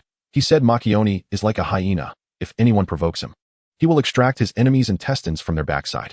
Though Mancini's grandfather's words were far more vulgar, Theo felt too embarrassed to repeat them and merely glossed over it. No one dares to provoke Macchione. No one has ever profited from him. Yet, some say Macchione obtained the patent for the friend's account from someone else. And the inventor is merely a first-year student at Hogwarts. Theo glanced at Veyd. Some were madly trying to find you. I was truly afraid to hear your name, Veyd. Ryan said with a hint of concern. Theo continued. However, the great alchemist Terence Morey publicly stated at a banquet that the inventor is his student, and he would never tolerate anyone causing trouble for his student. Should anyone attempt to bypass him in search of his students, it would be deemed an affront and provocation towards Terence Murray. Ryan added. It was only thereafter that I learned of Professor Murray's esteemed position in certain domains, alongside Dumbledore at Hogwarts. At this juncture, a witch pushing a cart of snacks passed by the entrance, prompting them to pause their conversation, each purchasing a few treats. The interrupted discussion resumed thereafter. Professor Dumbledore also expressed a hope that all would respect his students. Otherwise, he would be compelled to defend their rights, and suddenly, tranquility was restored. As Theo unwrapped a chocolate frog, he remarked, I have heard that those with ambitions have once again sought out Dramione. Perhaps they believe the cost of provoking him is comparatively lower. Oh, my chocolate frog. The frog leapt out abruptly, and Theo hastily attempted to catch it. But to no avail, until it was intercepted by Veyd just before it could escape through the window. Thank you, Veyd. Veyd handed the chocolate frog back, inquiring. So my name hasn't circulated, has it? Most people are unaware. Many still presume it to be 6th or 7th year students. Ryan replied. Yet I suspect the pureblood aristocrats are not so easily fooled. Even with Professors Dumbledore and Murray speaking out, Veyd, it is best for you to avoid solitude at school. Michael draped an arm over Wade's shoulder, grinning as he said, Fear not. We shall stick together like conjoined twins. By the way, brother, rumors suggest that Dramione paid a hefty sum in galleons. Some even claim you are as wealthy as a nation. Is it true? While the other two averted their gaze from the subject, he boldly posed the question. Veyd responded in a nonchalant tone that did not echo boastfulness. It's not as exaggerated as that. Merely 50,000 galleons. Michael grimaced as if in pain. 50,000 galleons. I have never seen so much money in my life. Theo chuckled. There are even whispers of it being 1,000,000 galleons. Utter nonsense. Ryan suddenly placed a hand on his shoulder, prompting Theo to fall silent. A knocking sound emanated from outside the carriage. Chapter 62, Pride and Prejudice. Knock, knock, knock. The carriage door was gently rapped upon. Theo, nearest to the door, rose to open it. Hello? Veyd and the others heard voices from outside. Mancini, are you in this carriage? I heard that Veyd Grey was around here. It seems you have the wrong compartment. You should proceed further ahead. The individuals outside were deliberating amongst themselves, preparing to search other compartments. But an inadvertent glance revealed Veyd seated within. The student paused momentarily, the casual demeanor on his face swiftly transforming into a warm smile. So you really are here? He squeezed past Theo, ushering in the other two, and casually greeted, Hi, Grey. How was your holiday? Theo found himself cornered, helplessly observing as 3 students, significantly taller than he, filled the carriage, rendering the space quite cramped. Who are you? With a slight raise of his brow. Veyd was about to speak when Michael abruptly interjected. He stood up with a cheerful smile and said, It's been a while, Pruitt. I heard you spent Christmas in Iceland? Pruitt then turned his gaze towards him, smiling as he replied, Indeed, we witnessed some truly breathtaking landscapes. Upon returning, I heard about the friend's account. His eyes shifted to Veyd as he added, It was absolutely astonishing. I immediately purchased the entire deluxe edition, which consists of 12 volumes. One for each month of the year. Michael, eager to flatter, chimed in, No wonder the Pruitt family is so esteemed. Even that Dramione must concede. He continued, We only managed to acquire 1 copy due to the purchase limit. Securing a second might require a wait of at least 2 weeks. Rest assured, it won't be that long. As long as there is profit to be made, Dramione pace is as swift as riding a Gladring. He added, of course. The limited December edition was only available in the first batch and exclusively for the truly ancient and noble pureblood families, unlike certain. Well, you know. His tone dripped with arrogance as he casually glanced at Theo. The Mancini family, while not the wealthiest, was certainly more affluent than the Weasley family. Yet Theo, having been sorted into Hufflepuff, seemed to bear the mark of a fool, promptly relegated to the lower echelons of disdain by these haughty purebloods. Ryan's expression turned frosty. And just as he was about to rise, Theo placed a hand on his shoulder, silencing him. Michael appeared oblivious to the underlying tension, cheerfully stating, The Pruitt family is indeed very ancient. These two are. Standing behind Pruitt, the 2 individuals regarded Veyd with keen interest, occasionally glancing at Michael, completely ignoring the 2 Hufflepuffs. Their scarves bore large green sections accented with silver stripes, and their demeanor was decidedly somber. They were both Slytherins. Among the various houses, only Ravenclaw maintained a somewhat cordial relationship with Slytherin, characterized by polite greetings and brief exchanges, though they rarely ventured together. Pruitt, anticipating inquiries, promptly introduced, This is Gaston Yaxley. A blond boy with thick brows smiled and nodded at Veyd. And this is O'Neill Fry, a boy with darker skin and a gentler countenance offered a friendly smile. They were both sixth-year students from Slytherin. "We heard the inventor of the Friends account is in this carriage, so we wanted to make an acquaintance," Pruitt said, maintaining a smile. Though his gaze met Michael's with a steely resolve, silently urging him to step aside. Reluctantly, Michael moved away, turning back to Veyd with a wink, conveying a silent message. Gaston Yaxley then stepped forward, extending his hand politely. "Hello, Mr. Grey." Under Michael's watchful gaze, Veyd rose to shake hands, replying, "Hello." Though his tone was unremarkable, those with talent often found others more forgiving. As long as it is not a direct refusal, the Slytherins perceive it as a gesture of friendliness. A faint smile appeared on Axley's pale face. "I never expected the inventor of the Friends book to be so young. It has been many years since Ravenclaw has seen such an outstanding student. Mr. Grey, you are truly a person of remarkable ability and talent, destined for a future that will rival that of Terence Moray. I believe that you will need a grander stage to fully showcase your intellect." He paused for a moment. Elongating his tone, "The Axley family is more than willing to offer you some assistance." Though Pruitt maintained his smile, an unmistakable hint of jealousy crept onto his face. Michael glanced at him before his gaze swept over to the other side, where Flit's smile, flawless as it was, revealed no discernible thoughts. "Thank you very much for your kindness. I am truly honored," Veyd said with courtesy.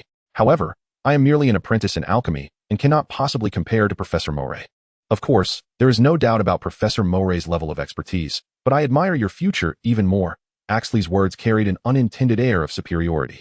While the alchemical level of the Friends book is quite basic, many 6th and 7th year students are capable of achieving it. What is truly commendable is how you conceived such a brilliant idea. Veyd nodded, saying, "Speaking of which, I cannot claim to be the originator. Are you familiar with the Muggle internet?" Muggle? The expressions of the three shifted almost simultaneously, as if they had heard a term that was utterly contaminating. "Indeed," Veyd replied with a smile. "The core protocol of internet communication is the protocol itself, which transmits data by segmenting it into packets. The client sends requests to the server and receives and parses the server's responses.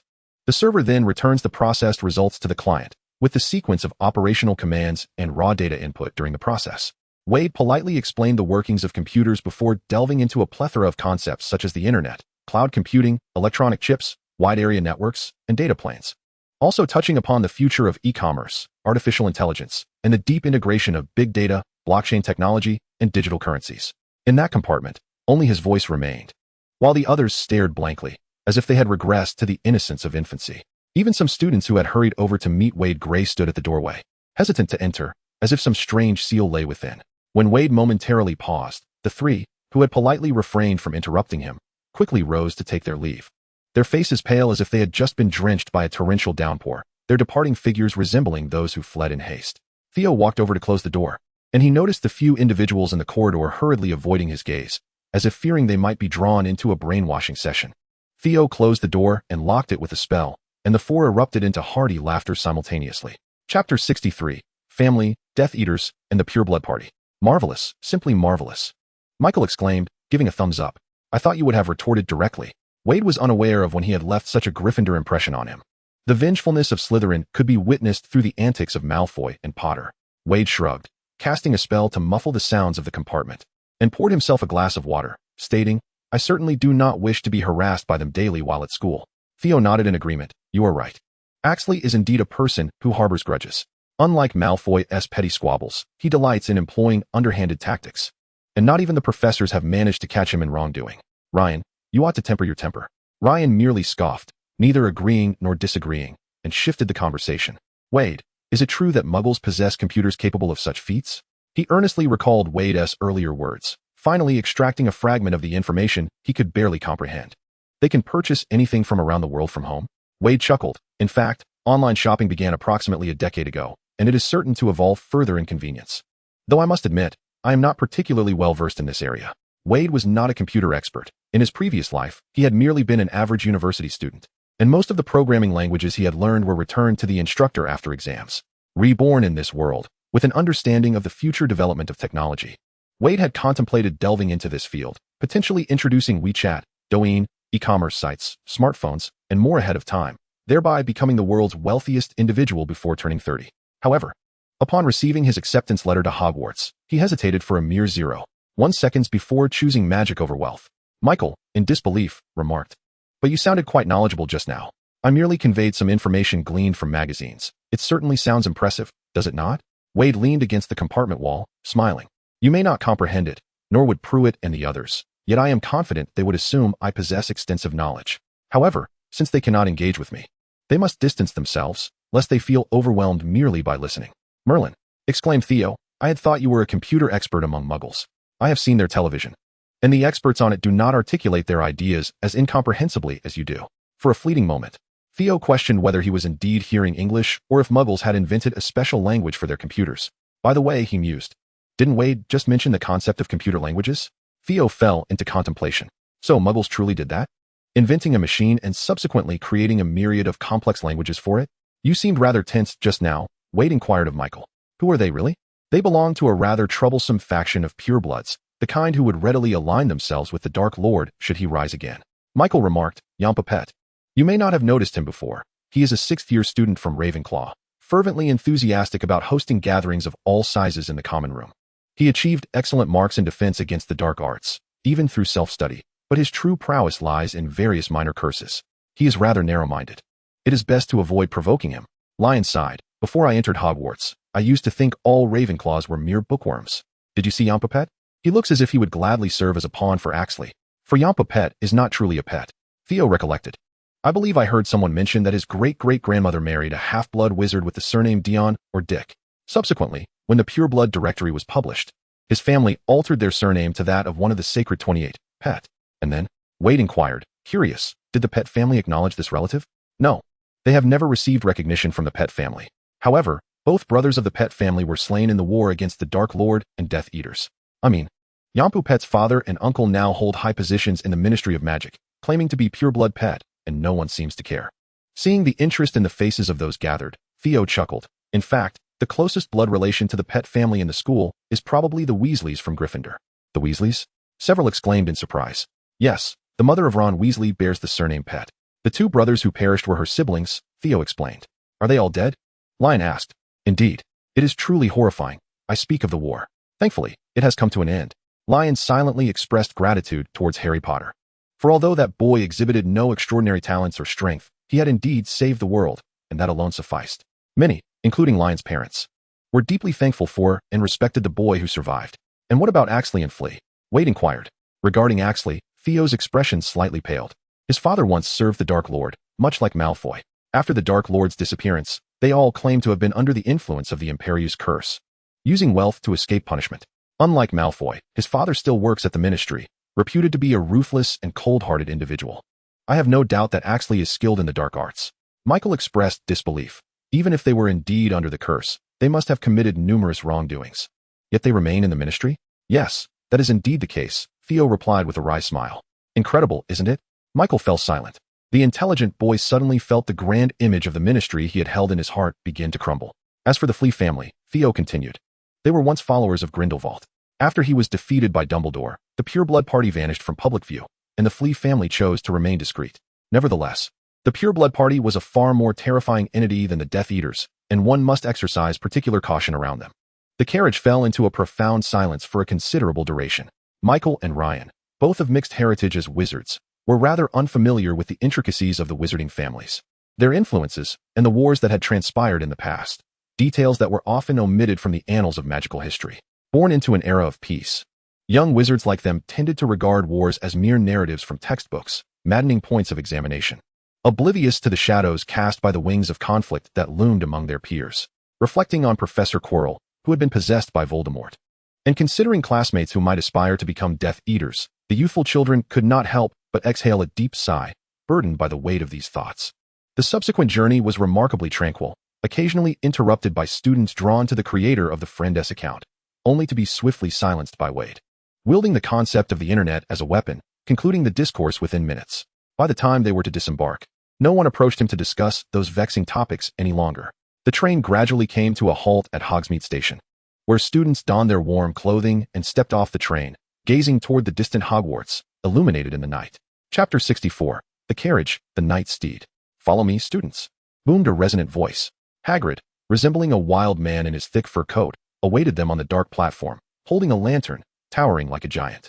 To the students who were unaware of Hagrid's true nature, his imposing figure was quite intimidating. The previously boisterous crowd of students fell silent, trailing behind Hagrid as they walked along the platform. In a vast open area, numerous black carriages stood, their frames adorned with dimly glowing lamps, some swaying gently. The students boarded the carriages one after another, while Veyd and his companions advanced forward, suddenly hearing a cheerful call. "Hey, Veyd, guys, this carriage is empty." They looked up to see Hermione, Padma, Parvati, and Neville seated in the same carriage, with Padma speaking and gesturing toward an adjacent carriage, which was vacant and filled with straw. One by one, they climbed aboard, and Michael was the first to wave, saying, "Hello there. Did you have a pleasant holiday?" "Absolutely. Except for someone who hasn't been checking the friend S account," Hermione replied. "I thought discussing matters on the friend S account would be much simpler, especially during the study of disarming charms." "Oh, Hermione, hold on. We're not officially back in school yet," Padma interjected, her head throbbing. "Let us talk about studies tomorrow, shall we?" Even as a Ravenclaw, she found Hermione's fervor for learning somewhat daunting. "Shall we meet in the library tomorrow afternoon?" Veyd proposed. "I need to borrow a few new books." Hermione reluctantly settled back, while Parvati let out a quiet sigh of relief beside her, although no one pressured her to study. Listening to the high achievers discuss academic matters, of which she could comprehend nothing, made her feel as if she were trapped beneath an invisible glass dome, nearly suffocating. As they conversed, Neville, in a state of frantic urgency, leapt from the carriage, tightly grasping his toad, Trevor, and squeezed his way into the carriage occupied by Veyd and the others. "Hey, Neville, we already have enough people here," Michael protested. "Please, let me stay here." "It's all girls over there," Neville implored softly, his face reflecting a sense of suffering, yet his body resolutely pushed Michael into the corner, adamant about not vacating his spot. Michael, forced to sit against the carriage wall, retorted angrily, "What's so terrible about being with girls? The most beautiful girl in Hogwarts is sitting next to you. And she's a twin." Laughter erupted from the girl's side, possibly in response to Michael's words. With his head lowered in embarrassment, Neville stammered, "They always laugh. It's too awkward. I can't bear to be over there alone." Michael, exasperated, scolded, "Neville, you are truly an incorrigible fool." Seizing the moment before the carriage set off, he jumped down without hesitation and made a beeline for the girl's carriage. Within moments, he was aboard, chatting and laughing with Padma. Neville sighed in relief, his admiration palpable. The trio of Veyd could not suppress their laughter, while Neville chuckled awkwardly, scratching his head in bashfulness. The carriage swayed as it began its journey along the uneven road, a musty odor permeating the air, with a thick layer of straw beneath them. Ryan could not help but remark, "I was wondering last time we rode, why is there not a single cushion on this carriage?" When they had traveled to Hogsmeade for Christmas, they had also taken these carriages, but at that time, they were with their own housemates, lacking the opportunity to congregate. Theo speculated, "Perhaps it's a tradition. Surely, it's not due to lack of funds?" Anyone who had witnessed the bustling dining scene at Hogwarts would hardly believe the school could not afford a few comfortable cushions, with free meals and accommodation. What more could one demand? "Let us consider this a test for us," Veyd remarked, tapping the pile of straw with his wand, instantly transforming the dry straw into plush cushions. The group felt the cushions and enviously exclaimed, "Ah, transfiguration is exceedingly challenging." Under Veyd's guidance, they had performed well in their charms classes, yet transfiguration heavily relied on individual effort, and Veyd could not implant steadfast belief and clear imagery into their minds. "Do Muggle schools charge tuition?" Theo inquired curiously. "Well," Veyd pondered, recalling his elementary school days, "public elementary schools are generally free, with only minimal fees. However, private schools charge at least £10,000 a year." £10,000? Theo exclaimed in bewilderment. "How much is that?" "Approximately 2,000 galleons," Veyd replied. "That is so expensive. Muggles must be wealthy." Theo gasped in astonishment. "Even if he is of pure blood, it is improbable that his family could afford to send him to school with an annual fee of 2,000 galleons. Only a family of Malfoy's stature could manage such expenses, one would presume. Most students among Muggles attend public primary schools, as Veyd remarked. Speaking of which, these carriages at school are quite impressive. They can operate autonomously. Is this also an alchemical creation? Ryan inquired curiously. Suddenly, Neville lifted his head, his lips trembling as if he wished to speak, yet he held back. "It seems there are invisible horses pulling this carriage," Michael whispered, urging everyone to listen closely. The group held their breath, straining to hear, as the air was filled with the hissing breaths of unseen creatures, the sound of snorting, and the gentle flapping of wings. "Invisible horses?" Ryan pondered, furrowing his brow. "I believe I have encountered such creatures in a book. They are the nightmares," Veyd revealed. "Indeed," Ryan exclaimed, clapping his hands in excitement. "It is the nightmares. Legend has it that only those who have witnessed death can see them, which is why we cannot. So, they are not truly invisible. Rather, people are unable to perceive them?" Theo mused, contemplating the logic. "Yes, exactly," Veyd replied casually, nodding as he gazed toward the front of the carriage. The gaunt black horse possessed a pair of white, pupil-less eyes, its visage as menacing as a dragon. It obediently pulled the carriage forward, its massive bat-like wings gently folding against its sides. Perhaps Ryan's voice was a tad too loud. The horse uneasily lifted its head, quickening its pace slightly. The wheels creaked and groaned, eventually coming to a halt before the stone steps of the castle. Veyd leaped down from the carriage. The night air was bitterly cold, and his breath transformed into a misty cloud. He turned back, locking eyes with the nightmare's pale, hollow gaze. This sensation was quite extraordinary.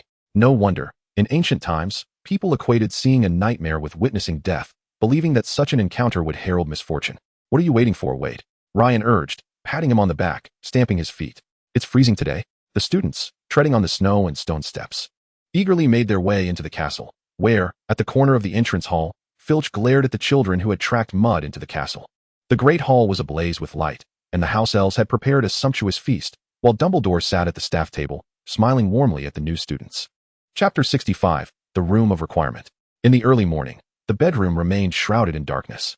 Veyd, still drowsy, suddenly felt the sensation of being watched. In the solitude of his dormitory, that gaze, which did not belong to him, was particularly palpable. Veyd groggily opened his eyes, and in the darkness, he suddenly beheld a row of large, gleaming eyes, like floating lanterns in the air. Thud! His heart raced violently. Veyd bolted upright, instinctively pointing his wand forward. Who goes there? Mr. Gray is awake, came the high-pitched voice of the house elf. Zoe had been aware that Mr. Gray would return to the castle today, and she had been waiting. With slender fingers, a snap echoed in the air, and the oil lamp in the dormitory flickered to life. 3 house elves stood side by side in the center of the room, utterly oblivious to the frightfulness of their midnight appearance. Their faces adorned with enthusiastic smiles as they gazed at Veyd. His heart raced so violently that it felt as though it might shatter his ribs. He inhaled deeply, his icy fingers gradually warming, though an electric tremor still danced along his scalp. Zoe, Hobby, Phil, Veyd said, striving for a calm tone. It's been a while. What brings you here at such an hour? The house elves bowed deeply, their large ears flapping, and cheerfully replied, Well, it's Christmas. Phil received a gift from Veyd Gray, but Veyd Gray surely noticed he didn't receive a gift from Hobby. It's not that there was no gift, but rather that Zoe prepared something even better. Phil wishes to present Veyd Gray with the gift he truly desires. But what could that be? Phil pondered, while cleaning in Ravenclaw Tower. Hobby overheard a first-year student's conversation, and at last, he understood. The 3 house elves beamed with delight and chimed in unison. Veyd Gray must want a broomstick. I do indeed, Veyd replied, sitting on his bed, but the school rules prohibit first-year students from bringing brooms to school. Otherwise, I could simply buy a new one during the Christmas holiday. Indeed, there were regulations, yet Veyd Gray would never contravene them. Zoe spread her arms wide, declaring, But the broom is already at school. Veyd Gray merely needs to use it. First-year students may borrow brooms from upperclassmen after performing well in flying class, and they can enjoy a brief flight. During Quidditch team practices, young wizards often gathered around the pitch, waiting to borrow brooms once the training concluded. However, house elves could not pilfer students' brooms, nor could they present the school's communal brooms as gifts. Did you find a discarded broom? Veyd inquired, astonished as he looked at the elves. More than one, Hobby exclaimed, his ears dancing with joy. Several, in fact, brooms without owners. Come with Zoe, Veyd Gray, the elf urged, tugging at his finger. Zoe wishes to take Veyd Gray to retrieve his gift. Oh, wait, I need to put on some clothes, Veyd replied, pulling back the covers and sitting up, then glancing at the elves. Could you look away for a moment? On a January morning, the sky was dim, and the cold wind howled against the windows, a layer of frost even forming on the sill. Veyd followed the 3 house elves through the castle's empty corridors, the echo of his footsteps resonating clearly. As dawn approached, even Filch was not patrolling to catch students violating curfew. It felt as though Veyd were the only soul in the entire castle, as if he were traversing an ancient oil painting. Dressed in thick robes, Veyd gazed at the house elf, who was merely draped in a thin tea towel, unable to suppress his curiosity. Do you not feel cold in such little attire? Phil shook his head and replied, Not at all. Phil possessed the remarkable ability to adapt to various climates, whether summer or winter, whether frigid or sweltering. What an extraordinary creature he was. Veyd looked at them intently, marveling at such a peculiar and powerful being, one that, unlike wizards who relied on wands, could perform wandless magic innately, wielding extraordinary and unique spells with formidable power, and could apparate without restriction. Had it not been for the insidious notion of absolute obedience ingrained by wizards within their genes or souls, house elves could potentially pose a greater threat to wizards than dragons. Historically, these beings had revolted multiple times, fighting for the rights of their kind.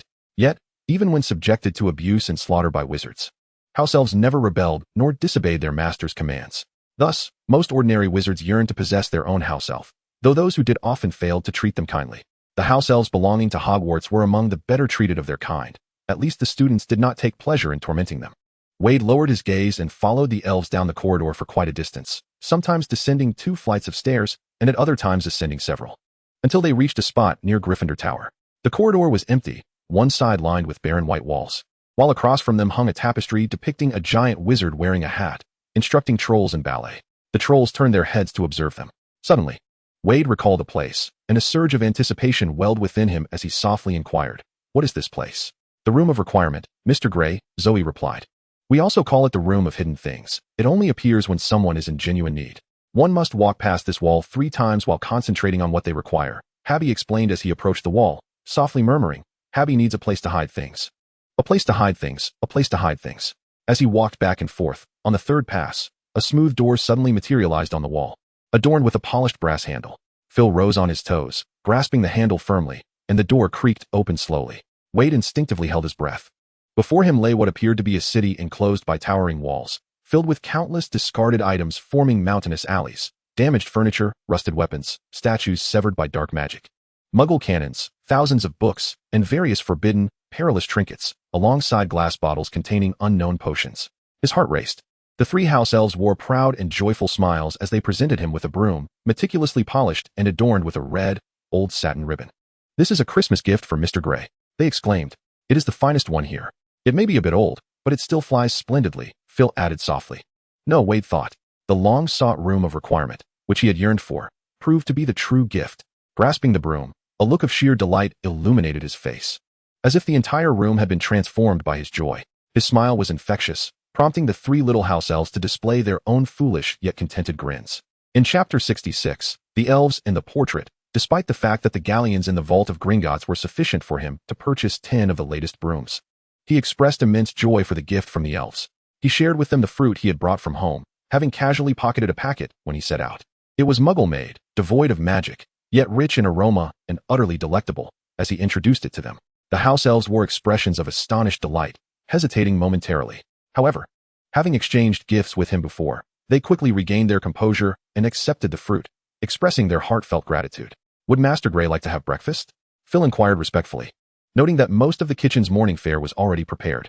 "Indeed," came his decisive reply. Phil rummaged through a pile of items to retrieve a reasonably clean old mat, while Zoe and Habby departed the Room of Requirement. Shortly thereafter, they reappeared simultaneously, one bearing a large platter brimming with food, and the other cradling a sizable jug of his favorite orange juice. The elves knelt upon the ground, arranging the tablecloth and laying out the food and drink.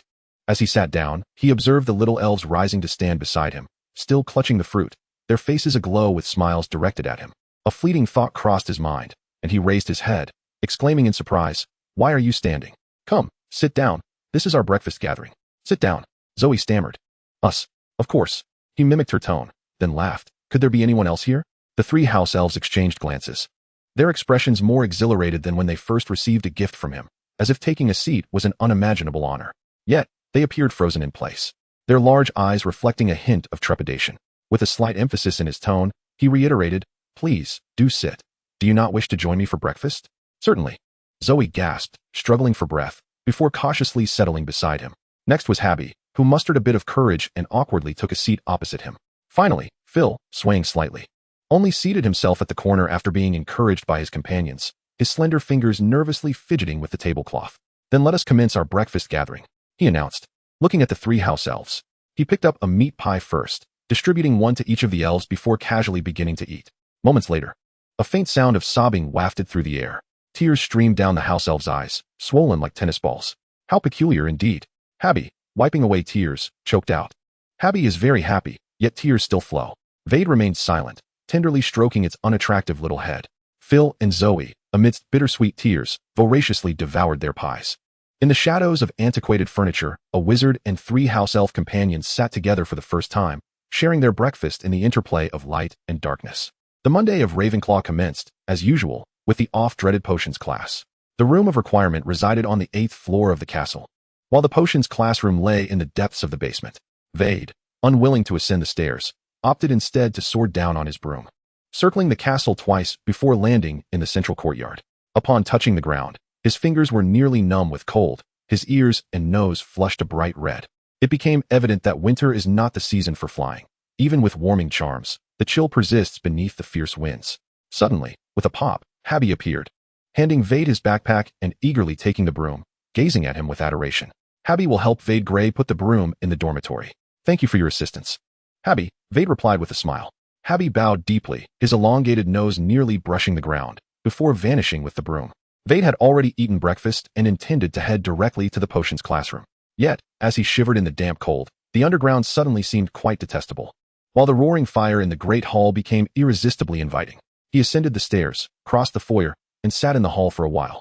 By this time, a few beleaguered fifth-year students were already seated at the long table, most sporting disheveled hair and a look of exasperation, simultaneously attempting to eat breakfast while poring over their books, their efforts almost shattering the fragile peace. Veyd dared not disturb these wearied seniors. Instead, he quietly sat for a time, reviewing a chapter on potions, and once warmed, discreetly left the great hall. Ah, Veyd, long time no see. A familiar voice echoed as he passed through the foyer. Griffith? Veyd exclaimed in surprise. Indeed, it is I. The red-haired wizard leaned against a tall frame, forcing the original occupant into a corner, who glared at Griffith with indignation. It's been a holiday since we last met. Did you miss me? Griffith's voice remained cheerful. It appears your holiday was rather pleasant. Your face seems a touch rounder. And I, on the other hand. He rolled up his sleeve, pointing to a bruise on his arm. Did you see that? Someone actually assaulted me. It felt as though, despite the mere years apart, everyone had grown distant, their tempers considerably frayed. Are you certain it's not your own temperament that has soured? Veyd silently scoffed as he glanced at the unfortunate wizard, whose territory had been commandeered by a bully, and inquired of Griffiths, weren't you in the corridor? How have you found your way to the entrance hall? Nay, my portrait remains in the corridor. Griffiths replied, shaking his finger with a smile. They merely claimed there was no room in the entrance hall. But they never forbade me from making visits. I am merely paying a call to an old friend whom I have not seen in ages. I am certain Dumbledore would have no objections. Hey, you little rascal. A gentleman in a tall top hat suddenly bellowed from within a nearby portrait. You were the one who brought this fellow out of the astronomy tower, weren't you? For goodness sake, send him back at once. Indeed. The elderly figures, who had seemingly been asleep, chimed in unison. Return him. After all the effort to confine him to the astronomy tower, how could you possibly have released him again? Do you have any idea how bothersome he is? My hair is falling out by the handful. You are but a portrait. You do not have hair to lose. I was merely using a metaphor. Understand? Do not nitpick my words. I am simply speaking the truth. Why are you so irate? Can we not communicate amicably? Who will drag this fellow away?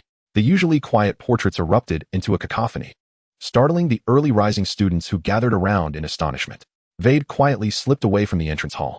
Griffiths, unfazed by the commotion he had caused, nonchalantly traversed through the portraits, even rousing a few who had genuinely dozed off, following Veyd out of the entrance hall. Quite the noisy bunch, aren't they? Griffiths chuckled. House elves are far quieter than they. Veyd paused, turning to Griffiths. Chapter 67, A Busy Day. Their gazes met. After a moment, Veyd continued forward, asking, Did you see that just now? Indeed, Griffiths nodded. While I was making my rounds, I happened to observe you and that house elf. A hallmark of a well-behaved house elf is that they go entirely unnoticed by wizards. Many students graduate without ever having seen one. How amusing it is to see the naive little fools believing the castle possesses some magical domestic enchantment that cleans their dirty clothes and shoes. Being seen is not the measure of worth. Veyd defended his little friend. Habby is quite splendid. You're right, Griffiths agreed with an enthusiastic nod, his lack of rebuttal rendering his demeanor somewhat peculiar. In a section of the corridor devoid of portraits, Griffiths had to come to a halt, watching as the Ravenclaw wizard made his departure. A Ravenclaw befriending a house elf? He mused to himself, suddenly chuckling. Are they truly just friends? Suddenly, Veyd discovered that the professors had adopted a significantly more lenient demeanor towards him. Even Professor Snape, renowned for his sternness, unexpectedly awarded him 2 points. It is worth noting that during potions class, even when Veyd concocted potions that were nearly flawless, Snape would only grant him a point on rare occasions, 3 at most. Veyd wished he could capture the astonished expressions of his fellow Ravenclaws and Hufflepuffs in that moment. The typically strict Professor McGonagall also requested Veyd to stay after class, presenting him with a reading list. Transfiguration is the most enchanting form of magic, Professor McGonagall remarked with a smile. If you diligently study these texts and attain a profound understanding, you will undoubtedly progress further along the path of transfiguration.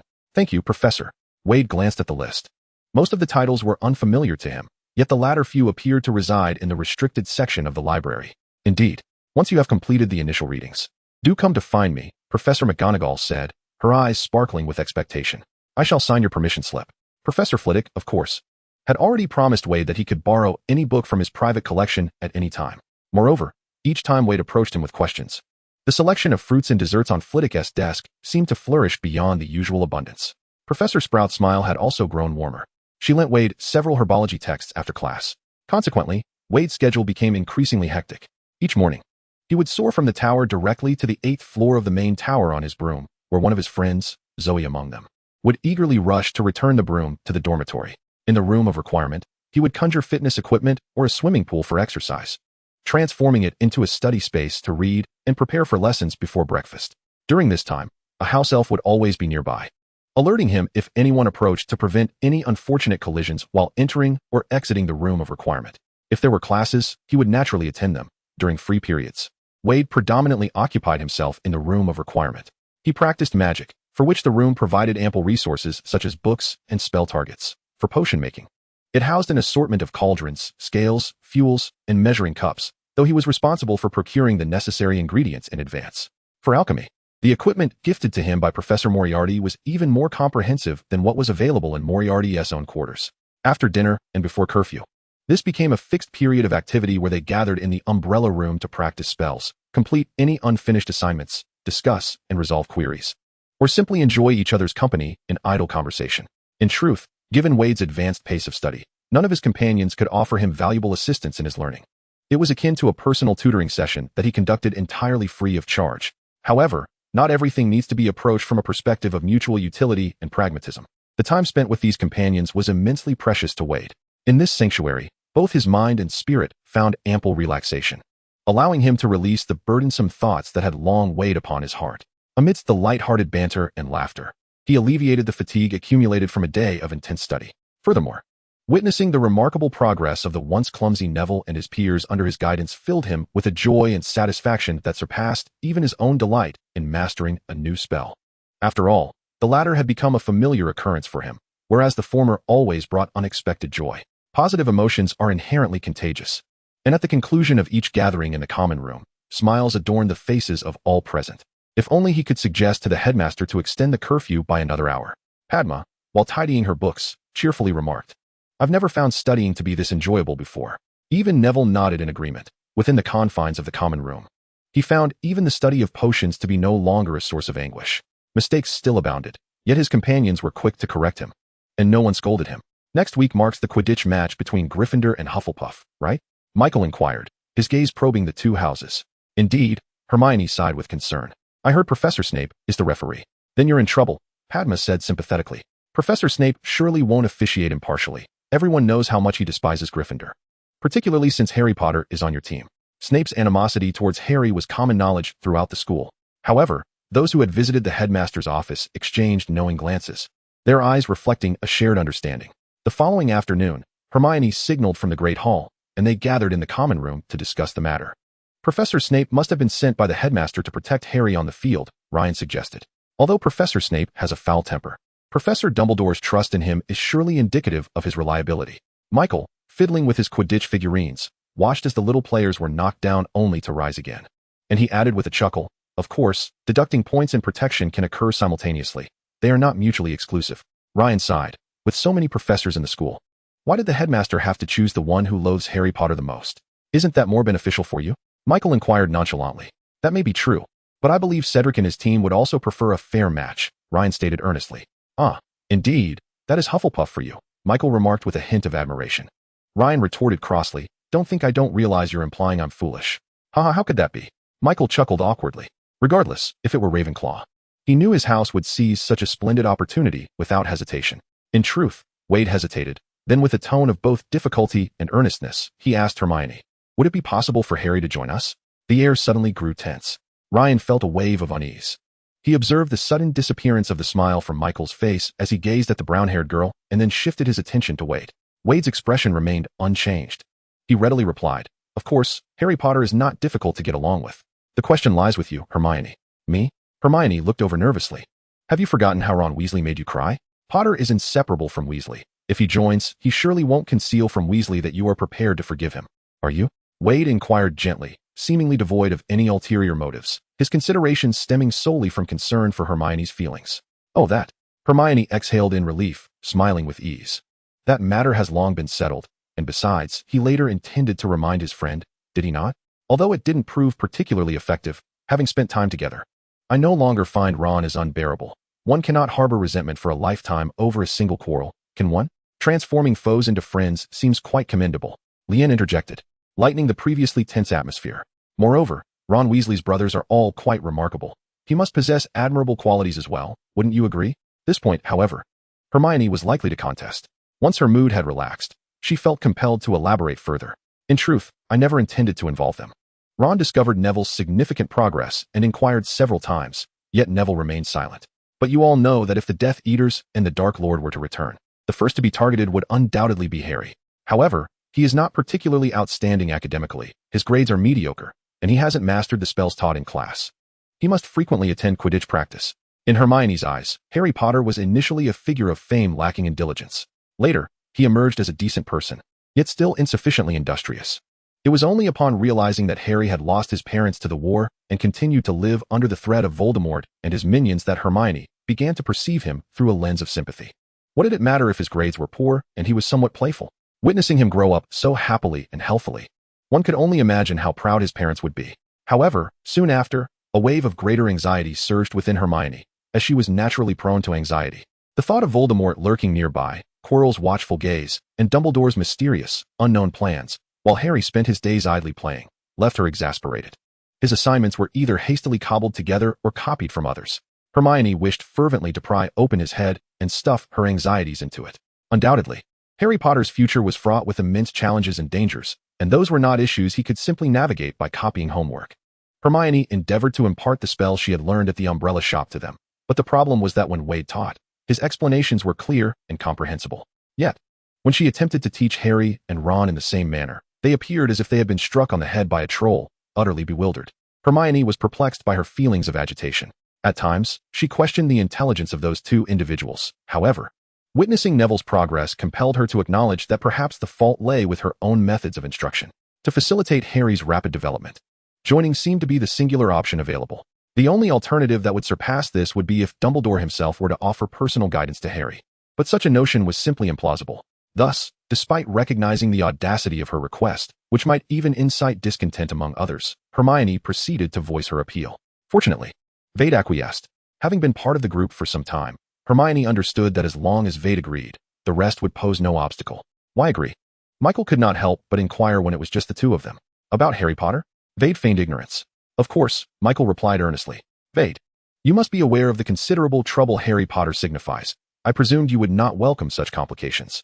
Indeed, I do not relish them, Veyd admitted, reclining in his chair.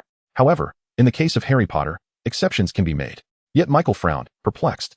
After all this time, even Neville should have come to realize that he is merely an ordinary boy who, for reasons unknown, survived the killing curse, and for reasons equally mysterious, became the focus of the world's admiration after the Dark Lord vanished that night, as if he had been vanquished by an infant.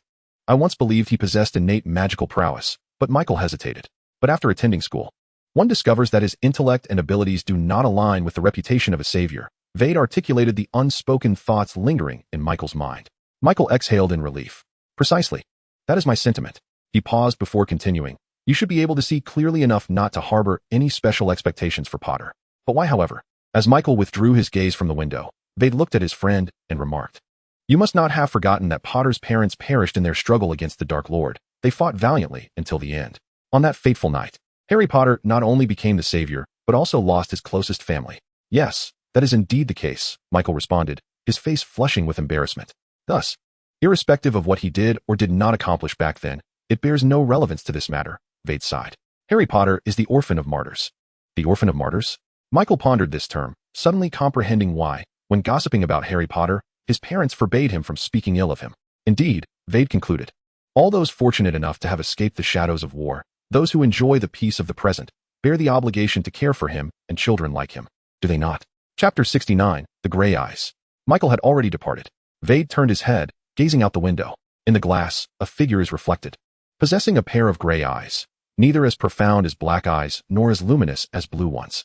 They resemble the tranquil surface of a lake in autumn and winter, devoid of intense emotions. At times, those who meet his gaze experience an unsettling chill, prompting them to wonder if his heart mirrors this same indifference.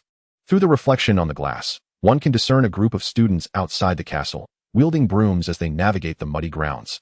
splashing through the grass on this dreary day. Their faces and clothes are smeared with mud, as if they had rolled in a mire, rendering their features unrecognizable. Yet among them, the smallest figure remains strikingly conspicuous. Soon after, a man, swathed in a headscarf, hunches against the cold as he scurries past the line of sight. Before long, another figure, resembling a black bat, strides into the castle with purpose, his robe billowing dramatically in the wind, as if even the rain dared not approach him. His countenance is darker than the overcast sky, causing the students in his path to scatter in alarm. Veyd can't help but let out a soft chuckle. Harry Potter, Voldemort, Severus Snape, a savior, a dark lord, and a former Death Eater. These individuals, intertwined in a web of contradictions and even murderous intent, coexist within the same castle, maintaining a veneer of peace in their roles as teacher and student, merely awaiting the moment when the Faade will shatter. Reflecting on Michael's departure, which bore the expression of a soul reborn, a subtle smile graces Veyd's lips. He tidies the clutter on his desk, organizes his recent assignments and notes, and slings his backpack over his shoulder as he makes his way to the astronomy tower. Certainly, he must involve Harry Potter and endeavor to enhance his abilities. For if Voldemort were to resurrect or gain even greater power due to some butterfly effect, who would stand against him? Would it be Veyd, still relatively weak? Or Michael, who spends his days in the company of girls? Or perhaps Dumbledore, who fell from the tower under a curse? Despite Harry's myriad flaws, recklessness, impulsiveness, and lack of discipline, and despite his limited repertoire of spells, aside from his prowess in defense against the dark arts, he remains, without a doubt, a formidable weapon against Voldemort. Setting aside the infant years, since his academic journey commenced, Voldemort has faced Harry Potter and suffered defeat year after year. In their final confrontation, Harry, almost as if guided by divine intervention, swiftly uncovered all of Voldemort's hidden Horcruxes, ultimately consigning the Dark Lord to oblivion while emerging nearly unscathed himself. Whether it be the protagonist's aura or the favored child of fate, Veyd currently lacks the strength to vanquish Voldemort. Thus, he would never reject a friend such as Harry. Even if one day his power surpasses that of Voldemort, he would still embrace Harry Potter, for the tides of fate are ever-changing, and Harry remains a potent trump card. Outside the castle, the rain falls incessantly, bolts of lightning streak across the sky, illuminating the room and casting fleeting, mottled shadows that abruptly appear and vanish. The weather is dreadful, isn't it? Professor Moriarty poured himself a cup of hot tea, pondered for a moment, added a splash of milk, and then settled into his chair, contentedly remarking, "Indeed." Veyd, cradling his own steaming cup, chuckled and replied, "However, I must admit that such weather seems particularly suited for indulging in a long slumber." Muggles refer to this steady, uniform sound as white noise, believing it can mask other frequencies and thereby enhance sleep quality. As Veyd grew more acquainted with Professor Moriarty, he discerned that the professor had become quite open about discussing Muggle theories and technologies. "White noise," Professor Moriarty mused, chuckling, "they always have some wonderfully peculiar studies, don't they? I once came across a rather odd research report that examined the correlation between the length of the human ring finger and intelligence. Yet, there are also some fascinating studies, such as the interplay between dreams and reality, time travel, and the forms of extraterrestrial life." Veyd reflected for a moment, his voice tinged with yearning. "They are still exploring beyond our planet. If interstellar travel were to become a reality, I would very much wish to be among the passengers. I share your hope, but at my age, alas, I may never witness that day. However, if you live well, there remains a possibility, or perhaps, like Mr. Nicholas Flamel, you could concoct a philosopher's stone," Professor Moriarty said with a chuckle. Veyd smiled in response. "I read that the philosopher's stone can create an elixir of life. Does Mr. Flamel still appear as he did in his youth?" He recalled the cinematic portrayal of Flamel as a pallid specter, his bones so brittle that they would shatter upon touch. Wondering if the reality would differ, Professor Moriarty paused thoughtfully before stating, "I can only say that the elixir of life indeed allows its possessor to evade death. Yet the accumulation of 6 centuries is a formidable force. No potion can entirely counteract its effects. Such an existence seems rather meaningless," Veyd remarked, tilting his head in contemplation. Professor Moriarty couldn't help but chuckle. "Only a vigorous youth like you would express such sentiments so unabashedly. When you reach my age, you shall comprehend that as one approaches the end of life, the fear of death and the yearning for existence will instill a profound dread of mortality and a desire for prolonged life. Do you think the same, Professor Moriarty?" Veyd inquired. "I am but a mortal, and of course, I do," the professor replied, gently caressing his teacup. "Yet Albus once remarked that death is a grand adventure. No one knows what lies beyond. It may be as terrifying as the legends suggest, or as beautiful, or perhaps merely a void." As if recalling a memory, Professor Moriarty paused for a moment and then murmured, "Thus, I both fear death and long for that day. I shall continue to walk forward, to see what lies ahead." Veyd gazed at him in silence. Suddenly, Professor Moriarty emerged from his reverie, smiling. But these matters are still too premature for you. Speaking of which, have you found an answer to the question I posed to you earlier? Yes. Veyd retrieved a small box from his pocket and placed it on the table, expressing his disapproval with a tone of concern. But, Professor, this is far too precious. The value of a gift lies not in its monetary worth, but rather in how one chooses to utilize it, Professor Mori said in a kind and encouraging tone. Please, share your thoughts. Veyd opened the box to reveal a piece of skin from a bird snake. Stephen introduced me to this creature. Its body can stretch and contract at will, becoming as colossal as a dragon or shrinking down to fit into a tiny teapot. It typically feeds on insects and small rodents. Professor Mori nodded thoughtfully and asked, and what else? Veyd took a deep breath. It is the ideal material for the concealment expansion charm. Chapter 70, The Box and the Crown. Please elaborate on your understanding of the concealment expansion charm, Professor Mori continued, smiling. Indeed, Veyd replied earnestly. The concealment expansion charm is a spatial spell. I surmise it enables both the expansion and folding of space simultaneously. This charm can be applied to various materials, metal, earth, fabric, wood, provided the space is closed and finite. Theoretically, the charm can extend space from the limited to the infinite, yet in practical application, it is influenced by numerous factors, most directly by the material and the wizard's magical prowess, as well as their comprehension of the spell. Professor Mori nodded slightly. Most of what Veyd articulated could be found in books, yet synthesizing such knowledge is no simple task. Moreover, it encompassed both Muggle theories and his own reflections. Documenting it could very well constitute an excellent thesis. It was evident that he had conducted extensive research, and such diligence was precisely what Professor Mori admired most. In summary, the difficulty of employing the concealment expansion charm is exceedingly high, and it is prone to misuse, thus necessitating stringent regulation by the Ministry of Magic. At this juncture, Veyd paused, glancing at Professor Mori, and then continued in the warmth of his smile. The magical ministries of various countries have established regulations prohibiting the use of the concealment expansion charm for personal purposes. It may only be employed in the production of specific items approved by the relevant magical authorities. Moreover, wizards are not permitted to possess items that utilize the concealment expansion charm without prior approval from the ministry. Professor Mori could not suppress a chuckle. Indeed, we are currently discussing how to contravene the laws of the ministry. However, Veyd, a true alchemist would not be considered so without a suitcase enchanted with the concealment expansion charm. Of course, to avoid attracting the ministry's scrutiny, we must also learn a few discreet techniques. He raised his hand and summoned a book from the shelf, handing it to Veyd. This tome contained a clever little trick that could teach him how to make his suitcase appear ordinary at all times, yet transform into another guise when needed. The difficulty is quite high, my child. Whether it is a suitcase with the concealment expansion charm or this hidden spell, both present considerable challenges. I eagerly anticipate your performance. And yes, feel free to inquire about any questions you may have. Veyd leafed through the book, carefully stowing it away, then produced a piece of parchment.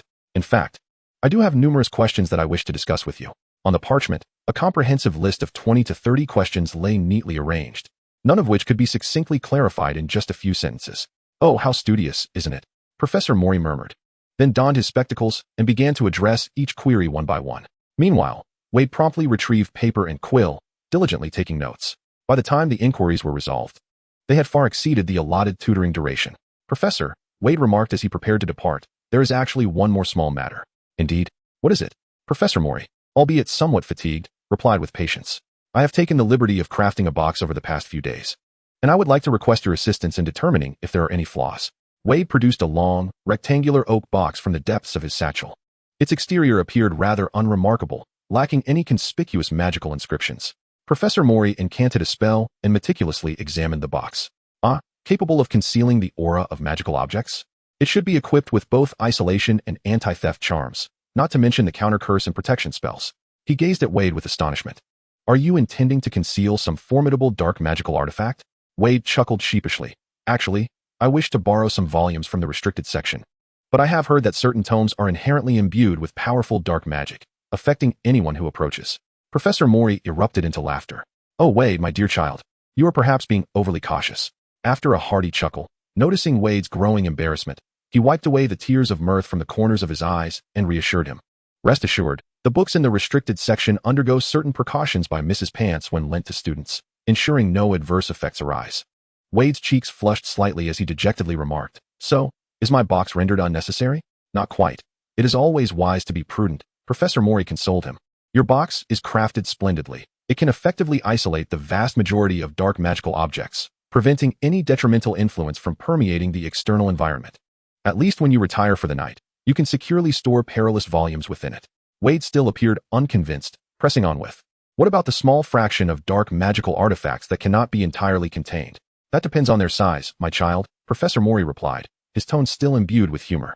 "For those that cannot be fully encapsulated, their magical essence will inevitably leak.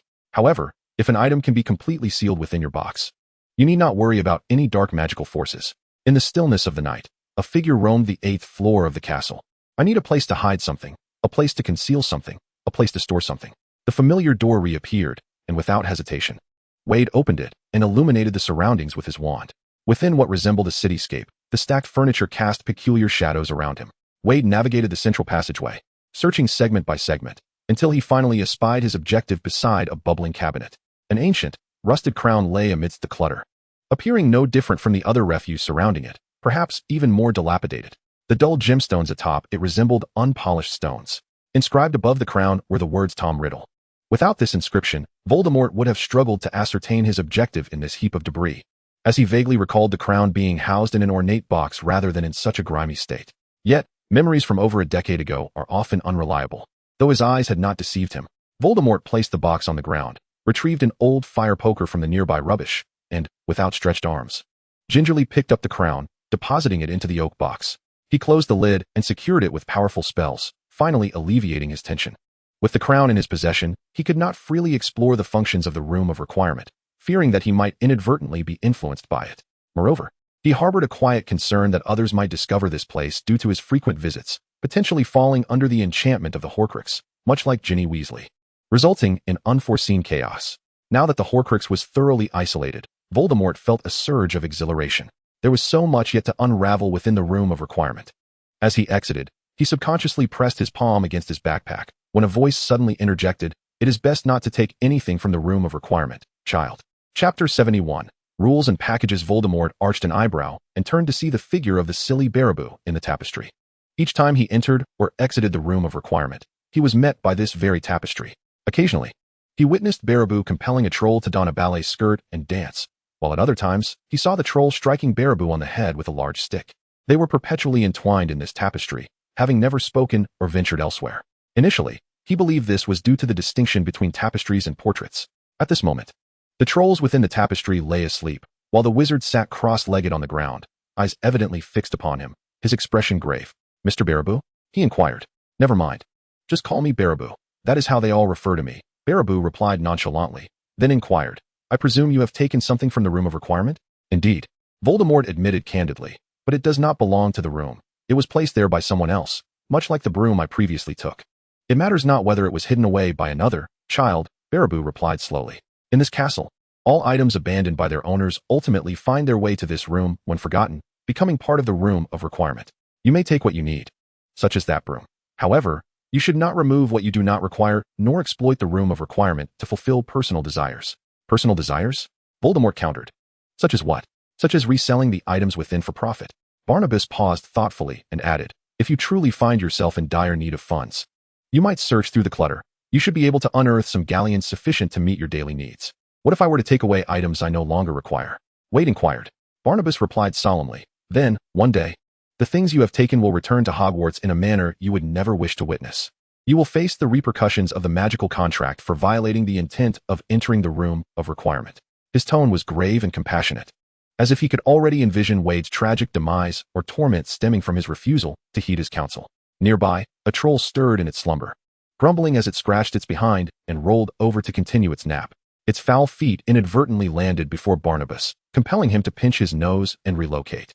Before regaining his composure and fixing Veyd with a heavy gaze once more, Veyd could not suppress a chuckle as he asked, "If I were to discover a dangerous dark magical artifact in the Room of Requirement, fearing it might harm other students, would removing it constitute a breach of the contract?" "Oh, I see," Barnabas stammered, his train of thought momentarily interrupted.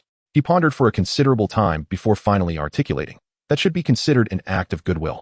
The castle would certainly be grateful to you, and it would not be deemed a violation of the contract. Regardless, I appreciate your advice, Barnabas. Once I have dealt with the dark magic, I shall return the item," Veyd replied, waving his hand as he turned to leave. After walking a distance, Veyd could no longer contain himself and let out a soft sigh. When he had finally located the Room of Requirement under the guidance of the house elf, He had pondered whether it could provide a chamber brimming with galleons or a time-turner. Could he, while studying within, take the books or alchemical tools? Only to find upon his return that the room would either be empty or still filled with the necessary items. After much contemplation, Veyd ultimately restrained his impulsive thoughts, refraining from testing the room of requirement-esque capabilities. He was not the first to discover this enigmatic chamber. Countless students and professors before him had likely recognized its wondrous properties. Voldemort had concealed one of his Horcruxes within, and the existence of the room of requirement was hardly a secret among the castle's house elves. If items from the room could indeed be taken at will, surely none of the students prior to him had stumbled upon this realization. It was unlikely that every individual was as noble as Harry Potter from the original tale, never considering exploiting the room of requirement for personal gain. At the very least, the youthful Tom Riddle was undoubtedly a character who could maximize resources to their fullest potential. The only plausible explanation for his not emptying the room must be that he could not, rather than that he chose not to. It seems that long ago, Tom Riddle too must have received a warning from Barnabas. Given the character of that individual, it is unlikely that he would readily place his trust in the words of a tapestry, especially considering he is a master of curses and a descendant of Slytherin. Perhaps he has, through various means, endeavored to test the tapestry's claims, ultimately discovering that it indeed spoke the truth. The room of requirement offers assistance to those genuinely in need. Veyd had long suspected that upon entering this room, individuals unwittingly entered into a certain invisible pact, which is why he refrained from making arbitrary attempts. Yet, when his conjecture was ultimately confirmed, a sense of disappointment washed over him. Who would despise the notion of unearned rewards? Veyd gently patted his face, reminding himself that he had already received ample aid from the room of requirement. Human greed knows no bounds, and he must not allow desire to cloud his understanding of his true aspirations. The following morning, the sky finally cleared. After enduring heavy snowfall and incessant rain, the students displayed a profound appreciation for the sunny weather. Many rose early, strolling in small groups across the grass surrounding the castle, engaging in light-hearted banter and playful chases. At breakfast, an uncountable number of owls swooped into the hall, dropping parcels in front of the students. Despite the existence of the friend account, these owls, the couriers of the Wizarding World, had not been rendered obsolete. They continued to soar through the skies of Great Britain, carrying packages of all sizes. Ava landed beside Veyd, bringing with her fruits and sweets freshly made by Fiona. With a hint of annoyance, she pecked at Veyd's arm, seemingly reproaching him for leaving her behind at home. Veyd tore off some beef for her, which she eagerly devoured, cooing contentedly before taking flight once more. Veyd distributed the fruits and sweets from the parcel among his classmates and turned to Michael. "Michael," he called. "Yes?" Michael replied, praising. "The pastries made by Madame Grey are truly delicious. I'll leave some in the umbrella room for you. Help me take a few pictures later?" Veyd requested. "Of course." Michael readily agreed, inquiring, "Did you buy a camera?" "It was a Christmas gift from my father," Veyd explained. "Also, take a couple of shots of me. I haven't thought about taking any photos since arriving at school." "Sure." As they were hastily finishing their breakfast, two more owls flew toward Veyd. One dropped a letter, while the other delivered a large parcel. Michael gasped. "Did your family send you all these things?" "No," Veyd replied, glancing at the signature on the envelope. "This isn't from my parents." Chapter 72, The Reply and Photographs. A thin letter arrived from Gringotts, detailing his recent earnings and noting that his father, Ferdinand Grey, had withdrawn a significant sum of galleons from the vault. Veyd scanned the numbers briefly before carelessly pocketing the letter. The parcel, however, was from Dramione. Accompanied by a letter outlining the recent sales of the friend account, the income Veyd was entitled to, and the upcoming promotional plans for the account. Despite the production capabilities lagging behind, Dramione had already expanded the market into Asia and Africa. Machiavelli, in his correspondence, illustrated several forthcoming versions of the friendship book and earnestly requested Veyd, as the inventor of this tome, to offer his invaluable insights to ensure a successful launch of the new products. The heartfelt tone in Machiavelli's letter suggested that this business magnate was genuinely troubled, as if only Veyd could illuminate the path of his life. Veyd, at that moment, comprehended Professor Mori's assertion that one should merely leverage such an individual's talents for monetary gain, and if he frequently intruded, it was best to disregard him. It was likely that Professor Mori had also received similar nocturnal missives from Machiavelli in the past. However, for Veyd, Machiavelli was not merely a source of substantial galleons. He had also sent a parcel containing alchemical materials, most of which were rather mundane, yet included rare treasures like the skin of an African tree snake, which was nearly impossible to procure even with wealth. Veyd took the time to craft a thoughtful reply, not concerning trivial matters such as the attractiveness of designs. Instead, he shared some ideas he had conceived while studying alchemy, particularly regarding enhancements to the friendship book. For instance, he noted that the limitation of connecting only 2 or 3 individuals was often impractical. By modifying the magical circuitry, He proposed a simple incantation to establish connections among multiple blank friendship books. Additionally, he suggested incorporating an illustration on the bottom page of the new volumes, depicting various emoticons expressed through simple symbols. While seemingly inconsequential, Veyd recognized the appeal of such elements among the youth. Replacing cold, written words with emoticons or expressive images could render them whimsical and endearing, potentially stimulating consumer desire. Moreover, he envisioned a special positioning feature for select friendship books, allowing holders to ascertain one another's locations at any moment. After some contemplation, Veyd added a note to his letter, expressing that such a friendship book should prominently indicate its positioning capability in the header, with distinct colors and shapes to differentiate it from ordinary volumes. The notion that a communication tool could also serve as a means of tracking might raise privacy concerns, likely making it difficult for the average person to accept. Its purchasers would ideally be parents and children or sincere lovers. Yet, he pondered whether his creation might inadvertently sever the bonds of certain couples in the future. Veyd envisioned a scene where once lovers would inquire, "Do you love me? How much do you love me? Swear it." In the future, the expression of loyalty might transform into, "Can you exchange positioning friendship books with me?"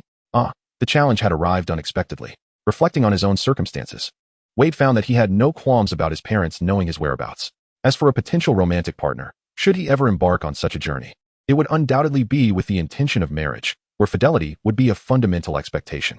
Moreover, Veyd had no intention of marrying at a young age. Was magic not wondrous enough? Was alchemy not engaging enough? Love? What was there to love? It would only squander his precious time. Thus, the arrow he released today could never return to him.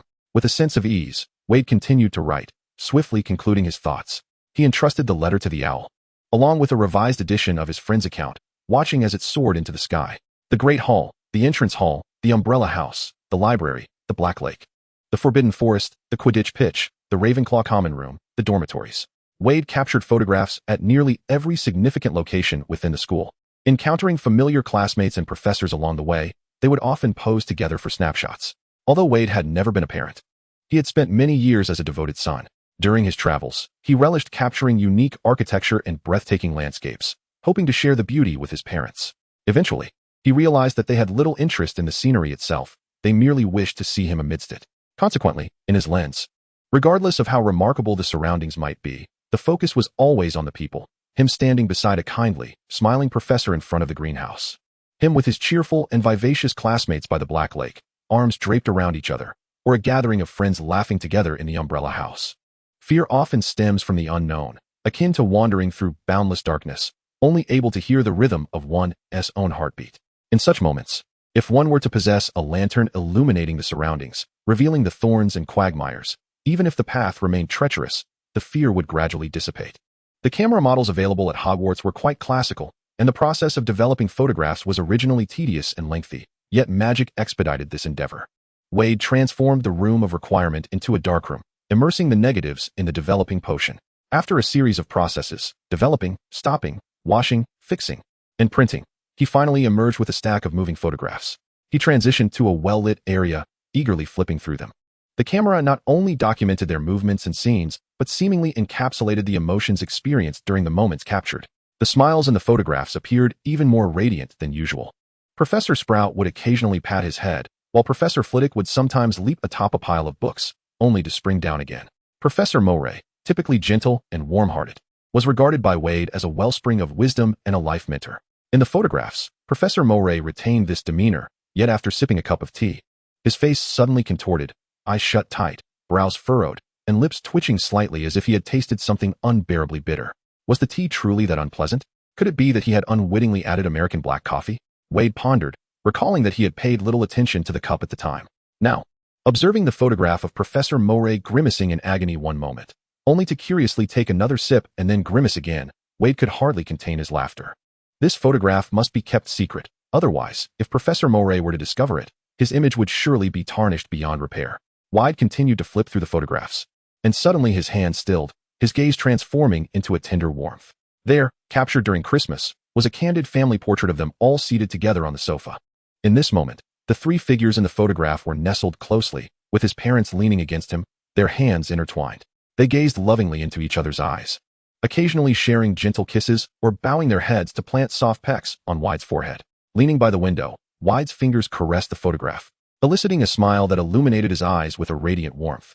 Chapter 73, Clubs and Bullying. After enduring a grueling training session, Harry made his way to the dining hall, where he spotted Ron and Hermione seated at the long table. Hermione was engrossed in a book, while Ron pondered with a piece of bread in hand. Did you know? As Harry approached, Ron suddenly spoke in a low, contemplative tone. I have discovered a profound truth. What is it? Harry inquired with curiosity while filling his plate with food. Oh, Ron turned, adopting an unusually serious expression. If you skip lunch, dinner will taste all the more delightful. He took a fierce bite of his bread. I discovered a truth when I was 3. Harry mimicked him, prompting Ron to extend his hand and say ambiguously yet cautiously, pray tell, Mr. Potter. If you are both exhausted and hungry, any meal will be exceedingly scrumptious, Harry declared, promptly devouring half of his sandwich with a hearty bite. Hermione glanced at them, marking her notes with a heavy hand on her book. Once Harry had nearly filled his stomach, she frowned and remarked, the competition is fast approaching.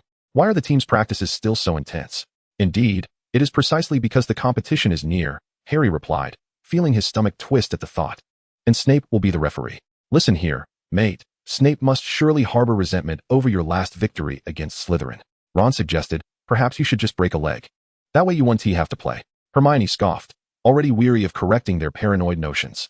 Yet Harry, with a grimace, lamented, I cannot withdraw from the match. Gryffindor has no substitute seekers. If I pull out, Gryffindor cannot compete. If you truly fear Professor Snape, or anyone else plotting against you, then you ought to focus on enhancing your magical prowess rather than dwelling in daydreams, Hermione insisted, suppressing the urge to name Professor Quirrell. She then added earnestly, Harry, we were supposed to go to the hunt yesterday afternoon. I had already arranged it with everyone. I apologize, Harry replied awkwardly, but would suddenly called for a training session. That was due to yesterday's rain.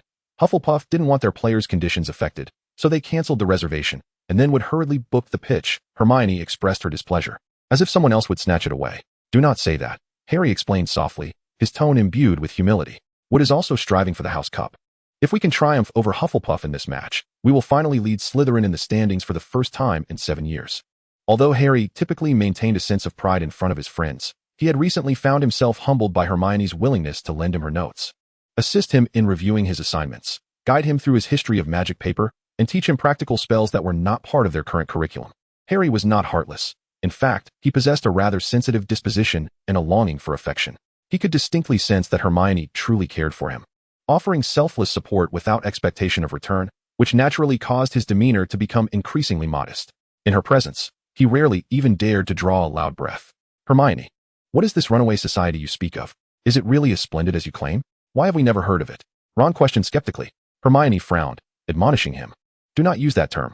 It refers to the Stargazers, and I assure you, it is undoubtedly one of the finest academic societies at Hogwarts, at least for first years. Ron's expression resembled a mix of toothache and admiration. An academic society, just like you, Hermione. Harry fell into contemplation. The students at Hogwarts had formed numerous clubs and societies, both large and small, such as the Gobstone Club or the Magical Herbology Society, with older students frequently seen pairing up for their club activities. Though Harry and Ron had heard of various societies, they had never joined any. They are merely places to pass the time. Do not expect to learn anything of real value. When one society had invited Harry to join, Ron had privately expressed his concerns. New members often face the old members' trials. They will make you perform particularly difficult or embarrassing tasks, calling it a test. Given that Ron had 5 older brothers and appeared to be quite experienced, Harry chose to trust his friend and declined all invitations. Yet now, it was another dear friend who was strongly recommending a society reputed to significantly enhance one's spellcasting skills. Considering the lackluster nature of Quirrell's lessons, Harry found himself intrigued. He yearned to wield magic effectively during critical moments, and he longed to effortlessly vanquish certain despicable individuals, such as Malfoy. However, he was also mindful of Ron's feelings. He did not wish for Ron to feel abandoned, which left him in a state of inner conflict. After a satisfying meal, the banquet at the long table had vanished. As they gathered their belongings in preparation to return to the common room, Hermione continued to remind Harry, tidy your hair. We must leave a good impression. Suddenly, raucous laughter erupted in the corridor, accompanied by the jeers of numerous students. In an instant, that laughter awakened a profound memory within Harry, and with distaste, he exclaimed, It's Malfoy. He must be bullying someone. Before he could finish his thought, he dashed out, with Ron closely following suit. Wait, Harry, calm down, Hermione shouted, stamping her foot, before reluctantly running after them. In the corridor, Neville found himself encircled by a group of Slytherins. Gripping his wand, he stammered, Malfoy, what do you want? Draco Malfoy, tapping his wand against his palm, chuckled, Longbottom. I've recently learned a new spell and seek someone to practice its effects. The crowd erupted in low, sinister laughter. Nervously, Neville aimed his wand at him, warning, "Do not come any closer, or I shall inform the professor." Legs freeze. As he retreated, Malfoy suddenly shouted, and the spell struck Neville, causing his legs to stick together as if they had fused into an inseparable pillar. He promptly fell, his face flushed, struggling to rise like a fish out of water. The Slytherins roared with laughter, one boy even kicking his wand away. Draco Malfoy, brimming with self-satisfaction, bowed to those around him, resembling a magician basking in applause. He then turned to mock, informed the professor, "Merlin, you possess such a lack of courage, Longbottom. Are you truly a Gryffindor? Or did the Sorting Hat mistakenly place you here? Then where should he belong, Draco?" A high-pitched girl inquired loudly, feigning innocence. "Good question, Pansy, let me ponder." Draco pretended to contemplate, glancing around before suggesting, "How about the rubbish bin?" Neville involuntarily let out a sob. The Slytherins were nearly in hysterics. "Let him go, Malfoy." Harry Potter burst into the corridor like a cannonball. At the sound of Harry's voice, Malfoy turned in a panic, but it was too late. Harry collided with him, sending Malfoy crashing into the snickering Goyle, and both tumbled to the ground. "Harry Potter!" Malfoy bellowed in fury. Ron rushed over to stand beside Harry. Facing off against the Slytherins, his mind racing. There were too many of them. Perhaps they should retreat towards the library. "Harry, don't." "Neville." Hermione, seeing Neville's plight, grew so enraged her lips turned pale, hurrying to lift the spell from him. With Hermione's assistance, Neville finally stood, trembling, his gaze fixed fiercely on the Slytherin student Theodore Nott, who was standing on his wand. Under Neville's fierce and furious gaze, Nott's foot inched back slightly. "This is outrageous. How could you treat him so?" Hermione shouted vehemently, glaring at the group. "What business is it of yours?" Malfoy scoffed, brushing dirt off himself as he stood, fuming. "You filthy mudblood." Harry, still bewildered by the unfolding chaos, heard Ron and Neville roar in unison, charging forward.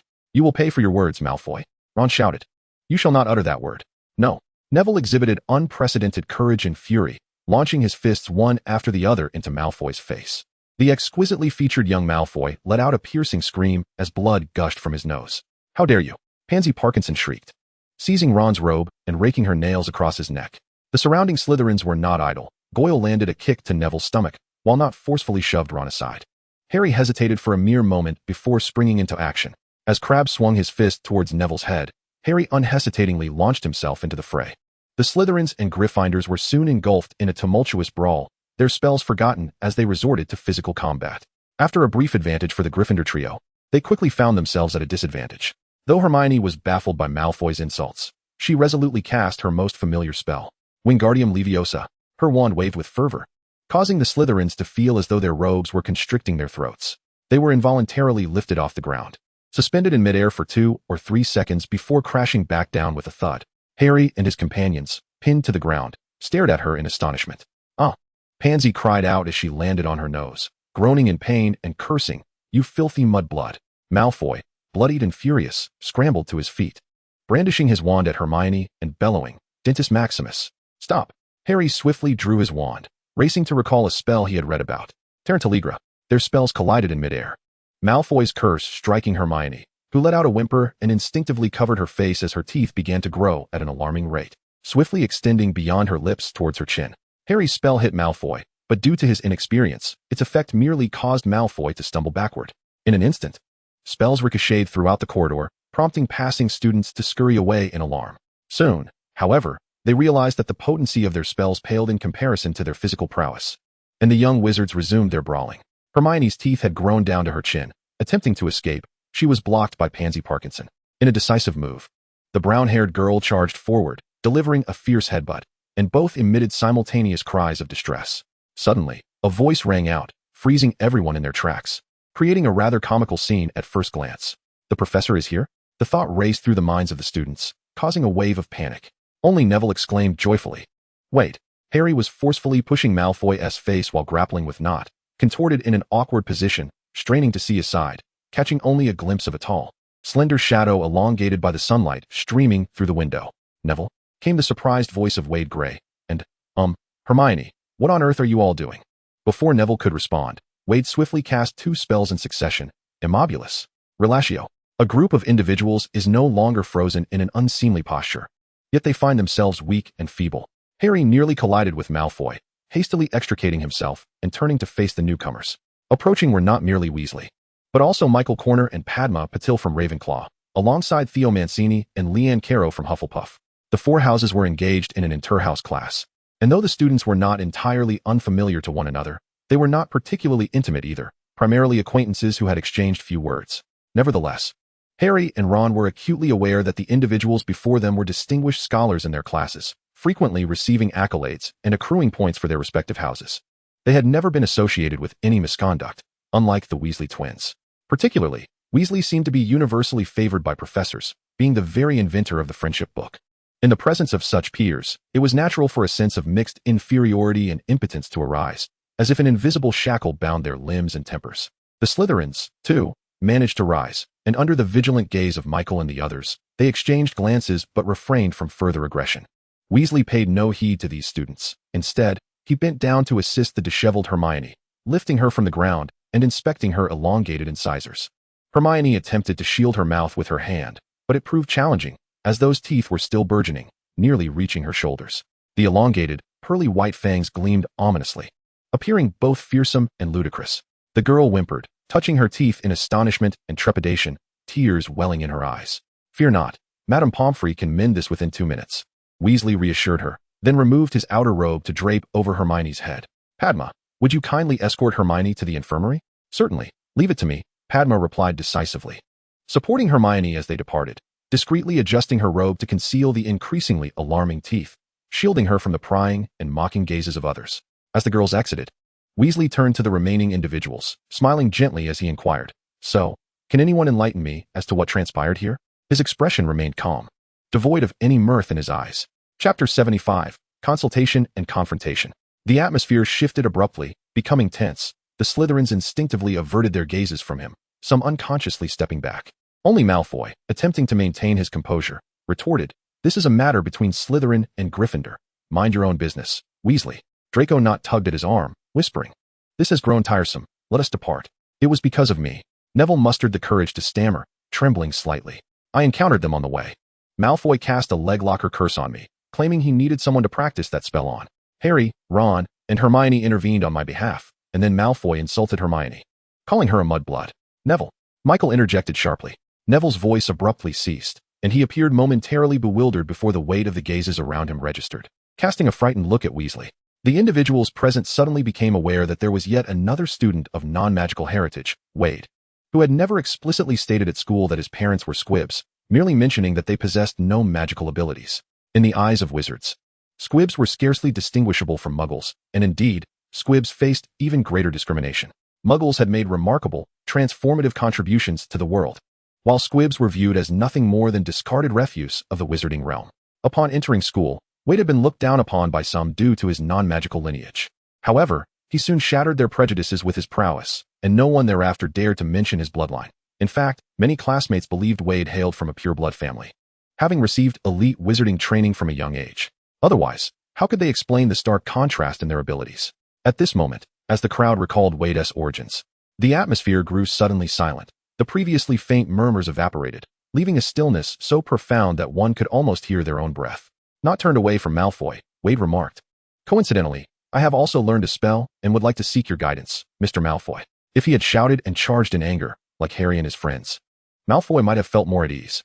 Yet, Veyd's expression was one of subtle amusement, devoid of anger, which only served to instill fear in Malfoy. "What?" he stammered, tightening his grip on his wand. If Malfoy were to gaze into a mirror, he would recognize the similarity between his current expression and that of Neville when he had been cornered, only with added timidity and guilt. Veyd raised his wand, inclining slightly, his icy gaze fixed upon the individuals before him. "I bow to you, Mr. Malfoy." "I refuse," Malfoy instinctively retorted, pointing his wand at Veyd while attempting to justify himself. "I meant that mudblood Granger, not you." That was what Longbottom said. "This individual is both malicious and naive." Veyd mused inwardly as he waved his wand. Expelliarmus. A brilliant red light flashed, striking Malfoy and sending him hurtling backwards, crashing directly into Crabbe behind him. His wand slipped from his grasp, clattering to the ground at Knott's feet. Knott glanced around but did not retrieve the wand. Instead, he took a step back. No one paid him any heed. All eyes were fixed on the golden-haired boy curled on the floor. Pansy Parkinson wished to intervene, but was immediately silenced by Michael, who grinned and pointed his wand at her. "I generally do not hit girls, Pansy, but do not make me break that rule," Michael said in a gentle tone. Theo and Ryan eyed the other Slytherins, ready for action. Yet, no one truly moved. Even Malfoy's two hefty lackeys remained dazed, staring at their fallen comrade. and failing to consider helping him up. Malfoy clutched his head and struggled to rise, casting a venomous glare at Weasley as he proclaimed loudly, "Do not presume that I am afraid of you, Weasley. Do you know who my father is?" Weasley merely kicked his wand towards him, saying, "Continue." Malfoy picked up the wand, his arm trembling, a tempest of anger and resentment swirling within him, yet overshadowed by a profound sense of dread. The Weasley before him was no mere bookworm like Granger. It was rumored that he possessed a greater command of spells than some fifth-year students. "Oh, it seems I forgot to count down," Weasley mocked. "After all, I am a mudblood and not well-versed in the etiquette of pure-blood wizards."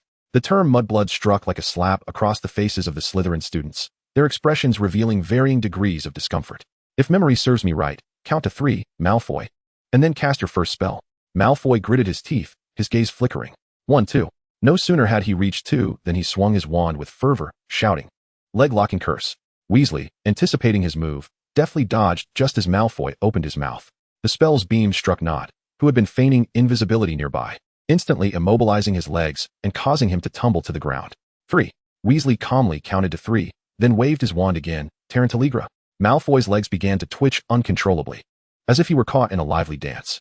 Yet, he attempted to direct an attack at Weasley, his upper and lower body twisting in opposing directions. Soon, he followed in Not's unfortunate footsteps. With a loud crack, he twisted his waist and fell. Despite this, his legs continued to flail in the air, exacerbating his injury and eliciting loud cries of distress from Malfoy. The sight was utterly comical, drawing even accidental laughter from among the Slytherin students.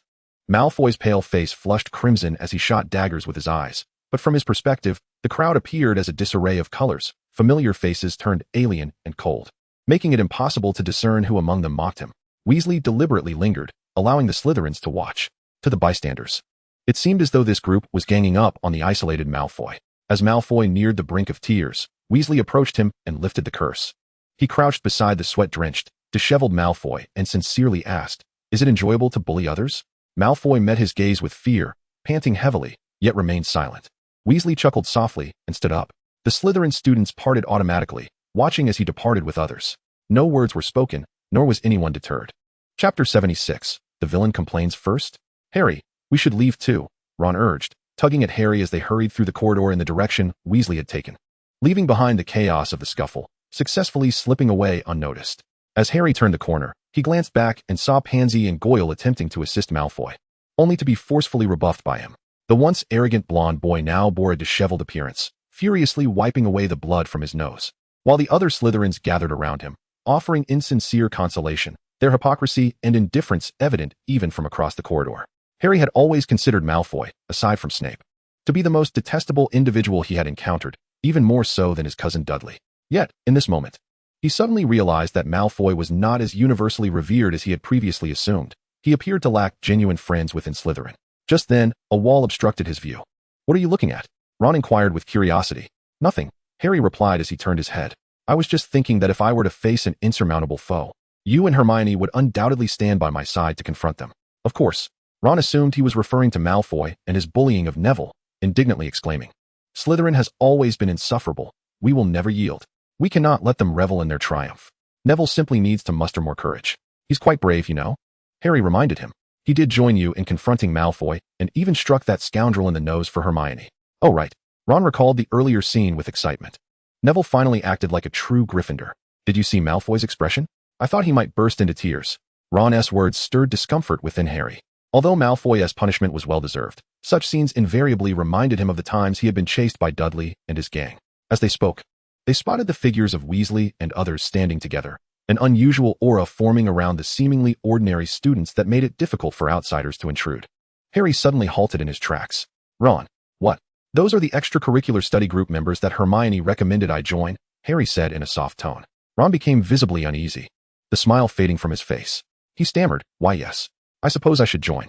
With newfound determination, Harry declared, "I want to acquire genuine skills and practice real spells, rather than reciting texts in Quirrell's class."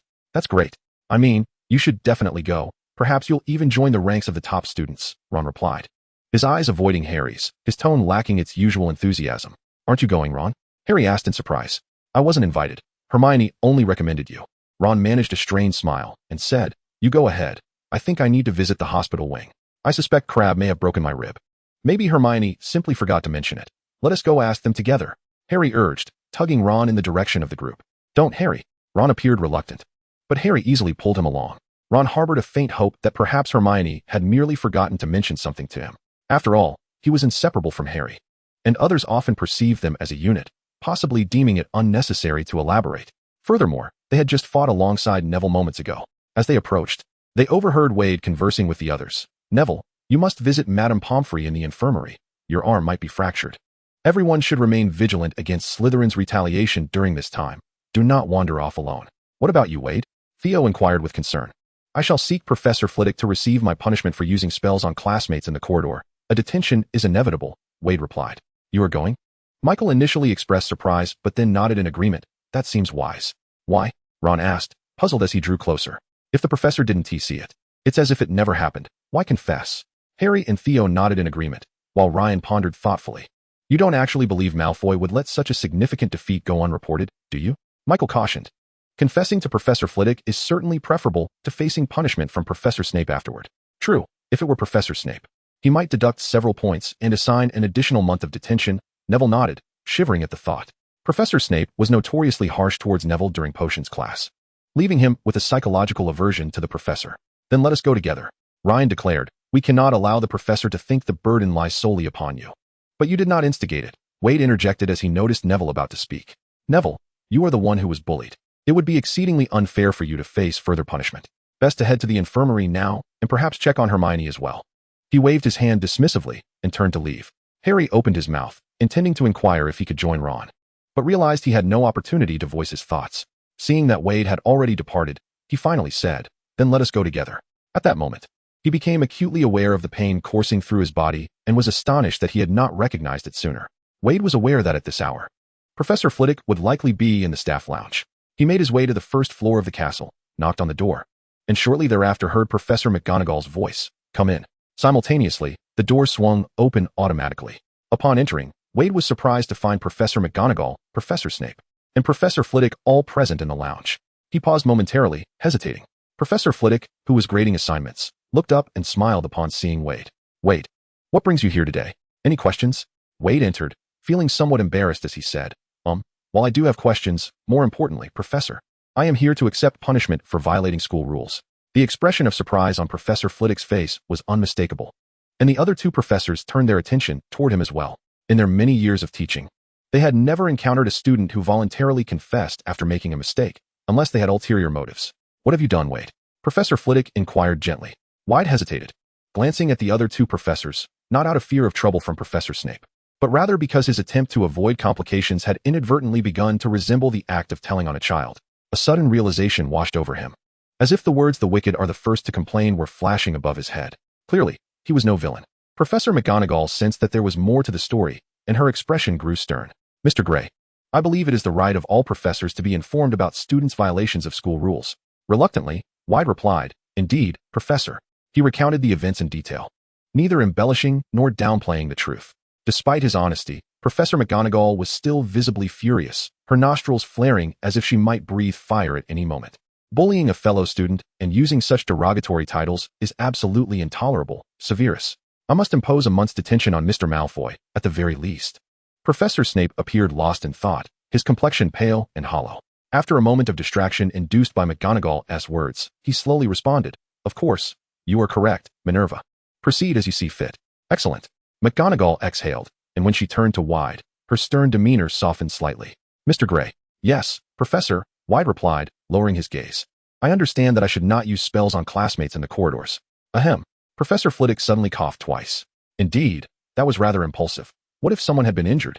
For your recklessness, I must deduct. He glanced surreptitiously at his two colleagues. 5 points. He steeled himself, gritting his teeth, and discreetly winked at Veyd, signaling him not to worry, they would make it up later. Professor McGonagall managed a faint smile. Well, of course. For your bravery in defending your fellow student and successfully employing the disarming charm, I shall award you 10 points, Mr. Gray.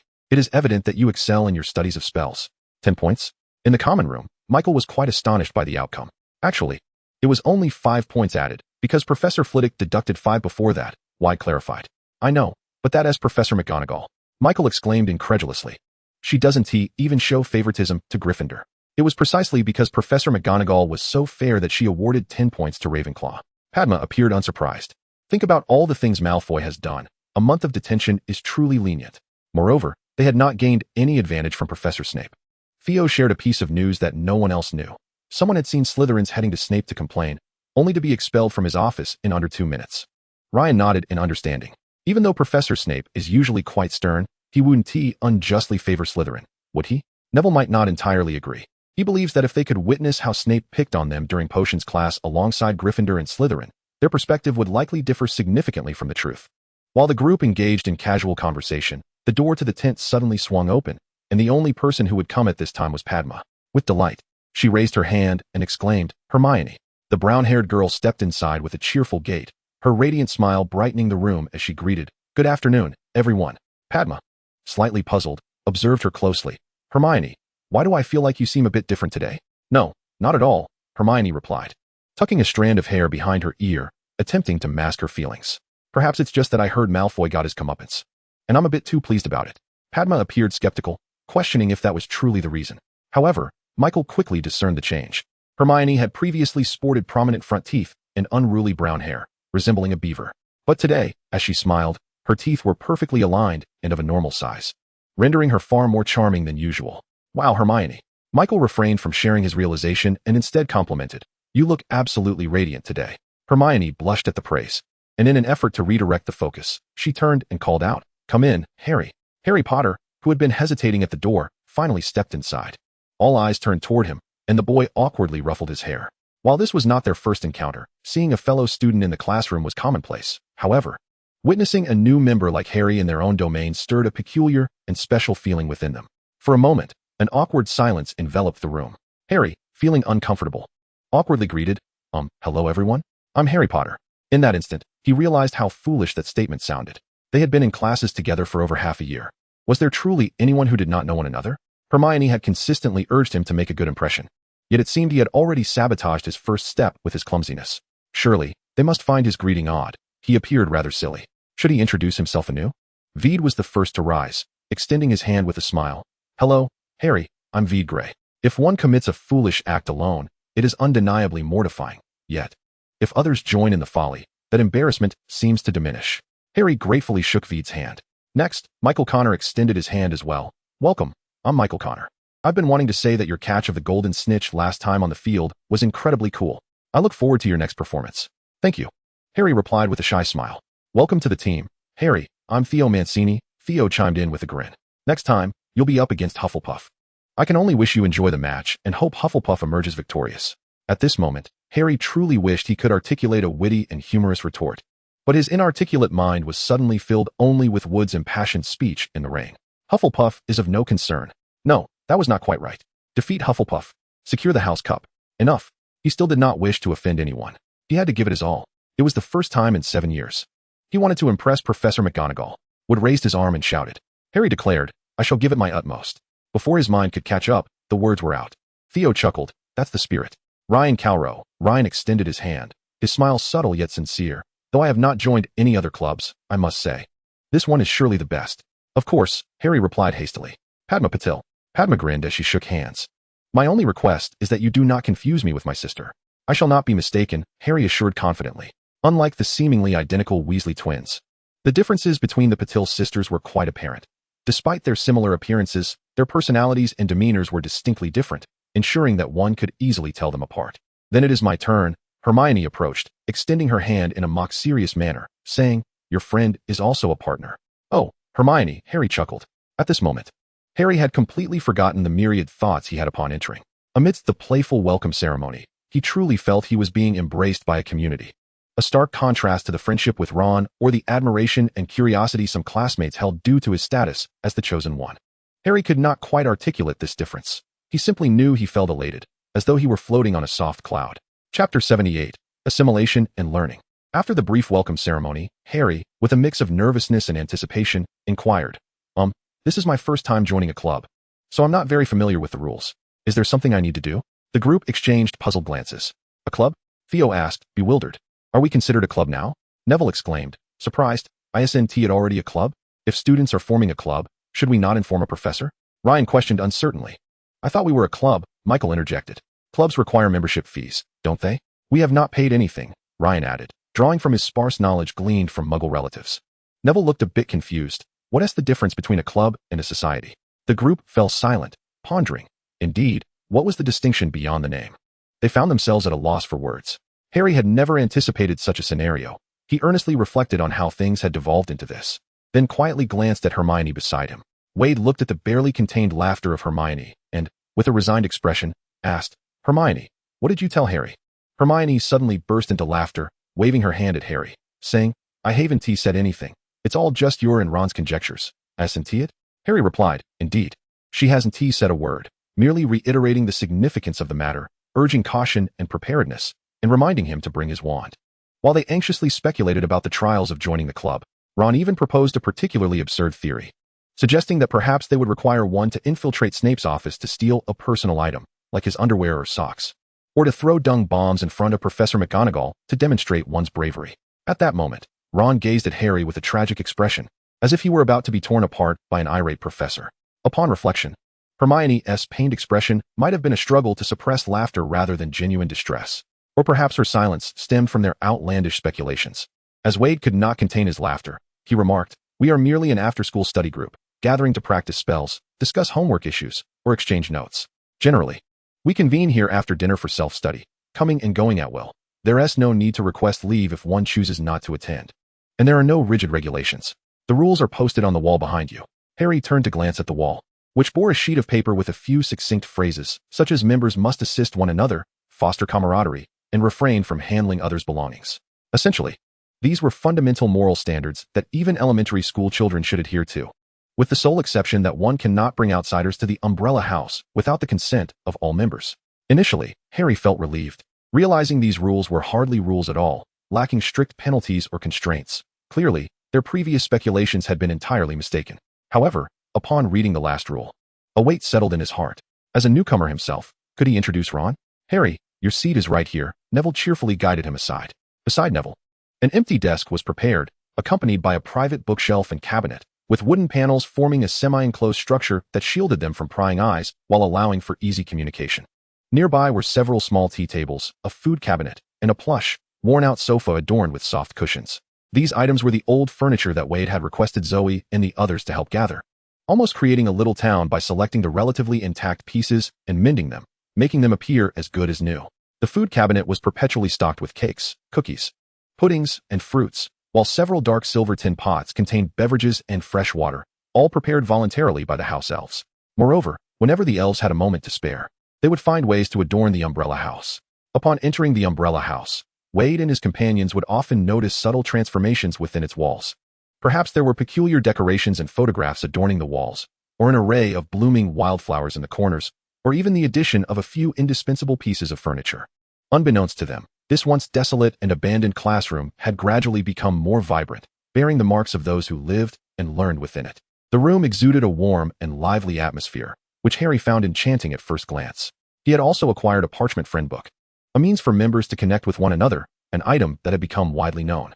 However, despite having wealth, Harry found himself unable to procure one during Christmas while remaining at school. Among his acquaintances, Hermione possessed one and had provided Harry with a page for communication, yet, given their constant company, it was seldom utilized. Ron had 2 pages, one from Hermione and another sent by Mrs. Weasley after the holiday break. As each Weasley child had their own, Ron often engaged in lively conversations or disputes with his brothers through the friend book before bedtime, only to be sternly admonished by Mrs. Weasley to retire immediately. While Ron occasionally lamented his mother's strictness, Harry envied him immensely. Now, he too possessed a second page of the friend book.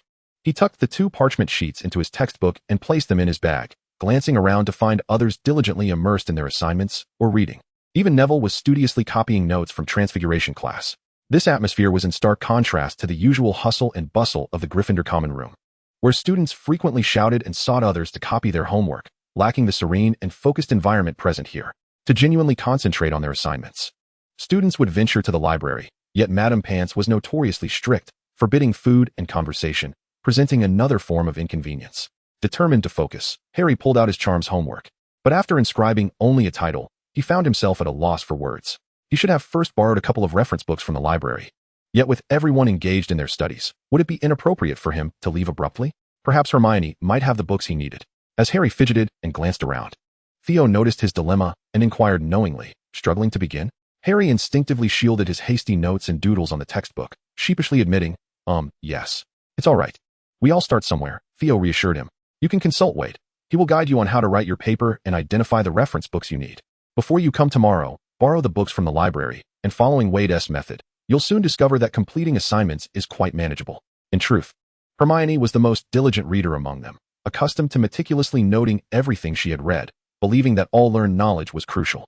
Veyd, however, possessed the remarkable ability to pinpoint their current challenges, highlight areas for improvement, and select the most valuable book for them to study.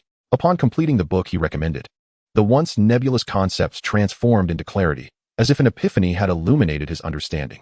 As he drew nearer, Theo noticed the chaotic notes scrawled across Harry's pages. After a moment of hesitation, he pointed at the book and inquired, "If you don't mind, may I take a look?" Chapter 79, The Training Plan. Harry felt a flush of embarrassment as he sheepishly pushed the book forward, realizing he had not paid much attention in class. Theo, perceptive as ever, flipped through Harry's textbook and sighed. "Your notes lack considerable content and fail to capture the main points. Here's what we'll do." He raised his hand, elevating his voice. "Hey, everyone." All eyes turned to them. "Harry needs to borrow your notes," Theo continued, adding, "if you're not using them at the moment. I still have some confidence in potions. Just return them to me before next Monday." Michael sent his potions notes floating over. "I'm proficient in astronomy," Ryan mentioned, not only lending his notes, but also a book discussing the trajectories of celestial bodies. Neville produced his own notes, stating, "As for herbology, I'm actually on par with Theo." "No, Neville, you've performed even better," Theo replied earnestly. "Professor Sprout has sung your praises." Neville's cheeks flushed as he rubbed the back of his head, smiling shyly. "I can lend you my notes on history of magic and transfiguration for reference," Hermione offered. "That leaves only the charms and defense against the dark arts for you," said Veyd, orchestrating several notebooks to drift toward Harry. "I assume you also need to learn how to write essays?"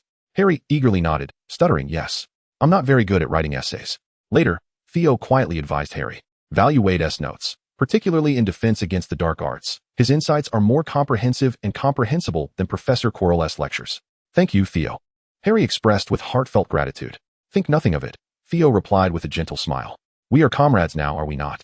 Regarding the essay on the softening charm, one could indeed approach it from 5 perspectives, following this format for future assignments: a brief introduction, historical context, and its evolution.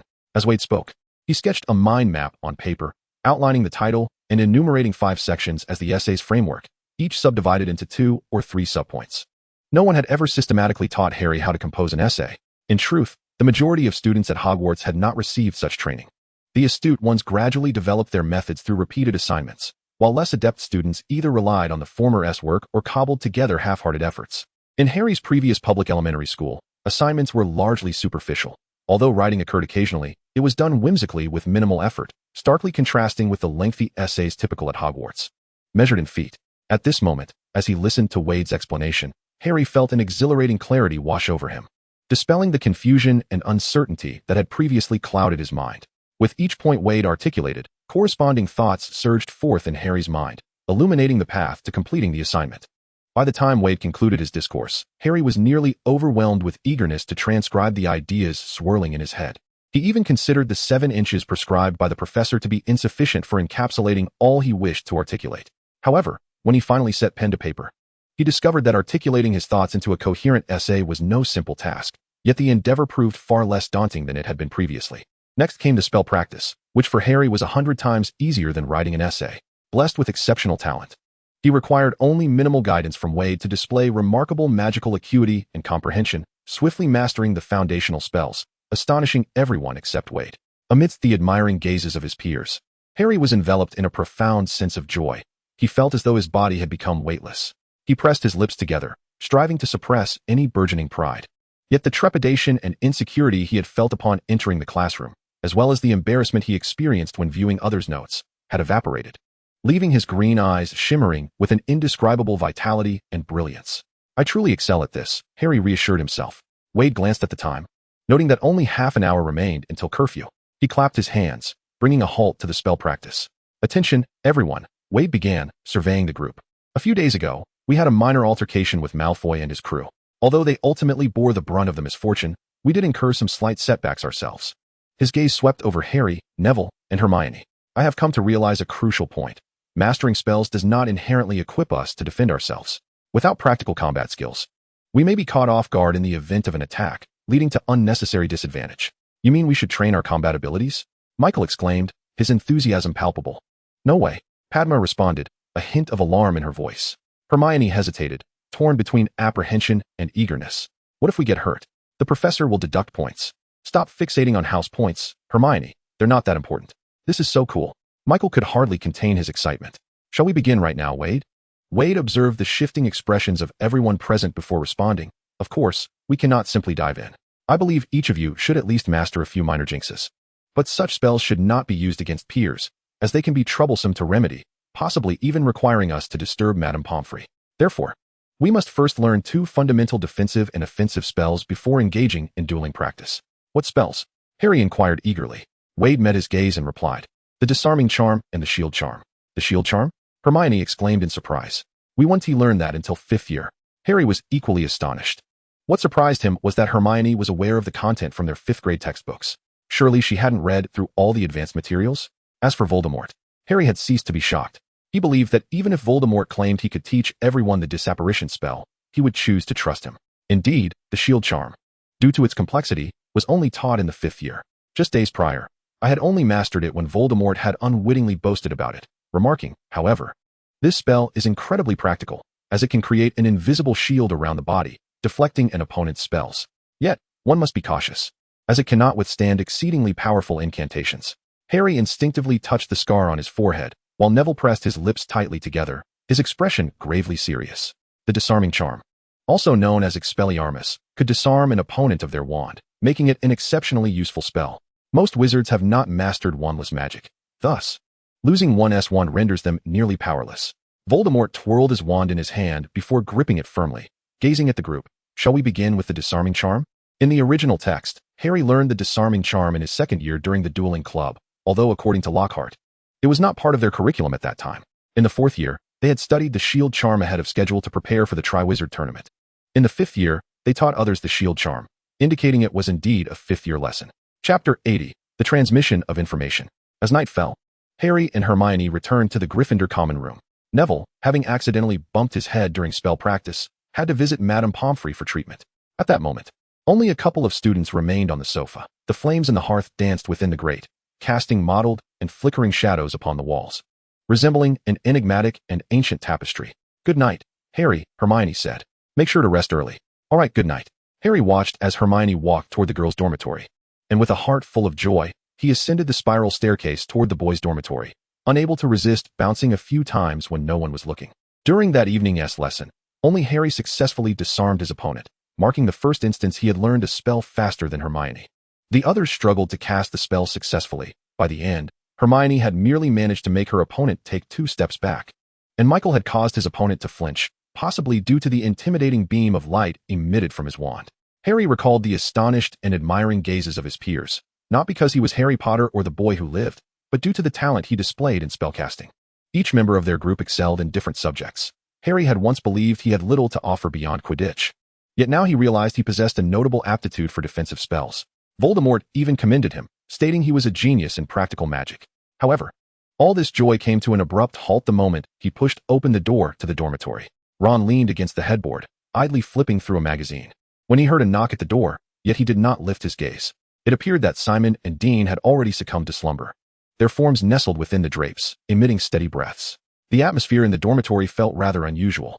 Suddenly, Harry recalled that he had promised Ron, prior to his departure, that if Veyd and others were amenable to Ron's inclusion, he would send a message in the Friend's journal, prompting Ron to come over immediately. Harry noticed that Ron was still clad in his outdoor attire rather than having changed into his nightwear. Hi, Ron, Harry greeted awkwardly, almost compelled to flee. Ron glanced up at him slowly and inquired, Is it over? How was your club activity? Not bad, Harry replied stiffly. I learned the disarming charm. He was unsure why he felt the need to add that last remark. Once it escaped his lips, he realized it was too late to retract it, and regret washed over him instantly.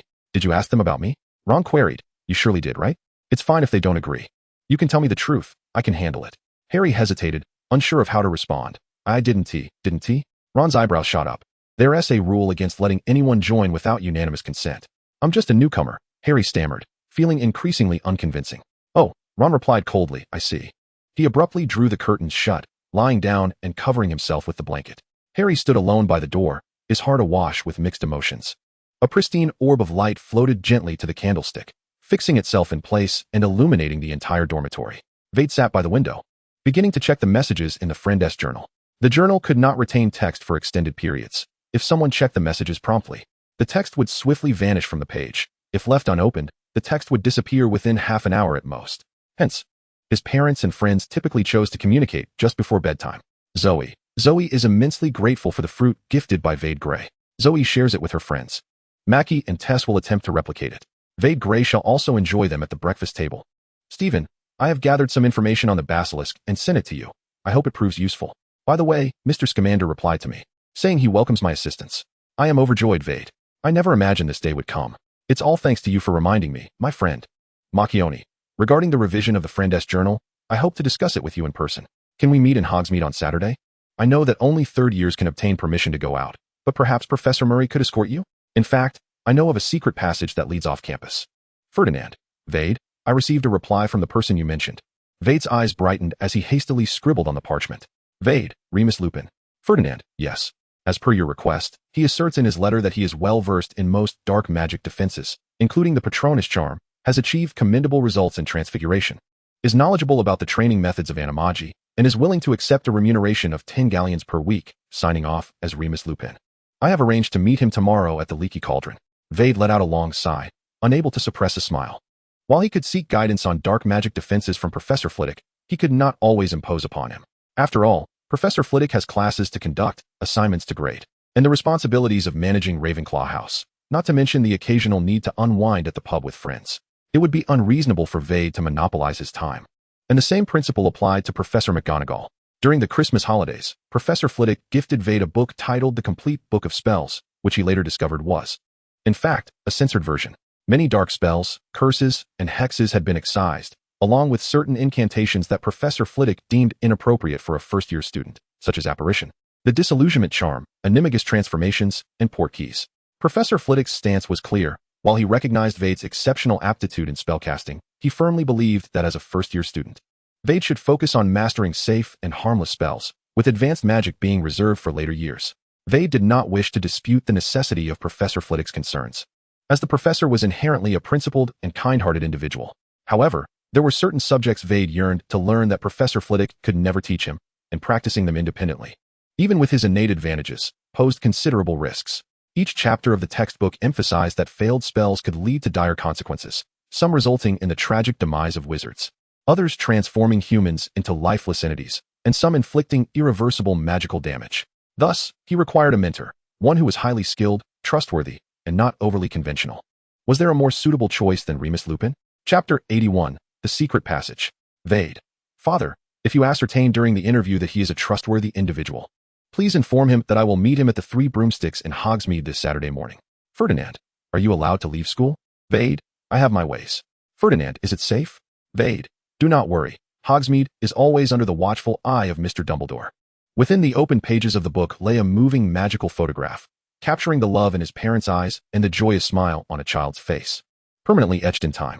Ferdinand gazed for a long while before closing the friend's account. Although the words faded from the paper, they had already been inscribed in his mind. As they bid farewell at the station, an ephemeral veil named False Tranquility was subtly lifted between father and son. Since then, Veyd gradually began to document certain truths he had previously concealed on his friends' accounts. For instance, Slytherin continues to uphold the supremacy of pure blood, frequently clashing with Gryffindor. He is also preparing to practice more advanced spells with a few classmates, making provisions for the future. Veyd enlisted Ferdinand's assistance to publish a recruitment advertisement in the Daily Prophet, with the correspondence address being a room at the Leaky Cauldron. Ferdinand reserved this room for a month, coming by after work each day to check for incoming letters. Although the bar's owner, Tom, appeared unapproachable, he was, in fact, a kind-hearted individual who diligently organized various job applications for him every day. The conditions stipulated in the advertisement were stringent, yet the salary was merely average, nonetheless. A substantial number of letters poured in from all directions each day. Veyd specifically cautioned that some wizards might include curses or harmful potions in their letters, advising him against opening them himself. However, Ferdinand, already wary of magic, took precautions. He allocated a sum of money to have Tom inspect the letters for safety. Ferdinand believed that anyone capable of running a bar in such a bustling thoroughfare as Diagon Alley, despite its poor hygiene, must possess considerable magical prowess. Among the letters, Some applicants attached their graduation grades from Hogwarts, requesting higher salaries. Others boasted about their abilities, but provided no substantial proof to back their claims. Yet, none of this mattered. From the outset, Ferdinand was aware that this recruitment advertisement was intended solely for one individual. Veyd had heard a certain wizard's name from an unknown source and insisted that only this particular person be hired. No matter how impressive others' resumes were, they would never be considered. And now, that individual had finally arrived. Ferdinand resolved to thoroughly vet this candidate for his son. If this fellow named Remus Lupin proved to be merely superficial or of questionable character, Ferdinand would resolutely prevent him from associating with his son. Knock, knock. The door to the room was rapped upon, and Tom's voice called from outside. Mr. Gray, Mr. Lupin has arrived at the bar. Very well, I shall be right there. Ferdinand took a deep breath, adjusted his collar, and stepped outside. Upon arriving in the bar on the ground floor, Ferdinand, guided by Tom, beheld the man, brown hair interspersed with strands of white, clad in a tattered wizard's robe adorned with patches. He appeared quite young, yet his countenance was haggard and aged, reminiscent of those middle-aged individuals rendered unemployed, standing with signs at Canary Wharf in search of work. Ferdinand furrowed his brow. This was his initial impression of Remus Lupin, a wizard who seemed to struggle even with basic survival skills. Based on Ferdinand's understanding of magic, earning a living should be considerably easier for wizards than for muggles. What level of incompetence would prevent one from affording a new set of clothing? Or did he believe that appearing shabby might elicit sympathy from potential employers? Yet, this was precisely the individual Veyd sought to find. Ferdinand made his way over. The male which sensed the movement from afar, his keen gaze lifting to observe. Although he appeared utterly fatigued, his eyes conveyed a sense of composure and tranquility, and the swift, discreet motion of his grasping the wand revealed his alertness. In that moment, Ferdinand suddenly realized that this indeed was the individual whom Veyd had long awaited. How curious, murmured Padma as she flipped through the newspaper during breakfast. What is curious? Michael mumbled, his mouth full of pie. The job advertisement I used to see daily in the paper has vanished, Padma remarked, tilting her head as if to uncover the missing ad from the folds of the newspaper. Perhaps they found someone, Michael replied nonchalantly. That is impossible, Padma retorted, her brow furrowed in confusion. We had discussed it in the dorm. For 10 gallons a week, they shouldn't be able to recruit someone of that caliber. Veyd remained silent, quietly finishing his breakfast. After classes, he ascended the stairs alone, the winding staircase leading him to the 5th floor. After searching for a while, he finally discovered the mirror, described by Dramione in his letter, which stood taller than a single person. Veyd tapped the mirror's surface with his wand and softly uttered a word. Suddenly, the mirror flipped, revealing a dark passage behind it.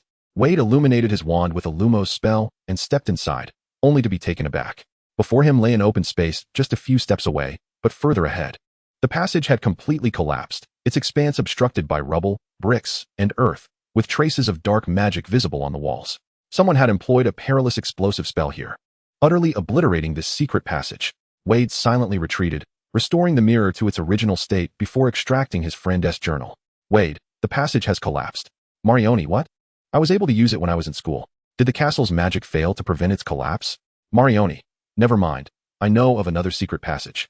Behind the portrait of Paracelsus on the 6th floor. It's easy to find. He wears a fluffy red hat, is quite plump, and enjoys chatting with visitors. If you talk to him about alchemy or divination, he'll be more than willing to share everything with you. Veyd mused, feeling that Dramione school days must have been quite vibrant. He ascended another step and effortlessly located the portrait that was so dull it could almost be counted on his fingers. Just as he was about to engage it in conversation, he suddenly felt a concealed gaze upon him. Turning his head, he spotted Lady Loris crouched on the ground. Licking her paws, her peripheral gaze fixed upon him. Lady Loris was the pet cat of the castle administrator, Felch. Much like her owner, she was aged and frail, her fur lacking luster, yet her senses remained sharp and her reactions quick. Upon spotting any rule-breaking student, she would dart off to fetch her master, ensuring that the transgressors faced the consequences of their actions. Much like Felch, she was deeply despised by the majority of students within the school. The man and the cat exchanged a silent stare. As the student strolled through the school grounds, he was certainly not contravening any regulations. However, the moment he activated the secret passage, it was inevitable that Mrs. Norris would summon Filch. Crucially, Filch was likely aware of the passage's existence, rendering any entrance or exit through it perilous. Veyd was preparing to depart when, out of nowhere, Fred and George emerged, exuberantly greeting him and whisking him away. With an arm draped over Wade's shoulder, Fred inquired in a hushed tone, "Are you in search of the castle's secret passages?" Chapter 82, The Secret Passage, McGee. Veyd paused. Is it that obvious? While others might not discern it, to us, it is unmistakably clear. Fred chuckled. We saw you emerge from the corridor where the mirror resides. And now you've located the portrait of Paracelsus. You are indeed seeking the secret passage, are you not? Yet, it would be futile. Filch was well aware of the passage behind the portrait, ever vigilant. Even if one were to sneak in, they would certainly be caught upon exiting. George chimed in. That fellow knows 4 secret passages in the castle, but we possess even more knowledge. If you truly wish to clandestinely exit the school for some endeavor, let's say to procure some sweets from Honeydukes, then head to the middle of the 4th floor corridor and seek the statue of a hunchbacked one-eyed witch.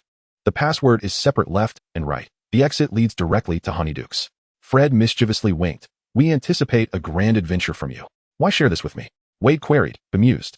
You haven't disclosed the secret to many, have you? Of course. Even Ron isn't privy to this. Fred replied. But you have, through your own efforts, discovered 2 secret passages, qualifying you to join the new generation of rule breakers. He spoke solemnly, as if passing on a serious legacy. We too received invaluable assistance from our predecessors, George added vaguely. Thus we ought to extend our help to like-minded individuals. Go forth and excel, Veyd. Fred encouraged. Giving a thumbs up, you are truly gifted. Veyd wished to understand the nature of this so-called gift. He always felt the twins harbored some misapprehensions about him. Separate left and right. Veyd approached the statue of the hunchbacked witch, uttering the incantation. Instantly, the statue's hunchback opened, revealing an entrance ample enough for him to step inside. Yet, standing at the threshold, gazing into the inky darkness of the passage, he ultimately chose to restore the statue to its original form. Why must one necessarily contravene school rules? The thought suddenly struck Veyd. Gryffindor might regard such actions as remarkable adventures, yet to him, such risk-taking behavior was decidedly unwise. He indeed needed to meet Remus Lupin, and perhaps even encounter Macchione, but the secret passage was merely a contingency plan. Should legitimate avenues fail to yield results, he could always resort to the passage to exit the school at a later time.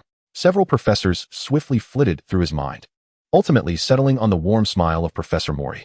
This was not solely due to the affection and admiration Professor Mori had shown him. It was also because this professor held a rather lenient view towards rules and discipline. Officially, Hogwarts forbade access to the Flu network, yet he had connected his own office fireplace to it. Legally, non-magical households were barred from access to the Flu network, yet he had clandestinely arranged for someone to enable it. Many individuals of equal status and prestige as Professor Mori tended to become paragons of morality and embodiments of regulation as they aged. But Professor Mori would roll up his sleeves and personally engage in meticulous negotiations with merchants. Thus, he was the most likely candidate to grant him permission to leave the school. A familiar soft sound made Veyd immediately turn his head, expecting it to be one of Phil or the others, but to his surprise, it was an unfamiliar house elf. Good afternoon, Mr. Veyd Grey, the elf said, bowing deeply. You are Veyd. Veyd discreetly gripped his wand and glanced at the elf's head. Mickey? Good afternoon, Mickey. The elf's eyes widened in astonishment. The already large orbs resembling tennis balls growing even more pronounced, quickly brimming with tears. Veyd Grey remembered Mickey's name? How could he, a mere house elf, have been remembered by Veyd Grey? He even exchanged pleasantries. No wizard had ever said good afternoon to Mickey, nor had any remembered his name. The elf burst into tears. Veyd sighed and crouched down to speak with him. I'm sorry, did I say something wrong? No. How could Veyd Grey be wrong? Mickey cried. He is a truly remarkable wizard, just as Zoe said. That's quite an exaggeration. I hardly consider myself great. Veyd pulled a tissue from his pocket and offered it to him, saying, if you keep crying, you might attract unwanted attention. The notion that a house elf should remain undetected by wizards was ingrained in Mickey's moral fabric, causing his sobs to diminish immediately, and soon they faded altogether. I recall Zoe mentioning that you were studying the preparation of those fruits. Veyd inquired tentatively. Did you come to find me because you have results? Yes. Tonight. Veyd Grey will see the fruits at the dining table. Mickey sniffled, but that is not why I am here. Mickey is here to warn Veyd Grey. Warn me? Veyd was taken aback. What about? Mickey, while cleaning in Slytherin, overheard several students plotting to teach Veyd Grey a lesson while he was practicing potions. Mickey struggled to finish his sentence, then froze, as if unable to believe what he had just done. Suddenly, he shivered and dashed towards the nearby wall, exclaiming, Bad Mickey. Bad Mickey. Wait, Mickey. Veyd grabbed him, preventing him from colliding with the wall. What are you doing, Mickey? Mackie was punishing himself, overwhelmed with guilt for having revealed the secrets of the little wizard. Tears welled in his eyes as he lamented. But Veyd Grey needs to know that there are those who harbor ill intentions towards him. Mackie wished to disclose the identity of those individuals to Veyd Grey, yet he found himself unable to utter their names. As he spoke, he contemplated hurling himself against the wall, but Veyd quickly intervened, exclaiming, Wait. You are doing this to protect me, remember? You have not divulged any secrets. Instead, you have safeguarded a student who is about to face peril. This does not warrant punishment. Is that truly the case? Mackie asked, bewildered. Indeed, Veyd affirmed, nodding emphatically. Mackie hesitated, pausing his struggle. tilting his head as if ensnared in a web of confusion. Veyd gently reassured him, "Listen to me, Mackie. Thank you for choosing to punish yourself to shield me from misfortune. Protecting others at the cost of oneself is a profoundly noble act, imbued with love and responsibility. It embodies the essence and value of life, and it is entirely unjust to be punished for such virtue." Mackie stared at him in a daze. After a prolonged silence, he bowed deeply, his nose nearly touching the ground. He implored Veyd to take utmost care of his safety, for Mackie could not bear the thought of Veyd coming to harm. With that, he vanished with a snap, clutching a soiled tissue. Chapter 83, Badge Approved. Veyd took note of Mackie's warning, yet this matter could be set aside for the moment. He had often practiced potions in the empty potions classroom, likely having been seen by some Slytherin students on several occasions. However, they were unaware that since discovering the Room of Requirement, Veyd had seldom ventured there. He was well aware of who those individuals were and decided to let the matter rest for a few days, though he mused that he could not delay too long. The Slytherins might very well choose to abandon their pursuits. After classes on Thursday, Veyd proceeded to the astronomy tower to meet Professor Mori, unexpectedly encountering several 7th-year students along the way. They were considerably taller, yet each wore a dejected expression that somehow made them appear shorter. One girl was lamenting to her companion, "I swear I will kill Jennifer. She once told me that the alchemy class was quite enjoyable and that Professor Mori had lenient expectations." Is that what they call lenient? Professor Mori was indeed quite approachable in the past. "Do you remember during our 6th year?" Another student sighed. "It's just that this year, the professor has taken on a new student and suddenly seems to disfavor us. He used to like me." The girl in front expressed her grievances, self-studying as a first year. "It's absolutely insane. If we weren't all at school, I would surely think this was a lie." A student lamented, "Why doesn't he devote more time to Quidditch? Has any one of you studied the friend account?" A boy suddenly inquired. "I tried. It's incredibly difficult. There is no way to crack it. While it is indeed straightforward to conjure warmth or display characters with a transformation spell, achieving the simultaneous manifestation of intricate text or even images on the fragile parchment, while disregarding spatial distance, presents a rather formidable challenge." The young man, engrossed in his discourse, was abruptly interrupted by a jab to his arm, silencing him mid-sentence. At the corridor's turn, several individuals unexpectedly crossed paths with Veyd. Their gazes locked, and upon seeing Veyd Grey, who still bore the semblance of a child, the awkwardness of their earlier conversation became palpable. After a brief moment of hesitation, they stiffly nodded and passed by each other. It was not until they had distanced themselves significantly that conversation resumed. "Is that really Veyd Grey?" "Indeed.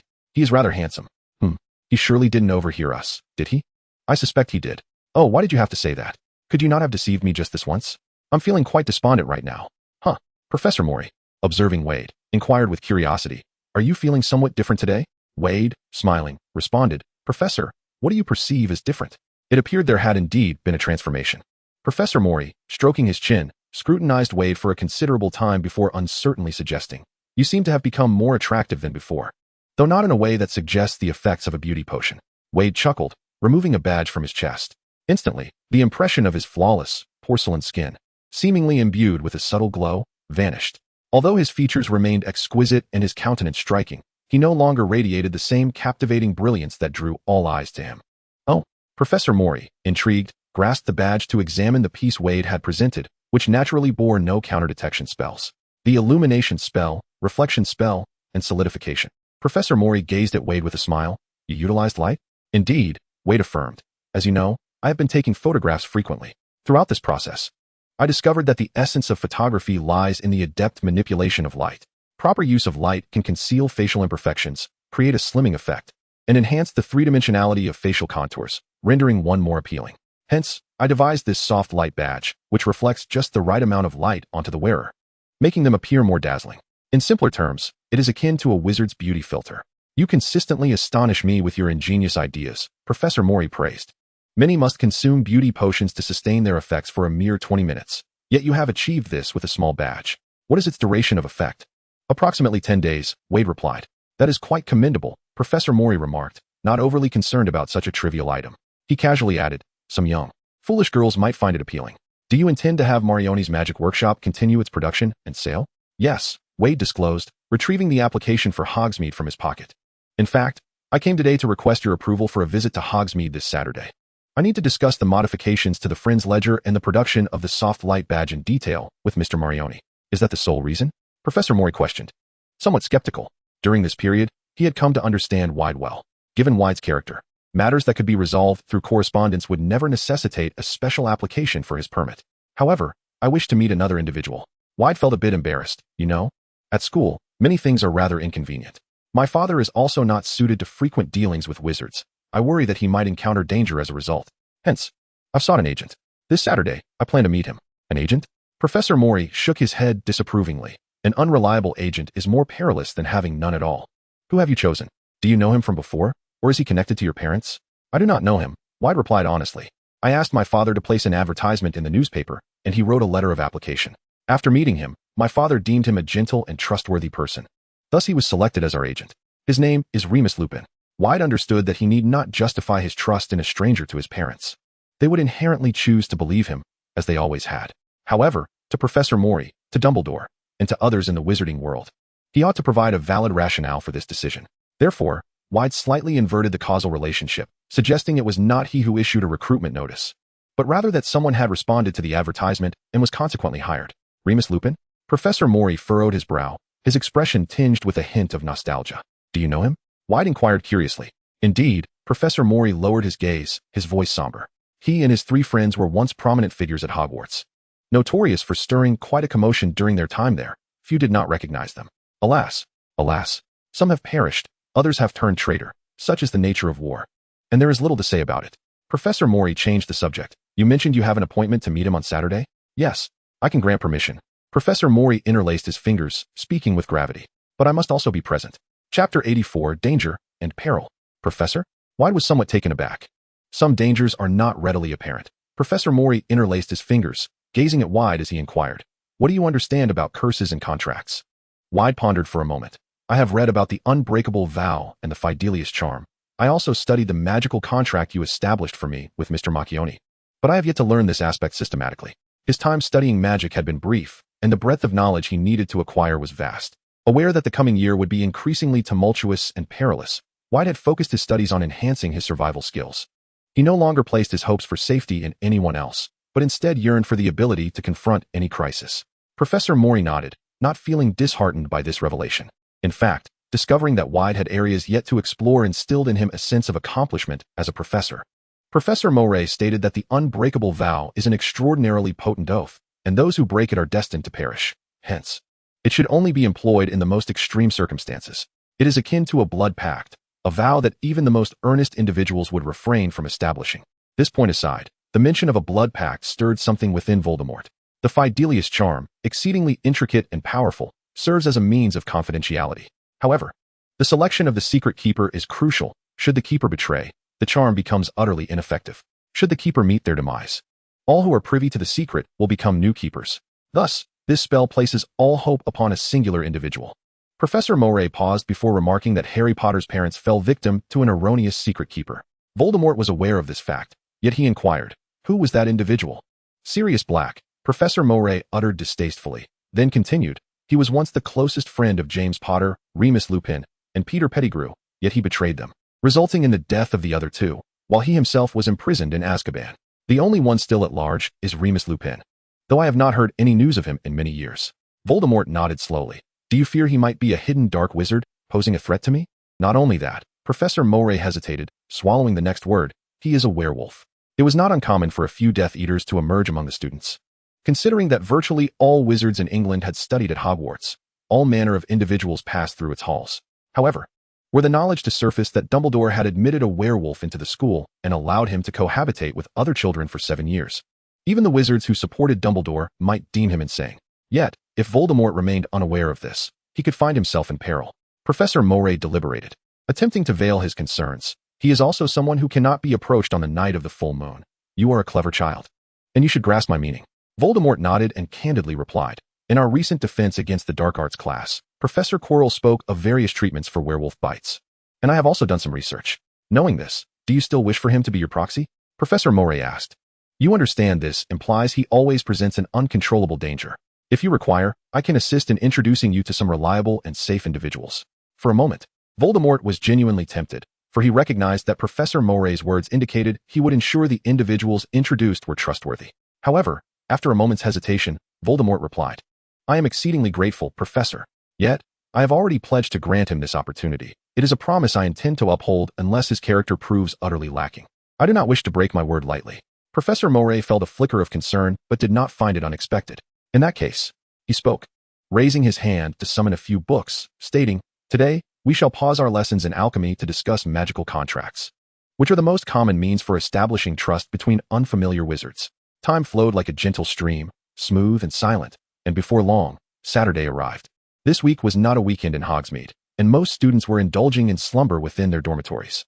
Early in the morning, Veyd donned his attire, wrapped a cerulean scarf around his neck, and made his way to the great hall on the first floor. Rarely, Professor Moray appeared at the faculty table for breakfast, much to Professor McGonagall's astonishment, prompting her to glance at him several times before cautiously greeting him, as if verifying that this Professor Moray was not merely an imposter. "Do not be so perplexed, Minerva," Professor Moray said, smiling at Veyd while addressing McGonagall. "I occasionally wish to immerse myself in the vibrant atmosphere that the children bring." Veyd bowed slightly to Professor Moray and took a seat at the long table. Shortly thereafter, he noticed his plate had been filled with his favorite dishes, accompanied by several familiar fruits. He picked up a piece of fruit and tasted it. Its sweetness was delightful, not at all cloying, reminiscent of the flavors sent by his mother. It seemed the house elves had successfully honed their culinary skills. After breakfast, Veyd first ventured outside the castle gates and, after a brief wait, Professor Moray emerged, grinning as he remarked, "The offerings from the Hogwarts kitchen have become increasingly diverse and delicious. I have not visited in quite some time and appear to have missed many intriguing changes." Veyd smiled in return and casually remarked, "Surely some house elves are not merely fulfilling their duties, but are genuinely passionate about refining their culinary arts? An intriguing thought indeed." Professor Moray cast a glance at Veyd and replied, "Most would assume that some wizard provided them with superior recipes, rather than considering that house elves might proactively explore the art of cooking. Why is that?" Veyd inquired, perplexed. "They possess intelligence, rich emotions, and pursue personal interests with diligence.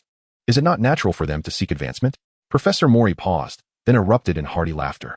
"Ah, Veyd, while you are knowledgeable in many areas, having been raised in the Muggle world, it is entirely normal for you to be unaware of things that may be considered common knowledge to others." He affectionately ruffled Veyd's hair, his gaze resembling that of one observing a toddler. "House elves lack individuality, Veyd," Professor Moray remarked with a smile. "Or rather, house elves with a sense of self can be quite perilous for wizards. Remember this, my child." Chapter 85, The Three Broomsticks. The conversation regarding house elves did not continue, for Hagrid approached, guiding a carriage pulled by a thestral through the morning mist. "Hello, Hagrid. Thank you for preparing the carriage for us," Professor Moray said kindly and courteously. "Not at all, Professor," Hagrid replied cheerily. "I am delighted to assist you. Greetings to you as well, young one." He bent down to greet Veyd. "Good morning, Mr. Hagrid." Veyd replied, looking up. The gray eyes appeared both indifferent and serene, transforming Hagrid's previously superficial impression into something tangible. "Ah, you must be Veyd from Ravenclaw," he remarked. "Harry has mentioned you."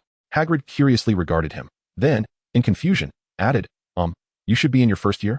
He glanced at Veyd and then at Professor Moray, visibly perplexed. Although Professor Moray smiled, his tone brooked no dissent. "Veyd is my student, and I shall escort him to Hogsmeade for his studies in alchemy." Hagrid scratched his head. While he could not fathom why one would need to venture to Hogsmeade to learn alchemy, given that he had only attended school through third year and had yet to master even the fundamentals of magic, he felt ill-equipped to question the requirements for studying alchemy. Thus, after a moment of hesitation, he refrained from voicing any further doubts. He gently patted the night stallion's neck, seemingly whispering something to it, and then said, "Professor Moray, Veyd, you may board the carriage. This creature will take you to Hogsmeade and return for you afterward."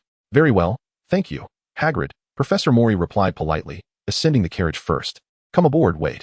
Once both were settled, the night stallion trod upon the thin mist, gliding through the dawn as the carriage creaked out of the school grounds.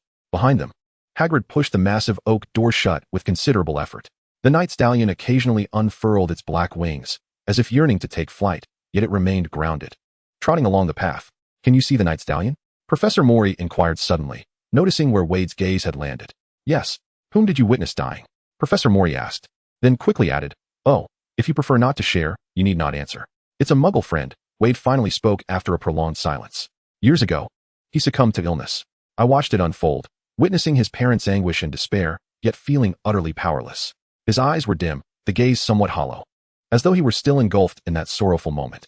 Professor Moray placed a comforting hand on his back, gently saying, "I understand that losing a friend feels akin to losing a part of oneself, but time shall gradually heal all wounds. Perhaps your friend's parents have emerged from the shadows, even welcoming new life." "Perhaps that is so," Veyd murmured, momentarily lost in thought. "I hope so." The carriage advanced in silence, gradually revealing the village of Hogsmeade from the mist. As it was not a weekend, the quaint village seemed remarkably tranquil, with only 2 or 3 individuals clad in wizarding robes strolling down the streets. From a distance, they spotted the 3 broomsticks inn. The windows glowed with a warm, amber light, exuding an inviting brightness. Through the glass, they could see a bustling crowd within, suggesting that many patrons had already gathered early in the day. Veyd leapt from the carriage and glanced back. "Go on inside, child. I shall join you in 2 minutes," Professor Mori called from the carriage. "If all goes well, I shall remain unseen. However, if that fellow is late, do not hesitate. Simply proceed without him. A mere werewolf. Allow me to introduce you to someone far superior." The elderly man's protective yet domineering words elicited a chuckle from Veyd, who nodded in agreement, saying, "Of course, I shall remember that, Professor." Upon pushing the door open, the tinkling of wind chimes resonated. The tavern was brightly lit even in the early morning. 2 inebriated wizards lay sprawled across a table, presumably lost in slumber. A graceful lady stood at the bar, deftly commanding a cloth to wipe the surfaces. Upon hearing the commotion, she instantly beamed a warm smile. But upon noticing the notably undersized student before her, she approached with a hint of surprise. "Child, is today not a weekend for Hogsmeade? Have you sneaked out of school?" she asked with a touch of seriousness. "I have arranged to meet someone here and receive permission from the professor," Veyd replied, his gaze already fixed on the wizard seated in the corner. He nodded respectfully, saying, "Pardon the intrusion, ma'am. Please serve me a non-alcoholic beverage." After speaking, he made his way toward the corner. Remus Lupin appeared even more haggard and aged than Veyd had envisioned. It seemed he had endured quite a challenging life over the years. As he observed Wade's approach, his eyes widened with unmistakable astonishment. "Why, you are Veyd Grey." Veyd extended his hand, stating, "I believe my father has introduced us?" "Why, yes," Lupin stammered, shaking his hand awkwardly. "He mentioned you had some business that required assistance. But I thought you would be older." "I can understand. Many presume that first-year students are entirely oblivious," Veyd remarked, opting to seat himself across from Lupin. Awkwardly, the tavern's chairs were rather high, leaving his feet dangling above the floor. He braced himself against the chair, shifting slightly as he casually regarded Lupin. "Allow me to reintroduce myself. I am the inventor of the Friends account, Veyd Grey, a first-year student at Hogwarts. I trust you are aware that this invention has yielded considerable profit for me. Subsequently, I have further collaborations with Aslan's Magical Workshop and others." "Thank you, ma'am. Please take your time." Madame Rosmerta, the tavern owner, smiled as she placed a mug of butterbeer on Wade's table and cast a glance at Lupin before departing. After expressing his gratitude, Veyd fixated on the golden hue and creamy froth of the drink, momentarily lost in thought. Butterbeer is indeed a non-alcoholic beverage? What then had incapacitated him last time? Surely it was not merely 2 chocolate-filled confections? Impossible. It cannot be. Butterbeer must contain alcohol, otherwise. What is the point of calling it beer? Perhaps this lady did not quite comprehend his request. Veyd regained his focus, recalling their previous conversation. "Thus, I am in need of an agent to communicate with Aslan's Magical Workshop on my behalf. Additionally, as my personal academic progress far exceeds the current curriculum, I require a tutor in the magical arts." Lupin pondered the content of the recruitment advertisement. "Do you wish to learn the Patronus charm? An animagus transformation?" "Not merely that." Veyd mentioned the existence of illusion spells, shape-shifting, and memory-related enchantments, expressing a desire to learn any magic beyond his current understanding. After a brief silence, Lupin inquired, "Does this include dark magic?" Chapter 86, The Contract, Gallon. Veyd had contemplated this question previously and asked nonchalantly, "Do you practice dark magic?" To some extent, Lupin hesitated but chose not to conceal the truth. Veyd nodded thoughtfully. "I have read that during the Wizarding Wars, the Ministry authorized Aurors to employ the unforgivable curses against Death Eaters. While dark magic is inherently malevolent, it can be wielded for protective purposes. Thus, the nature of magic is secondary to the intentions of its wielder. The true evil of dark magic lies in its insidious ability to erode the user's soul." Fearing he might mislead a minor, Lupin quickly added, "Moreover, dark magic is fraught with peril and unpredictability. If it spirals out of control, it can inflict grave harm, both on others and oneself. This is why Hogwarts prohibits students from learning and practicing dark magic." "I understand," Veyd replied. "If you accept the employment, then you shall be my mentor. Should you deem my pursuit of dark magic inadvisable, I shall not require your instruction." Lupin allowed a faint smile to cross his face, relieved. The young prodigy, whom he had anticipated to be arrogant, displayed a surprising level of rationality and openness to others' perspectives. This was indeed a promising beginning. At that moment, Professor Mori entered the room. He surveyed the bar without directly acknowledging Veyd and Lupin, choosing instead to sit at a nearby table and ordered a mug of mead. "If I accept this position, what must I do now?" Lupin asked. "How should our magical instruction proceed while you are at school?" "We shall discuss those details later," Veyd replied, pulling a roll of parchment from his pocket and laying it on the table. Please review this contract first. If you agree to the terms outlined, sign your name, and we will formalize our agreement. Lupin's expression turned serious as he unfolded the parchment and read through it meticulously. The contract's contents were straightforward. It reiterated the matters discussed earlier and included additional stipulations obliging the agent to protect the principal's interests, maintain confidentiality, and avoid causing harm to the principal. It also required assistance in procuring alchemical materials and magical items, along with the responsibilities of a tutor, which included imparting knowledge, creating appropriate lesson plans, and ensuring the student's safety during magical studies. Lupin silently nodded, finding these expectations entirely reasonable. However, as he continued reading, he was taken aback by the agent's fees, questioning whether there had been an error. A base salary of 30 galleons per week? He exclaimed. That's 3 times the amount stated in the job advertisement. Indeed, Veyd confirmed with a nod. The agent's weekly fee is 10 galleons, while the tutor's is 20 galleons. This is the base salary. Additionally, you will earn a commission from transactions you oversee. Lupin's astonishment grew as he unfolded the parchment further, discovering detailed provisions concerning this matter. Certainly, the contract concluded with a stipulation that should he fail to perform his duties diligently, resulting in additional losses for the client, Veyd reserves the right to unilaterally terminate the agreement.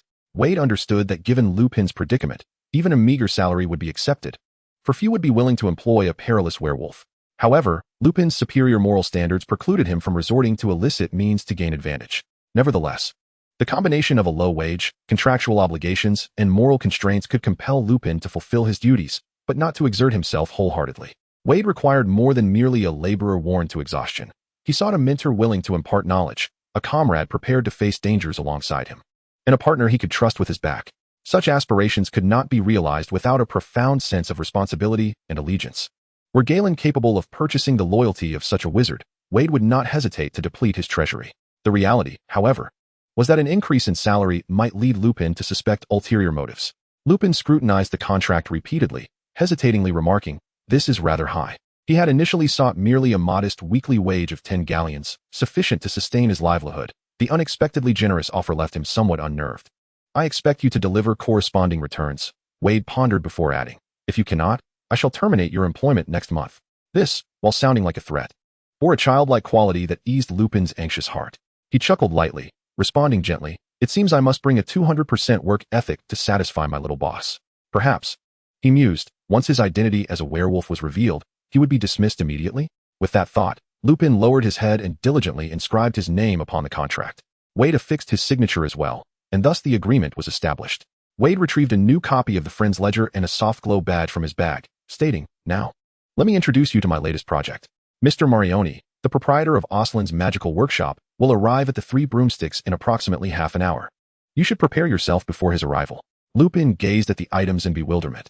Is the agent's work commencing already? Of course, Veyd raised an eyebrow, tapping the ledger with his fingers. "I always value every moment."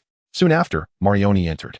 Upon pushing open the door, he immediately spotted Professor Moriarty and Veyd seated at 2 tables, swiftly grasping the current situation. He feigned ignorance of Professor Moriarty's presence and enthusiastically greeted Veyd in the corner. Subsequently, upon learning that Lupin was Veyd's agent, Dramione entirely overlooked the werewolf's tattered robes and disheveled appearance, seamlessly transitioning into the work at hand and extolling the merits of the soft glow badge, seemingly placing greater importance on it than on the Friend's Ledger. "You have finally grasped the true essence of earning money, Veyd," Dramione winked, keeping his voice low given Professor Moriarty was just behind him, fervently assuring, "Next time such a product arises, you must seek me out. I assure you that the price I offer is unparalleled.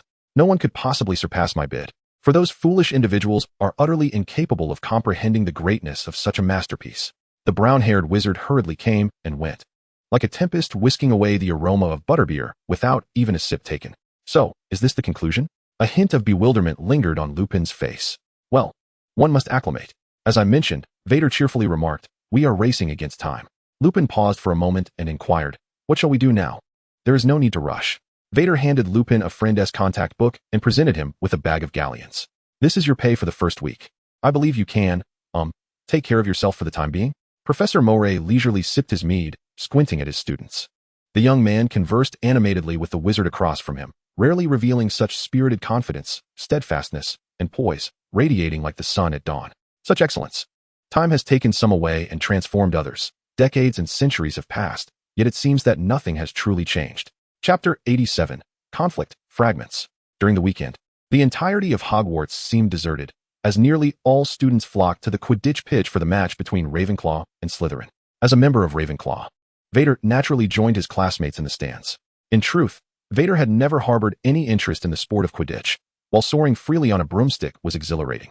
Competing at a height of 50 feet posed a foolish risk of injury. The experience as a spectator was hardly enjoyable either. The golden snitch was so diminutive that aside from the occasional glimmer of gold, it was virtually invisible, and the seekers often appeared to be aimlessly flying in the sky. The other players' speed sometimes surpassed that of cars on a highway, with the small bludgers and quaffles whizzing between them. Vader suspected that most spectators could hardly discern the progress of the game, relying solely on commentary to know when to cheer. Nevertheless, students remained passionate about the sport. Anyone confined in a boarding school, immersed in studies all day, would cherish any communal activity unrelated to academics, even if it involved weeding the lawn or picking up litter on the nearby streets.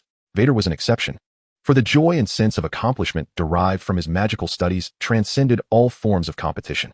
Suddenly, the stands erupted in a fervent cheer. Vader paused momentarily before politely joining his classmates in applause. Ravenclaw had triumphed in the match. The Seeker, a senior boy, raised his right hand high, the wings of the golden snitch fluttering between his fingers. He spiraled rapidly around the pitch on his broom, presenting the snitch to all. Countless hands reached out, eager to applaud him like a celebrity. Ravenclaw, Ravenclaw, Ravenclaw.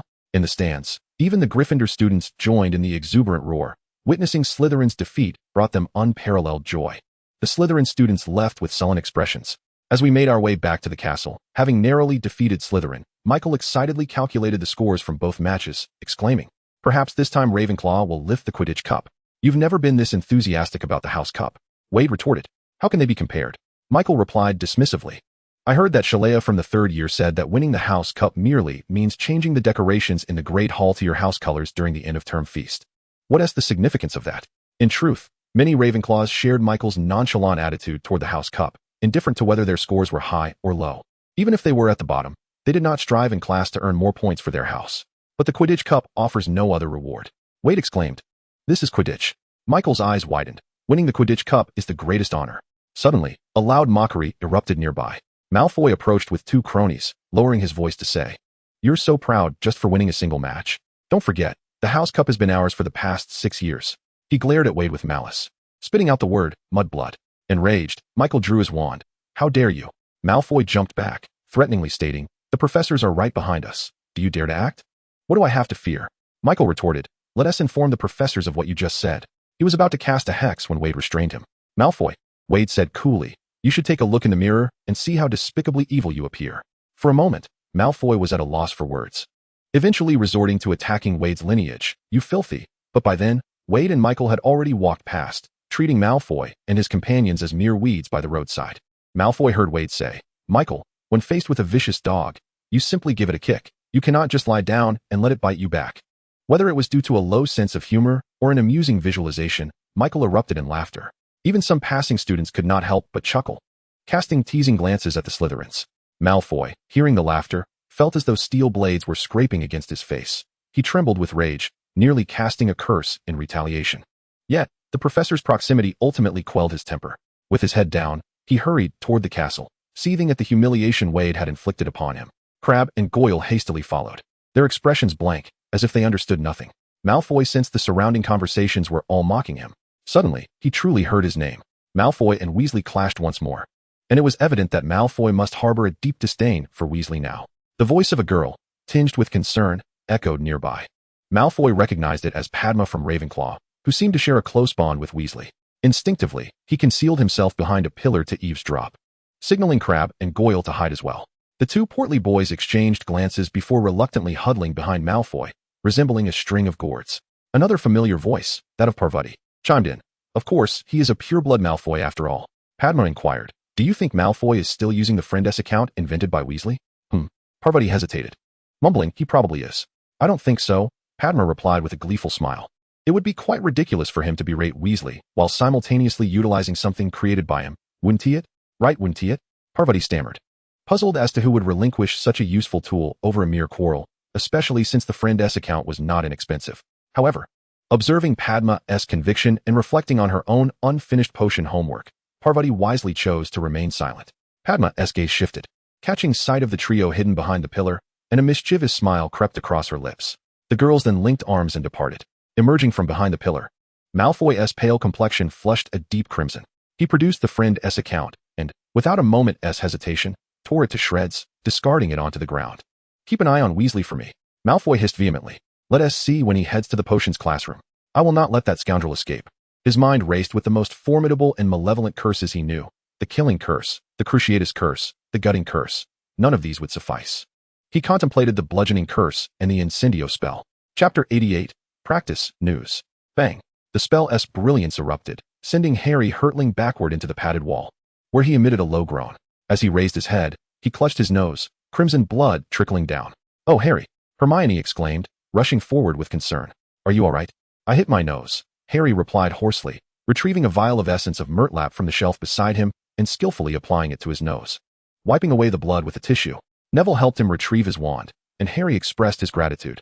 Thanks, Neville. In a short while, the wound healed, and Harry lifted his gaze, asking, I feel like my shield charm had some effect just now, didn't it? Indeed, it was a bit off target. Weasley confirmed with a nod, then added, but it was too weak to achieve the desired effect. When you cast it, be more decisive.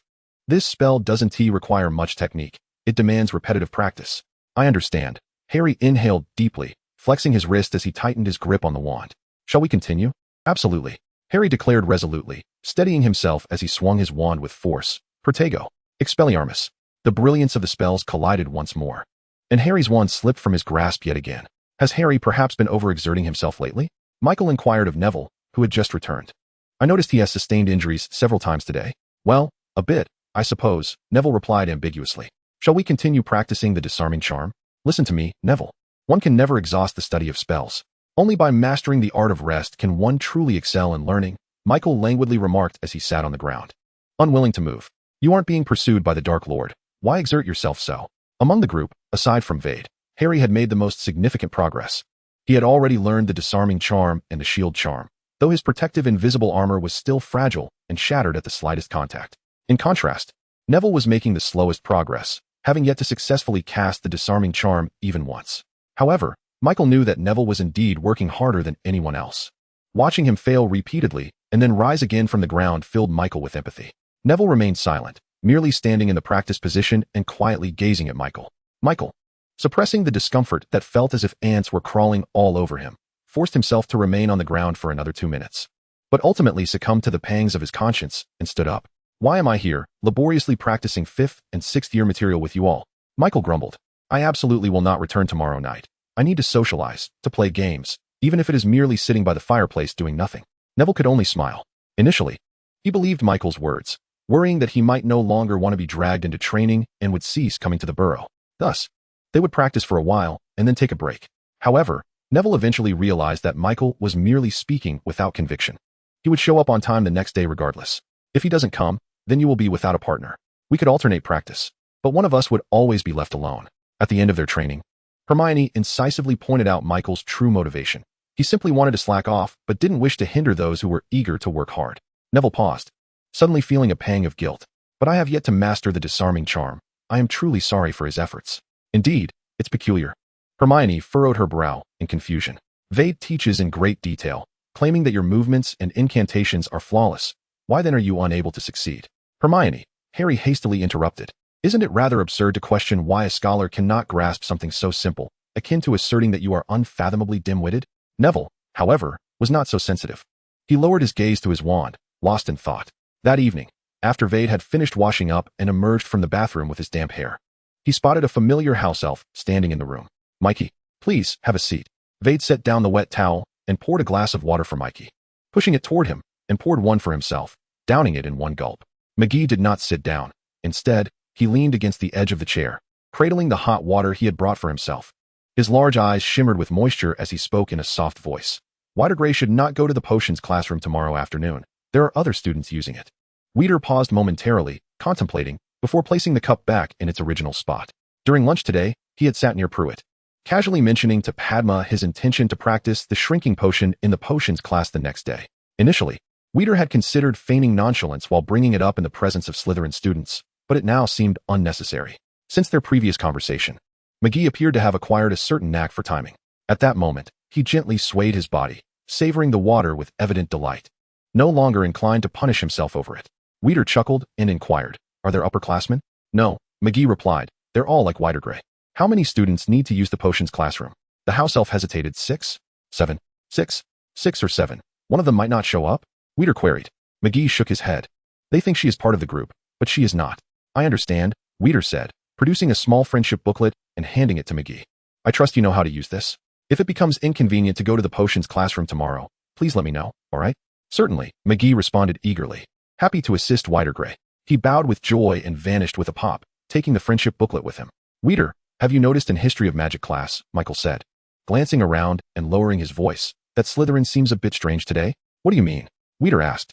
Just now at the entrance, Zabini actually smiled at me. Which is quite unsettling. Michael rubbed his arms. Do you think they might be up to something nefarious? The reputation of Slytherin students had always been rather poor, yet they maintained a strong sense of camaraderie. Since the last confrontation Weeder had with Malfoy and his associates in the corridor, other Slytherin students no longer greeted them. Even in class, the two factions remained distinctly separate, avoiding any mingling. However, the conflict had not escalated to involve the two houses, nor did it resemble the persistent trouble-seeking dynamic between Gryffindor and Slytherin. Remove that might be, Weeder whispered. They're planning to ambush me. Ambush you in the potions classroom? Michael exclaimed, realization dawning upon him. No wonder you abruptly brought up potions yesterday. Were you planning to report to the professor once they were ready, or? His eyes gleamed with excitement as he leaned closer. Lure Professor Snape over?